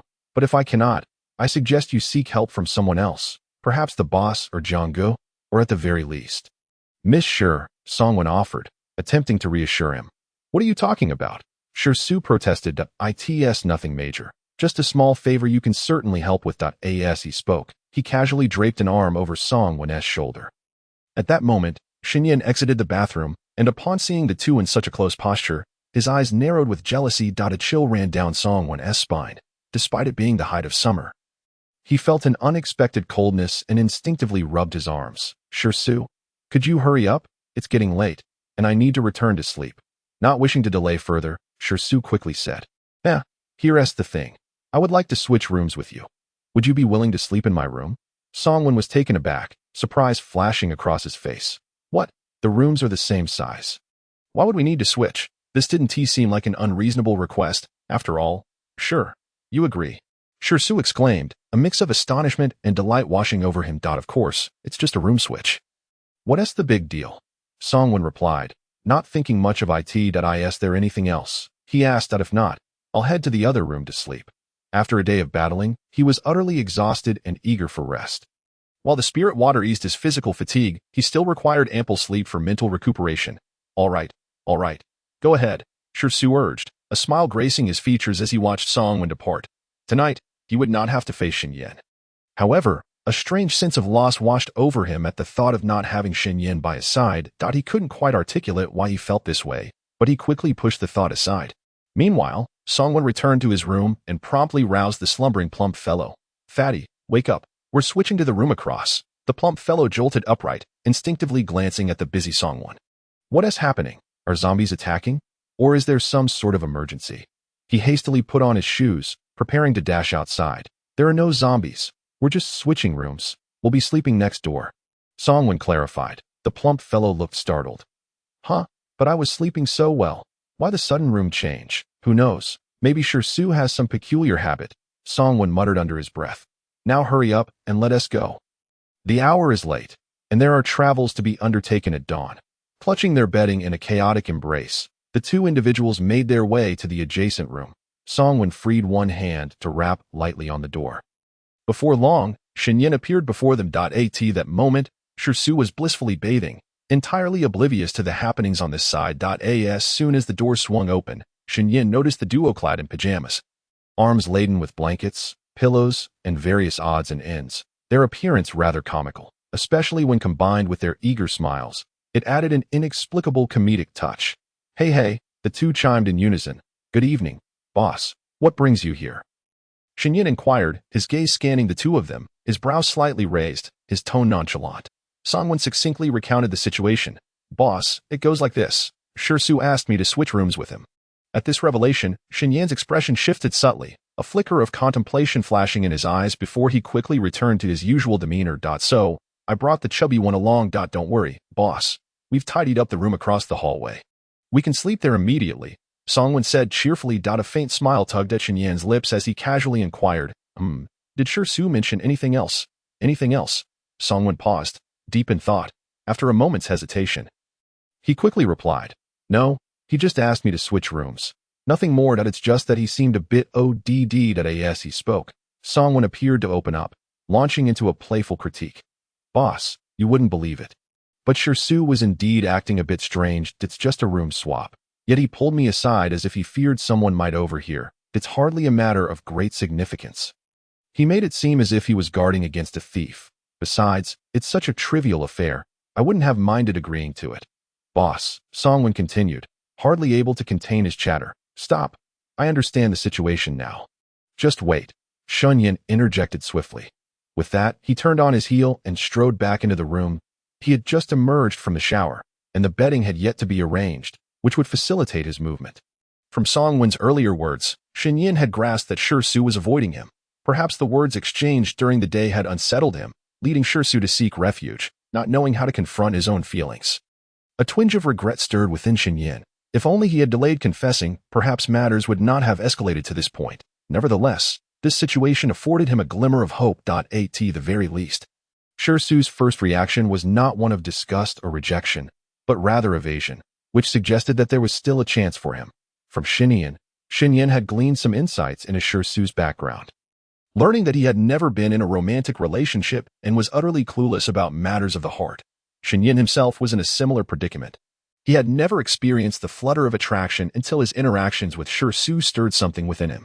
Every time he drew near, his heart would race uncontrollably. In those moments, he realized he had fallen. "Chubby, hurry and lend a hand," Songwon called out eagerly. "Sure thing," the chubby one responded. "Leave it to us. Boss, you don't need to worry about this minor task." He hastily transported Shi Nian's and Shi Su's belongings to the opposite room in a few trips. "Much appreciated," Shi Nian remarked, his gaze landing on Songwon. He patted him on the shoulder, a gentle smile gracing his face. "You did well. Let's keep it up next time," he added before departing back to the adjacent room. Bang!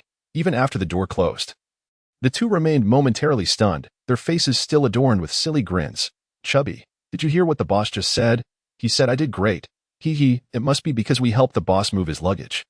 We received his praise." Meanwhile, Shi Su had just exited the bathroom, a towel wrapped around his body, revealing his toned upper physique, hair slightly damp and glistening with moisture, water droplets trailing down his jawline and onto his abdomen. Shimmering softly in the light, he did not return to his original room, but instead headed straight for the room previously occupied by Songwon and the chubby one. Knock knock. "Chubby, open the door." "Chubby." At that moment, the door swung open, revealing Shi Nian's figure. Upon seeing him, Shi Su's mind momentarily short-circuited, leaving him at a loss for words. His heart raced inexplicably, and he dared not meet Shi Nian's gaze. Listening to his words, Shi Nian's lips curled up slightly, a glimmer of amusement in his eyes.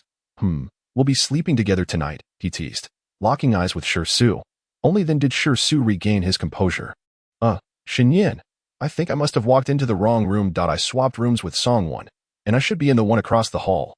With that, he swiftly turned to leave, his pace quickening. In the moment he turned, his expression shifted rapidly, his heart racing uncontrollably. Knock knock. Songwon.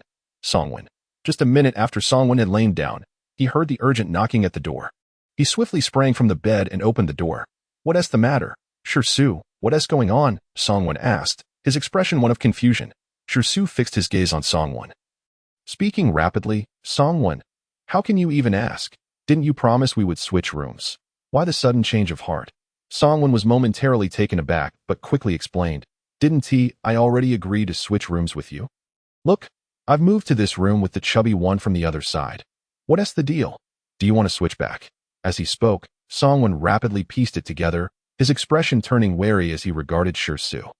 "No way. It's too late. Shi Su, I need to sleep. I can't indulge you in this game. If you want to play, go find the boss. I'm tired. That's it. Goodbye." Bang! Shi Su, frustrated, felt a surge of indignation as the door slammed shut. He muttered to himself, does Songwon genuinely not understand, or is he feigning ignorance? Well, whatever, I'll take the plunge. Turning around, he found Shi Nian leaning against the door, arms crossed, a playful smile lighting up his face. "Hey, Shi Nian, I'm still going to sleep with you tonight. The hour is late. We should rest early." Shi Su's gaze flickered, unable to meet the other's eyes. He felt a pair of burning eyes fixed upon him. Leaving him somewhat flustered, Shi Nian remained silent, a hint of amusement flashing in his eyes, his gaze towards Shi Su imbued with a touch of fondness. His attention, both consciously and unconsciously, drifted to Shi Su's robust upper body. The muscular lines smooth and exquisite, radiating strength and beauty, which irresistibly drew his eyes. Shi Su, however, remained oblivious to this peculiarity. Just as he was about to step inside, an unexpected incident occurred. He suddenly stumbled, his body lurching forward. He instinctively gasped. Shi Nian, quick to react, caught him in his embrace. Their bodies pressed together. Shi Nian's hand encircled Shi Su's waist while the other firmly grasped his wrist. As Shi Su lifted his gaze, he found himself locked in Shi Nian's deep, penetrating eyes. His pupils widened in surprise, lips slightly parted, his expression shifting. In that moment, time seemed to freeze, the world around them coming to a halt, leaving only the two of them in existence. Shi Su could distinctly feel the warmth radiating from Shi Nian's hand around his waist as they silently gazed into each other's eyes. An atmosphere of ambiguity gradually enveloping them. Thump, thump, they could both hear the frantic beating of each other's hearts. Shi Nian's heart raced, a fire igniting within him. His body temperature steadily rising. As he beheld the handsome visage before him. A glimmer of desire flickered in Shi Nian's eyes, his gaze drawn irresistibly to Shirshu's soft, inviting lips. The refreshing fragrance wafted from Shirshu's nose, momentarily disorienting him, making him unable to resist sinking into the moment. Just then, Shi Nian appeared not far away, fortuitously witnessing the scene at the doorway. A smile spread across her face, deepening with delight, her expression radiating a mischievous joy as her eyes sparkled with intrigue. Jiang Wang, following closely behind, glanced in the direction of her gaze and was left astounded by the unfolding scene. His expression shifted slightly, but he quickly regained his composure. Hastening forward, he obstructed Shi Nian's view, causing her to stiffen and instinctively turn her head, eager to observe further. The spectacle before her was far more captivating than any drama she had seen, piquing her curiosity about what would transpire next. Nian, however, with Jiang Wang's intervention, her thoughts were rendered futile. This is not something you should witness. You are still young. Do not be led astray. As he spoke, he firmly wrapped his arms around Shi Nian, swiftly carrying her away. The commotion they caused was inadvertently heard by Shirshu and Shi Nian. At that moment, Shirshu also regained his senses. Ahem, he cleared his throat, hastily averting his gaze, too shy to look. He sought to escape from Shi Nian's embrace. Shi Nian, it is getting late. You should rest early. Thank you for earlier. With that, he quickly retreated to his room to change clothes, observing his somewhat awkward demeanor. Shi Nian's lips curled into a faint smile, a glimmer of amusement dancing in his eyes. The door soon closed behind Shirshu. Meanwhile, in the living room, Jiang Wang held Shi Nian on his lap, his hands encircling her slender waist. His gaze was fixed, a hint of helplessness flickering in his eyes. Shi Nian playfully tapped his ear and chest, inquiring with a teasing smile, Jiang Wang, what stage do you think my brother and Shi Nian have reached? It hasn't been long, yet their relationship seems to have progressed so swiftly. Do you think they are influenced by the plot? Or have they been in love at first sight? Let me guess who the more proactive one is. Based on my brother's character, he doesn't seem like someone who would take the initiative, so it must be Shi Nian. Jiang Wang's expression shifted as his gaze fell involuntarily upon her incessantly chattering lips, a flash of desire evident in his eyes. Who do you think is on top? Upon hearing this, Jiang Wang's expression darkened, his grip around her waist tightening. That he mused to himself. It seems I must keep a close watch on Nian. Where did she learn such things? Next time, could you help me gather some information? I am truly curious. Before Shi Nian could finish her sentence, she felt an unusual sensation on her lips, akin to an electric shock, sending tingling sensations coursing through her. After a prolonged moment, Jiang Wang finally released her from his embrace. Shi Nian's eyes glimmered with a hint of red, leaning against Jiang Wang, her gaze imbued with playful annoyance. Jiang Wang. Noticing this, Jiang Wang averted his gaze, unwilling to meet her eyes. Nian, I am here. Yet his peripheral vision was irresistibly drawn to her slightly swollen, rosy lips, which glistened softly in the light, alluring him. Listening to his gentle tone and gazing at his handsome face, Shi Nian's remaining displeasure dissipated in an instant. I am tired. I want to sleep. All right, sleep well. I will take care of everything. Jiang Wang gently caressed her back, soothingly reassuring her. Gradually, as Shi Nian inhaled the scent of cedar emanating from him, she drifted into slumber. Sensing her steady breathing, Jiang Wang felt an immense sense of calm wash over him. He leaned down slightly, placing a tender kiss upon her luscious lips. Subsequently, he closed his eyes, pretending to doze off, the two of them leaning against each other, enveloped in the soft glow of the light, isolating them from the outside world, creating an incredibly warm tableau. Simultaneously, in another room, Shirshu and Shi Nian lay side by side on the bed, the atmosphere within the room serene. Shirshu forced himself to fall asleep. Yet no matter how hard he tried, he remained awake, his mind replaying fragments of moments with Shi Nian, his heartbeat fluctuating erratically. For a time, his heart was a tangled mess, sensing Shirshu's restless breaths. Shi Nian subconsciously opened his eyes and turned to gaze at the handsome face beside him. A flicker of contemplation passing through his eyes, the two remained in silence, neither daring to break the peculiar atmosphere. As time wore on, Shirshu finally drifted into slumber, his body relaxing, shedding the tension that had plagued him. Shi Nian, feeling the steadiness of Shirshu's breathing, found solace in his heart and slowly inched closer. Gently wrapping him in his embrace, Sure, Shu did not awaken from this gesture. Instead, he instinctively sought a comfortable position to continue his peaceful sleep. Seeing this, Shi Nian quietly exhaled in relief. Outside, the blood moon hung high in the sky, resembling a colossal crimson eye, silently surveying the world below. Tendrils of sanguine mist spiraled downward, casting an eerie pallor over the dilapidated city beneath. On the streets, zombies surged like a relentless tide, their bodies contorted, some missing limbs, while others had arms connected solely by sinew, gaping wounds exposing bone, their skin rotting and oozing with pus, adorned with grotesque black markings that rendered them terrifying. A putrid stench assaulted the senses, inducing nausea. They emitted a cacophony of growls, weaving a macabre symphony of death. Yet, amid this grim environment, survivors and ability teams concealed themselves within abandoned houses, merging with the shadows, afraid to make a sound. In times past, they would have evaded the zombies, safely weathering the perilous night. But circumstances had changed. The zombies had grown increasingly powerful. With their ascension in levels, their intelligence had begun to awaken, granting them the ability to think. No longer the mere mindless husks they once were. Within a derelict building, an ability team lay hidden, listening to the incessant growls emanating from below, their brows furrowing, hearts racing, a sense of foreboding enveloping them. It felt as if a pair of unseen eyes were fixed upon them, leaving them with no escape. "Captain, should we leave here now? I have a feeling that the zombies downstairs might be coming in." Upon hearing this, another member chimed in. "Captain, I believe the third one is right." Seizing the opportunity before the zombies can react, they make their escape from this place, hoping for a greater chance of safety. Since their entrance into the building, a chilling sensation has enveloped them, as if unseen eyes were tracking their every movement. "Captain, the six-person team expresses their collective fear at this moment. Their singular thought is to flee." The continuous roars echoing from below serve as a grim reminder, each sound piercing their ears, while a palpable atmosphere of dread envelopes them, inciting overwhelming panic. In such an environment, restful slumber is an impossibility. And with the rising threat level of the zombies, the superpowered individuals must remain ever vigilant. Noticing the shared apprehension among his comrades, Captain Lao Li finds no reason to hesitate. Escaping this place is his desire as well. The murmurings of the approaching zombies render him restless. As the specter of death looms ever closer. By day, there may be a glimmer of hope for escape, but by night, their options dwindle to none.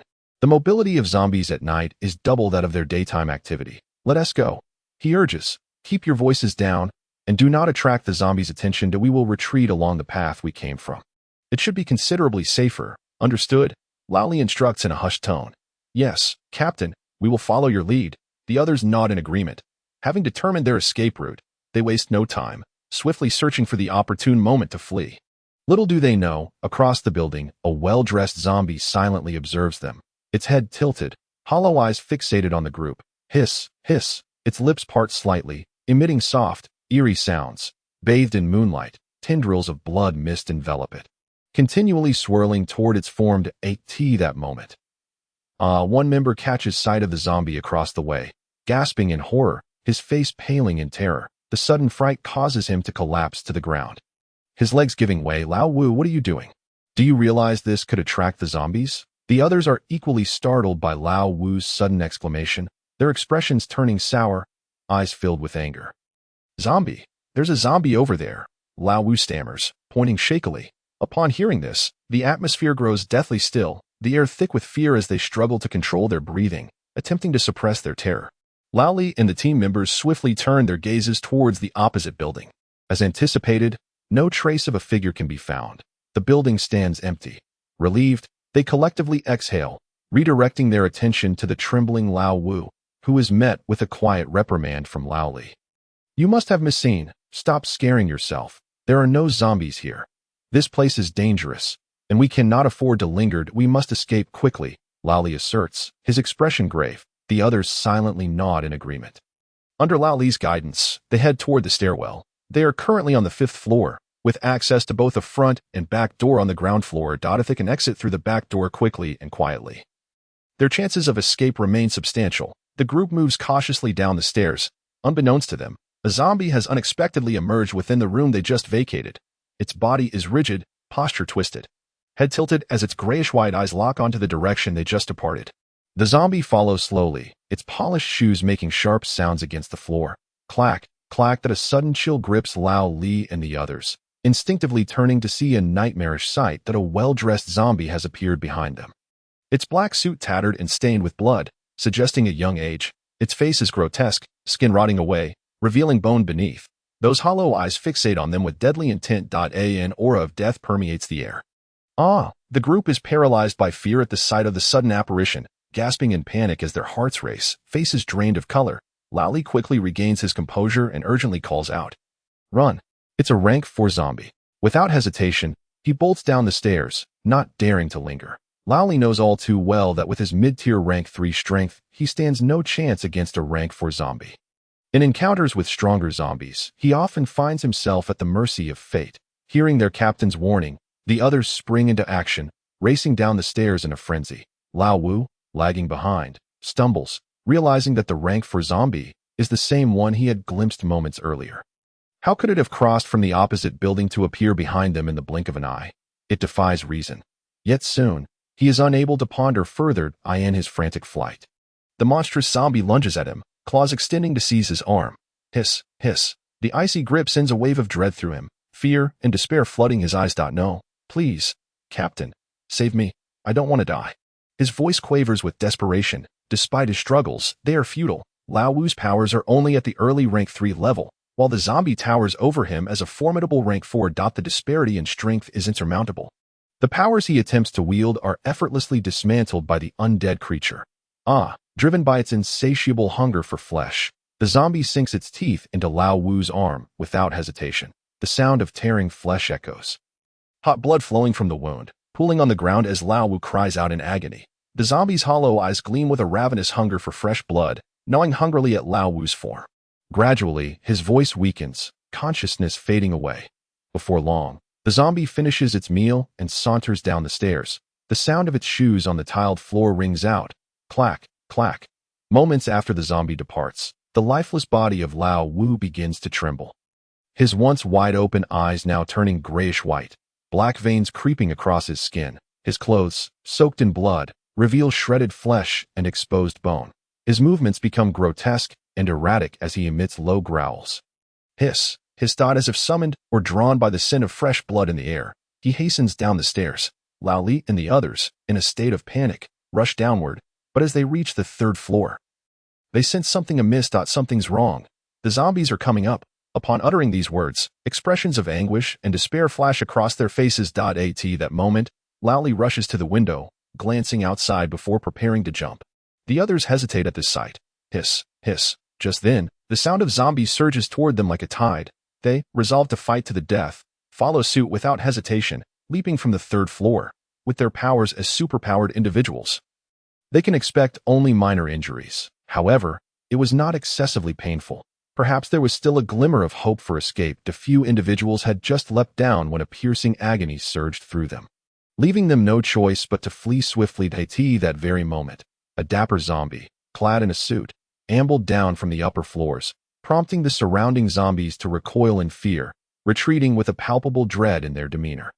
No one dared to act rashly. It stood still, emitting a low murmur.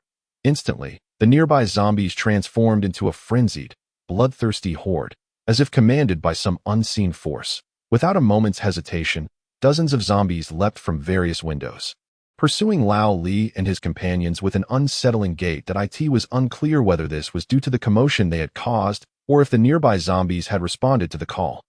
But within a short span of time, hundreds of zombies had gathered. The suited zombie remained quietly at the rooftop, observing the chaos below.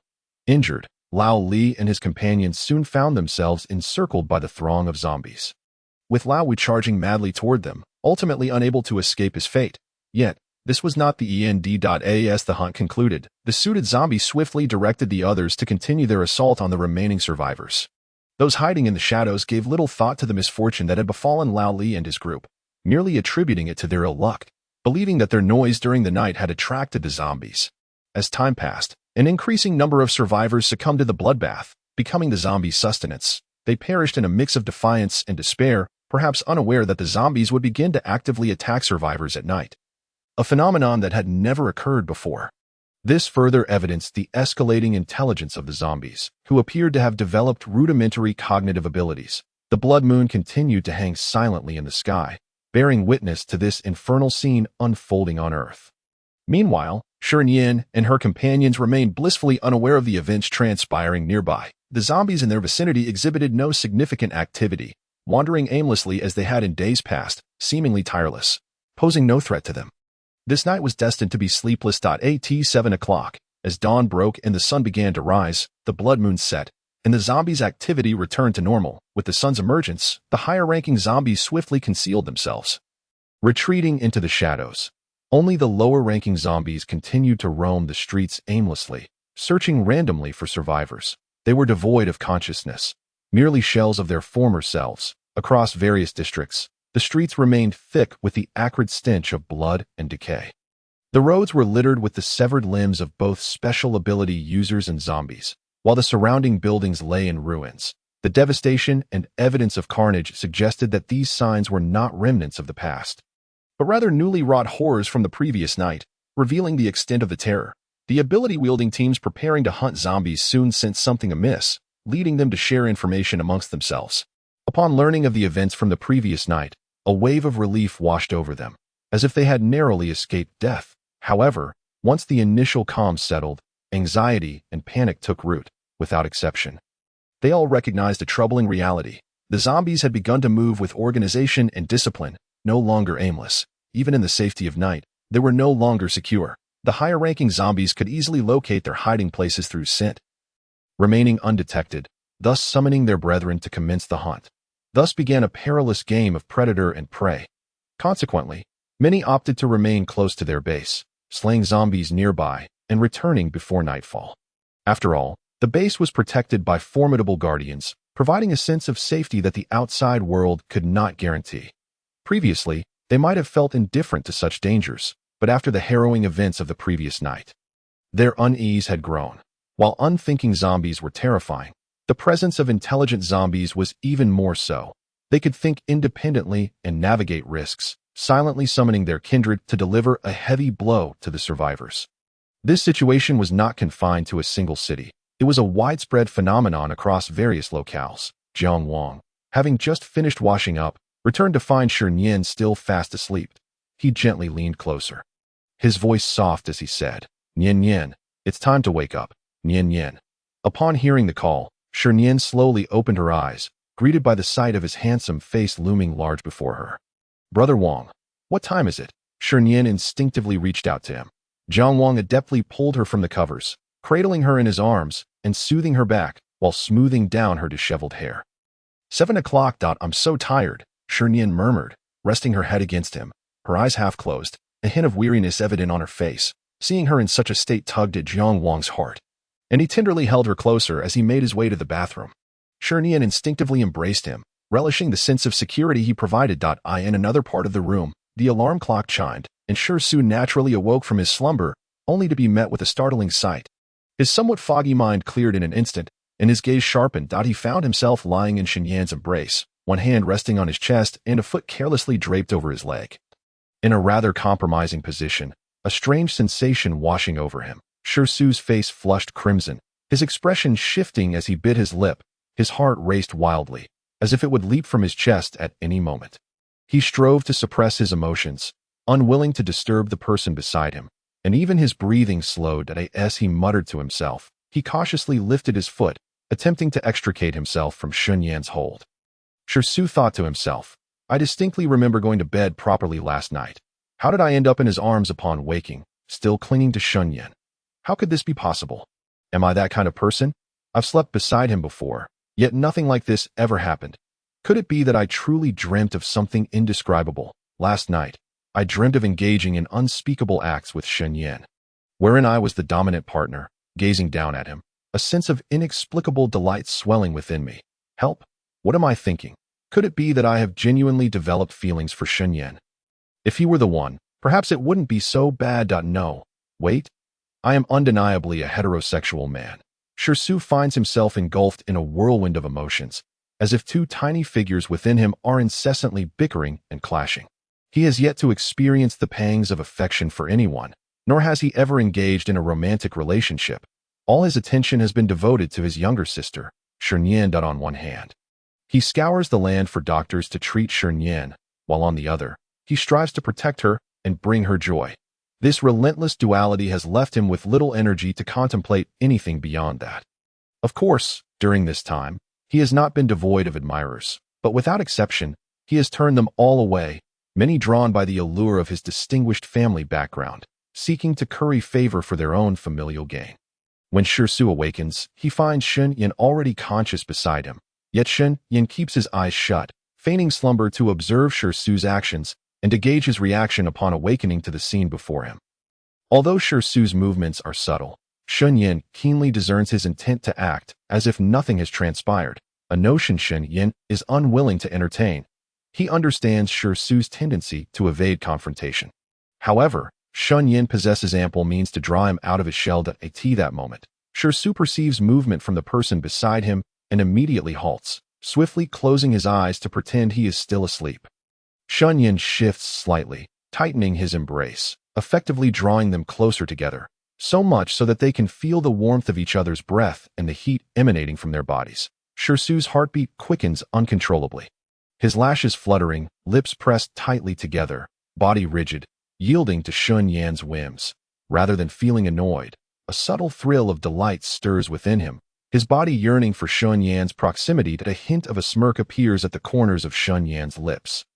His eyes glinting with tenderness as he softly asks, "Awake?" Shi finds himself momentarily at a loss for words, unsure of how to respond.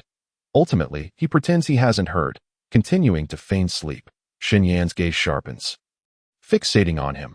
Observing the slight tremor of his lashes and his active slumber, an inexplicable sense of pleasure washes over him, his smile growing more pronounced. Noting Shi's prolonged silence, Shi Nian prepares to take the next step when Shi suddenly opens his eyes, revealing a mixture of anxiety and awkwardness. "Shi Nian, good morning." With a swift turn of his head, Shi meets Shi Nian's deep, soulful gaze. Shi Nian hadn't anticipated Shi's sudden movement.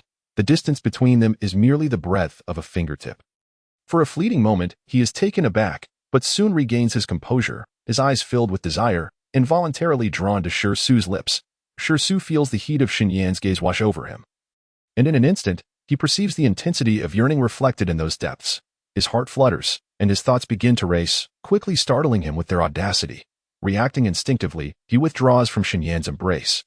Unable to meet his gaze, his eyes darting away in avoidance. "Hiss!" Shi Nian instinctively gasps, a sharp pain surging through his lower abdomen, causing a grimace of anguish to cross his features. Observing this, Shi's expression shifts to one of concern as he anxiously inquires, "Shi Nian, what's wrong? Are you all right? Where does it hurt? I'll fetch you some medicine." Just as Shi prepares to leave, Shi Nian abruptly reaches out, pulling him back with unexpected force, causing Shi to collapse once more onto the bed. Before he can react, Shi Nian swiftly positions himself above Shi, his gaze burning intently into his. The playful glint flickers in Shi Nian's eyes. "No need to worry. It's all fine now. But it did hurt quite a bit earlier." "Shi, how do you intend to repay me?" At this, Shi's eyes widen in astonishment. "Huh?" He clearly struggles to comprehend the implication. However, he soon grasps the meaning behind Shi Nian's words, his ears flushing with a deep crimson. "That's Shi Nian. I didn't mean to." Shi gazes at the man before him, whose eyes appear dangerously captivating, as if he might devour him whole. While their abilities may be on par, there is still a notable disparity in strength. Should a confrontation arise, Shi is uncertain if he could stand against Shi Nian. Shi Nian remains undeterred, his gaze fixed upon Shi as if sizing up his prey. Realizing he cannot escape, Shi boldly asks, "Shi Nian, what is it that you truly desire? Speak plainly." That he raises his hands in surrender, his expression one of resignation, ready to be at Shi Nian's mercy, akin to fish laid bare upon a cutting board. Upon witnessing this, Shi Nian's smile broadens. "Really?" As he speaks, he gradually leans closer to Shi. The heat of his breath envelopes Shi, sending shivers down his spine, causing him to tremble slightly. His gaze is involuntarily drawn to Shi Nian's countenance. Before him stands Shi Nian, with neatly cropped black hair that appears almost ink-like, the tips slightly tousled. Exuding an air of rebellious charm, his forehead is broad and smooth, with striking eyebrows and eyes that glimmer with innate pride. The depths of his gaze are sharp and profound, reminiscent of an unfathomable abyss, making it difficult to hold his stare. His nose is straight and prominent, adding to his sculpted features. Every movement he makes exudes an elegance that is both regal and dangerous, compelling one to flee.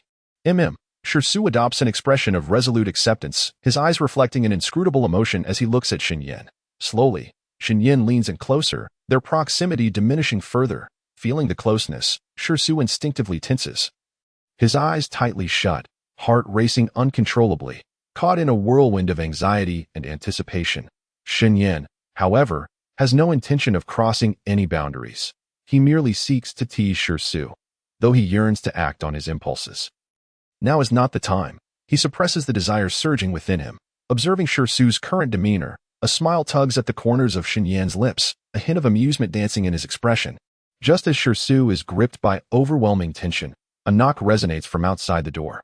Knock, knock, knock. Song Wen's voice calls from the entrance. Boss, Shi, it's time to rise for breakfast. Song Wen's words arrive like a beacon of salvation. Shi hurriedly responds, coming. He then swiftly extricates himself from Shi Nian's embrace, fleeing as if in escape. Shi Nian watches with an amused smile, the depth of his satisfaction evident, radiating a sense of joy from within. At the very least, his playful provocation has proven effective. Shi has unwittingly fallen into the web he has spun. Meanwhile, Shi, in matters of affection, remains somewhat oblivious. The overwhelming tide of Shi Nian's love leaves him bewildered.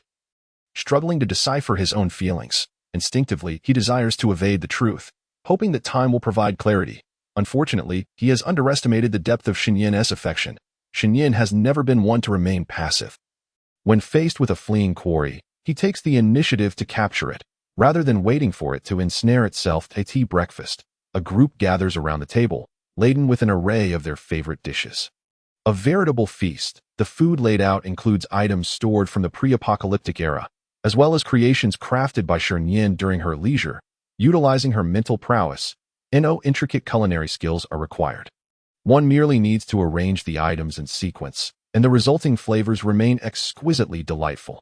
Additionally, Shi Nian often incorporates diluted spirit spring water into some dishes. Given her current level, she can produce 20 bottles of this water daily. More than sufficient for their everyday needs, and she has amassed a significant stockpile during this period. Shi Nian's gaze flits between Shi Nian and her brother, noting a peculiar atmosphere between the two as soon as they enter. Nian, it's time to eat. Jiang Wang observed her subtle actions with keen eyes, a trace of helplessness crossing his face. It seemed that Shi Nian's penchant for gossip had been overlooked by him in the past. Yet, he felt no displeasure. Rather, an instinctive realization dawned upon him that he still had much to learn about Shi Nian. This feeling of discovering a new realm brought him closer to her. Along go. You should eat too, Shi Nian remarked, blissfully unaware of Jiang Wang's gentle reminder. After a moment of surprise, she quickly regained her composure, seizing a bun from her bowl and indulging heartily. Her gaze then returned to focus intently on Shi Nian and her brother. In contrast, Shi and Shi Nian shared a more intimate interaction than before, their previous awkwardness dissipating. Shi Nian attentively catered to Shi's dietary preferences, occasionally placing his favorite dishes into Shi's bowl. Observing the delightful food appearing in his bowl, Shi felt a complex mix of joy and awkwardness. Unsure how to respond, he instinctively glanced at the others at the table. Noting that everyone else was engrossed in their meals, Shi tugged at Shi Nian's sleeve and whispered, Shi Nian, I'm full. Everyone's watching. Don't just focus on me.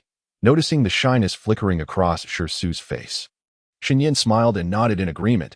Relieved, Shi turned to meet Shi Nian's gaze. She smiled warmly at him, causing an inexplicable sense of embarrassment to wash over him, as though caught in a compromising moment. He fell silent and resumed his meal. Puffed. Shi Nian couldn't contain her laughter at her brother's awkwardness and burst out laughing, drawing the attention of the others who looked up at her curiously. Nian, did you think of something amusing? Why are you laughing so heartily? Shi inquired with genuine curiosity. Well, there is something delightful, Shi Nian responded, her smile growing more radiant as she caught her brother's pleading gaze. It all started when she recounted a joke she had encountered, deliberately omitting any mention of her brother. Jiang Wang, observing this scene, was filled with affection and tenderness. Under Shi Nian's influence, the atmosphere became relaxed and pleasant. Shedding the previous awkward tension, laughter erupted as everyone was entertained by Shi Nian's story, particularly Song Wen and the chubby fellow, who laughed the loudest. Miss Shi, what happened next? I want to know more. 5 days later, during this time, Shi Nian and her companions became aware that zombies would attack survivors at night. Whenever they encountered any ability teams along the way, as long as there was no significant conflict, they would relay the news about the high-level zombies roaming at night. Despite their internal rivalries, they all shared a common enemy and were united in their desire to prevent zombies from overtaking their homes. Initially, skepticism lingered, but the inexplicable presence of numerous ability users and the corpses of zombies in the streets made disbelief impossible. Coupled with the immense noise during the night, it was evident that the zombies had begun to mobilize. Fear gripped the hearts of many. Some prepared to ambush zombies at night, but they suffered heavy losses, albeit at a significant cost to the zombies as well that a number of survivors chose to vigil through the night together. Several ability teams decided to spend the night as a group, while only a few opted to return to their base for the night, remaining close enough to eliminate zombies by dawn. As a result, the number of zombies around the base dwindled, most responding to the call of higher-level zombies at night to hunt down ability users. Although Shi Nian and her group had not been attacked by zombies at night, they still heard the terrifying roars of the undead, instilling a sense of urgency within them. The zombie strength was continuously increasing, and the only course of action for Shi Nian and her companions was to rapidly enhance their abilities. Otherwise, they risked falling into perilous situations, adding to the dangers of this apocalyptic world. Meanwhile, Shi Nian and her group had already departed from An City and entered the next city, E City. They were now a step closer to the capital. With 2 to 3 cities still in between that if they pressed on, they could reach it in just a few days, but they were not short on time. They chose instead to eliminate zombies along the way while making their way toward the capital, confident that their strength would increase by the time they arrived. This would ensure that, even upon joining a base later, they would not be at a disadvantage, as their overall strength would grant them considerable influence. This was precisely Shi Nian's intention to AT that moment. Jiang Wang sensed something amiss ahead, his brow furrowing as he quickly warned, "There's a battle ahead. Everyone be cautious." The number of zombies was estimated to be around 100. Led by a mid-level 4th-tier zombie, accompanied by 10 mid to late 3rd-tier zombies and dozens of 2nd-tier zombies that IT was uncertain whether any other high-level zombies were concealed among them. Additionally, there were mutated animals. This was all Jiang Wang could ascertain for now. Further details would require them to reach the scene. Upon hearing this, Shi Nian wasted no time in relaying the situation to Shi Nian and the others, urging them to prepare. The mention of the number of zombies took them by surprise. Most of the zombies they had encountered previously were few and scattered, primarily attacking in large groups led by high-level zombies. This sudden collective appearance of zombies raised alarming suspicions among Shi Nian and her companions that there might be an even more formidable and terrifying presence behind them, one that possessed intelligence comparable to that of humans, capable of independent thought, commanding 4th-tier zombies to obey its orders. Realizing the gravity of the situation, they understood that since they had encountered this threat, they could not afford to let it slip away without a fight. United in their efforts, they were not devoid of strength in battle. Crucially, they had the Lingquan water, which allowed for rapid recovery of stamina and energy. In contrast, the zombies did not possess such advantages.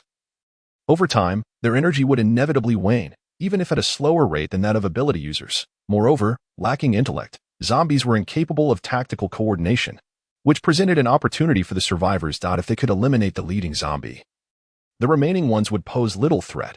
Furthermore, with so many zombies present, Shisu's lucky constitution would surely yield substantial rewards, potentially allowing Shi Nian and her companions to elevate their ability levels further.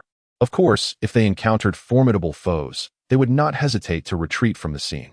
Meanwhile, one of the team members urgently exclaimed, "Captain, the zombies are increasing in number. You take the others and leave. I'll hold them off." Another added anxiously. At this, the others quickly echoed in agreement. "Captain, Shi too is right. I'm the weakest. Let me stay behind while you all escape. If we don't leave soon, I won't be able to hold on much longer." Captain, Chun Feiyang's eyes widened with desperation. His gaze reddened. He knew this was not the time for hesitation. If they continued to dither, more brothers would perish, and they might face total annihilation. At that moment, every face was etched with sorrow, a glimmer of resolve shining in their eyes. The sounds of zombies echoed all around, accompanied by the assaults of mutated animals, leaving them defenseless as their teammates neared their breaking point. He acted without a second thought. Just as he was about to issue a command, a group of people suddenly appeared in the distance. They were ruthless in their methods, decisive in their actions, and coordinated in their efforts to eye in the blink of an eye. Dozens of zombies collapsed to the ground, unable to rise. Witnessing this, Qin Feiyong's eyes sparkled with hope. Brothers, hold on a little longer. Help is on the way.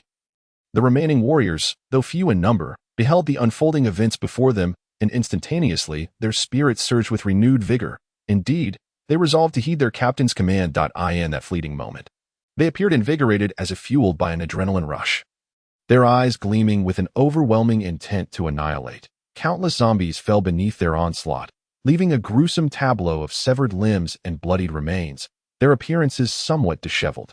Yet, despite their disarray, each warrior's gaze remained sharp and unyielding, their indomitable spirit worthy of admiration. As they drew nearer, Shi Nian and her companions soon discerned that the encircled individuals were from the official ranks. Official personnel?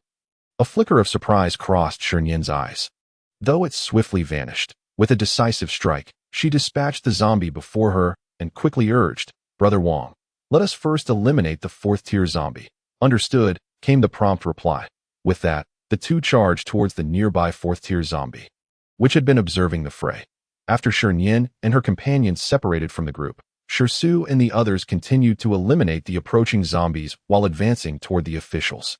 They recognized that, after a prolonged battle, their stamina was waning, and their abilities were nearly depleted. Had they arrived any later, they might have met their end alongside the zombies. Shi Su and his companions held a deep respect for the officials, and within their capabilities, they were eager to lend assistance. Although all were third-tier ability users, their continuous consumption of spirit spring water had significantly enhanced their power, allowing them to combat opponents 2 minor tiers above their own with relative ease. Faced with third-tier zombies, despite being outnumbered, they maintained the upper hand, albeit the time taken to eliminate them would be considerably longer. Qin Feiyong and his group were left astounded by Shi Su and his team's prowess. All were third-tier ability users, yet it felt as if they were mere children playing at home in comparison. Though perplexed, they had no time for contemplation. The urgency of the situation demanded their focus on dispatching the zombies before them. "Come over here," Shi Su called out. The others quickly rallied to their side, prepared for battle. With Shi Su and his companions' arrival, their situation had improved significantly. "Shi Nian, it is time for us to take action." A glint of bloodlust flashed in Shi Su's eyes as he glanced at his companion.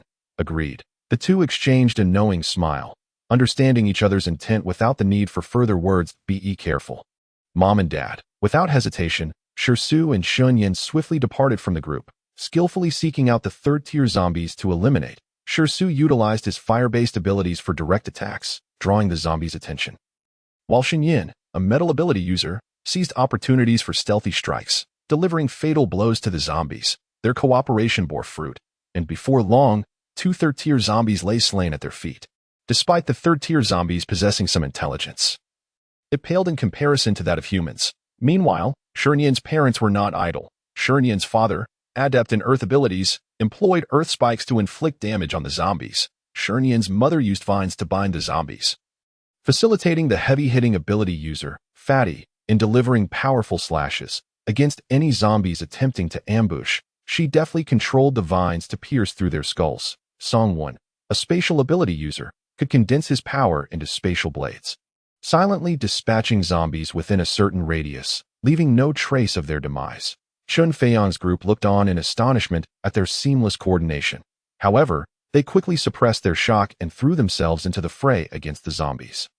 Meanwhile, Shi Nian and her companion faced a mid-4th-tier zombie. Although their abilities were at the initial 4th tier, their strength had reached the latter stages of the 4th tier, making the task of vanquishing the zombie before them effortless. 10 minutes later, through their combined efforts, the mid-4th tier zombie soon collapsed, lifeless beneath Jiang Wang's blade. "Nian Nian, how are you? Are you all right?" Jiang Wang inquired with concern. "I'm fine," she replied. "Brother Wang, since we've dealt with this one, let us hurry to assist them. It's not safe here, and we wouldn't want to face another wave of zombies." "Right." After a brief exchange confirming their well-being, they wasted no time and swiftly turned to rejoin their allies. In a matter of moments, the once hundreds of zombies dwindled under the relentless counterattack of the group, leaving a ground littered with corpses and a noxious stench wafting through the air. Only 30 to 40 zombies remained in their midst. With their current offensive, it would not be long before they were eradicated. Shi noted Shi Nian and her companion approaching and felt a wave of relief wash over him with their addition. The lower-tier zombies could hardly withstand their assault. With a mere flick of their hands, several zombies collapsed to the ground. 15 minutes later, every last zombie had been dispatched. Shi then began to collect the crystal cores with great haste. At that moment, Chun Feiyong hurried over to Shi Nian and her companion, expressing his gratitude. "Thank you for your timely assistance. Please accept these crystal cores as a token of my appreciation." Chun Feiyong regarded the two with respect, acknowledging that without them, he and his subordinates would likely have met a grim fate. Fortunately, they had been rescued just in time, temporarily escaping danger. Losing a few crystal cores was a small price to pay for their survival. Shi Nian pondered for a moment before deciding not to take all the cores, leaving a portion for them while claiming her rightful share. "Captain Chun, there's no need for formality. This isn't the place for discussion. We should leave quickly. It's not safe here. The zombies are moving in large numbers. If we can help, we will." After a brief exchange, Shi Nian learned from Chun Feiyong that he originally led a team of 30 members, equipped with substantial weaponry, on a mission to find more survivors and eliminate zombies. However, they had encountered successive waves of zombies and suffered losses during their escape. Even nighttime had become perilous, as it felt as though they were being hunted by the undead, with large-scale attacks occurring both day and night. Realizing the situation was dire, Chun Feiyong had decided to return to base, only to confront a horde led by a fourth-tier zombie, resulting in further losses, leaving him with only 10 teammates remaining. Had it not been for Shi Nian and her companion's timely intervention, they would have likely faced total annihilation. Subsequently, Shi Nian relayed her findings to the military, including the large-scale nocturnal zombie movements and her suspicions regarding the potential emergence of a zombie king. Just then, Shi approached, handing a small bundle to Shi Nian. "Nian, I've gathered the crystal cores." Chun Feiyong's teammates swiftly followed suit, presenting a small parcel filled with crystal cores.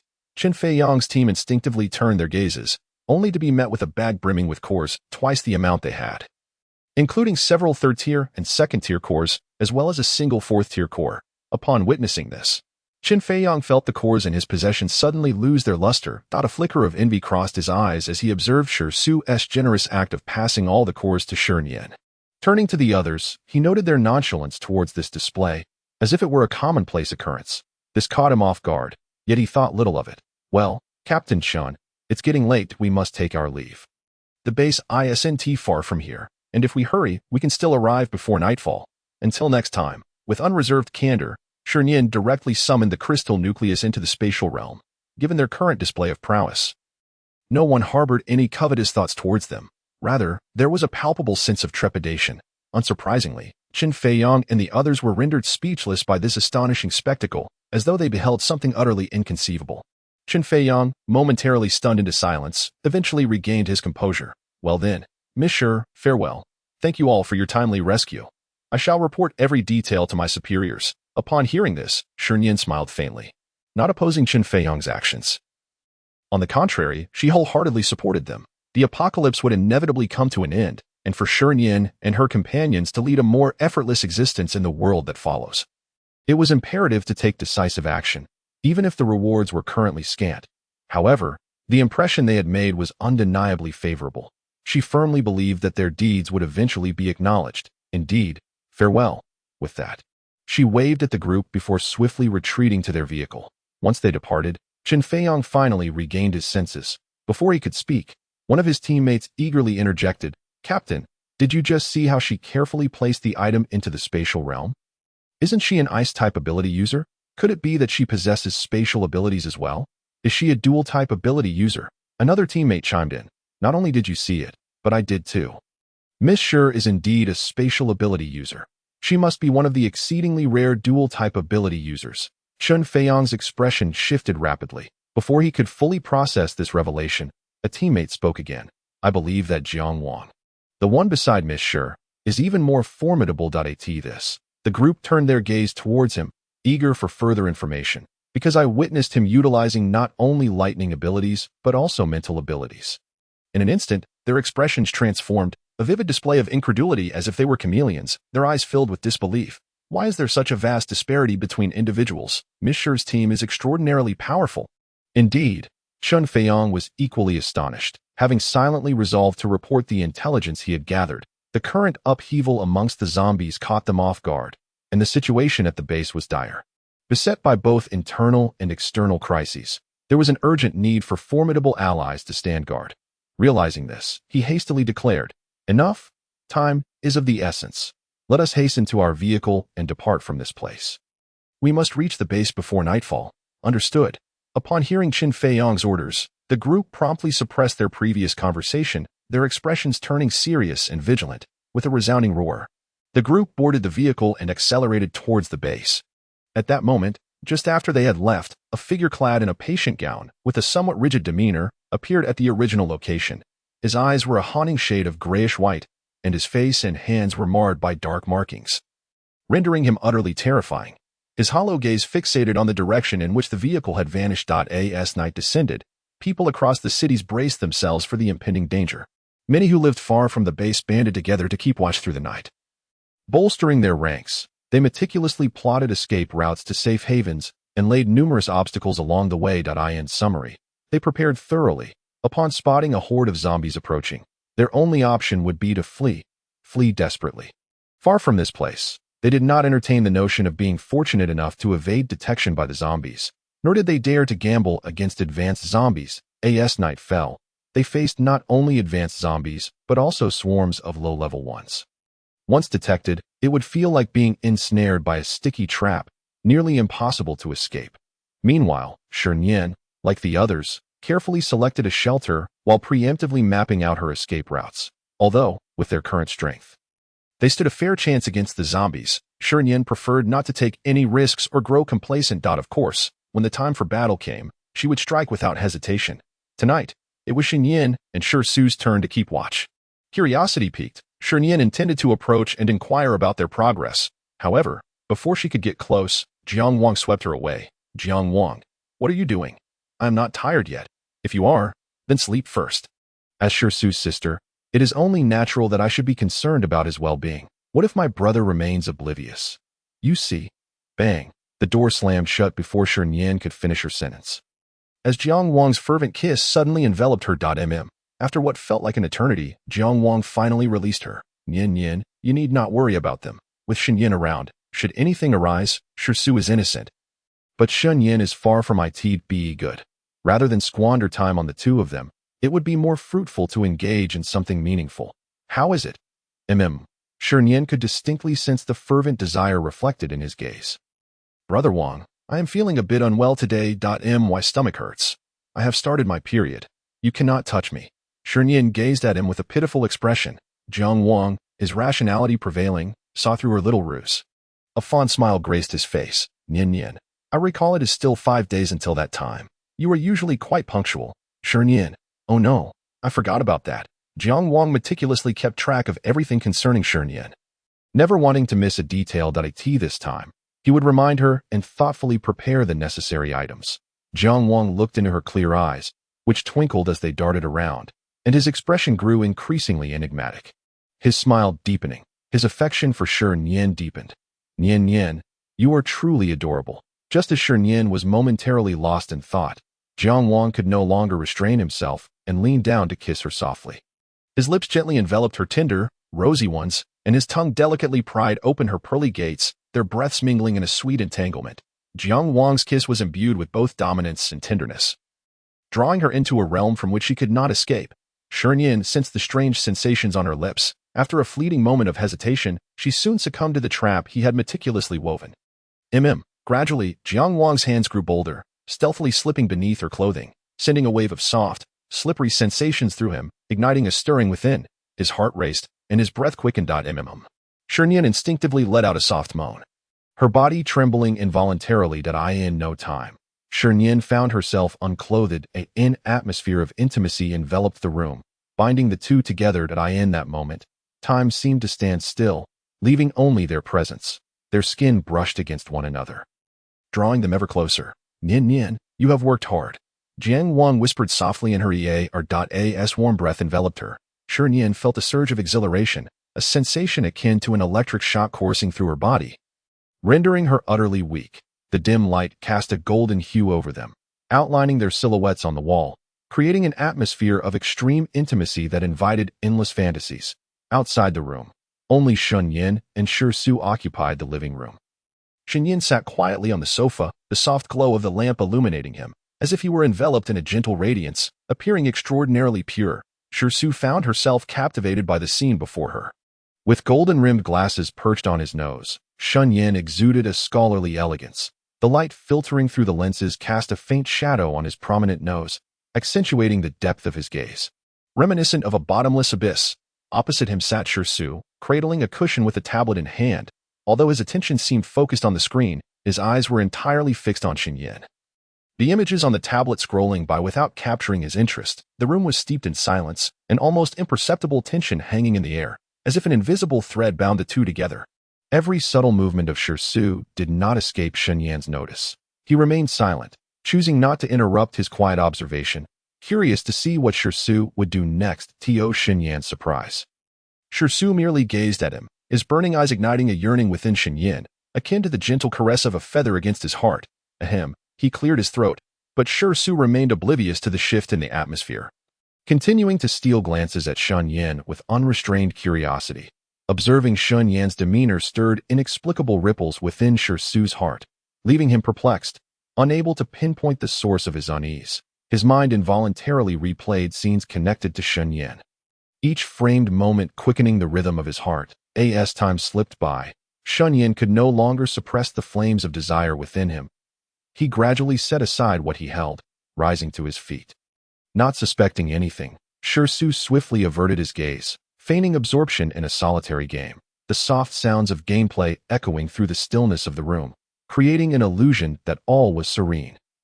As if they had returned to a world untouched by chaos, Shi Nian took in Shi's actions, a playful smile tugging at the corners of his lips, his eyes glimmering with amusement beneath his glasses.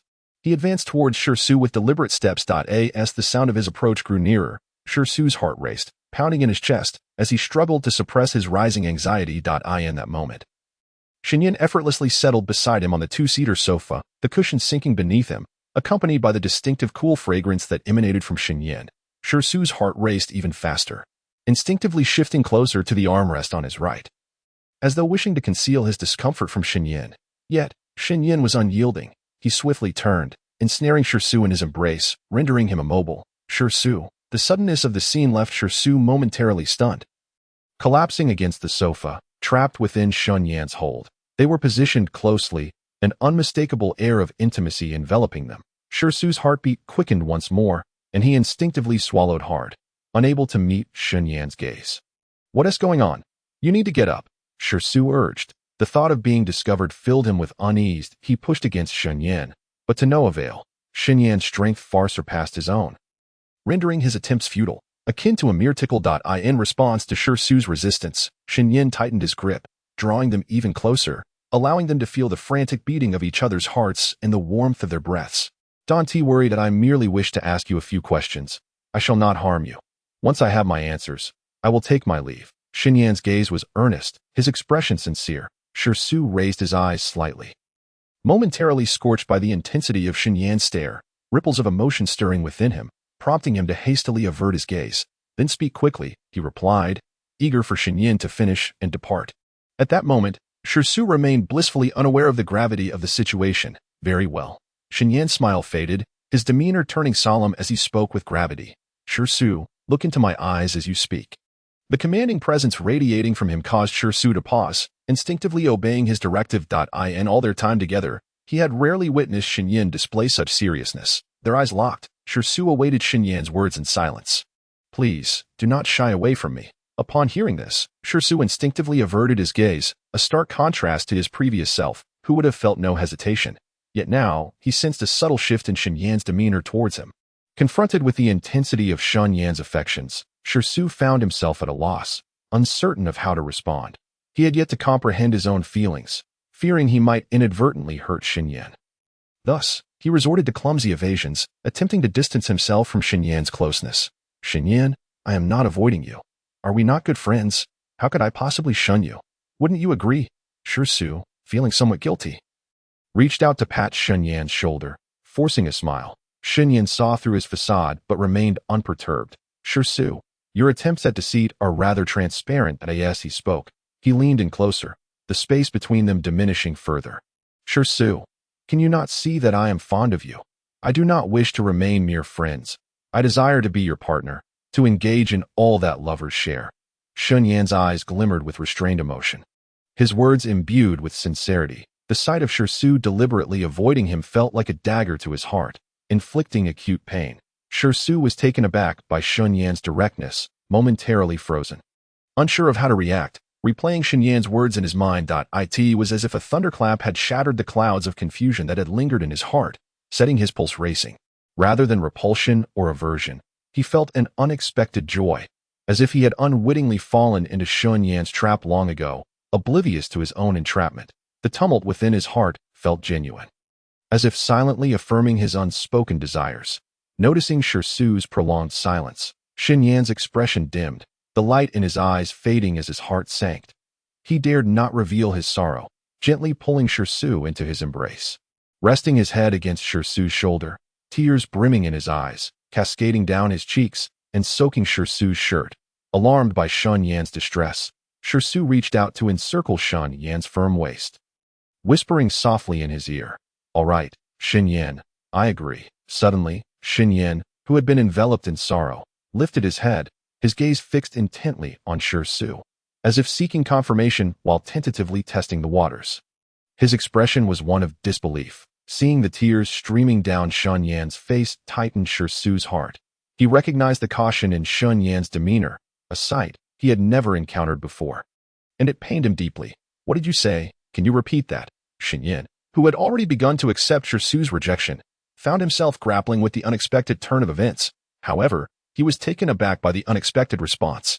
Tentatively, he inquired. Shi remained silent, reaching out to remove the gold-framed glasses from his face and carelessly placing them on the table. Subsequently, he wrapped one arm around Shi Nian's waist while his other hand grasped the back of his head. Gently pressing him down, his soft lips brushed against Shi Nian's face, tenderly kissing away the traces of tears. With a sudden rush of sensation on his face, Shi Nian felt as if fireworks were exploding in his mind. Momentarily unable to react, staring at him in a daze, a wave of joy surged within him, replacing his surprise, and he couldn't help but smile, exuding excitement. After this bold act, Shi felt a hint of embarrassment. It was indeed his first time being so candid, making it somewhat difficult to articulate his feelings. "Shi Nian, are you satisfied with this answer? I apologize for avoiding you earlier. It was due to a dislike of your closeness, but rather my uncertainty on how to respond, leading me to instinctively distance myself. I also thought you were merely being whimsical, hoping that with time, you might understand. In truth, I do not reject your proximity. It even brings me joy. I just struggle to express it. That I'm sorry for causing you sorrow. It won't happen again." This time, Shi did not shy away, but earnestly met Shi Nian's gaze, pouring out his thoughts without reservation. Hearing his explanation, Shi Nian was overjoyed, his eyes sparkling with delight. "You are wonderful, Shi. You have done nothing wrong. It is I who was too forthright, too enthusiastic, which may have startled you. I, too, made mistakes. I apologize," Shi Nian sincerely replied. Though he had been somewhat impatient, he was glad that he had not rejected his own feelings, as the outcome was favorable. The two exchanged smiles, their glances swirling with affection, enveloping them in a haze of love. Shi Nian's gaze instinctively fell upon Shi's soft lips, which he had long yearned to kiss, a glimmer of desire flickering in his eyes. "May I kiss you?" he asked, slowly reaching out to grasp Shi's hand, their fingers intertwining, feeling the sincerity of their love for one another. Shi nodded with a smile in response. Like Shi Nian, he craved their closeness. His body felt as if it were afflicted with a thirst, relishing the comfort that their proximity brought. Shi Nian gradually lowered his head, pressing his lips against Shi's, a kiss imbued with utmost tenderness. Both were novices in love, yet they instinctively navigated the nuances of their connection. Time slipped away unnoticed before Shi Nian finally released him. The dim light enveloped them, revealing their love in its entirety. Shi Nian could clearly see the blush staining Shi's ears, a hint of shyness glimmering in his eyes. Their first kiss, though slightly awkward, quickly turned familiar. Shi Nian held him tightly, eyes brimming with adoration and gentleness. Shi leaned quietly against his shoulder, savoring the tranquility and harmony of the moment, the soft light casting a warm glow upon them. rendering everything exquisitely beautiful. In that instant, time seemed to stand still. At that moment, Shi could no longer contain himself and spoke up. Shi Nian, I haven't yet learned about your emotional history. Could you share it with me, now that their relationship had deepened? Albeit without significant developments, it did not hinder Shi's desire to understand Shi Nian's past. They had exchanged some familiarity before, but in the early days, they were not intimately acquainted, merely sharing an understanding typical among friends. Now, however, things were different. Shi yearned to know everything about Shi Nian, desiring to bridge the gap between them. Shi Nian was taken aback by the sudden inquiry, a flicker of surprise crossing his face. Though fleetingly enough for Shi to notice. What is it? Is there something you're concerned about? I merely asked casually. If you're not comfortable sharing, you needn't feel obliged. Shi gently patted his shoulder. Smiling as he reassured him. Seeing Shi Nian's misunderstanding, he quickly clarified. No, there's nothing I can't share. I will tell you everything you wish to know. He turned to face Shi, sincerity radiating from his eyes. Pleased by this, Shi felt a sense of satisfaction. Although their acquaintance was brief, it did not diminish Shi Nian's profound affection for Shi. Unbeknownst to him, Shi had already secured a significant place in his heart. Where would you like me to begin? The two leaned against each other as Shi Nian began to recount his story. Shi, too, would share his experiences and circumstances, fostering a deeper understanding between them. Of course, he kept some secrets regarding Shi Nian to himself. Even without explicit mention, Shi Nian's perceptive nature was not oblivious to the peculiarities surrounding them. He had sensed something amiss since their initial gathering.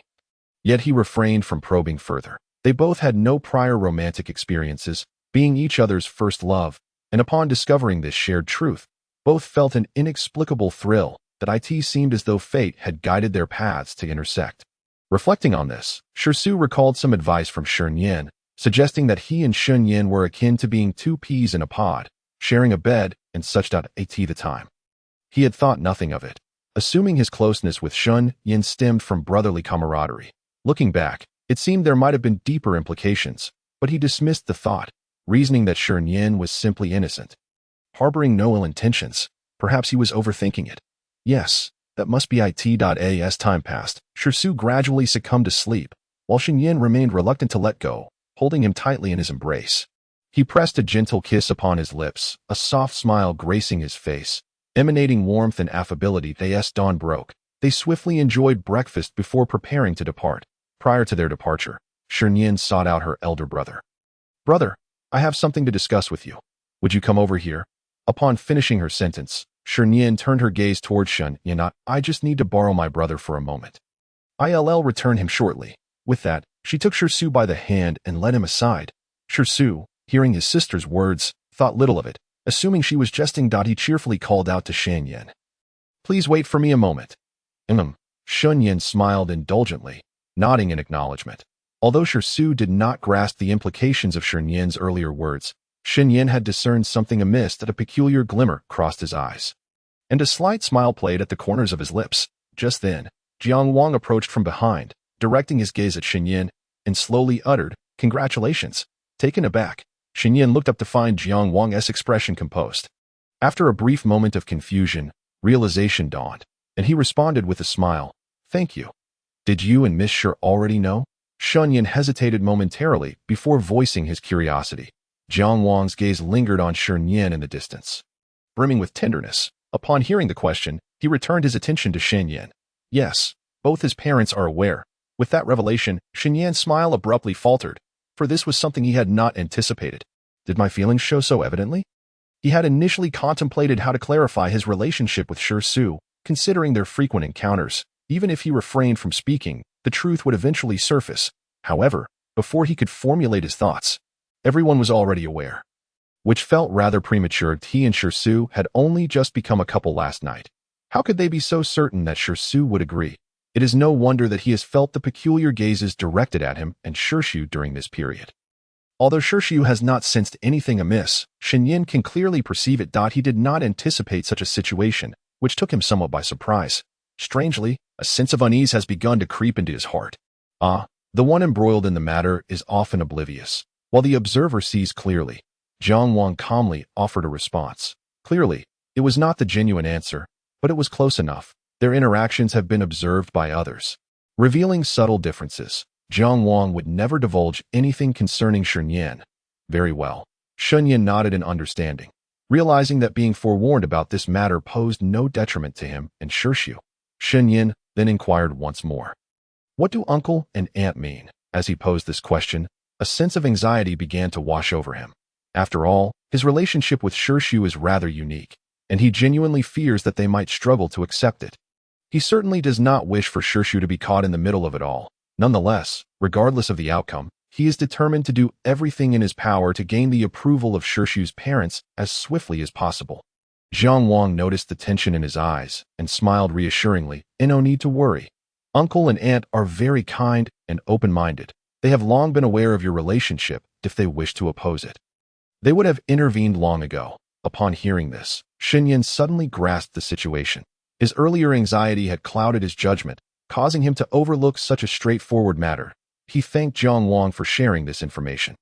Meanwhile, on Shi Nian's side, Nian, what brings you to seek out your brother? Has Jiang Wang bullied you? You tell me, and I will ensure you get your revenge. As he spoke, he rolled up his sleeves. Ready for a fight, brother? No, Shi quickly interjected. How could Jiang Wang possibly bully me? Upon hearing this, Shi immediately nodded in agreement. Nian is correct. From what I know of Jiang Wang, even if he were to bully you, he would never do so to you. Shi had previously harbored doubts about whether he was truly Nian's brother or if Jiang Wang was. It was only later that he learned from Jiang Wang himself that he had affections for Nian. Shi had questioned and doubted at first, yet ultimately came to accept it, believing Jiang Wang's words to be true and not deceitful towards Nian.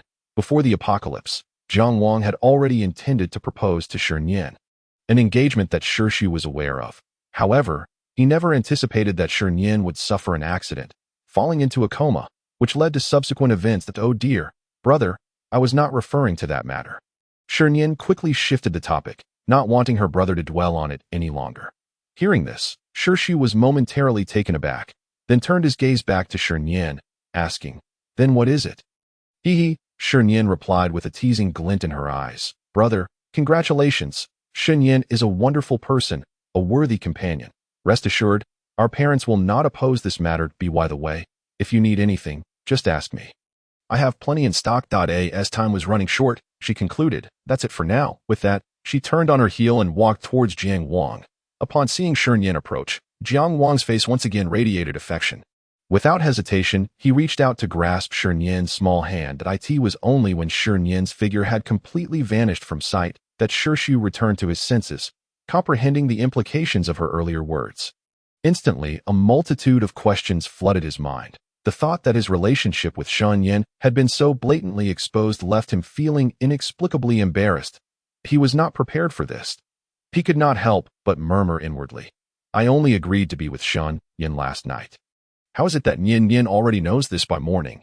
He had not yet contemplated how to break the news, yet somehow, it seemed everyone was already aware. At that moment, Shi Nian appeared beside him. What's wrong? He asked with concern. Are you all right, Shi? The familiar voice pulled Shi from his reverie. He did not conceal his feelings, excited yet anxious as he recounted the recent events to Shi Nian. Upon hearing this, Shi Nian merely smiled. He, too, had learned of this situation from Jiang Wang. It turned out that everyone had long recognized his affections for Shi, as well as Shi's feelings for him, though it had never been explicitly stated.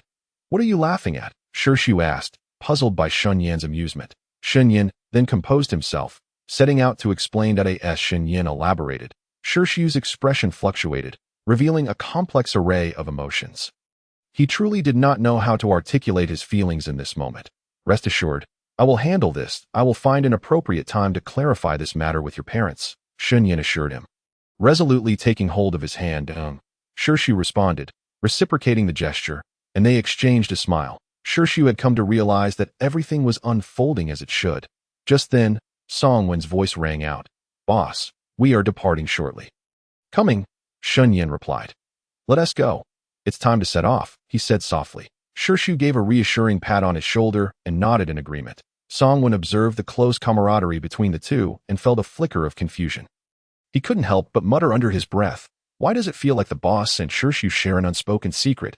Or am I just overthinking it? His gaze unconsciously flitted between the two. What's going on? He asked, as the group began to move on. Everyone's left. Hurry up and catch up. Songwon, the plump one, chided, giving him a gentle nudge on the shoulder. Half a month later, after a period of collecting crystal nuclei, everyone's levels had improved. Currently, Shi Nian and Jiang Wang had reached the mid-level of the 4th tier, while Shi and Shi Nian were at the initial level of the 4th tier. Shi Nian's parents, along with Song One and the plump one, were at the late stage of the 3rd tier. With the rise in levels, the consumption of crystal nuclei had also increased significantly, which had rendered their level advancements relatively slow. During this time, the nights were often filled with the sounds of zombies moving en masse, accompanied by the wails of the ability users. The nighttime situation was far worse than during the day. Finding high-tier zombies during the day was no easy feat, as most of the wandering zombies on the streets were of the lower tier. They lacked independent thought and merely sought survivors driven by their thirst for fresh flesh. However, high-tier zombies not only could summon and control low-tier zombies, but they could also unleash abilities to track down survivors, ultimately leading to their annihilation. At this moment, the night had descended. The streets lay quiet, with sporadic zombie growls far less frequent than before. Shi Nian and Jiang Wang leaned against the sofa, the dim yellow light barely illuminating the room. Yet, it was sufficient for them to perceive their surroundings in the darkness. Perhaps due to their enhanced abilities and physical conditions, they could see clearly in the pitch-black environment, which was not unusual for them. Brother Wang, the zombies have been increasingly rampant lately. We can hardly find their traces during the day. Yet they emerge at night. If this continues, it could be detrimental to us. The zombies will only grow stronger while our own strength wanes. Shi Nian voiced her concerns, particularly regarding the high-tier zombies, which possessed a degree of cognitive ability and knew how to act in their favor. Without crystal nuclei to elevate their levels, the ability users would stagnate, while the zombies would not, aside from feeding on humans to enhance their levels. They could also continuously elevate their ranks during the blood moon. This was a discovery made not long ago. The blood moon not only heightened the zombies' mobility, but, in the long run, could also enhance their abilities. The advantages and disadvantages were starkly apparent. Perhaps we should consider night missions to eliminate the zombies. Jiang Wang suggested thoughtfully. I suspect the officials have noticed this situation as well. It is uncertain how they will respond. The two individuals engaged in a conversation about recent events. During this time, they encountered a horde of zombies that emerged to hunt down survivors. Fortunately, they managed to deal with the situation, resulting in minimal losses.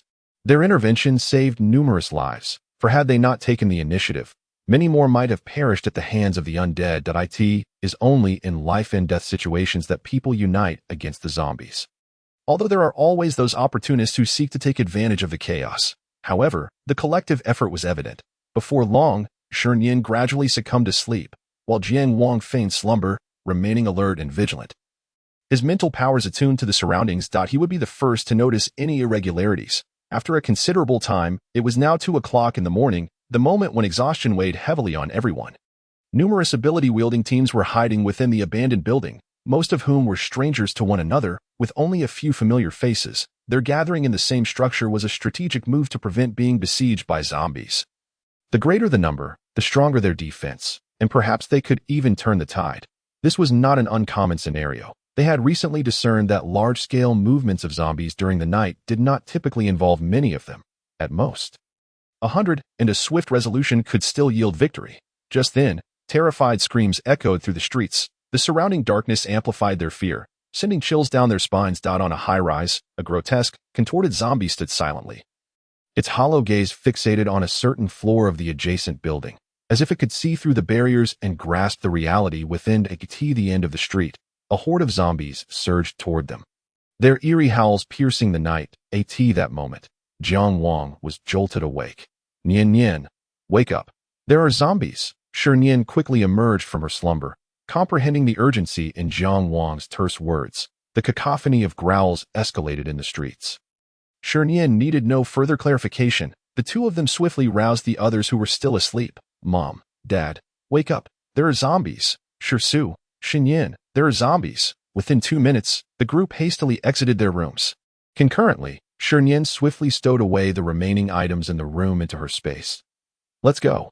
Without hesitation, everyone followed closely behind Jiang Wang. Their expressions were grave, marked by vigilance and caution, armed with their preferred weapons as they rushed down the stairs. They resided on the 3rd floor, and even if zombies breached the lower levels, they were confident in their ability to escape. They could ascend to the rooftop and deploy a ladder they had previously prepared. secured by vines at the hands of Shermu. The gap between the two buildings was not overly wide, allowing for a swift passage. Before entering their temporary refuge, Shi Nian and the group had considered their escape routes.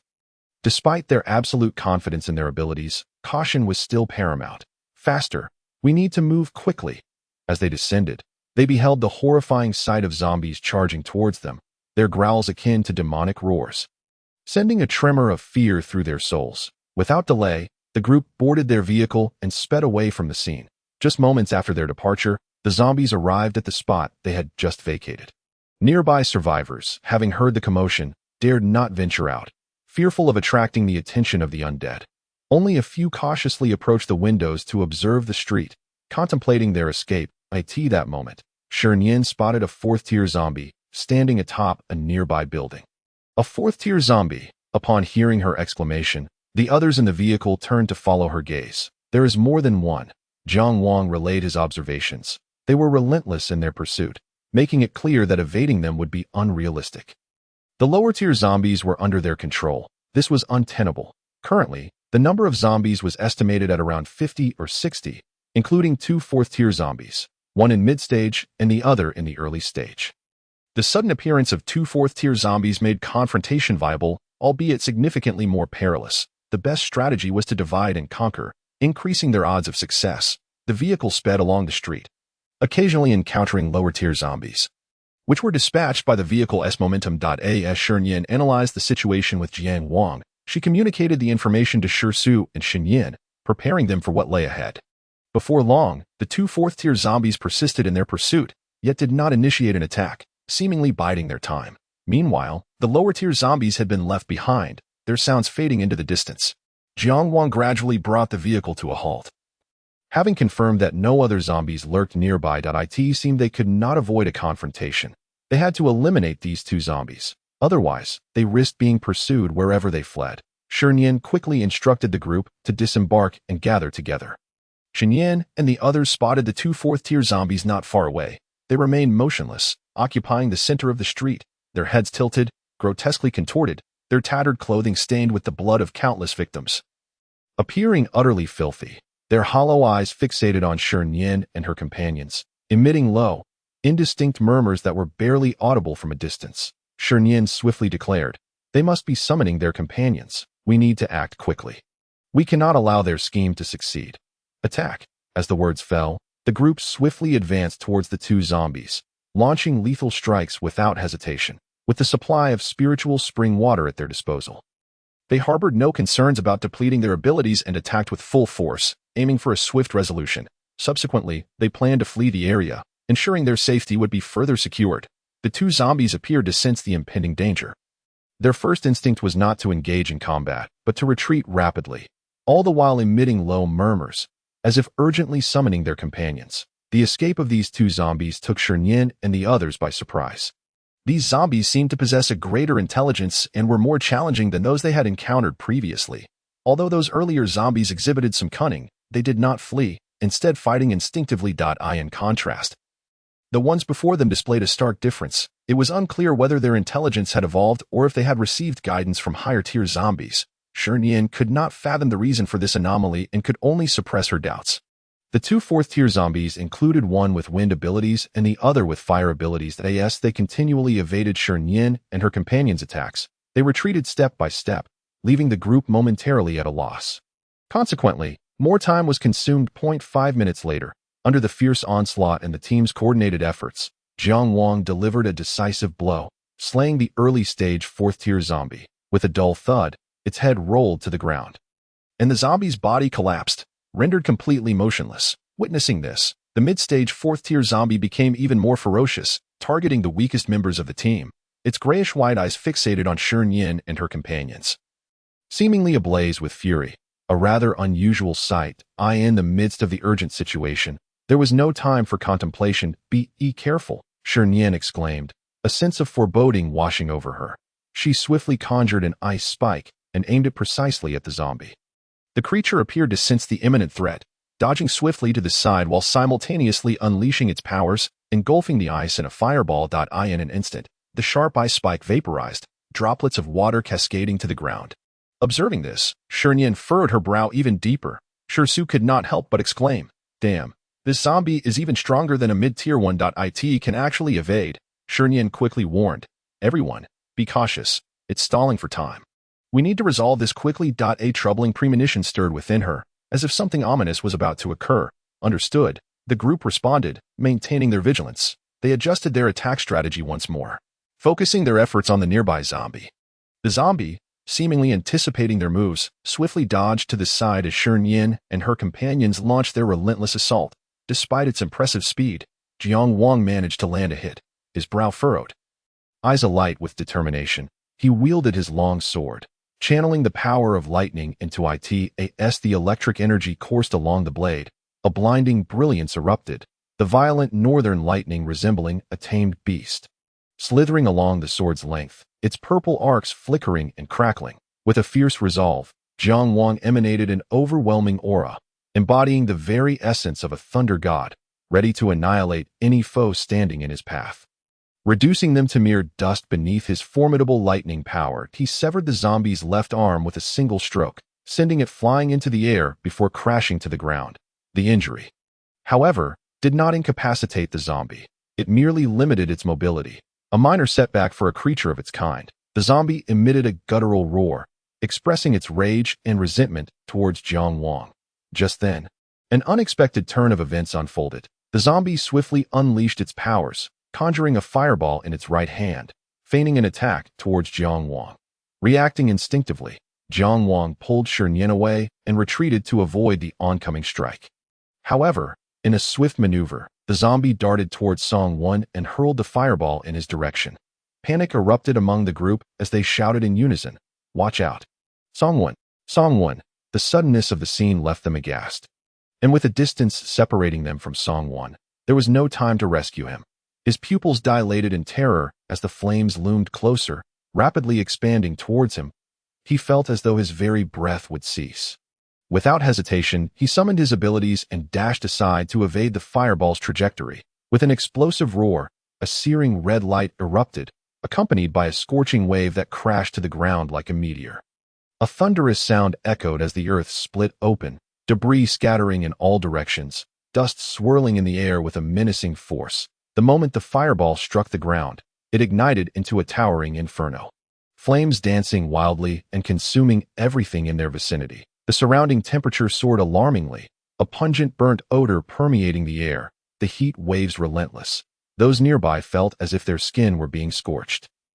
Unbearable in intensity. At this critical juncture, Songwon unleashed all his energy to evade the flames. As a space-type ability user, he could teleport short distances, but using such powers came at a tremendous cost. A thunderous boom resonated as the spot where Songwon had just stood was engulfed by the flames. The fireball conjured by the zombie was far more potent than an ordinary one, and any average person would have stood little chance of escape. Songwon, Wengu, the others cried out, their voices filled with desperation, witnessing the horrific scene unfold before them. Shi Nian quickly employed her abilities to extinguish the flames at the sight of the fireball. Before long, the fire was doused by their combined efforts. Yet, unbeknownst to them, the zombie had vanished without a trace the moment it released the fireball, making it difficult to track its whereabouts. "Cough, cough, cough," Shi Nian called out. "Songwon, how are you? Can you hold on?" The chubby one, spotting the severely injured Songwon not far away, felt tears welling up in his eyes, his sorrow palpable. A wave of grief enveloped them. Despite Songwon's desperate attempts to escape, he was still caught in the flames, which had quickly engulfed him. Although the fire was extinguished swiftly, he bore serious burns. Shi Nian and the others hurried towards Songwon, their expressions filled with concern. The chubby one knelt beside him, worry etched across his face, trembling slightly, unable to bear seeing his childhood friend in such a state. "Songwon, you must be okay. You cannot leave us. We still have many more zombies to slay, and we have yet to witness the end of this apocalypse. Please, hold on." The chubby one muttered incoherently, attempting to lift him but hesitated, fearing it would only cause more pain. At that moment, Shi Nian approached swiftly, his brow furrowed and his face a mask of worry. "Spiritual spring water. Quickly, drink the spiritual spring water." The chubby one, realizing the urgency, trembled as he hurriedly retrieved the spiritual spring water from his backpack. Before he could reach it, Shi Nian had already taken the initiative to administer his own supply to Song Wen. At this point, Songwen had succumbed to unconsciousness, unable to swallow on his own. Yet this did not hinder the spiritual spring water from entering his body. It seemed to possess a will of its own, swiftly dissipating within him and beginning to nourish his wounds. Observing this, Shi Nian wasted no time and extracted several bottles of spiritual spring water from her space, each carefully collected in specialized porcelain vials. However, the spring water within has been diluted. Nonetheless, its efficacy remains remarkable. Within less than a minute of consuming a bottle of this spring water, the wounds on Songwen's body visibly began to heal. Simultaneously, Songwen's brows twitched slightly, hinting at the possibility of awakening. Upon witnessing this, the chubby man gasped in astonishment. Songwen, you must wake up. This is not the place for slumber if the zombies come. I certainly do not wish to carry you away. You must show some resilience. The chubby man's face was a mixture of joy and tears, unable to restrain his murmurs. Seeing this, Shi Nian and the others could not help but breathe a sigh of relief. Thankfully, he was still alive. Observing Songwen's improvement, Shi Nian and the others immediately felt reassured. Having no fears that Songwen might succumb, it is crucial to remember that this is spring water, capable of reviving the deceased. As long as there is a breath left, it can snatch individuals from the clutches of the King of Hell, and even if the body is maimed, it can regenerate swiftly. This is the profound efficacy of the spring water. Yet at present, Shi Nian remains unaware of its effectiveness against the zombie virus, and she dares not take a gamble. It is best if such occurrences can be avoided altogether. Just then, the air was pierced by the howls of zombies. Accompanied by a subtle tremor in the ground, a sense of foreboding arose among them. Brother Wang, what is happening? Shi Nian inquired rapidly, her brow furrowed. Jiang Wang wore a grave expression, his deep, penetrating gaze fixated on the distance. The others promptly took up defensive positions, their eyes glued to the nearby intersection. At that moment, they found themselves at a spacious crossroads, surrounded by ruins, with numerous dismembered limbs scattered across the ground. An alarming sight. A horde of zombies was converging toward them, numbering in the hundreds, encircling the entrance from various directions. Everyone, be cautious. Jiang Wang quickly relayed the situation, his demeanor grim, indicating that a fierce battle loomed ahead. What are we afraid of? Bring on as many as they want. I will slay them all, Shi Su declared, eager for the fray. Moreover, with the spring water at our disposal, our stamina and abilities are limitless. While the zombies are not, Shi Su remained quite confident in their current strength. Noticing this, Shi Nian couldn't help but furrow her brow. Brother, please say less. These zombies are not to be underestimated. Have you not noticed that they seem to possess greater intelligence than before? Even the first and second tier zombies should not be dismissed lightly. What concerns me is their potential coordination, which could indeed place us at a disadvantage. As she spoke, Shi Nian retrieved several bottles of spring water from her space and distributed them among the group. Without hesitation, everyone quickly consumed the spring water. They soon felt a warm current coursing through their bodies, restoring the previously expended abilities. Nian is right. Do not underestimate the zombies, Shi Fu admonished, giving Shi Su's shoulder a firm pat. Under the influence of the spring water, Songwen regained consciousness. His wounds vanished, restored to his former self. Songwen, you have finally awakened. I thought you were done for, the chubby man exclaimed, placing a hand on Songwen's shoulder.